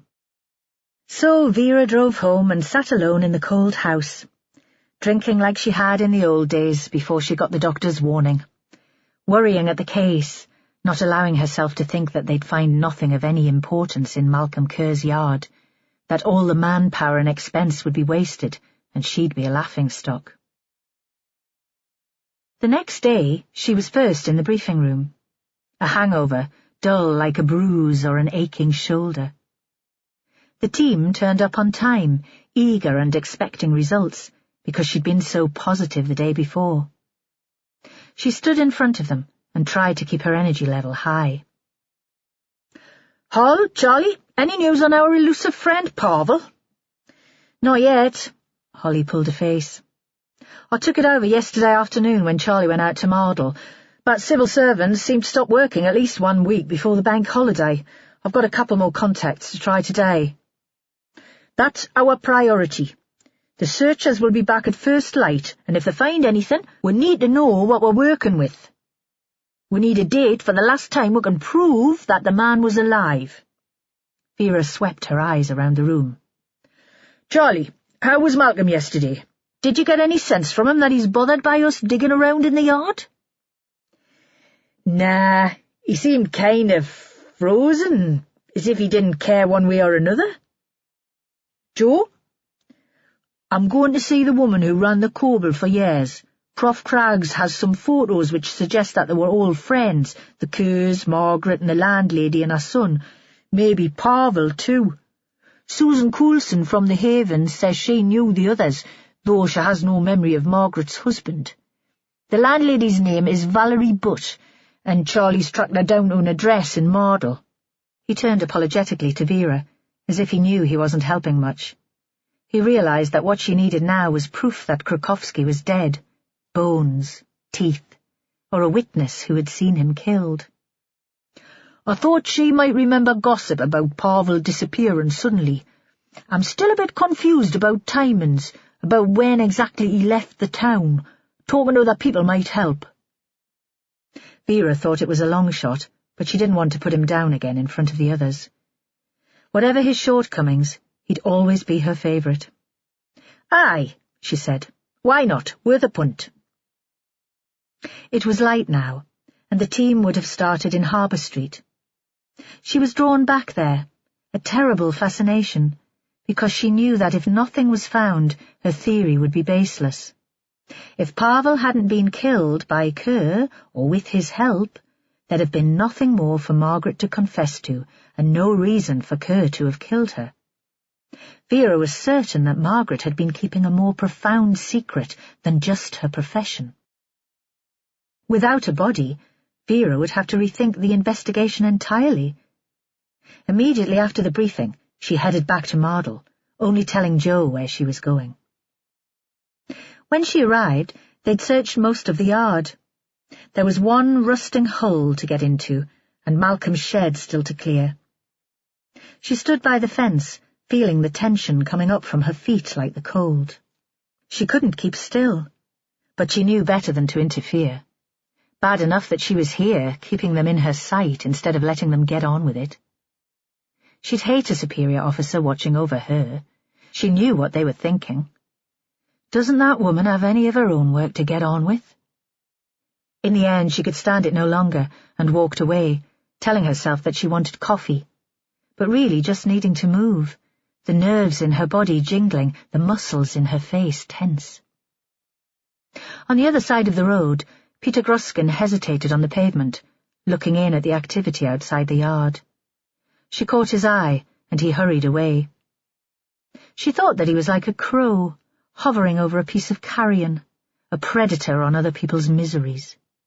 But then she'd inherited Hector's antipathy to the clergy. In the smart cafe opposite the health centre, she drank black coffee and ate a croissant. It had almond paste in the middle, very sweet, and she felt a rush of energy from the caffeine and the sugar. She knew she should get back to the police station in Kimmerston. That was her proper place, in an office. She should leave the detail to other people. But she told herself it would do no harm to call back into the search site first. They might have found something in the last half hour. It would be crazy to drive away without checking. When she arrived at Malcolm's yard, there was no sense of urgency. Most of the officers were standing by the fence drinking tea from flasks. Just a couple of men were emptying the junk from the shed. First she felt angry, and then sick with disappointment. They'd given up. She'd bobbed under the tape to join them. Now the shed was empty, and there was nothing left but the small stove standing on the bare concrete floor. She went inside and found the team leader there. He looked at her, part pity and part derision. "Nothin'." He was a Scouser, and it sounded as though he was spitting the word. No clothing dating back to the time in question, nothing that could have belonged to your man, no sign that anything's been buried or the concrete's been disturbed anywhere in the yard. Except in here. Coffee, sugar, and a flash of the new idea made her almost lightheaded. No hangover now. There was a wooden temporary office here before the shed. Smart, linked to main services. It was burned down. There was a suspicion that it was an insurance scam, but maybe Kerr wanted to hide a body, hide the evidence of a murder. A fire would give him an excuse to replace the floor. The shed appeared on the same site soon after. Nobody would have noticed, would they? Customers coming into the yard would have thought any work was connected to the fire damage. You want us to dig up the floor in here? He looked at her as if she was crazy. Aye, I do. She smiled, knowing that she seemed manic, unhinged. You are a mad old woman, eh? All those fit men out there, it wouldn't take more than a few minutes. She walked away from him across the yard, her coat flapping behind her. As she emerged from the screen onto the pavement, there was the click of a camera. The press were there already, then. More predators. She walked up the street to her vehicle and drove back to Kimmerston, partly because she couldn't stand the stress of watching them, the men with their picks and shovels and wheelbarrows of debris, calling her all sorts under their breath. The waiting would send her blood pressure sky high. But there was another reason, too. She didn't need to hang around because she knew she was right. She was sure of it. Because she felt it in her bones, just as she felt Margaret's guilt, and because nothing else made sense. It would be better for her to be in the office when the news came through, ready to brief the rest of the team. The call came sooner than she'd expected it. She'd made tea, wandered over to Holly's desk to see how she was getting on, and back into her own office. She left the door open. Some days it felt like a cell, and she needed to let in some air. So the team saw her raise her fist, a sign of triumph and vindication. They saw her beam. And when she strode out to greet them, they had all turned to face her. The search team has just found a body under the shed in Malcolm Kerr's yard. She was fizzing, but tried to keep her voice calm and factual. The concrete there is as thin as eggshell, apparently, replaced after the fire in the original building. No details yet. Paul Keaton and Billy Wainwright are on their way, but the team leader reckons the skeleton of a male. Now she allowed herself to look out at them, to bask in their glory. A young male. There was a round of applause, a few cheers. "Time to bring in Malcolm Kerr, don't you think?" she said. "See to it, Charlie." A moment's pause. She knew that in a performance, timing was everything. "Didn't I tell you this would all be over by Christmas?" Chapter 36. It turned out that Val Butts wasn't as old or as frail as Jo had expected. Prof. Craggs's photograph of the group outside the Coble had been taken in 1975. The date was written faintly on the back in pencil. Margaret would have been 32. Val Butt, large and ungainly, would have been just in her 40s, already looking tired and middle-aged, and her son Rick in his mid-20s. Val would have been hardly more than a child herself when she'd had him, and it would have been hard to be a teenage mother then. Jo tried to take the imaginative leap back to Harbour Street in the year before he was born, but the effort was too much for him. Better to find Val and talk to her. The woman lived on her own, in a single-storied miners' welfare cottage in a small estate on the outskirts of Mardle. It astonished him how many of the players in the case still lived in the town, or had connections with the place. It was as if they'd had no ambition, or lacked the confidence to uproot themselves and try life elsewhere. He wondered if Kate Dewar would move away now, whether she and Stuart and the kids would set up home in a new town, make a fresh start. He hoped they would. He wasn't given to strange thoughts, but it occurred to him suddenly that Mardle was toxic. There was something unhealthy in the air. He hadn't made an appointment, and it took the woman so long to get to the door that he was about to turn away. Then he heard a painful wheezing, and the door opened slowly. Val Butt was huge. She was still in her nightclothes, and the pink candlewick dressing gown hardly met around her waist. She walked with the aid of a Zimmer frame, and before speaking, she let go of it with one hand and flicked ash from her cigarette onto the path beyond him. "Who are you?" Eyes narrowed. The same look, he thought. She would have given the underage drinkers in the Coble before serving them anyway. He introduced himself and showed his warrant card. "You hear about Maggie Krakowski?" There was a rattle in her voice, and she gasped for breath again. "Andy Robson." "Aye, well, I never knew her." She backed herself carefully into the corridor. "You'd better come in. Dee was after my time. I'd have left the Coble before she was a regular there." He made a pot of tea on her instruction. "I'm never me best in the mornings." She installed herself on the sofa that took up most of the tiny front room, hauling her legs onto a padded stool in front of her. "The carers are supposed to get here at 8 to dresses, but they're always bloody late. Most of them don't speak English anyway." "You knew Margaret in the 70s and 80s? She ignored the tea and biscuits he put beside her and lit another cigarette. The room stank of smoke and the ceiling was brown with nicotine stain. Joe put the photo on the arm of the sofa so that she could see it without moving. She picked it up and stared at it. "That was 1975, she said, without turning it over to look at the date. "Billy Kerr's birthday." "Nothing wrong with your memory, then?" He was genuinely impressed. "It was the year I took on the licence." She paused. "We'd had a place in the West End in Newcastle before that, but it wasn't easy. There was always trouble. It was tough, especially for a woman. The Coble was a step up, a bit more respectable." "You were on your own with your son?" She gave a sudden quick grin and the ghost of a wink. "On and off. There was the occasional bloke." She stubbed out the cigarette in her saucer and gulped the tea. "But always my name over the door.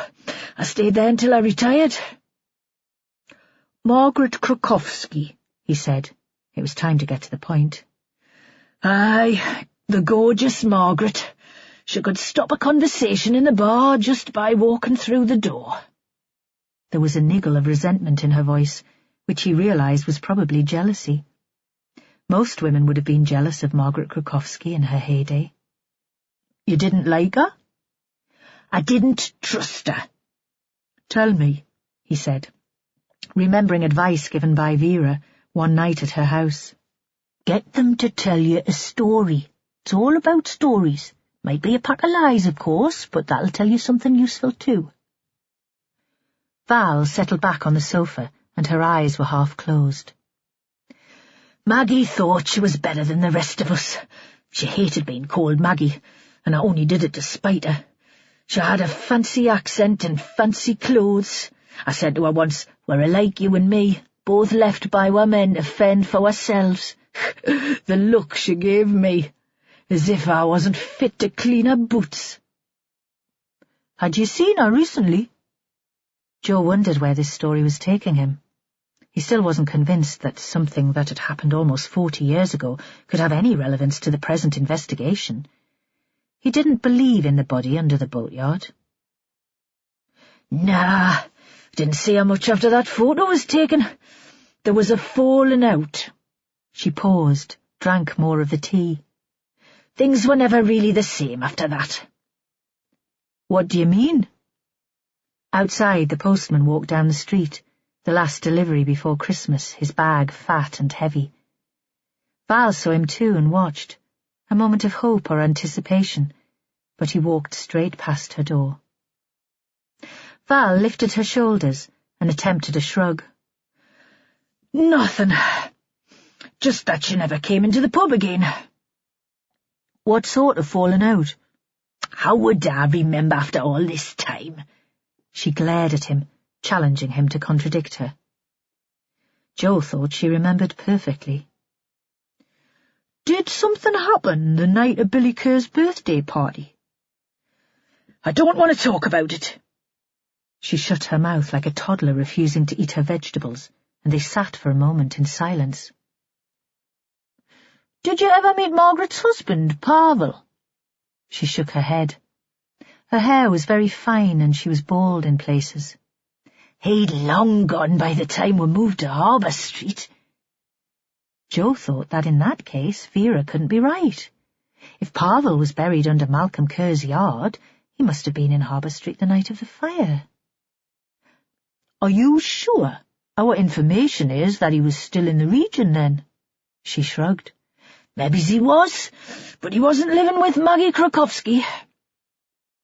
"Was Margaret working for Billy and Malcolm Kerr when this photo was taken?" Jo thought it was hard work prizing information from the woman, and he wasn't getting anywhere. He was wondering now why he'd come. He wished he was at Kerr's yard watching the search team. He trained with a couple of the lads, and it would have been good to catch up. Val made a strange choking sound that was half cough and half chuckle. "Oh, by the time I knew her, she was what you'd call freelance, a professional working woman." Each word came out as a separate sneer. "What do you mean?" Jo pretended ignorance. "She was a high-class slag, playing with fire. No man to keep lookout for her, no protection. If she'd been murdered then, I wouldn't have been surprised." He was surprised by the vehemence of her words. "You were a woman without a man to look out for you, too." "I had my Rick. He was a good son." "But he's left you," Jo thought, a sudden flash of insight.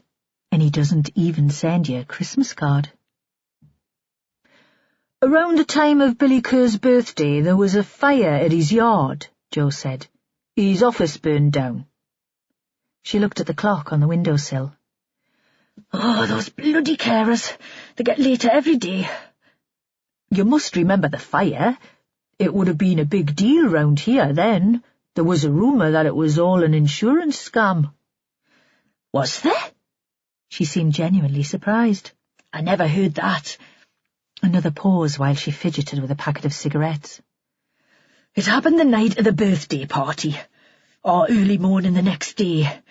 Though I think there was talk in the bar about arson, I never believed it. People always like a drama, don't they?"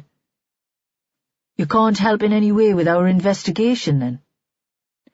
Joe Ashworth was losing patience, and he wanted to be out of the house before she lit another cigarette. He hated the way the smell got into his hair and his clothes. It made him retch. "I've never been one for helping the police," she said. "Never trusted them, and they do nothing for the likes of me." A car with a council logo pulled up outside, and two women in pink overalls got out. "You'd best go," Val said, "unless you fancy helping them get me into the bath." Joe left the house before the carers had their key in the lock. In the car his phone rang. Vera Stanhope, her voice chirpy. "How's it going, bunny lad?" She only ever called him that when she was in a particularly good mood, or when she was being sarcastic. "I haven't got much from the ex-landlady of the Coble." But he knew Vera wasn't listening. She'd phoned to share information, not get it. "We've found the body." Her voice was high-pitched with excitement. "It was under Malcolm's shed. I think he set the office on fire not for the insurance money, but to hide evidence of Pavel's murder." Joe didn't say anything. He was thinking that Val Butt had been lying to him. Pavel had still been around in Harbour Street in 1975 when Malcolm Kerr's office had burned down, and she would have known that.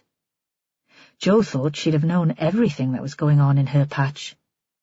She'd have been that kind of landlady.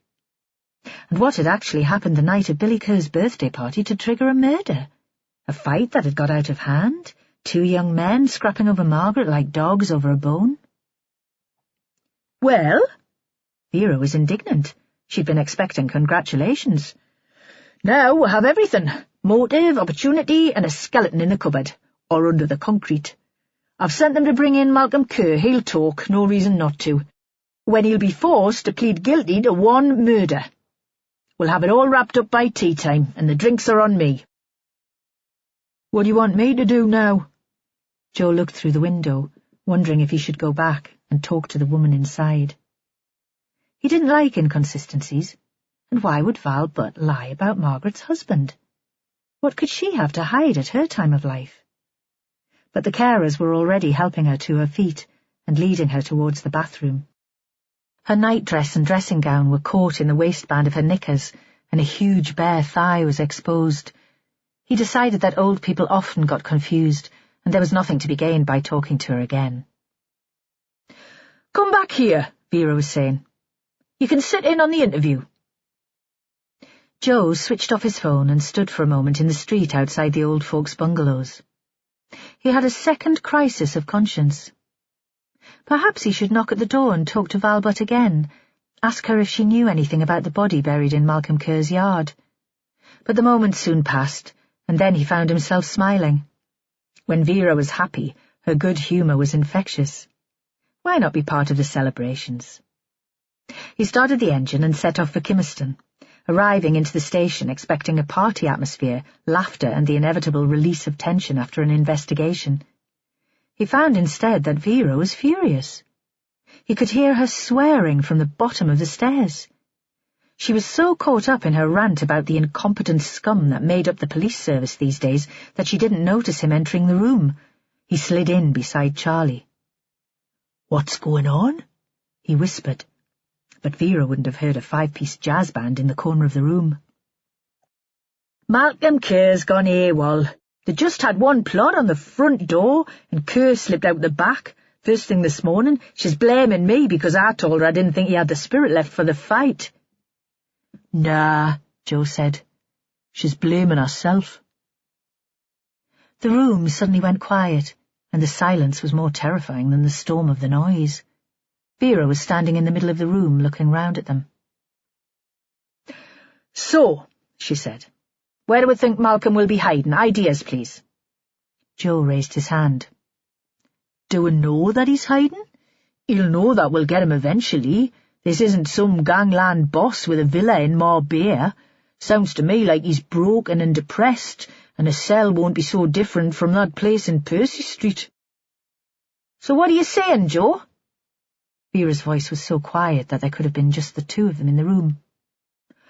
"I'm wondering if there's some unfinished business." "Explain, please."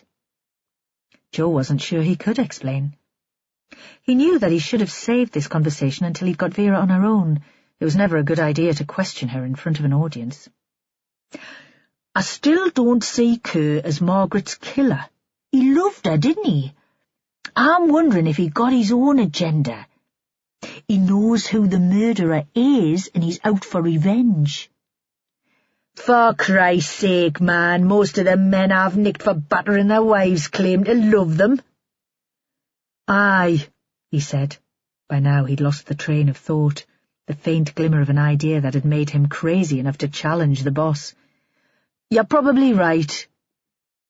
There was another brief moment of silence, and then she was issuing orders. "I want this man caught and brought in within the hour, before we're slated in the press for incompetence. Again. And if we don't get him by the end of the day, I'll be writing the story myself and selling it to the papers. We know he's in that clapped-out car of his. It'll be on CCTV somewhere." A pause while she glared round the room. "Well, clear off the lot of you." Then there was a flurry of activity and scraping of chairs. Soon Joe was the only one left. She leaned against his desk. "North Mardle Beach," she said. "I want you to go there. It's where Malcolm goes to think. I'd go myself, but I've got to be here to stand between the shit and the fan." Joe nodded. It was midday, quiet. Not even a dog walker on the long beach. There'd been no sign of Kerr's old car parked behind the dunes, but Joe had walked through to the shore anyway. Vera had thought the man would be here, and usually she was right, but the only figures right in the distance were kids chasing a ball. He phoned Sal from the top of the sand hill, suddenly missing her, thinking that they should bring the children out here sometime over the holidays. They could all do with a blast of fresh air and the sight of the long surf curling onto the beach. "How's it going?" He knew Sal was wound up about Christmas. She had this dream of how it should be for the family, everything perfect, and the reality never quite lived up to her expectations. This year she'd be thinking that his parents were judging her too. How were the kids? Jessie's gone into town. Her voice defiant, knowing that he wouldn't approve. He thought his little girl was too young to go into Newcastle without an adult. She went on. It's all right. There's a gang of them, some older kids too. Sarah's mother was going to take them in on the metro and she'll be in town too. Last-minute shopping to do. And just on the end of the phone if they need her. OK. Because what else could he say? It had already been decided without him. He stood for a moment watching the low sun on the waves, and then he drove back to Kimmerston. Chapter 37. Malcolm Kerr sat on the metro, an inside seat, next to a big-boned woman with a squawking toddler on her knee. The train was packed, the last shopping day before Christmas Eve. Nobody took any notice of him.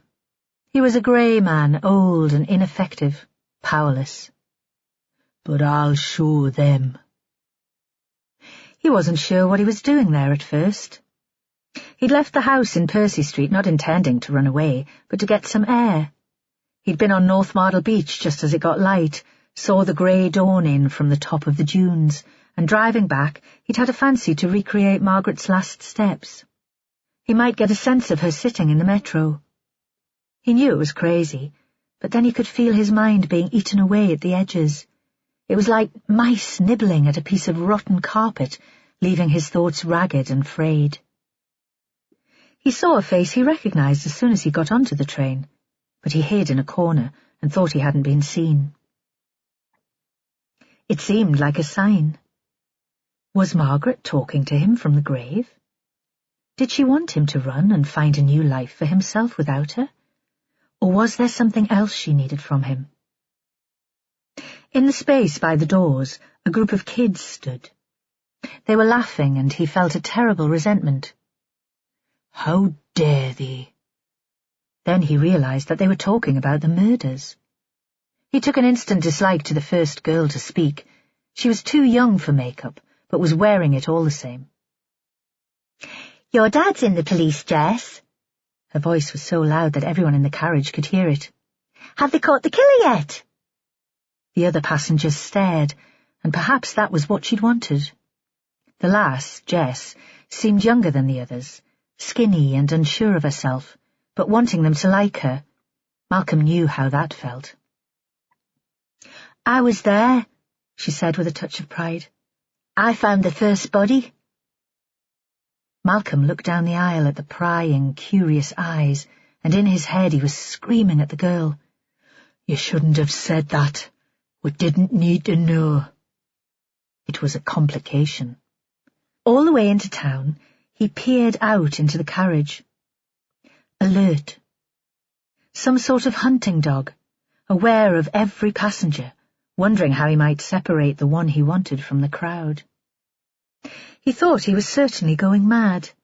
Lack of sleep or 40 years of stress. He thought he didn't care anymore, that he was dead, like the specimens the professor collected in his lab at Cullercoats, looking fresh and glossy on the outside, but inside hard and frozen. That he was as good as dead, at least. No feelings, no soul. But now he saw that there was a possibility of escape, of living again, feeling whole, and he felt a moment of hope. That depended on him parting the group and picking off the individual. He felt a sudden rush of excitement, the same brief, destructive excitement that he'd felt 40 years before. He was reading a copy of the free newspaper that he'd picked up at Partington Station and snatched a look over the top of it. Had his quarry seen him? He couldn't be certain, and he couldn't take the risk. He shrank back into his corner, and his mind slid back, time rewinding, the newspaper a screen between the present and the past. His father's birthday party, 50. The whole street in the Coble, from the minute he and Billy had come in with the boat, A big cheer as soon as they walked through the door. Billy Kerr had always been a hero in Harbour Street. Valerie had organised a cake from somewhere, but by the time they'd come to cut it, most of them had been pissed. Then out onto the pavement to take a photograph. Not everyone, of course. Some had stayed inside. There were always people in Harbour Street who were reluctant to appear in photographs. He remembered in detail what Margaret was wearing that day. A peasant skirt in Indian cotton and a white cheesecloth blouse, sandals, the fine leather strap tied around her ankle in a bow. Not her work clothes. She dressed up for work as if she was going to an office. Black underwear and a black suspender belt, sheer stockings and shoes with pointed toes and heels so high you'd wonder how she balanced. Leather and silk. He'd seen her dressing for work once. When he was out in the boat to lift his creels, he'd anchored in the bay and peered through her window, using the professor's binoculars. She'd thought nobody was watching, thinking that nobody could look into her bedroom, because all there was outside was the sea. Her silhouette had been black against the faint artificial light in the room. She'd stood on one foot, poised as a ballerina, and unrolled the sheer stockings along her other leg, completely balanced and completely relaxed. "Who are you dressing for, Margaret?"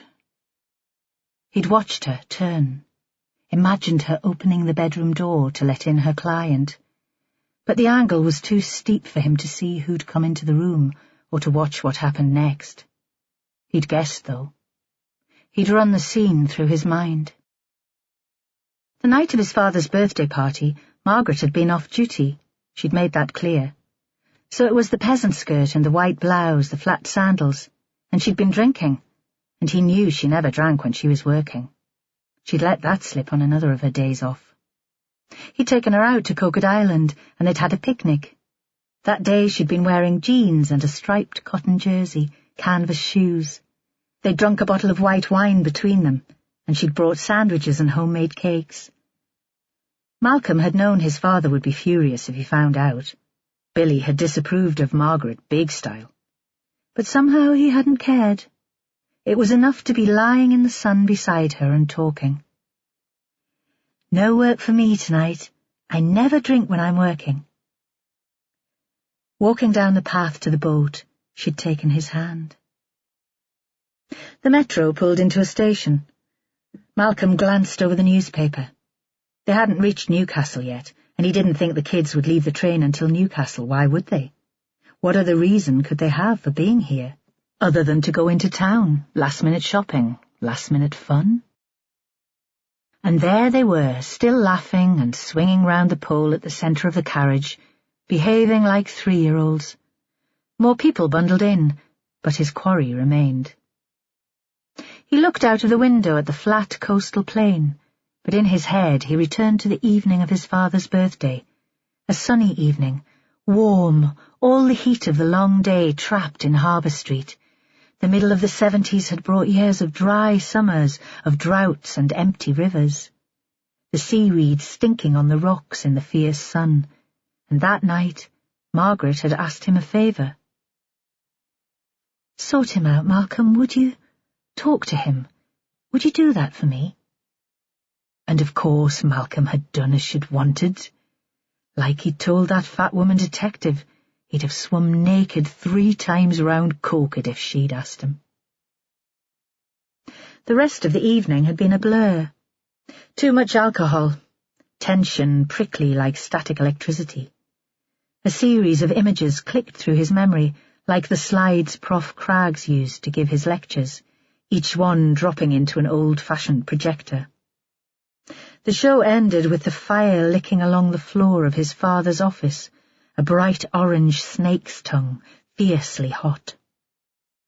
They'd stood with their backs against the railings, watching the varnish on the wooden walls blister in the heat, black and oozing like charred meat. Then the flames had been so high that they'd stood back to watch in wonder, the sparks soaring into the clear sky. Had that been the first of his sleepless nights? Certainly he and his father had both been standing in their clothes of the night before when the police and the fire officer had come to sniff around in the morning, Another hot day. "Arson," the officer had said. "No question." He'd looked at them, "Any reason why anyone would want to set a fire?" accusing them with his eyes, but reluctant to go any further than that. More bother than it was worth, and he was a working man himself. If business was bad, he could understand that they might want to claim on the insurance. "No," Billy said, "unless one of the lads at the party did it, thinking it was a joke, like." And that was the story they'd put about. Some of the lads at the party had got a bit wild and leery, and thought it would be fun to set the place alight, and the Kerrs wouldn't make a fuss because the insurance would come in handy, and they were all mates in Harbour Street, weren't they? Billy had gone into the Coble at lunchtime as soon as the bar opened, spreading the tale. And Billy was a respected man in the town, so the regulars all listened and shook their heads at the foolishness of youth. Val Butt had nodded too, her hands on her ample hips. She understood how these things worked. "Sometimes these kids are out of control." That morning, the smoke in his nostrils, Malcolm had watched from a distance, letting his father take charge as he always did. Malcolm had never been good at keeping secrets. Had he known even then that the knowledge of what had led to the fire would weigh him down like an anchor, dragging him under, drowning him for the rest of his life? The train pulled into Haymarket Station. Malcolm watched the other passengers carefully. None of them had seen him. He thought they just didn't see the middle-aged or the elderly. He'd wondered if the girls might get out here, at this end of Northumberland Street. The young girls in the group by the door were as flighty as moths, restless and unsettled. But they stayed where they were, and it was at Monument Station that everyone left the train. Malcolm folded his newspaper in his pocket and followed them onto the escalator and out into the heaving streets. Chapter 38. Vera blamed herself for Malcolm's disappearance. She should have kept the man in custody while they searched the yard, evidence or no. Now she thought that he was dangerous and desperate. She felt trapped in her office in Kimmerston. She would have preferred to be at the crime scene in Kerr's Yard, squeezing early information from Paul Keating and Billy Wainwright, or out searching for the killer. Joe Ashworth phoned. "Tell me you've got something for me." In her mind she'd seen Malcolm, hunched, walking along the beach, and now she imagined that Joe had him in his car, ready to bring in, ready to talk. "Nothing."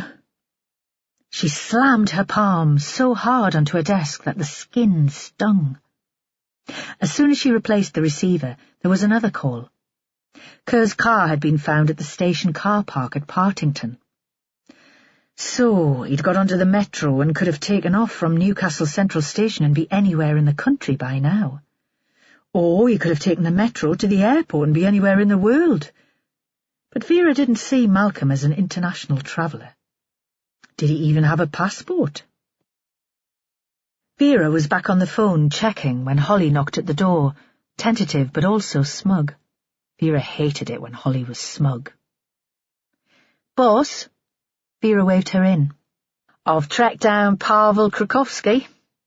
Holly sat on the chair on the other side of the desk. "What do you mean you've tracked him down? He's in a hole in the ground in Mardle, unless Paul Keating has authorised removal of the remains to the mortuary." "No, boss, he's not." Holly paused. "He's running a tour company in Krakow, arranging travel to the UK for students and workers.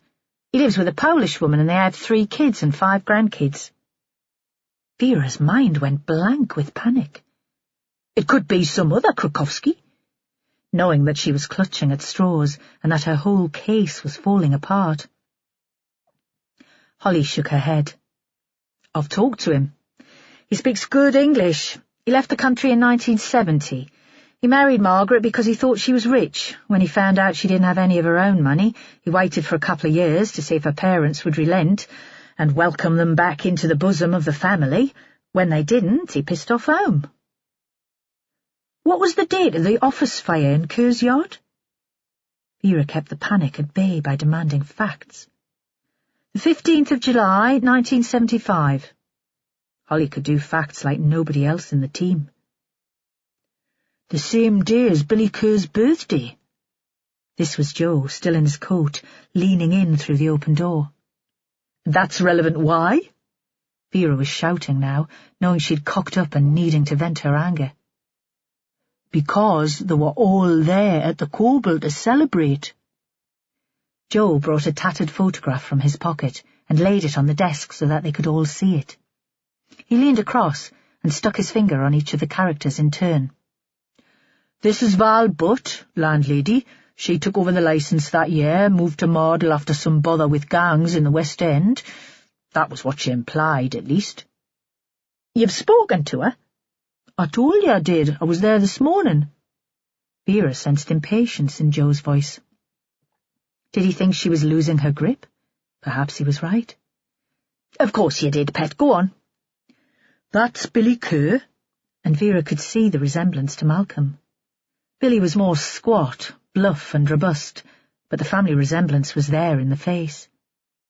Mike Craggs, now Professor Craggs, then a postdoctoral student. Malcolm Kerr, Margaret, of course. And that's Val's son, Rick. Vera looked up. Have you told me about him before? Joe nodded. Susan Coulson mentioned him. She said he used to make fun of her. He paused. I had the impression that she was scared of him. I've just checked out his record. He was in lots of trouble as a lad, hanging round with the West End hard men, no convictions since 1974. How old would he be now? 66. And where's he living? Vera looked at him. No record that he's living anywhere, and no record that he's lived anywhere since the mid-70s. Silence. In the open-plan office outside there was a murmur of voices. And you think maybe he's that pile of bones under Malcolm Kerr's shed? Vera leaned back against her desk and tried to picture how that would work. Why would Malcolm Kerr have killed the landlady's son? A drunken scrap at his father's birthday party, and what relevance could that have to Margaret Krukowski 40 years later? Joe Ashworth shrugged. Well, we know it's not Pavel Krukowski. Suddenly Vera thought that she couldn't stay in the building any longer. She'd start climbing the walls or screaming like a lunatic. I'm going to talk to the mother. She struggled into her jacket and headed for the door. You hold the fort here. Let me know if they manage to track down Malcolm. The last sentence was shouted back over her shoulder as she ran down the stairs. Vera saw the woman through the window. She was leaning back on a sofa with her legs propped in front of her, staring at a television. A piece of tinsel strung along the mantelpiece was the only concession to the season. Vera thought she'd better start swimming again and lose a bit of weight. She couldn't imagine what it would be like to be old and trapped inside a monstrous body, force-fed crap TV like Valerie Butt. She rapped on the window to get the woman's attention. Val waved her to come in. The door was already unlocked. Perhaps she was waiting for someone. Another cop! Val pressed a button and switched the sound off the television. Pictures of smart country houses continued to roll across the screen. We've found another body. Vera squeezed beside her on the sofa. There was nowhere else to sit. When Val didn't respond, she added, Tell me about your lad, Rick. This time there was a flicker of interest. When did you last see him? The room was very hot, and Vera hadn't bothered to take off her coat. She felt almost faint. Ages ago, the woman said. She paused. He had problems. He had to go away. What sort of problems? Vera pulled her arms out of her jacket but didn't stand up. He got into a bad crowd, Val said. When we lived in the West End, he wanted the excitement, that male pride thing. He was never one for settling down. That was why we moved out here. I didn't think his mates would find him out on the coast. She was staring at the television set, at a woman showing off a kitchen the size of her bungalow. And did they? I'm not sure, Val said. Things were going on. Maybe he just got the bug and wanted to play the hard man to get a bit of respect in his own right." She paused. "Sometimes I think it's worse for the boys. People expect them to be tough. Rick always wanted to seem tough." "So people didn't like him?" Vera thought she was getting to the root of the matter now. An idea fired in her head, bounced around the facts, shifted her perspective. "He was cruel, and people were scared of him. He always wanted to be top dog." "He was showing off," Val said. "Hardly more than a lad when he got into bother." "What happened?" Vera asked. "The night of Billy Kerr's birthday party, the night of the fire?" Val lay back in her chair as if she was suddenly exhausted. "I don't know. Rick was wild that night. Drugs, I think. He was into all sorts." She looked at Vera. "You don't want to believe that your kids might be bad, because it's your fault, isn't it? Who else can you blame?" Vera put her hand on the woman's fat slab of an arm. "Tell me. Tell me your story." "We decided to have a bit of a party for Billy Kerr. The boys in the boats organised it, paid for some food, got one of the wives to make a cake. It was hot that summer. It was hot every day. And from the start of the evening, I could tell there would be trouble. There was a kind of tension. You felt there'd be one wrong word and the place would go up." The woman turned to look at Vera. "That Margaret Krukowski was at the bottom of it. She wound the men up, all of them. I read about her in the paper when she was killed, and I couldn't recognise her. Some sort of saint, religious, spending her time in that place for women with problems. Well, she'd know about that." "Your Rick fancied her, did he?" "No." The word rattled like a bullet around the room, and then Val continued almost in a whisper. "If Rick fancied anyone, it was himself. I wondered if he was into men at one time, but there was no sign of that either. He was a loner. His interest in Margaret was—" She paused to find the right word. "Professional." And then Vera understood. "He wanted to be a pimp. He thought she'd do better with a man to handle things for her." Val stared out of the window, and her words were defensive. "He'd been knocking around with the gangs in town. He knew how they operated, and he saw himself running the same sort of schemes out here on the coast." "Did he sell drugs to Susan Coulson?" Vera pictured the man she'd seen in the photo. Dark hair long over the ears, hard grey eyes. It triggered another, more recent memory. "He'd sell his own mother," Val said, "if the price was right." Her voice suddenly bitter. Vera blinked, and the pictures in her head shifted again and became firmer. "But you protected him. You let him operate from your pub." "He's my son!" It came out as a wail. "So, that night, Billy Kerr's birthday party. Let's get on with the story. That night, something was going on. I talked to Rick and I told him I didn't want any bother, but you could smell it, the violence. He was twitchy, angry. I wondered if some of the old crowd had threatened him, if he was expecting them to come and get what he owed them." The big woman closed her eyes briefly. Vera could tell that in her head she was standing behind the bar, pulling pints, cracking jokes, and all the time waiting for her son to ruin all that she'd achieved there. It would take a certain kind of courage not to fall apart. Everyone had drunk too much, and it got wild and noisy. Folk out in the street. I lost sight of Rick, but I couldn't go and see what was happening. It was dark by then, but steamy hot like it was a tropical country. You longed for a thunderstorm to clear the air or a bit of a breeze. Her attention was caught by the television again for a moment. A middle-aged couple with a dog at their feet, standing arm in arm outside their dream cottage, a universe away. Then we saw the fire in the yard. The flames so high that you could see them from inside the coble. By then it was gone midnight and I'd carried on selling past closing time because everyone expects a lock-in when it's somebody's birthday. And I knew the police would come and I'd be in danger of losing me licence, so all I could think of was getting the place cleared. Vera wondered how many times Val had relived that scene, but she would never have talked about it before. The way the words came out, Vera could tell that it was new to express the thoughts out loud, and a kind of relief. I didn't see Rick again that night, Val said. I thought that he'd made himself scarce. He could disappear like a ghost when he wanted to. Police, social security, probation.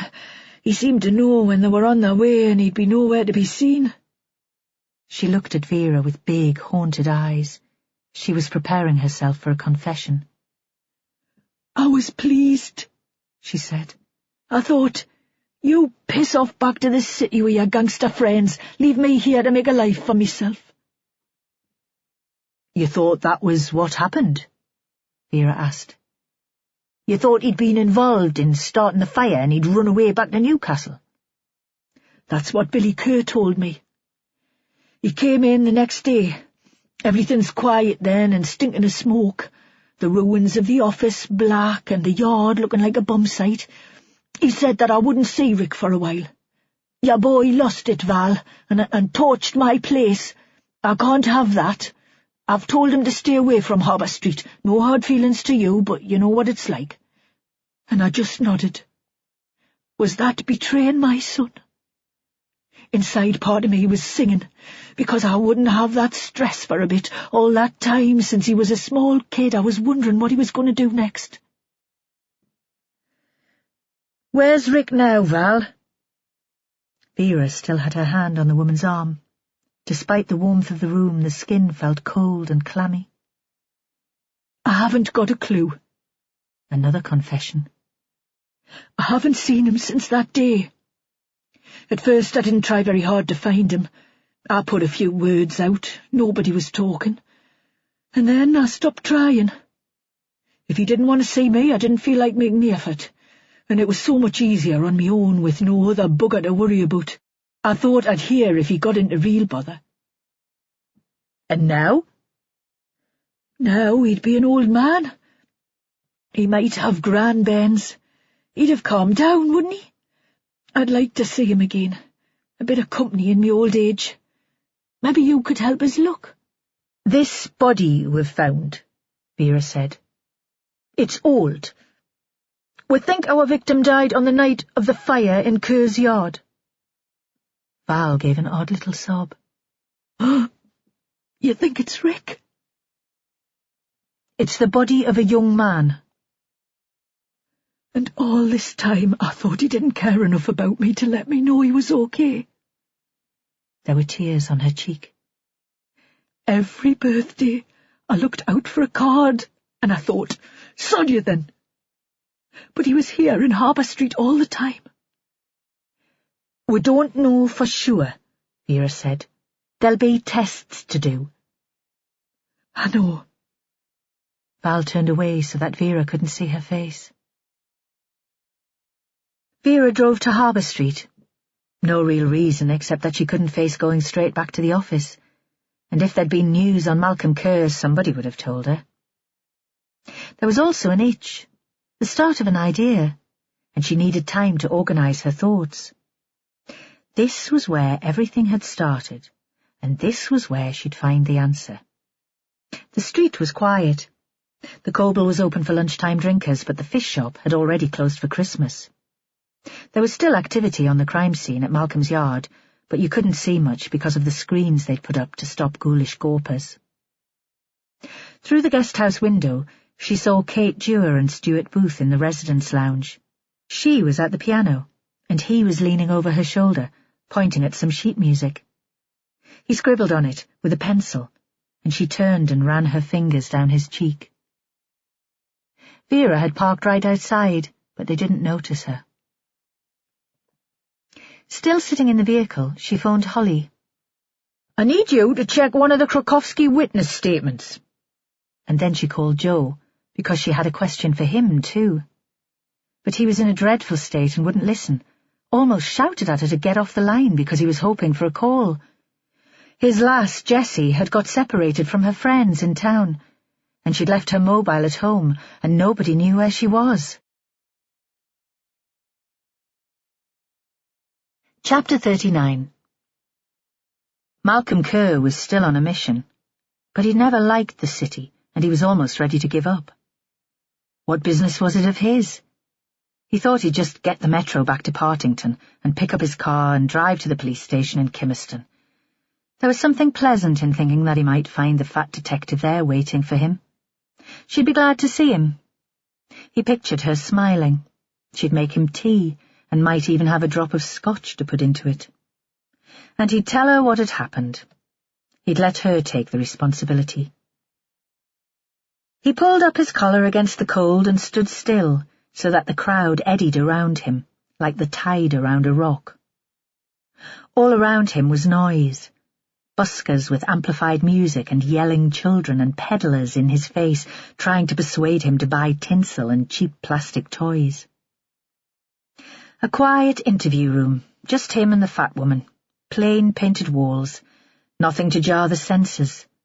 Suddenly, that seemed the most attractive thing in the world. Then the group of young people ahead of him shifted, parted by 6 jostling youths coming in the opposite direction. It was early afternoon, but they were drinking cans of cheap cider and swearing. Malcolm felt a stab of anger. He wanted to teach them some manners, but he'd been a yob in his time, worse than a yob.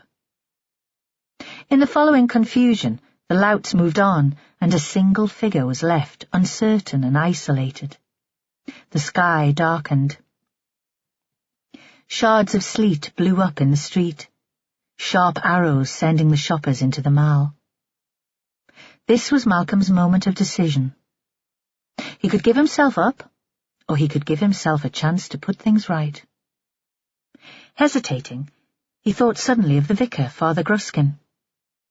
Gruskin had turned up at his house the day after Deborah had left him, offering sympathy and advice. Malcolm thought that Margaret had sent the vicar because she was worried that Malcolm might do something daft, that he'd kill himself or kill Deborah's new man. Gruskin had sat in Malcolm's front room and hadn't known what to say. He'd only called because Margaret had asked him to. Another man who would do whatever Margaret wanted him to. He'd muttered a few words and then he'd gone. Vicars should be good men, shouldn't they? They'd make the right decisions. What would Gruskin do now in his position? Then Malcolm remembered the way that Gruskin had stared at Margaret, watching her longingly as she walked down Harbour Street away from the church. She'd been old enough to be his mother. Older than that, even. But still the man had stared with hungry and lonely eyes. Were there no good men in Mardle, then? Did the place only breed liars and thugs? I'm going mad. My father always said that I should be locked up. The sleet was heavier now, filling the sky with pieces of ice, and Northumberland Street was almost empty. What would Margaret want me to do? Malcolm looked down the road and saw that there were 2 people on the opposite pavement now. They walked away from him, one after the other. He hesitated for a moment, and then he followed.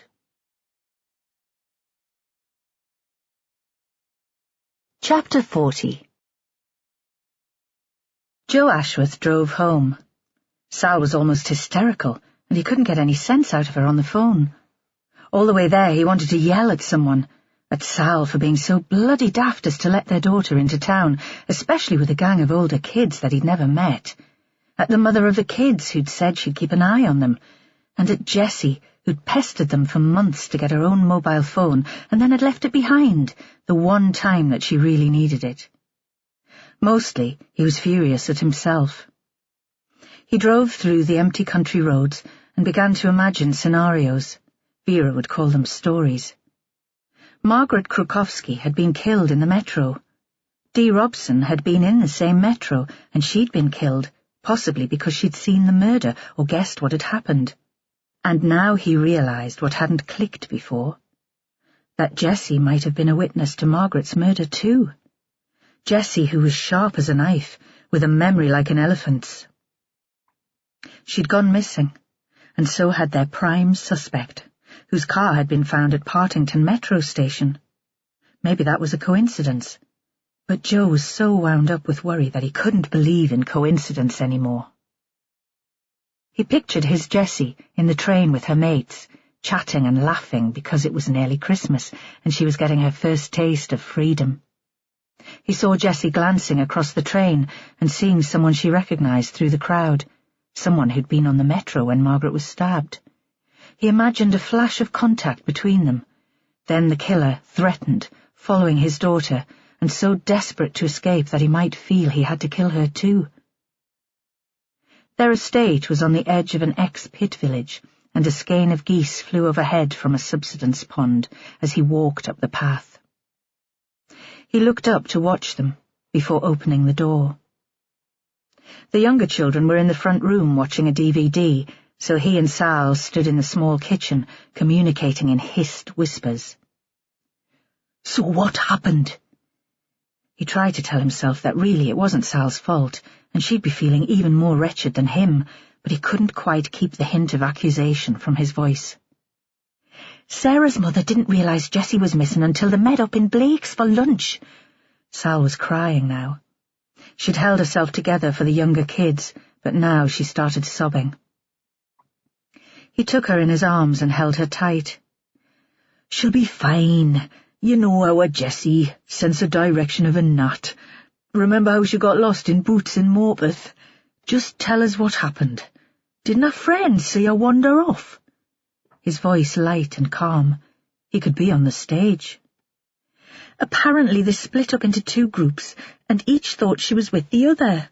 It was only when they met up for their lunch that they saw she wasn't there. A couple of the older ones went back to look for her, but they couldn't see her." Sal reached behind her for a tea towel and dried her eyes with it. "Sarah's mother thought Jess had just headed home. She phoned, expecting her to be here." He didn't say anything, but fumed silently at the irresponsibility of the woman who was supposed to be looking after Jess, and at the carelessness of her friends. "Your boss phoned," Sal said. For some reason she never used Vera's name. "She asked me to email her a photo of Jess. She said they were checking the CCTV in town anyway, and she'd get her people to keep an eye out for Jess." Joe thought that Vera's mind must be working the same way as his. She'd already been looking for Malcolm's picture on the CCTV in town. Now she'd get the watchers looking for Malcolm and Jessie together. "There you are, then," Joe said. "They're doing all they can. They'll have her home in no time." Even as he spoke, he wondered if he was really being kind. Perhaps he should prepare Sal for the possibility that their daughter had been abducted. She'd hear soon enough in the media that they'd allowed the suspect in the murder investigation to escape, and then she'd be furious with him for keeping her in the dark. But he couldn't face telling her the truth now. "Look, I've got to go back to work. I can do more there anyway. I'll call you if I hear anything." Knowing that he was a coward, he opened the door into the living room and shouted hello and goodbye to the kids there. They smiled and waved before their eyes returned to the screen. He drove down the road and parked round the corner where Sal couldn't see him, then phoned Vera's mobile. "Where are you?" she said. "Your Sal needs you with her. She's fallen to bits." "I've just come from home." He couldn't say that he couldn't bear lying to his wife anymore, but he certainly couldn't bear telling her the truth. "Any news on Malcolm Kerr?" "I've got men watching his car at Partington," she said. He wondered where Vera was. He thought he could hear gulls in the background. "I doubt he'd be daft enough to turn up for it, but I don't suppose he'll be thinking straight now." "Do you need me back at the station?" When there was no immediate answer, Joe continued. "I might go into town, see if I can find our Jessie." He could tell he sounded pathetic, but he couldn't stand hanging around the station, not able to concentrate, jumping every time his phone went, his head full of images of knives and blood. "Aye, why don't you do that?" Vera said. He thought she just wanted him out of the way. She believed that he wouldn't function properly with his mind on his daughter. "Don't you care about her? A bellow? A possible witness to a murder and the suspect on the loose?" As soon as he'd spoken, he knew that was unforgivable. The one thing they all knew about Vera Stanhope was that she cared, and she probably had the same pictures in her head as he did.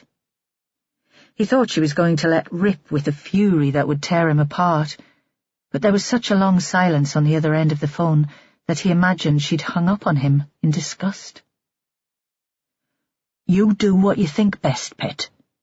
I'll let you know as soon as I hear anything." Her voice quiet with pity and guilt. He drove back to Mardle, pulled back there by a kind of magnetic field. He had a vague plan to get on the metro at the end of the line because perhaps Kerr was fooling them all and was just riding the trains. In the crowds it would be a good place to hide. And the metro would take him into town, and that was the last place that Jessie had been seen. His phone rang. It was Sal. His pulse raced. Jess would be home safe and well. But Sal only had the same question.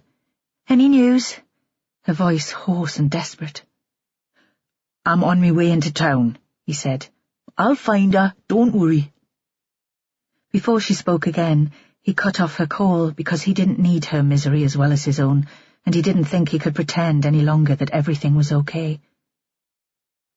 The metro car park was full, and he ended up stopping in Harbour Street, just across the road from the church. Passing St. Bartholomew's, he tried the door and found it was open.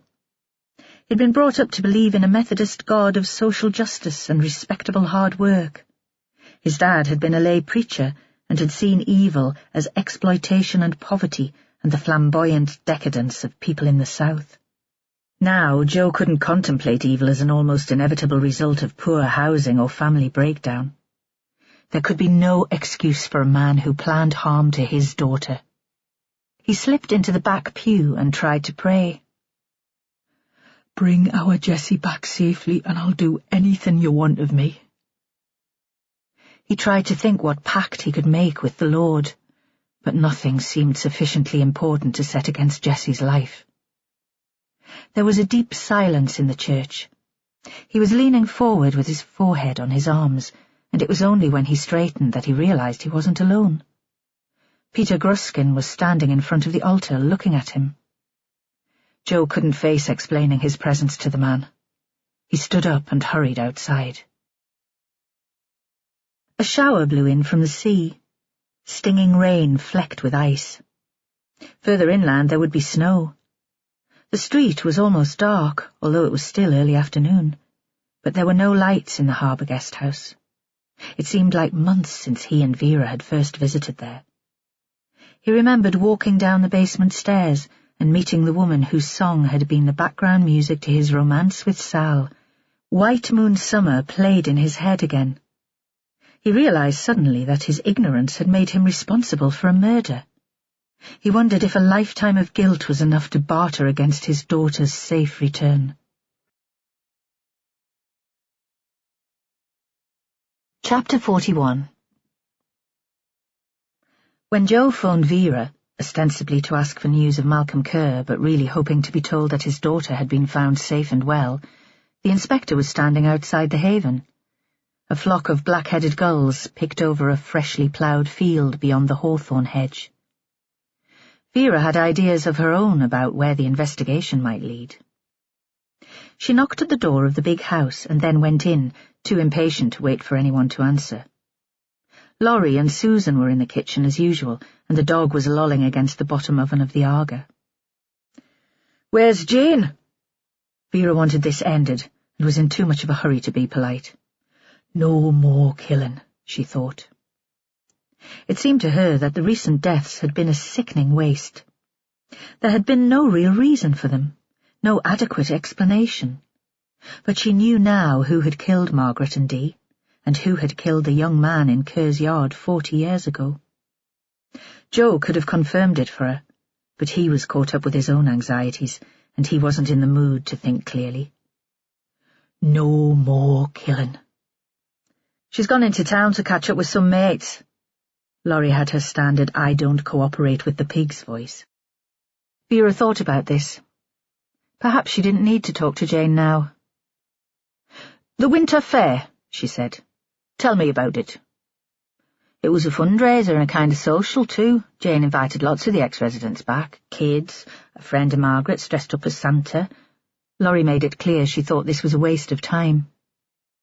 "George Enderby?" "Yeah, that's right. He must have spent a fortune on the stalls, besides the books he gave away. He'd wrapped them all up in Christmas paper, and we found him a sack so that he could play the part properly." Her voice softened. Vera nodded. She could imagine Enderby playing Father Christmas, all jovial and generous. Laurie continued talking. "It was sunny, and we set the stalls out in the barn as well as in the house, invited people from Hollypool. They turned up to gawp at us. We had a barbecue, did mulled wine. Susan had been knitting kids' clothes for months, and we sold them all. It was cool, until Em had one of her panic attacks." "What happened?" Vera wasn't sure that she had time for this, but thought it might be relevant. "She just went all weird on us, said she couldn't cope and needed to go back to hospital. Jane talked her round in the end." "Do you have Emily's address?" This was what Vera had come for. "She went back to her mother's home for Christmas, didn't she?" Laurie stared at her, suddenly bristling with antagonism again. "What do you want with Em? She's not well." "I want to stop another murder." Vera shouted the words so loud that she could feel the painful rasp in the back of her throat. "So if you don't mind, lady, I'll ask her a few questions, quietly and kindly, but needing to get some answers." Laurie continued to stare, this time with a little more respect. "She lives in Tynemouth somewhere. The address will be in the office," she said, "on Jane's computer, but it'll be password protected." "Shit." They looked at each other, a moment of shared communication. If Susan was following the conversation, she gave no sign of it. She was sitting in a low chair close to the Aga, knitting something small and pink. The wool lay in a basket at her feet. "I can probably find it for you," Laurie said. "Not sure it's entirely legal, though, poking around in the system, hacking into social services." "Sod legal."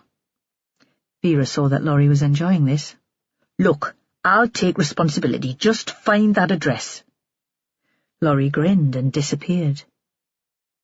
In the chair in the corner, Susan gave a little smile and continued to knit. She hadn't acknowledged Vera's presence. Was this one of her less coherent days?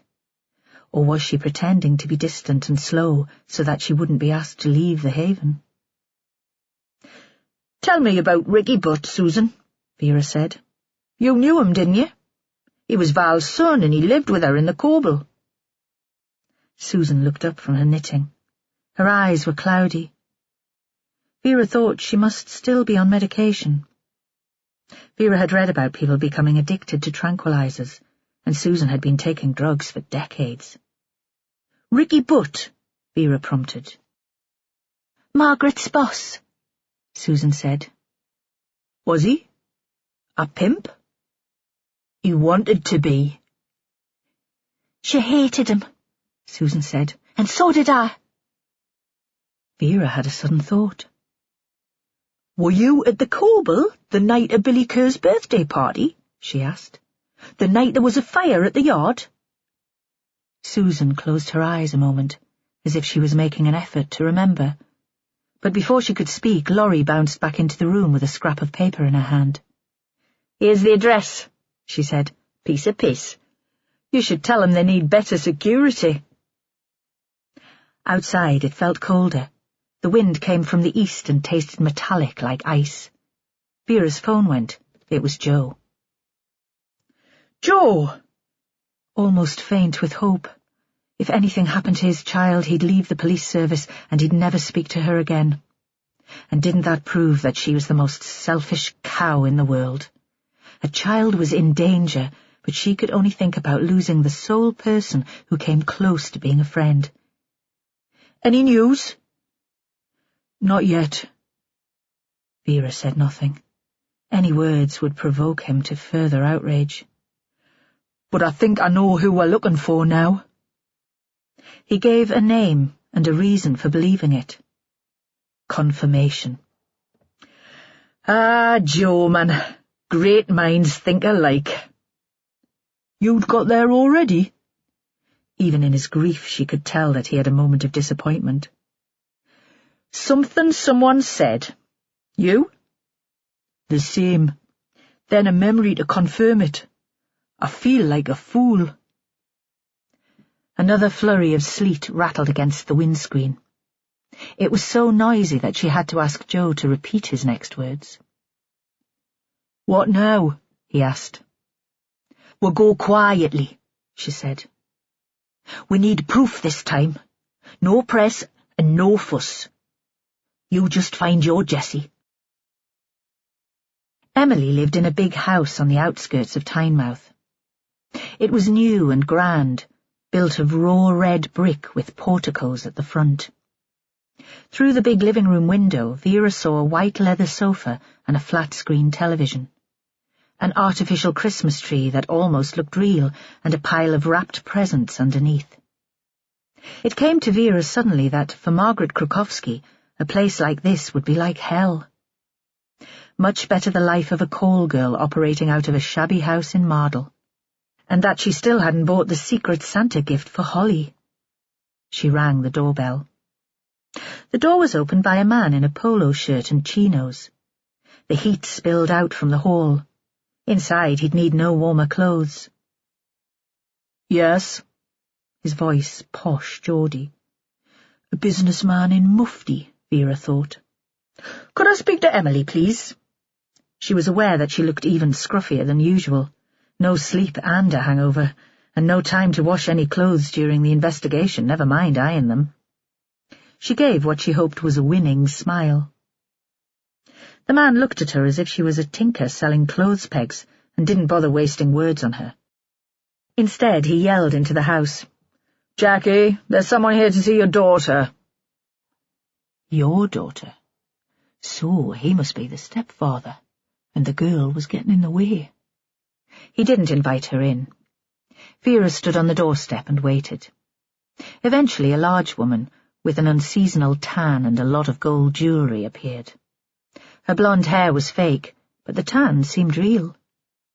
Vera wondered if Emily had been admitted into the haven to allow the adults to take a holiday somewhere hot. "Yes?" Emily's mother wasn't as hard as she first appeared, a troubled woman with a nervous tic and a tense smile, a woman who felt obliged to mediate between the two important people in her life. "Just dump 'em," Vera wanted to say. "There are worse things than being single." She decided that there were different forms of prostitution. Maybe Margaret's form wasn't the most degrading. "I think Emily might be able to help me," Vera said. "She's not in any bother, but I wonder if we might have a chat." "Are you a social worker?" "Good God, do I look like a social worker?" "No, I'm the police, but as I say, Emily's not in any trouble. I think she might have some useful information." Vera took a breath. It wouldn't do to scare this woman by rushing her. This was the time for some common politeness. "How's she getting on at home?"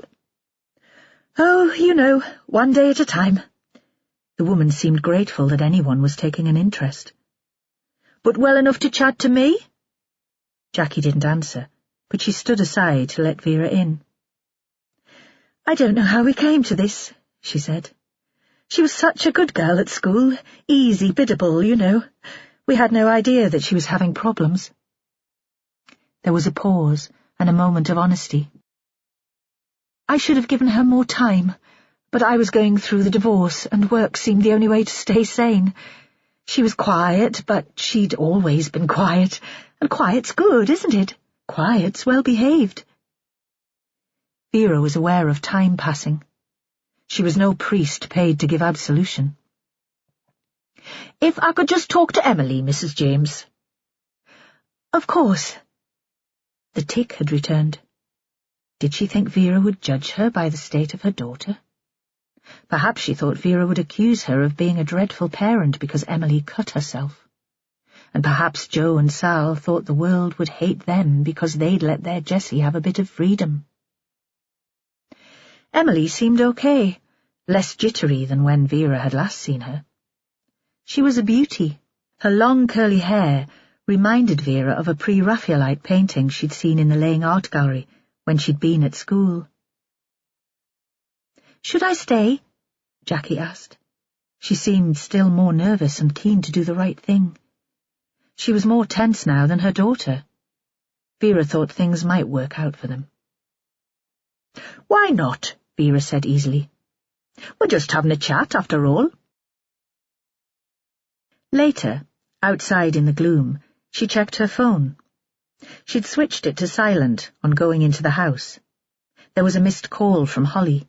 She'd left a message to say that CCTV in the metro system had flagged up Malcolm Kerr earlier in the day, but they'd lost him again.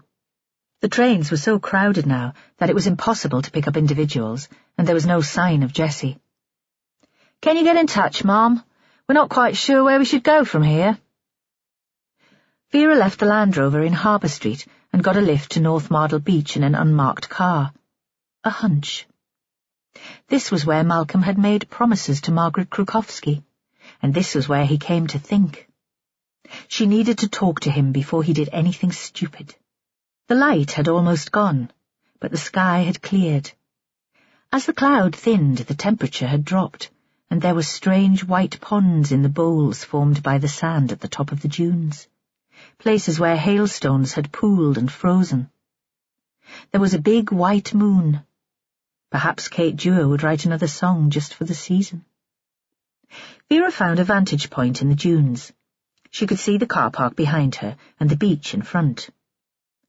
Further south, there were the lights of Mardle Town Centre and the harbour wall. Out in the bay, a boat was moored, and on the horizon was a huge container ship making its way towards the Tyne. No sound, not even the surf on the beach, because there was no wind and the tide slid in like oil. Tomorrow was Christmas Eve, and it seemed that everything was breathless, waiting. Vera's phone pinged. A text from Holly. "Kerr has collected his car from Partington. 1 passenger." A name, which meant, Vera thought, that Malcolm wasn't thinking straight if he hoped to avoid being picked up. More likely, he no longer cared what happened to him. She sent a text in return. "In place. Keep your distance." She supposed that she was taking a risk. Perhaps they should pick him up immediately, go in mob-handed, blues and twos. The press and her boss would like that. But she still sensed that Malcolm felt trapped and desperate and had no concern for his own safety. Again, like a mantra or a popular song, the chorus flashed into her head. "No more killing." She waited. Nothing. The sound of a car in the distance, and surely they should be here by now if Malcolm had come straight from Partington. It was only a couple of miles away.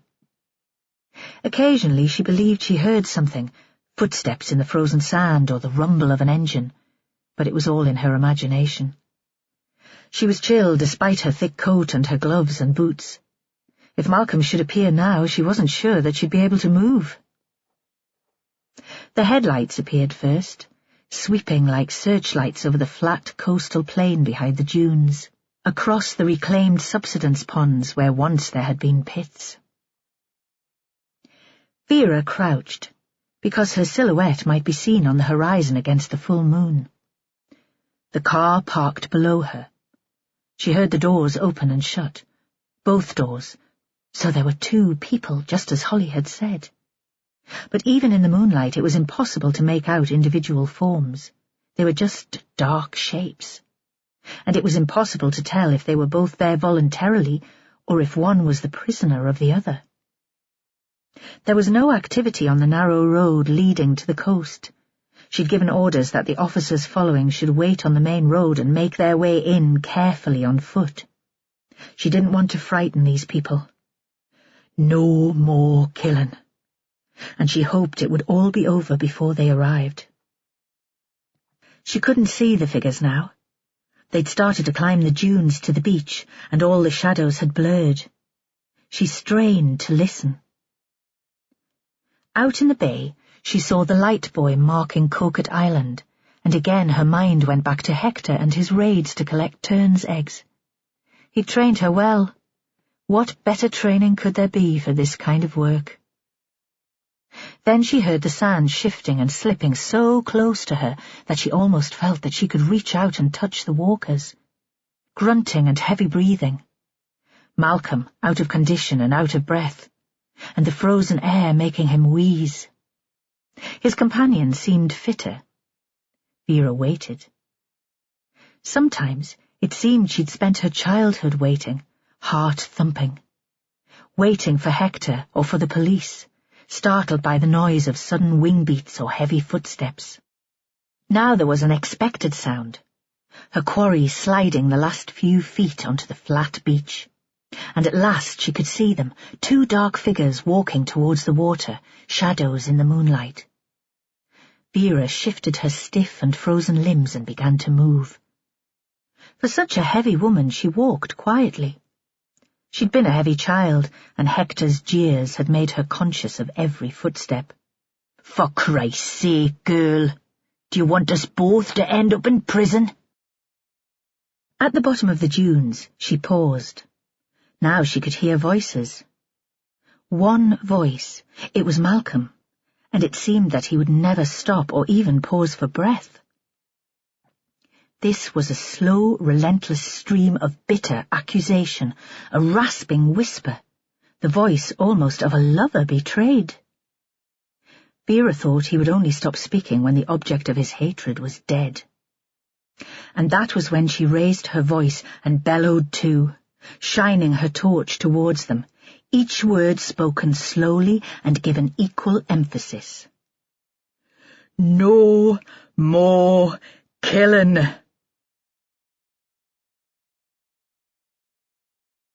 Chapter 42. Joe finished his phone call to Sal and headed back to Mardle, driving too fast along the icy roads. It was the day before Christmas Eve, and the Gritters would be on double time, so the council hadn't called them in. He felt responsible for Vera. She thought she was invincible, that she could control any situation with the power of her personality. She could be an arrogant cow with no sense of danger. He couldn't allow anything dreadful to happen to the boss. He pulled into the lay-by opposite a petrol station that was putting up closed signs. The roads were almost empty now. Stepping out of the car, he was hit by a sudden cold that took away his breath for a moment. The moonlight made everything monochrome and dreamlike, and the shadows were very sharp. He headed away from the road and towards the beach. After a few minutes he heard the sound of an engine moving down the track towards the car park, and he was close enough to recognize Malcolm's car, the rattling, spluttering sound of it, and the shape of the model. There was a bank of bramble, and he hid behind that and watched 2 figures head towards the beach. Joe waited until they were far enough into the dunes not to hear his footsteps, and then he followed. He must have got lost in the strange dunescape, because suddenly he found himself facing the wrong way and looking down towards the main road and the lights of the town in the distance. Perhaps Jessie had inherited his sense of direction. Then he had another moment of panic, imagining Vera dealing with this situation alone. He wished he knew where she was. At last he reached the highest sand hill, and from there he had a view of the beach, the white curve of the softly breaking waves catching in the moonlight. The same 2 figures very close, walking towards the water. Did they intend to continue walking, heading towards Scandinavia until they were killed by drowning or by the cold? Some odd suicide pact? This was like the set of a black-and-white silent movie. There was no sound apart from the occasional distant rumble of a truck on the main road. It was so quiet that when the words came they were shocking. "No more killing." A bellow like a bull elephant. and he saw Vera, recognizable because of her bulk, moving across the sand at speed that seemed physically impossible for someone of her size. A giant hovercraft, hardly seeming to touch the ground, and the two companions must have been shocked too, because they stopped moving and watched her running towards them. Then he was moving too, sliding down the sand, the frozen grains like sandpaper against the skin of his wrists and ankles, trying to keep below the line of the horizon and not make too much noise, because perhaps this time Vera herself might need saving. Even for her, 2 killers might be too much to tackle. On the flat, hard sand, he stopped and watched. The moon made a path across the water and over the wet, ridged shore. 3 figures in conversation. Malcolm Kerr, hunched and broken. Vera Stanhope, triumphant. And Ryan Dewar, the teenage boy who had killed 2 women and had threatened Joe's daughter. Kerr had his arm around the boy's throat. As Joe watched, Kerr shoved the boy towards Vera and raised his hands in grateful surrender. Early Christmas Eve, and they were in the police station in Kimmerston. Vera and Joe were preparing to interview Malcolm Kerr. They'd leave Ryan until later, once his mother and the lawyer had arrived. Thinking about what Kate Dewar must be thinking, Joe felt sick and sad. Malcolm Kerr had brought his daughter to safety. Kate was another grieving parent, but for her there would be no happy ending, no happy families. Now Vera was in her element, part Mother Superior and part Mystic Meg, reading the past like a mind reader. There was a plate of bacon sandwiches on the table between them. God knows where she'd found them at this time in the morning. He could smell the bacon and the coffee, and when he replayed the scene later, describing it to colleagues as an example of Vera working her bloody miracles, it was the smell that remained with him. They'd offered Malcolm a solicitor, but he'd just shaken his head. No need for that. Joe thought he was glad that it had ended like this. Prison wouldn't seem so bad after the soulless house in Percy Street. Ricky Butt, Vera said. A horrible young toe rag. Ricky was a psychopath, Malcolm said. Joe might just as well not have been in the room. All the prisoners' answers were directed at the inspector. Joe was back in his role of observer, Vera's second pair of eyes. He liked hurting people. Dealt heroin. Dealt women. We weren't angels in Harbour Street, but we weren't used to that. Not his mother's fault. Val was a bit rough, but her heart was in the right place. And he was making life difficult for Margaret. He'd only been in Mardle for a few months, and he was throwing his weight about. He had this attitude, cocky, but cruel with it. Always carried a knife to show he meant business. He said he couldn't have Margaret working freelance on his patch. She should work for him or leave, or he'd change her looks so that she'd never work again. You could imagine him, his knife on her face. He'd have loved the excuse. Malcolm's voice was flat and hard. Joe believed every word he said. So, you decided to sort him out? Vera wasn't asking a question now, just acting as straight woman, moving the story along. I decided to have a word, Malcolm said. The night of your father's 50th birthday party, the night that photo was taken. Vera leaned forward across the table, and her eyes were bright. You wouldn't have thought that she'd had no sleep for 48 hours. I asked him to meet me in the yard, Malcolm said. Told him I thought we might do some business together. That was the only language he understood, business. Coughing out the last word like an oath. He paused for a moment, and then he continued. It was hot. During the day so hot that the tar on the road had melted. The heat made everyone crazy, made me crazy. Butt was just a boy, but he had no respect, No sense of how things worked in Harbour Street. "Your dad had a certain position," Vera said. "Cox of the lifeboat. It had run in the family, and you had a certain position too." Malcolm nodded briefly to show that she'd got that bit right. "Ricky Butt offered me a cut," he said. He sat swinging back and forth on his chair in the office in the yard, smirking, talking about Margaret as if she was shit. "She's got class worth a fortune, a bit of class, bring her on side and you'll get your cut. But Margaret wasn't that sort of woman." It was still dark outside, but Malcolm was staring out of the window. "So, you lost your temper?" Vera's voice hardly more than a whisper. Another pause, then a nod, a brief triumphant grin. "I hit him. He wasn't expecting it. Not time to get out the knife. He tilted back in his chair and hit his head on the floor. I think that might have killed him. It was a hell of a crash and there was blood and brain everywhere."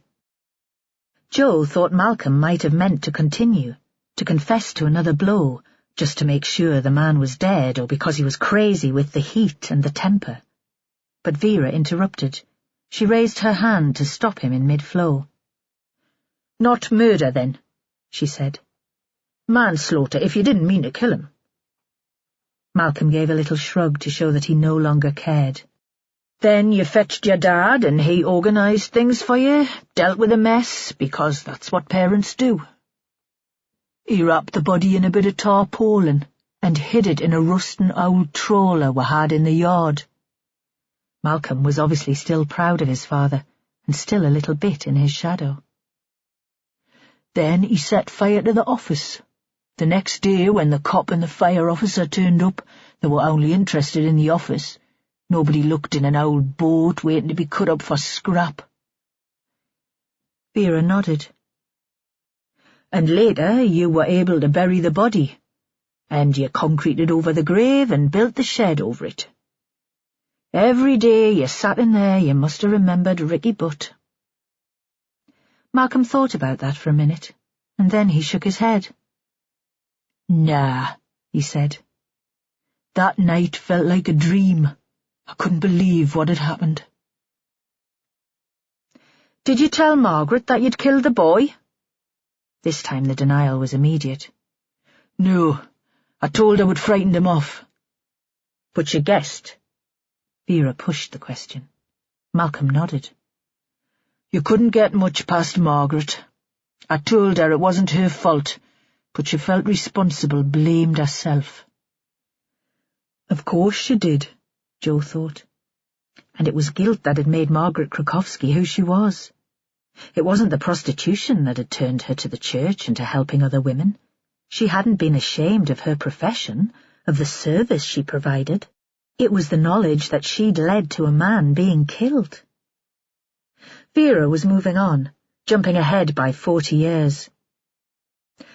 "Ryan Dewar must have reminded you of Ricky Butt," she said. Malcolm Kerr didn't seem to hear for a while. It took him longer to move into the present. He was still remembering a hot summer's night. He lifted his head to look at Vera, and she repeated the sentence. "I didn't want to think that way," he said. "I wanted to believe the best of the lad. But yes, he's a psychopath too, cleverer than Butt, and more plausible, no conscience and no shame."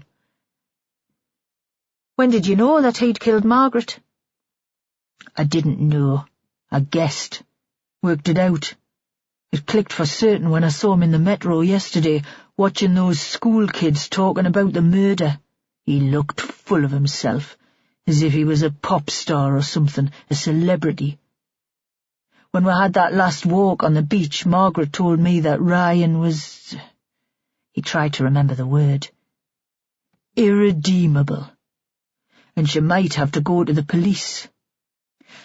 Somehow, he'd worked out about her past and was trying to get money from her." Malcolm looked up. Before that, she thought she could save 'em, turn 'em round, or that we could save 'em together. You guessed he was trouble, but you still took him on to work at the yard. Vera leaned back in her chair. For the first time throughout the interview, Jo thought she seemed tired. Malcolm raised his shoulders. Margaret asked me to, he said. I know, Vera gave a very sweet smile. And if she'd asked you, you'd have swum 3 times round Coquet Island. He nodded and returned the smile. Naked, he said. Ah, Pet, I do hope that she was worth it. On the way out of the interview room, Jo paused and turned back. You saved my girl, he said. Thanks. Can you tell me what happened? She was a bit confused when they got her home to her mam. Malcolm looked up. That was your lass. A polite little thing. She was in the metro chatting to her friends, talking about finding Margaret's body. But Ryan Dewar was there too. I saw him as soon as I got on the train. Fate, I thought. Or Margaret's sending me a message. Out of the metro, your lass got separated from her friends and he was following her. Maybe he thought she'd be able to identify him. The man paused. He was staring out of the window, replaying the scene in his head. Ryan was chatting to her when I found them, putting on the charm, offering to get her home safely. But she'd recognised him and was starting to get scared. There was a community support officer walking past and I asked her to help get your lass home. I got hold of Ryan. He wasn't going to make a fuss there in the street with the law looking on, and took him back with me. He thinks he's a hard man, but he's a kid, no match for me. Would you have killed him on the beach if the inspector hadn't turned up? Malcolm looked up sharply, but didn't answer. Chapter 43. Kate Dewar was on her own in the house when she heard a knock at the door, familiar, like the personalised ringtone of a phone. Chloe had said she was out with a friend. Kate suspected a boy, but she hadn't asked. Ryan was away on his wanderings. He talked about going into town with some mates, and she hadn't seen him all day. Stuart would come along later. Kate opened the door, recognising the knock and knowing that Inspector Vera Stanhope would be standing outside. The woman looked exhausted, and she didn't have her sergeant with her. Come in. Kate showed her into the lounge. Would you like a drink? Whiskey? Because this seemed like an informal visit, it was something to do with the expression on the inspector's face. She seemed softer and more human. I'd better not, Pet. I'm still working. Maybe you should have one, though, eh? And that was when Kate had the first idea that something dreadful was about to happen, and that her world would never be the same again. What's wrong? Is somebody dead? Because the policeman who'd come to tell her about Robbie's accident had looked at her in exactly the same way. Vera shook her head. We've got your Ryan in custody. He's been charged with murder. No, Kate cried. He wouldn't. Not Margaret. He loved her. But even as she spoke the words, Kate wondered if they'd ever been true, if her son was capable of loving anyone. Vera said nothing for a while. She just looked. Then she shook her head again. He wanted to make money out of her. He's a great one for money, your Ryan. Money and lasses, and being his own boss. No judgment behind the words. It was just as if she was listing the facts of the case, and Kate knew that Vera was telling the truth. Perhaps she'd been frightened of hearing this knock on the door since Margaret had been killed, frightened of hearing that her strange, prowling, angry son was a murderer. What happened? Kate was staring into the other woman's face. Vera had poured her a drink, and Kate held it with both hands. The detective sat down opposite to her. Ryan had been thieving, she said. Stealing when he was out on his night-time wanderings. Stealing from Margaret's charity collecting boxes, too. I checked with the vicar over the road. The last 6 months, Margaret's takings had gone down. She made some excuse, but she must have guessed. Had Ryan been stealing from you? From Stuart and Chloe? Sometimes I thought he'd taken money from my purse, Kate said. But he was clever. It was never much at once, and I couldn't be certain. She thought she wouldn't have been able to admit that to anyone else in the world. He stole from your Stuart, Vera said. Maybe not money, but he took a photograph. A compromising photograph. He used it to try and blackmail Margaret. I don't understand. Kate drank the whiskey and felt it hit the back of her throat. What would Stuart have to do with Margaret? One sip and she felt that she was drunk, that the room was spinning out of control around her. No need for you to know the details now, Vera said briskly. Time for that later. Ryan stole from the Haven, too. That winter fair they organised for the kiddies. George Enderby was there, throwing his money around like water, and at the end of the day Jane Cameron couldn't work out why they'd made so little. Your Ryan made off with the profits. Dee Robson was there, too. She might have learning difficulties, but she was sharp enough when it came to money. And that's why he killed them? Because of money? It seemed such a mean and pathetic motive to Kate. Because of the things that money could bring, Vera said. Power, control, influence. We think he's been dealing drugs, too. He's a bit of a bully, your lad. He likes his own way. She paused. Margaret thought she could save him. Felt guilty because of something that happened a long time ago, and she thought if she could persuade your boy to behave well, she'd find some peace. But she was fooling herself. I think she realised that in the end. Kate stared at the inspector.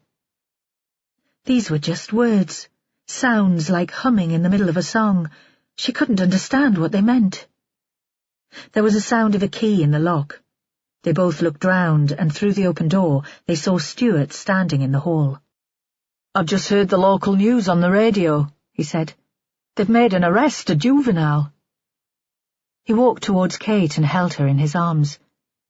She thought he'd guessed about Ryan already. Nobody was surprised, yet nobody had done anything. Vera Stanhope stood up and walked towards the door. "You mustn't blame yourself," she said. "You didn't kill those women." But Kate knew that in some way she was responsible, and she thought the inspector knew that too.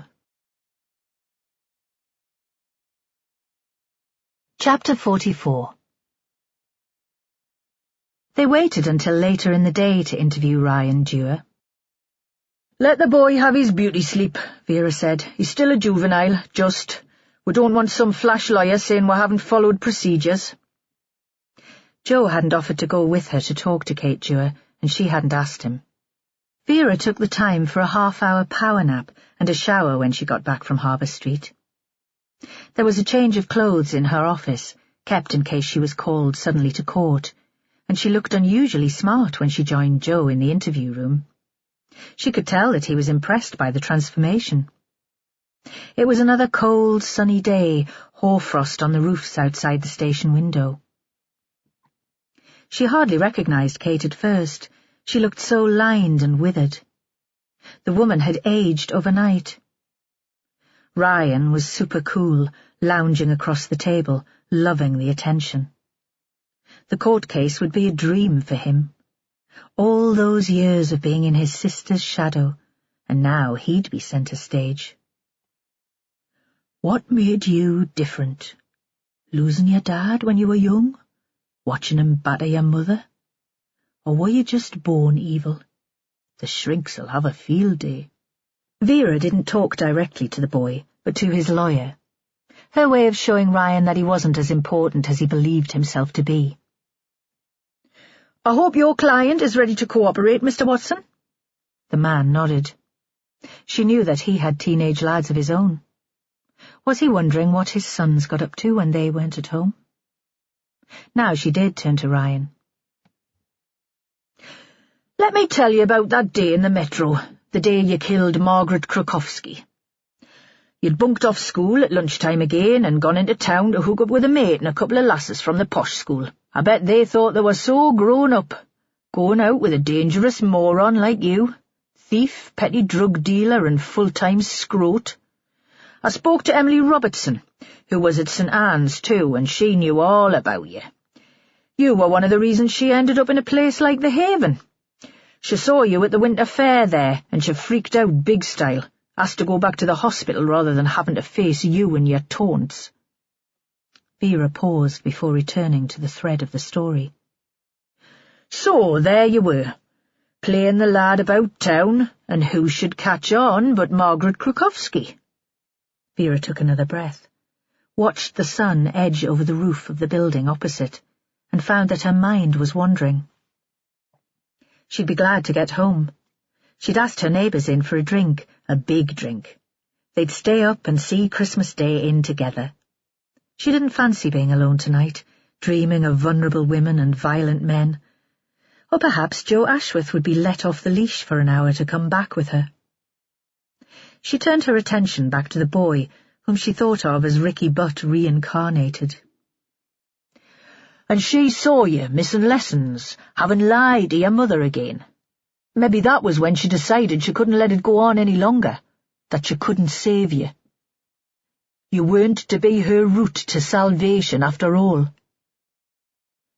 Vera saw that they were looking at her strangely, and when she continued, her voice was crisp and matter-of-fact.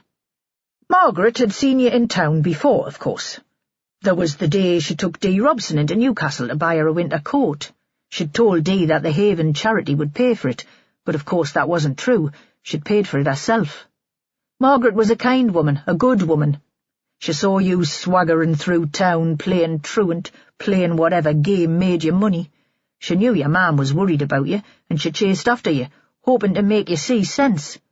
And what did you do? You ran away." For the first time since she'd started talking, Vera looked at Kate Dewar. She was a good woman too, a woman who had wanted to think well of her son, a woman who had hoped for some joy and excitement as she reached middle age. "Dee Robson saw you," Vera continued. "She saw you run off into the crowd, and she was on the metro the day you killed Margaret. Pissed and hardly aware of anything, but you knew her, didn't you? Everyone in Harbour Street knew the fat slag Dee Robson." The boy looked up, almost provoked to speak. There was a moment of silence. Vera changed the subject abruptly. "Tell me about the photograph, Ryan. The photograph that you stole from Mr. Booth's wallet." Vera knew this would be upsetting to Kate, but at this point her lover's past was less important than getting the boy to talk. "It was gross." Ryan's face was red, the picture of righteous indignation. "Margaret, dressed in hardly anything, stockings, posing, like those cards that Dee Robson stuck up all over the metro station." Vera shot a glance at Kate, but her face was blank. Vera thought she couldn't take in this extra information. "You looked in Mr. Booth's wallet for money?" "He had plenty." Ryan looked up and gave that slow, sly smile. "He'd have given it to us if I'd asked. I just couldn't stand the lecture that would have come with it." "And you thought the photo would be much more valuable?" "I was shocked," Ryan said. "I wasn't thinking like that, I just took it." "And brooded about it, and wondered how you could best make use of it." "You showed it to Margaret?" Not a question. Vera still wasn't sure how this had worked, but she wasn't going to let the boy see that. "I gave her a chance to explain," he said. "That only seemed right." "And when was that, Ryan?" As if she just needed her memory jogging. "A couple of nights before," he said. "Before you killed her?" "I went up to her room," he said. "Knocked at her door. Vera pictured him slouched against the doorframe, made cocky by the photo. Information is power. But still nervous inside. Still the little boy who'd had nightmares, who'd run away from Margaret in town. "She'll let you in?" Vera allowed a little surprise into her voice. She liked her privacy. She said that she wanted to talk. He was less certain now. She made his tea. And you showed her the photograph? I put it on the table. He paused and looked away. And she was angry, Vera said. I'd guess she was very angry. She had no right. His face turned red again. She was the one dressed up like a slut. She was the one whose photo was in Stuart's wallet. What did she say exactly, Ryan? This is very important. We need it word for word, if you can. She said that if I expected her to pay for the return of the picture, I was very much mistaken. He was a natural mimic, and for the first time, Vera thought she could hear Margaret's voice, clear, decisive. She said she'd made allowances for my behaviour. I'd had a tough time. She asked Malcolm to give us work, and she'd been pleased with me progress there. But this was me last chance. If she caught us thieving or skipping school again, she'd go to the police. She'd tell them that I'd stolen from Stuart and from the Haven, and that I'd attempted to blackmail her. He broke off, and his natural voice returned. As if I was bothered. She was a snooty cow and a tart. What did she do with the photo, please, Ryan? Because they hadn't found it in her room. But she'd have taken it off the boy. She took it from us and burned it. He sounded like a sulky toddler. She held it over a flame of a candle. So, let's move on to the afternoon of her murder, shall we, Ryan? Your friends got off the metro and Margaret Krukowski got on. The woman who could land you in the shite big time. She'd given you one last chance, but here you were bunking off school again. What did she say to you? Whatever she said, it must have been pretty strong because you followed her to her seat and took out a knife you always carry. Just like Ricky Butt. And when she turned away from you, when she dared to turn her back on you, you stabbed her. Vera had allowed disgust to colour her voice. Kate Dewar was sobbing. She'd probably been sobbing all night. Well, Ryan? Vera insisted. Looking, she saw that he was sitting upright now, very tense, reliving the humiliation of being put in his place by an elderly woman, white with anger. She didn't say anything. She didn't have to say anything. She looked at us, kind as if I was a naughty kid. She'd been a prostitute. She had no right to look at me like that. So you killed her? Yes. Temper constricting his throat so that his voice was hoarse. He half rose to his feet, and when he spoke again he sent a spray of spit across the table. I killed her. There was a moment of silence in the room, broken only by Kate's muffled cries. Vera nodded at Joe Ashworth to continue the story. I was in the metro, Joe said. I saw you with the girls, and I hated the way you treated them. It never occurred to me that you were a killer, though. Just a little jumped-up yob, I thought. And that's what you were, a jumped-up yob who thought it was clever to sell drugs to vulnerable kids and stab an old lady to death. You left the metro at Partington, with all the other passengers, Vera said, hidden by the snow. The metro bus was waiting and drove you back to Mardle. You got home late. Vera paused. But your mother didn't realise. She thought you'd come in from school with Chloe. Kate looked up. I heard him come in, she said, appalled, as if this tiny example of ignorance made her complicit in his guilt. I heard the door, and I thought it was just the wind rattling the letterbox. It always rattles when the wind's northerly. Did Chloe know? Vera thought this might be an even worse sin than murder, to involve his brainy sister, to make her choose between sibling loyalty and justice for Margaret, because she'd feel guilty anyway, the favoured child, the apple of her mother's eye. She had a brief flash of memory. Her and the neighbours, and herself in a rare moment of honesty after too much drink, talking about a case when she'd failed, and Jack, wise and gentle, saying, "Hey, Vera, just dump the guilt." Ryan looked up, suddenly defensive. The anger was spent, but he was still tense. "I didn't tell Chloe." "But you guessed." He turned away and said nothing. Vera nodded to Joe Ashworth. The next part of the story was his. "When I first walked into the kitchen at Harbour Street, something was familiar," he said. "There was that sense of déjà vu.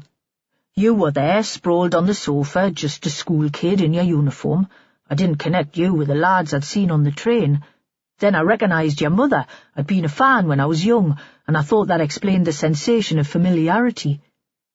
If I'd remembered properly, would have had you in for questioning, and the thing would have been over. Dee Robson would still be alive." Vera thought that Joe would have to live with that for the rest of his life, thinking he'd been swayed by the soppy words of a popular song. "Just dump the guilt, pet." In the end, it was Val Butt talking about her violent son that had set them on the right trail. Besides, if they'd arrested Ryan on the first day, they'd never have found the body of Ricky Butt under the shed in Kerr's yard. She still wasn't sure what she thought about that, and the consequences for Malcolm. Sometimes, perhaps, it was better to let sleeping bodies lie. Then she decided that it would be an evil sort of world where a man could kill and get away with it, even if the victim was a tow-rag like Butt. Besides, this might give Malcolm a bit of peace in his last years. She could imagine him as an orderly in the prison library, catching up on the reading that he'd missed out on as a bairn. Vera thought she might even go and visit him there. In the interview room, the clear winter sunlight was pouring in through the narrow barred window, and Joe was continuing the interrogation. "Why did Dee have to die?" There was no response from Ryan. He continued to stare at the scarred table in front of him. "Because she saw you in the metro that night. She connected you with the lad who'd run away from Margaret in town, and she'd seen you at the winter fair at the Haven. Might even have worked out that you were stealing from them." Vera pitched her voice a little louder, demanding a response from him. "She was on the bus that took us from Partington to Mardle. I couldn't take the risk that she might tell somebody, could I?" Ryan looked up now, aggressive again, proud because he'd had the nerve to kill 2 women, ready to boast. The solicitor touched his arm, a gesture of warning, but Ryan took no notice, and Vera thought the solicitor was as disgusted as the rest of them. Certainly he made no further attempt to stop the boy from talking. "Talk us through that, would you, Ryan?" Joe said. "Tell us how you got into a flat." The voice bland, a schoolmaster's voice. He could have been Stuart Booth. "Talk us through that equation, would you, Ryan?" "She invited me in." The boy gave a sudden wild, wolfish grin.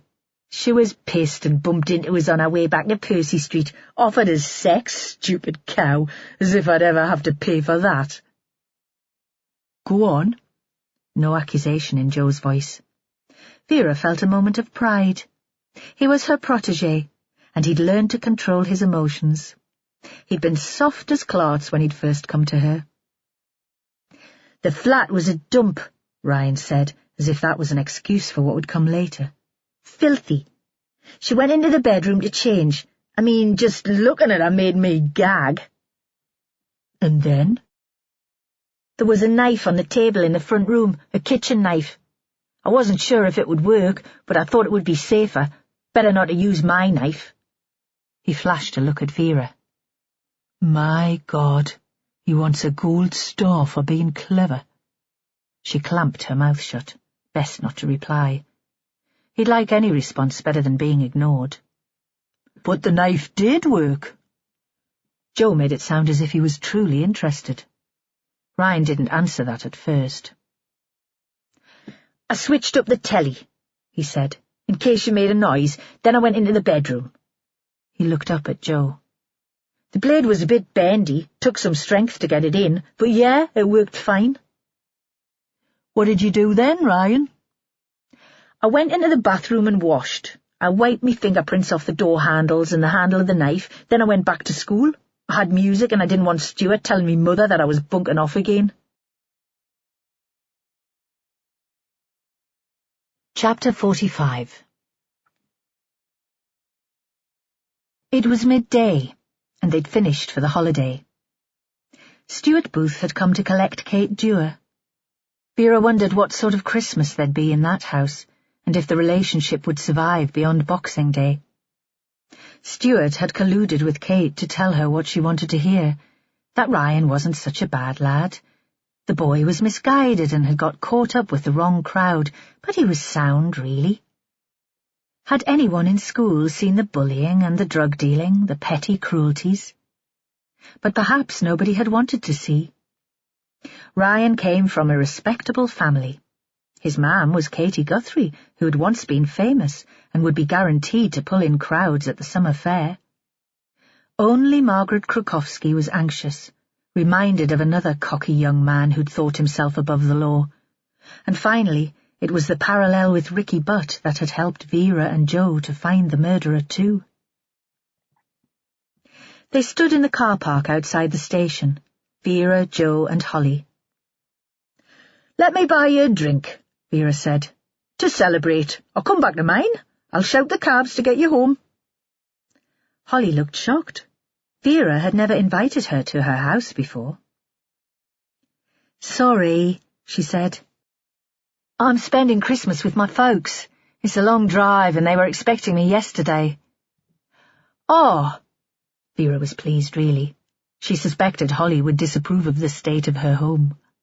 "Joe?" "Sorry, Sal's got plans." He raised his hands, a gesture of apology, and to show that he'd have liked to come back with her to talk through the case, but Sal would really go ape if he came back pissed, today of all days. "Course she has," Vera said. "Wish the family happy Christmas from me." It was only as Holly got into her car that Vera remembered something. She chased after her, waving. Holly pressed a button, and the driver's window opened. "Shit, Hol, we never did that Secret Santa thing?" "Nah," Holly said. "Never mind. It was never going to work, was it?" Vera got into Hector's Land Rover and set off alone for the hills. That is the end of Harbour Street. It was written by Anne Cleeves and read by Janine Burkett. This has been an ISIS Audiobooks presentation. For further details of our extensive catalogue of audiobooks on cassette, CD and MP3, please call our free phone number 0800 731 5637 or visit our website www.isis-publishing.co.uk.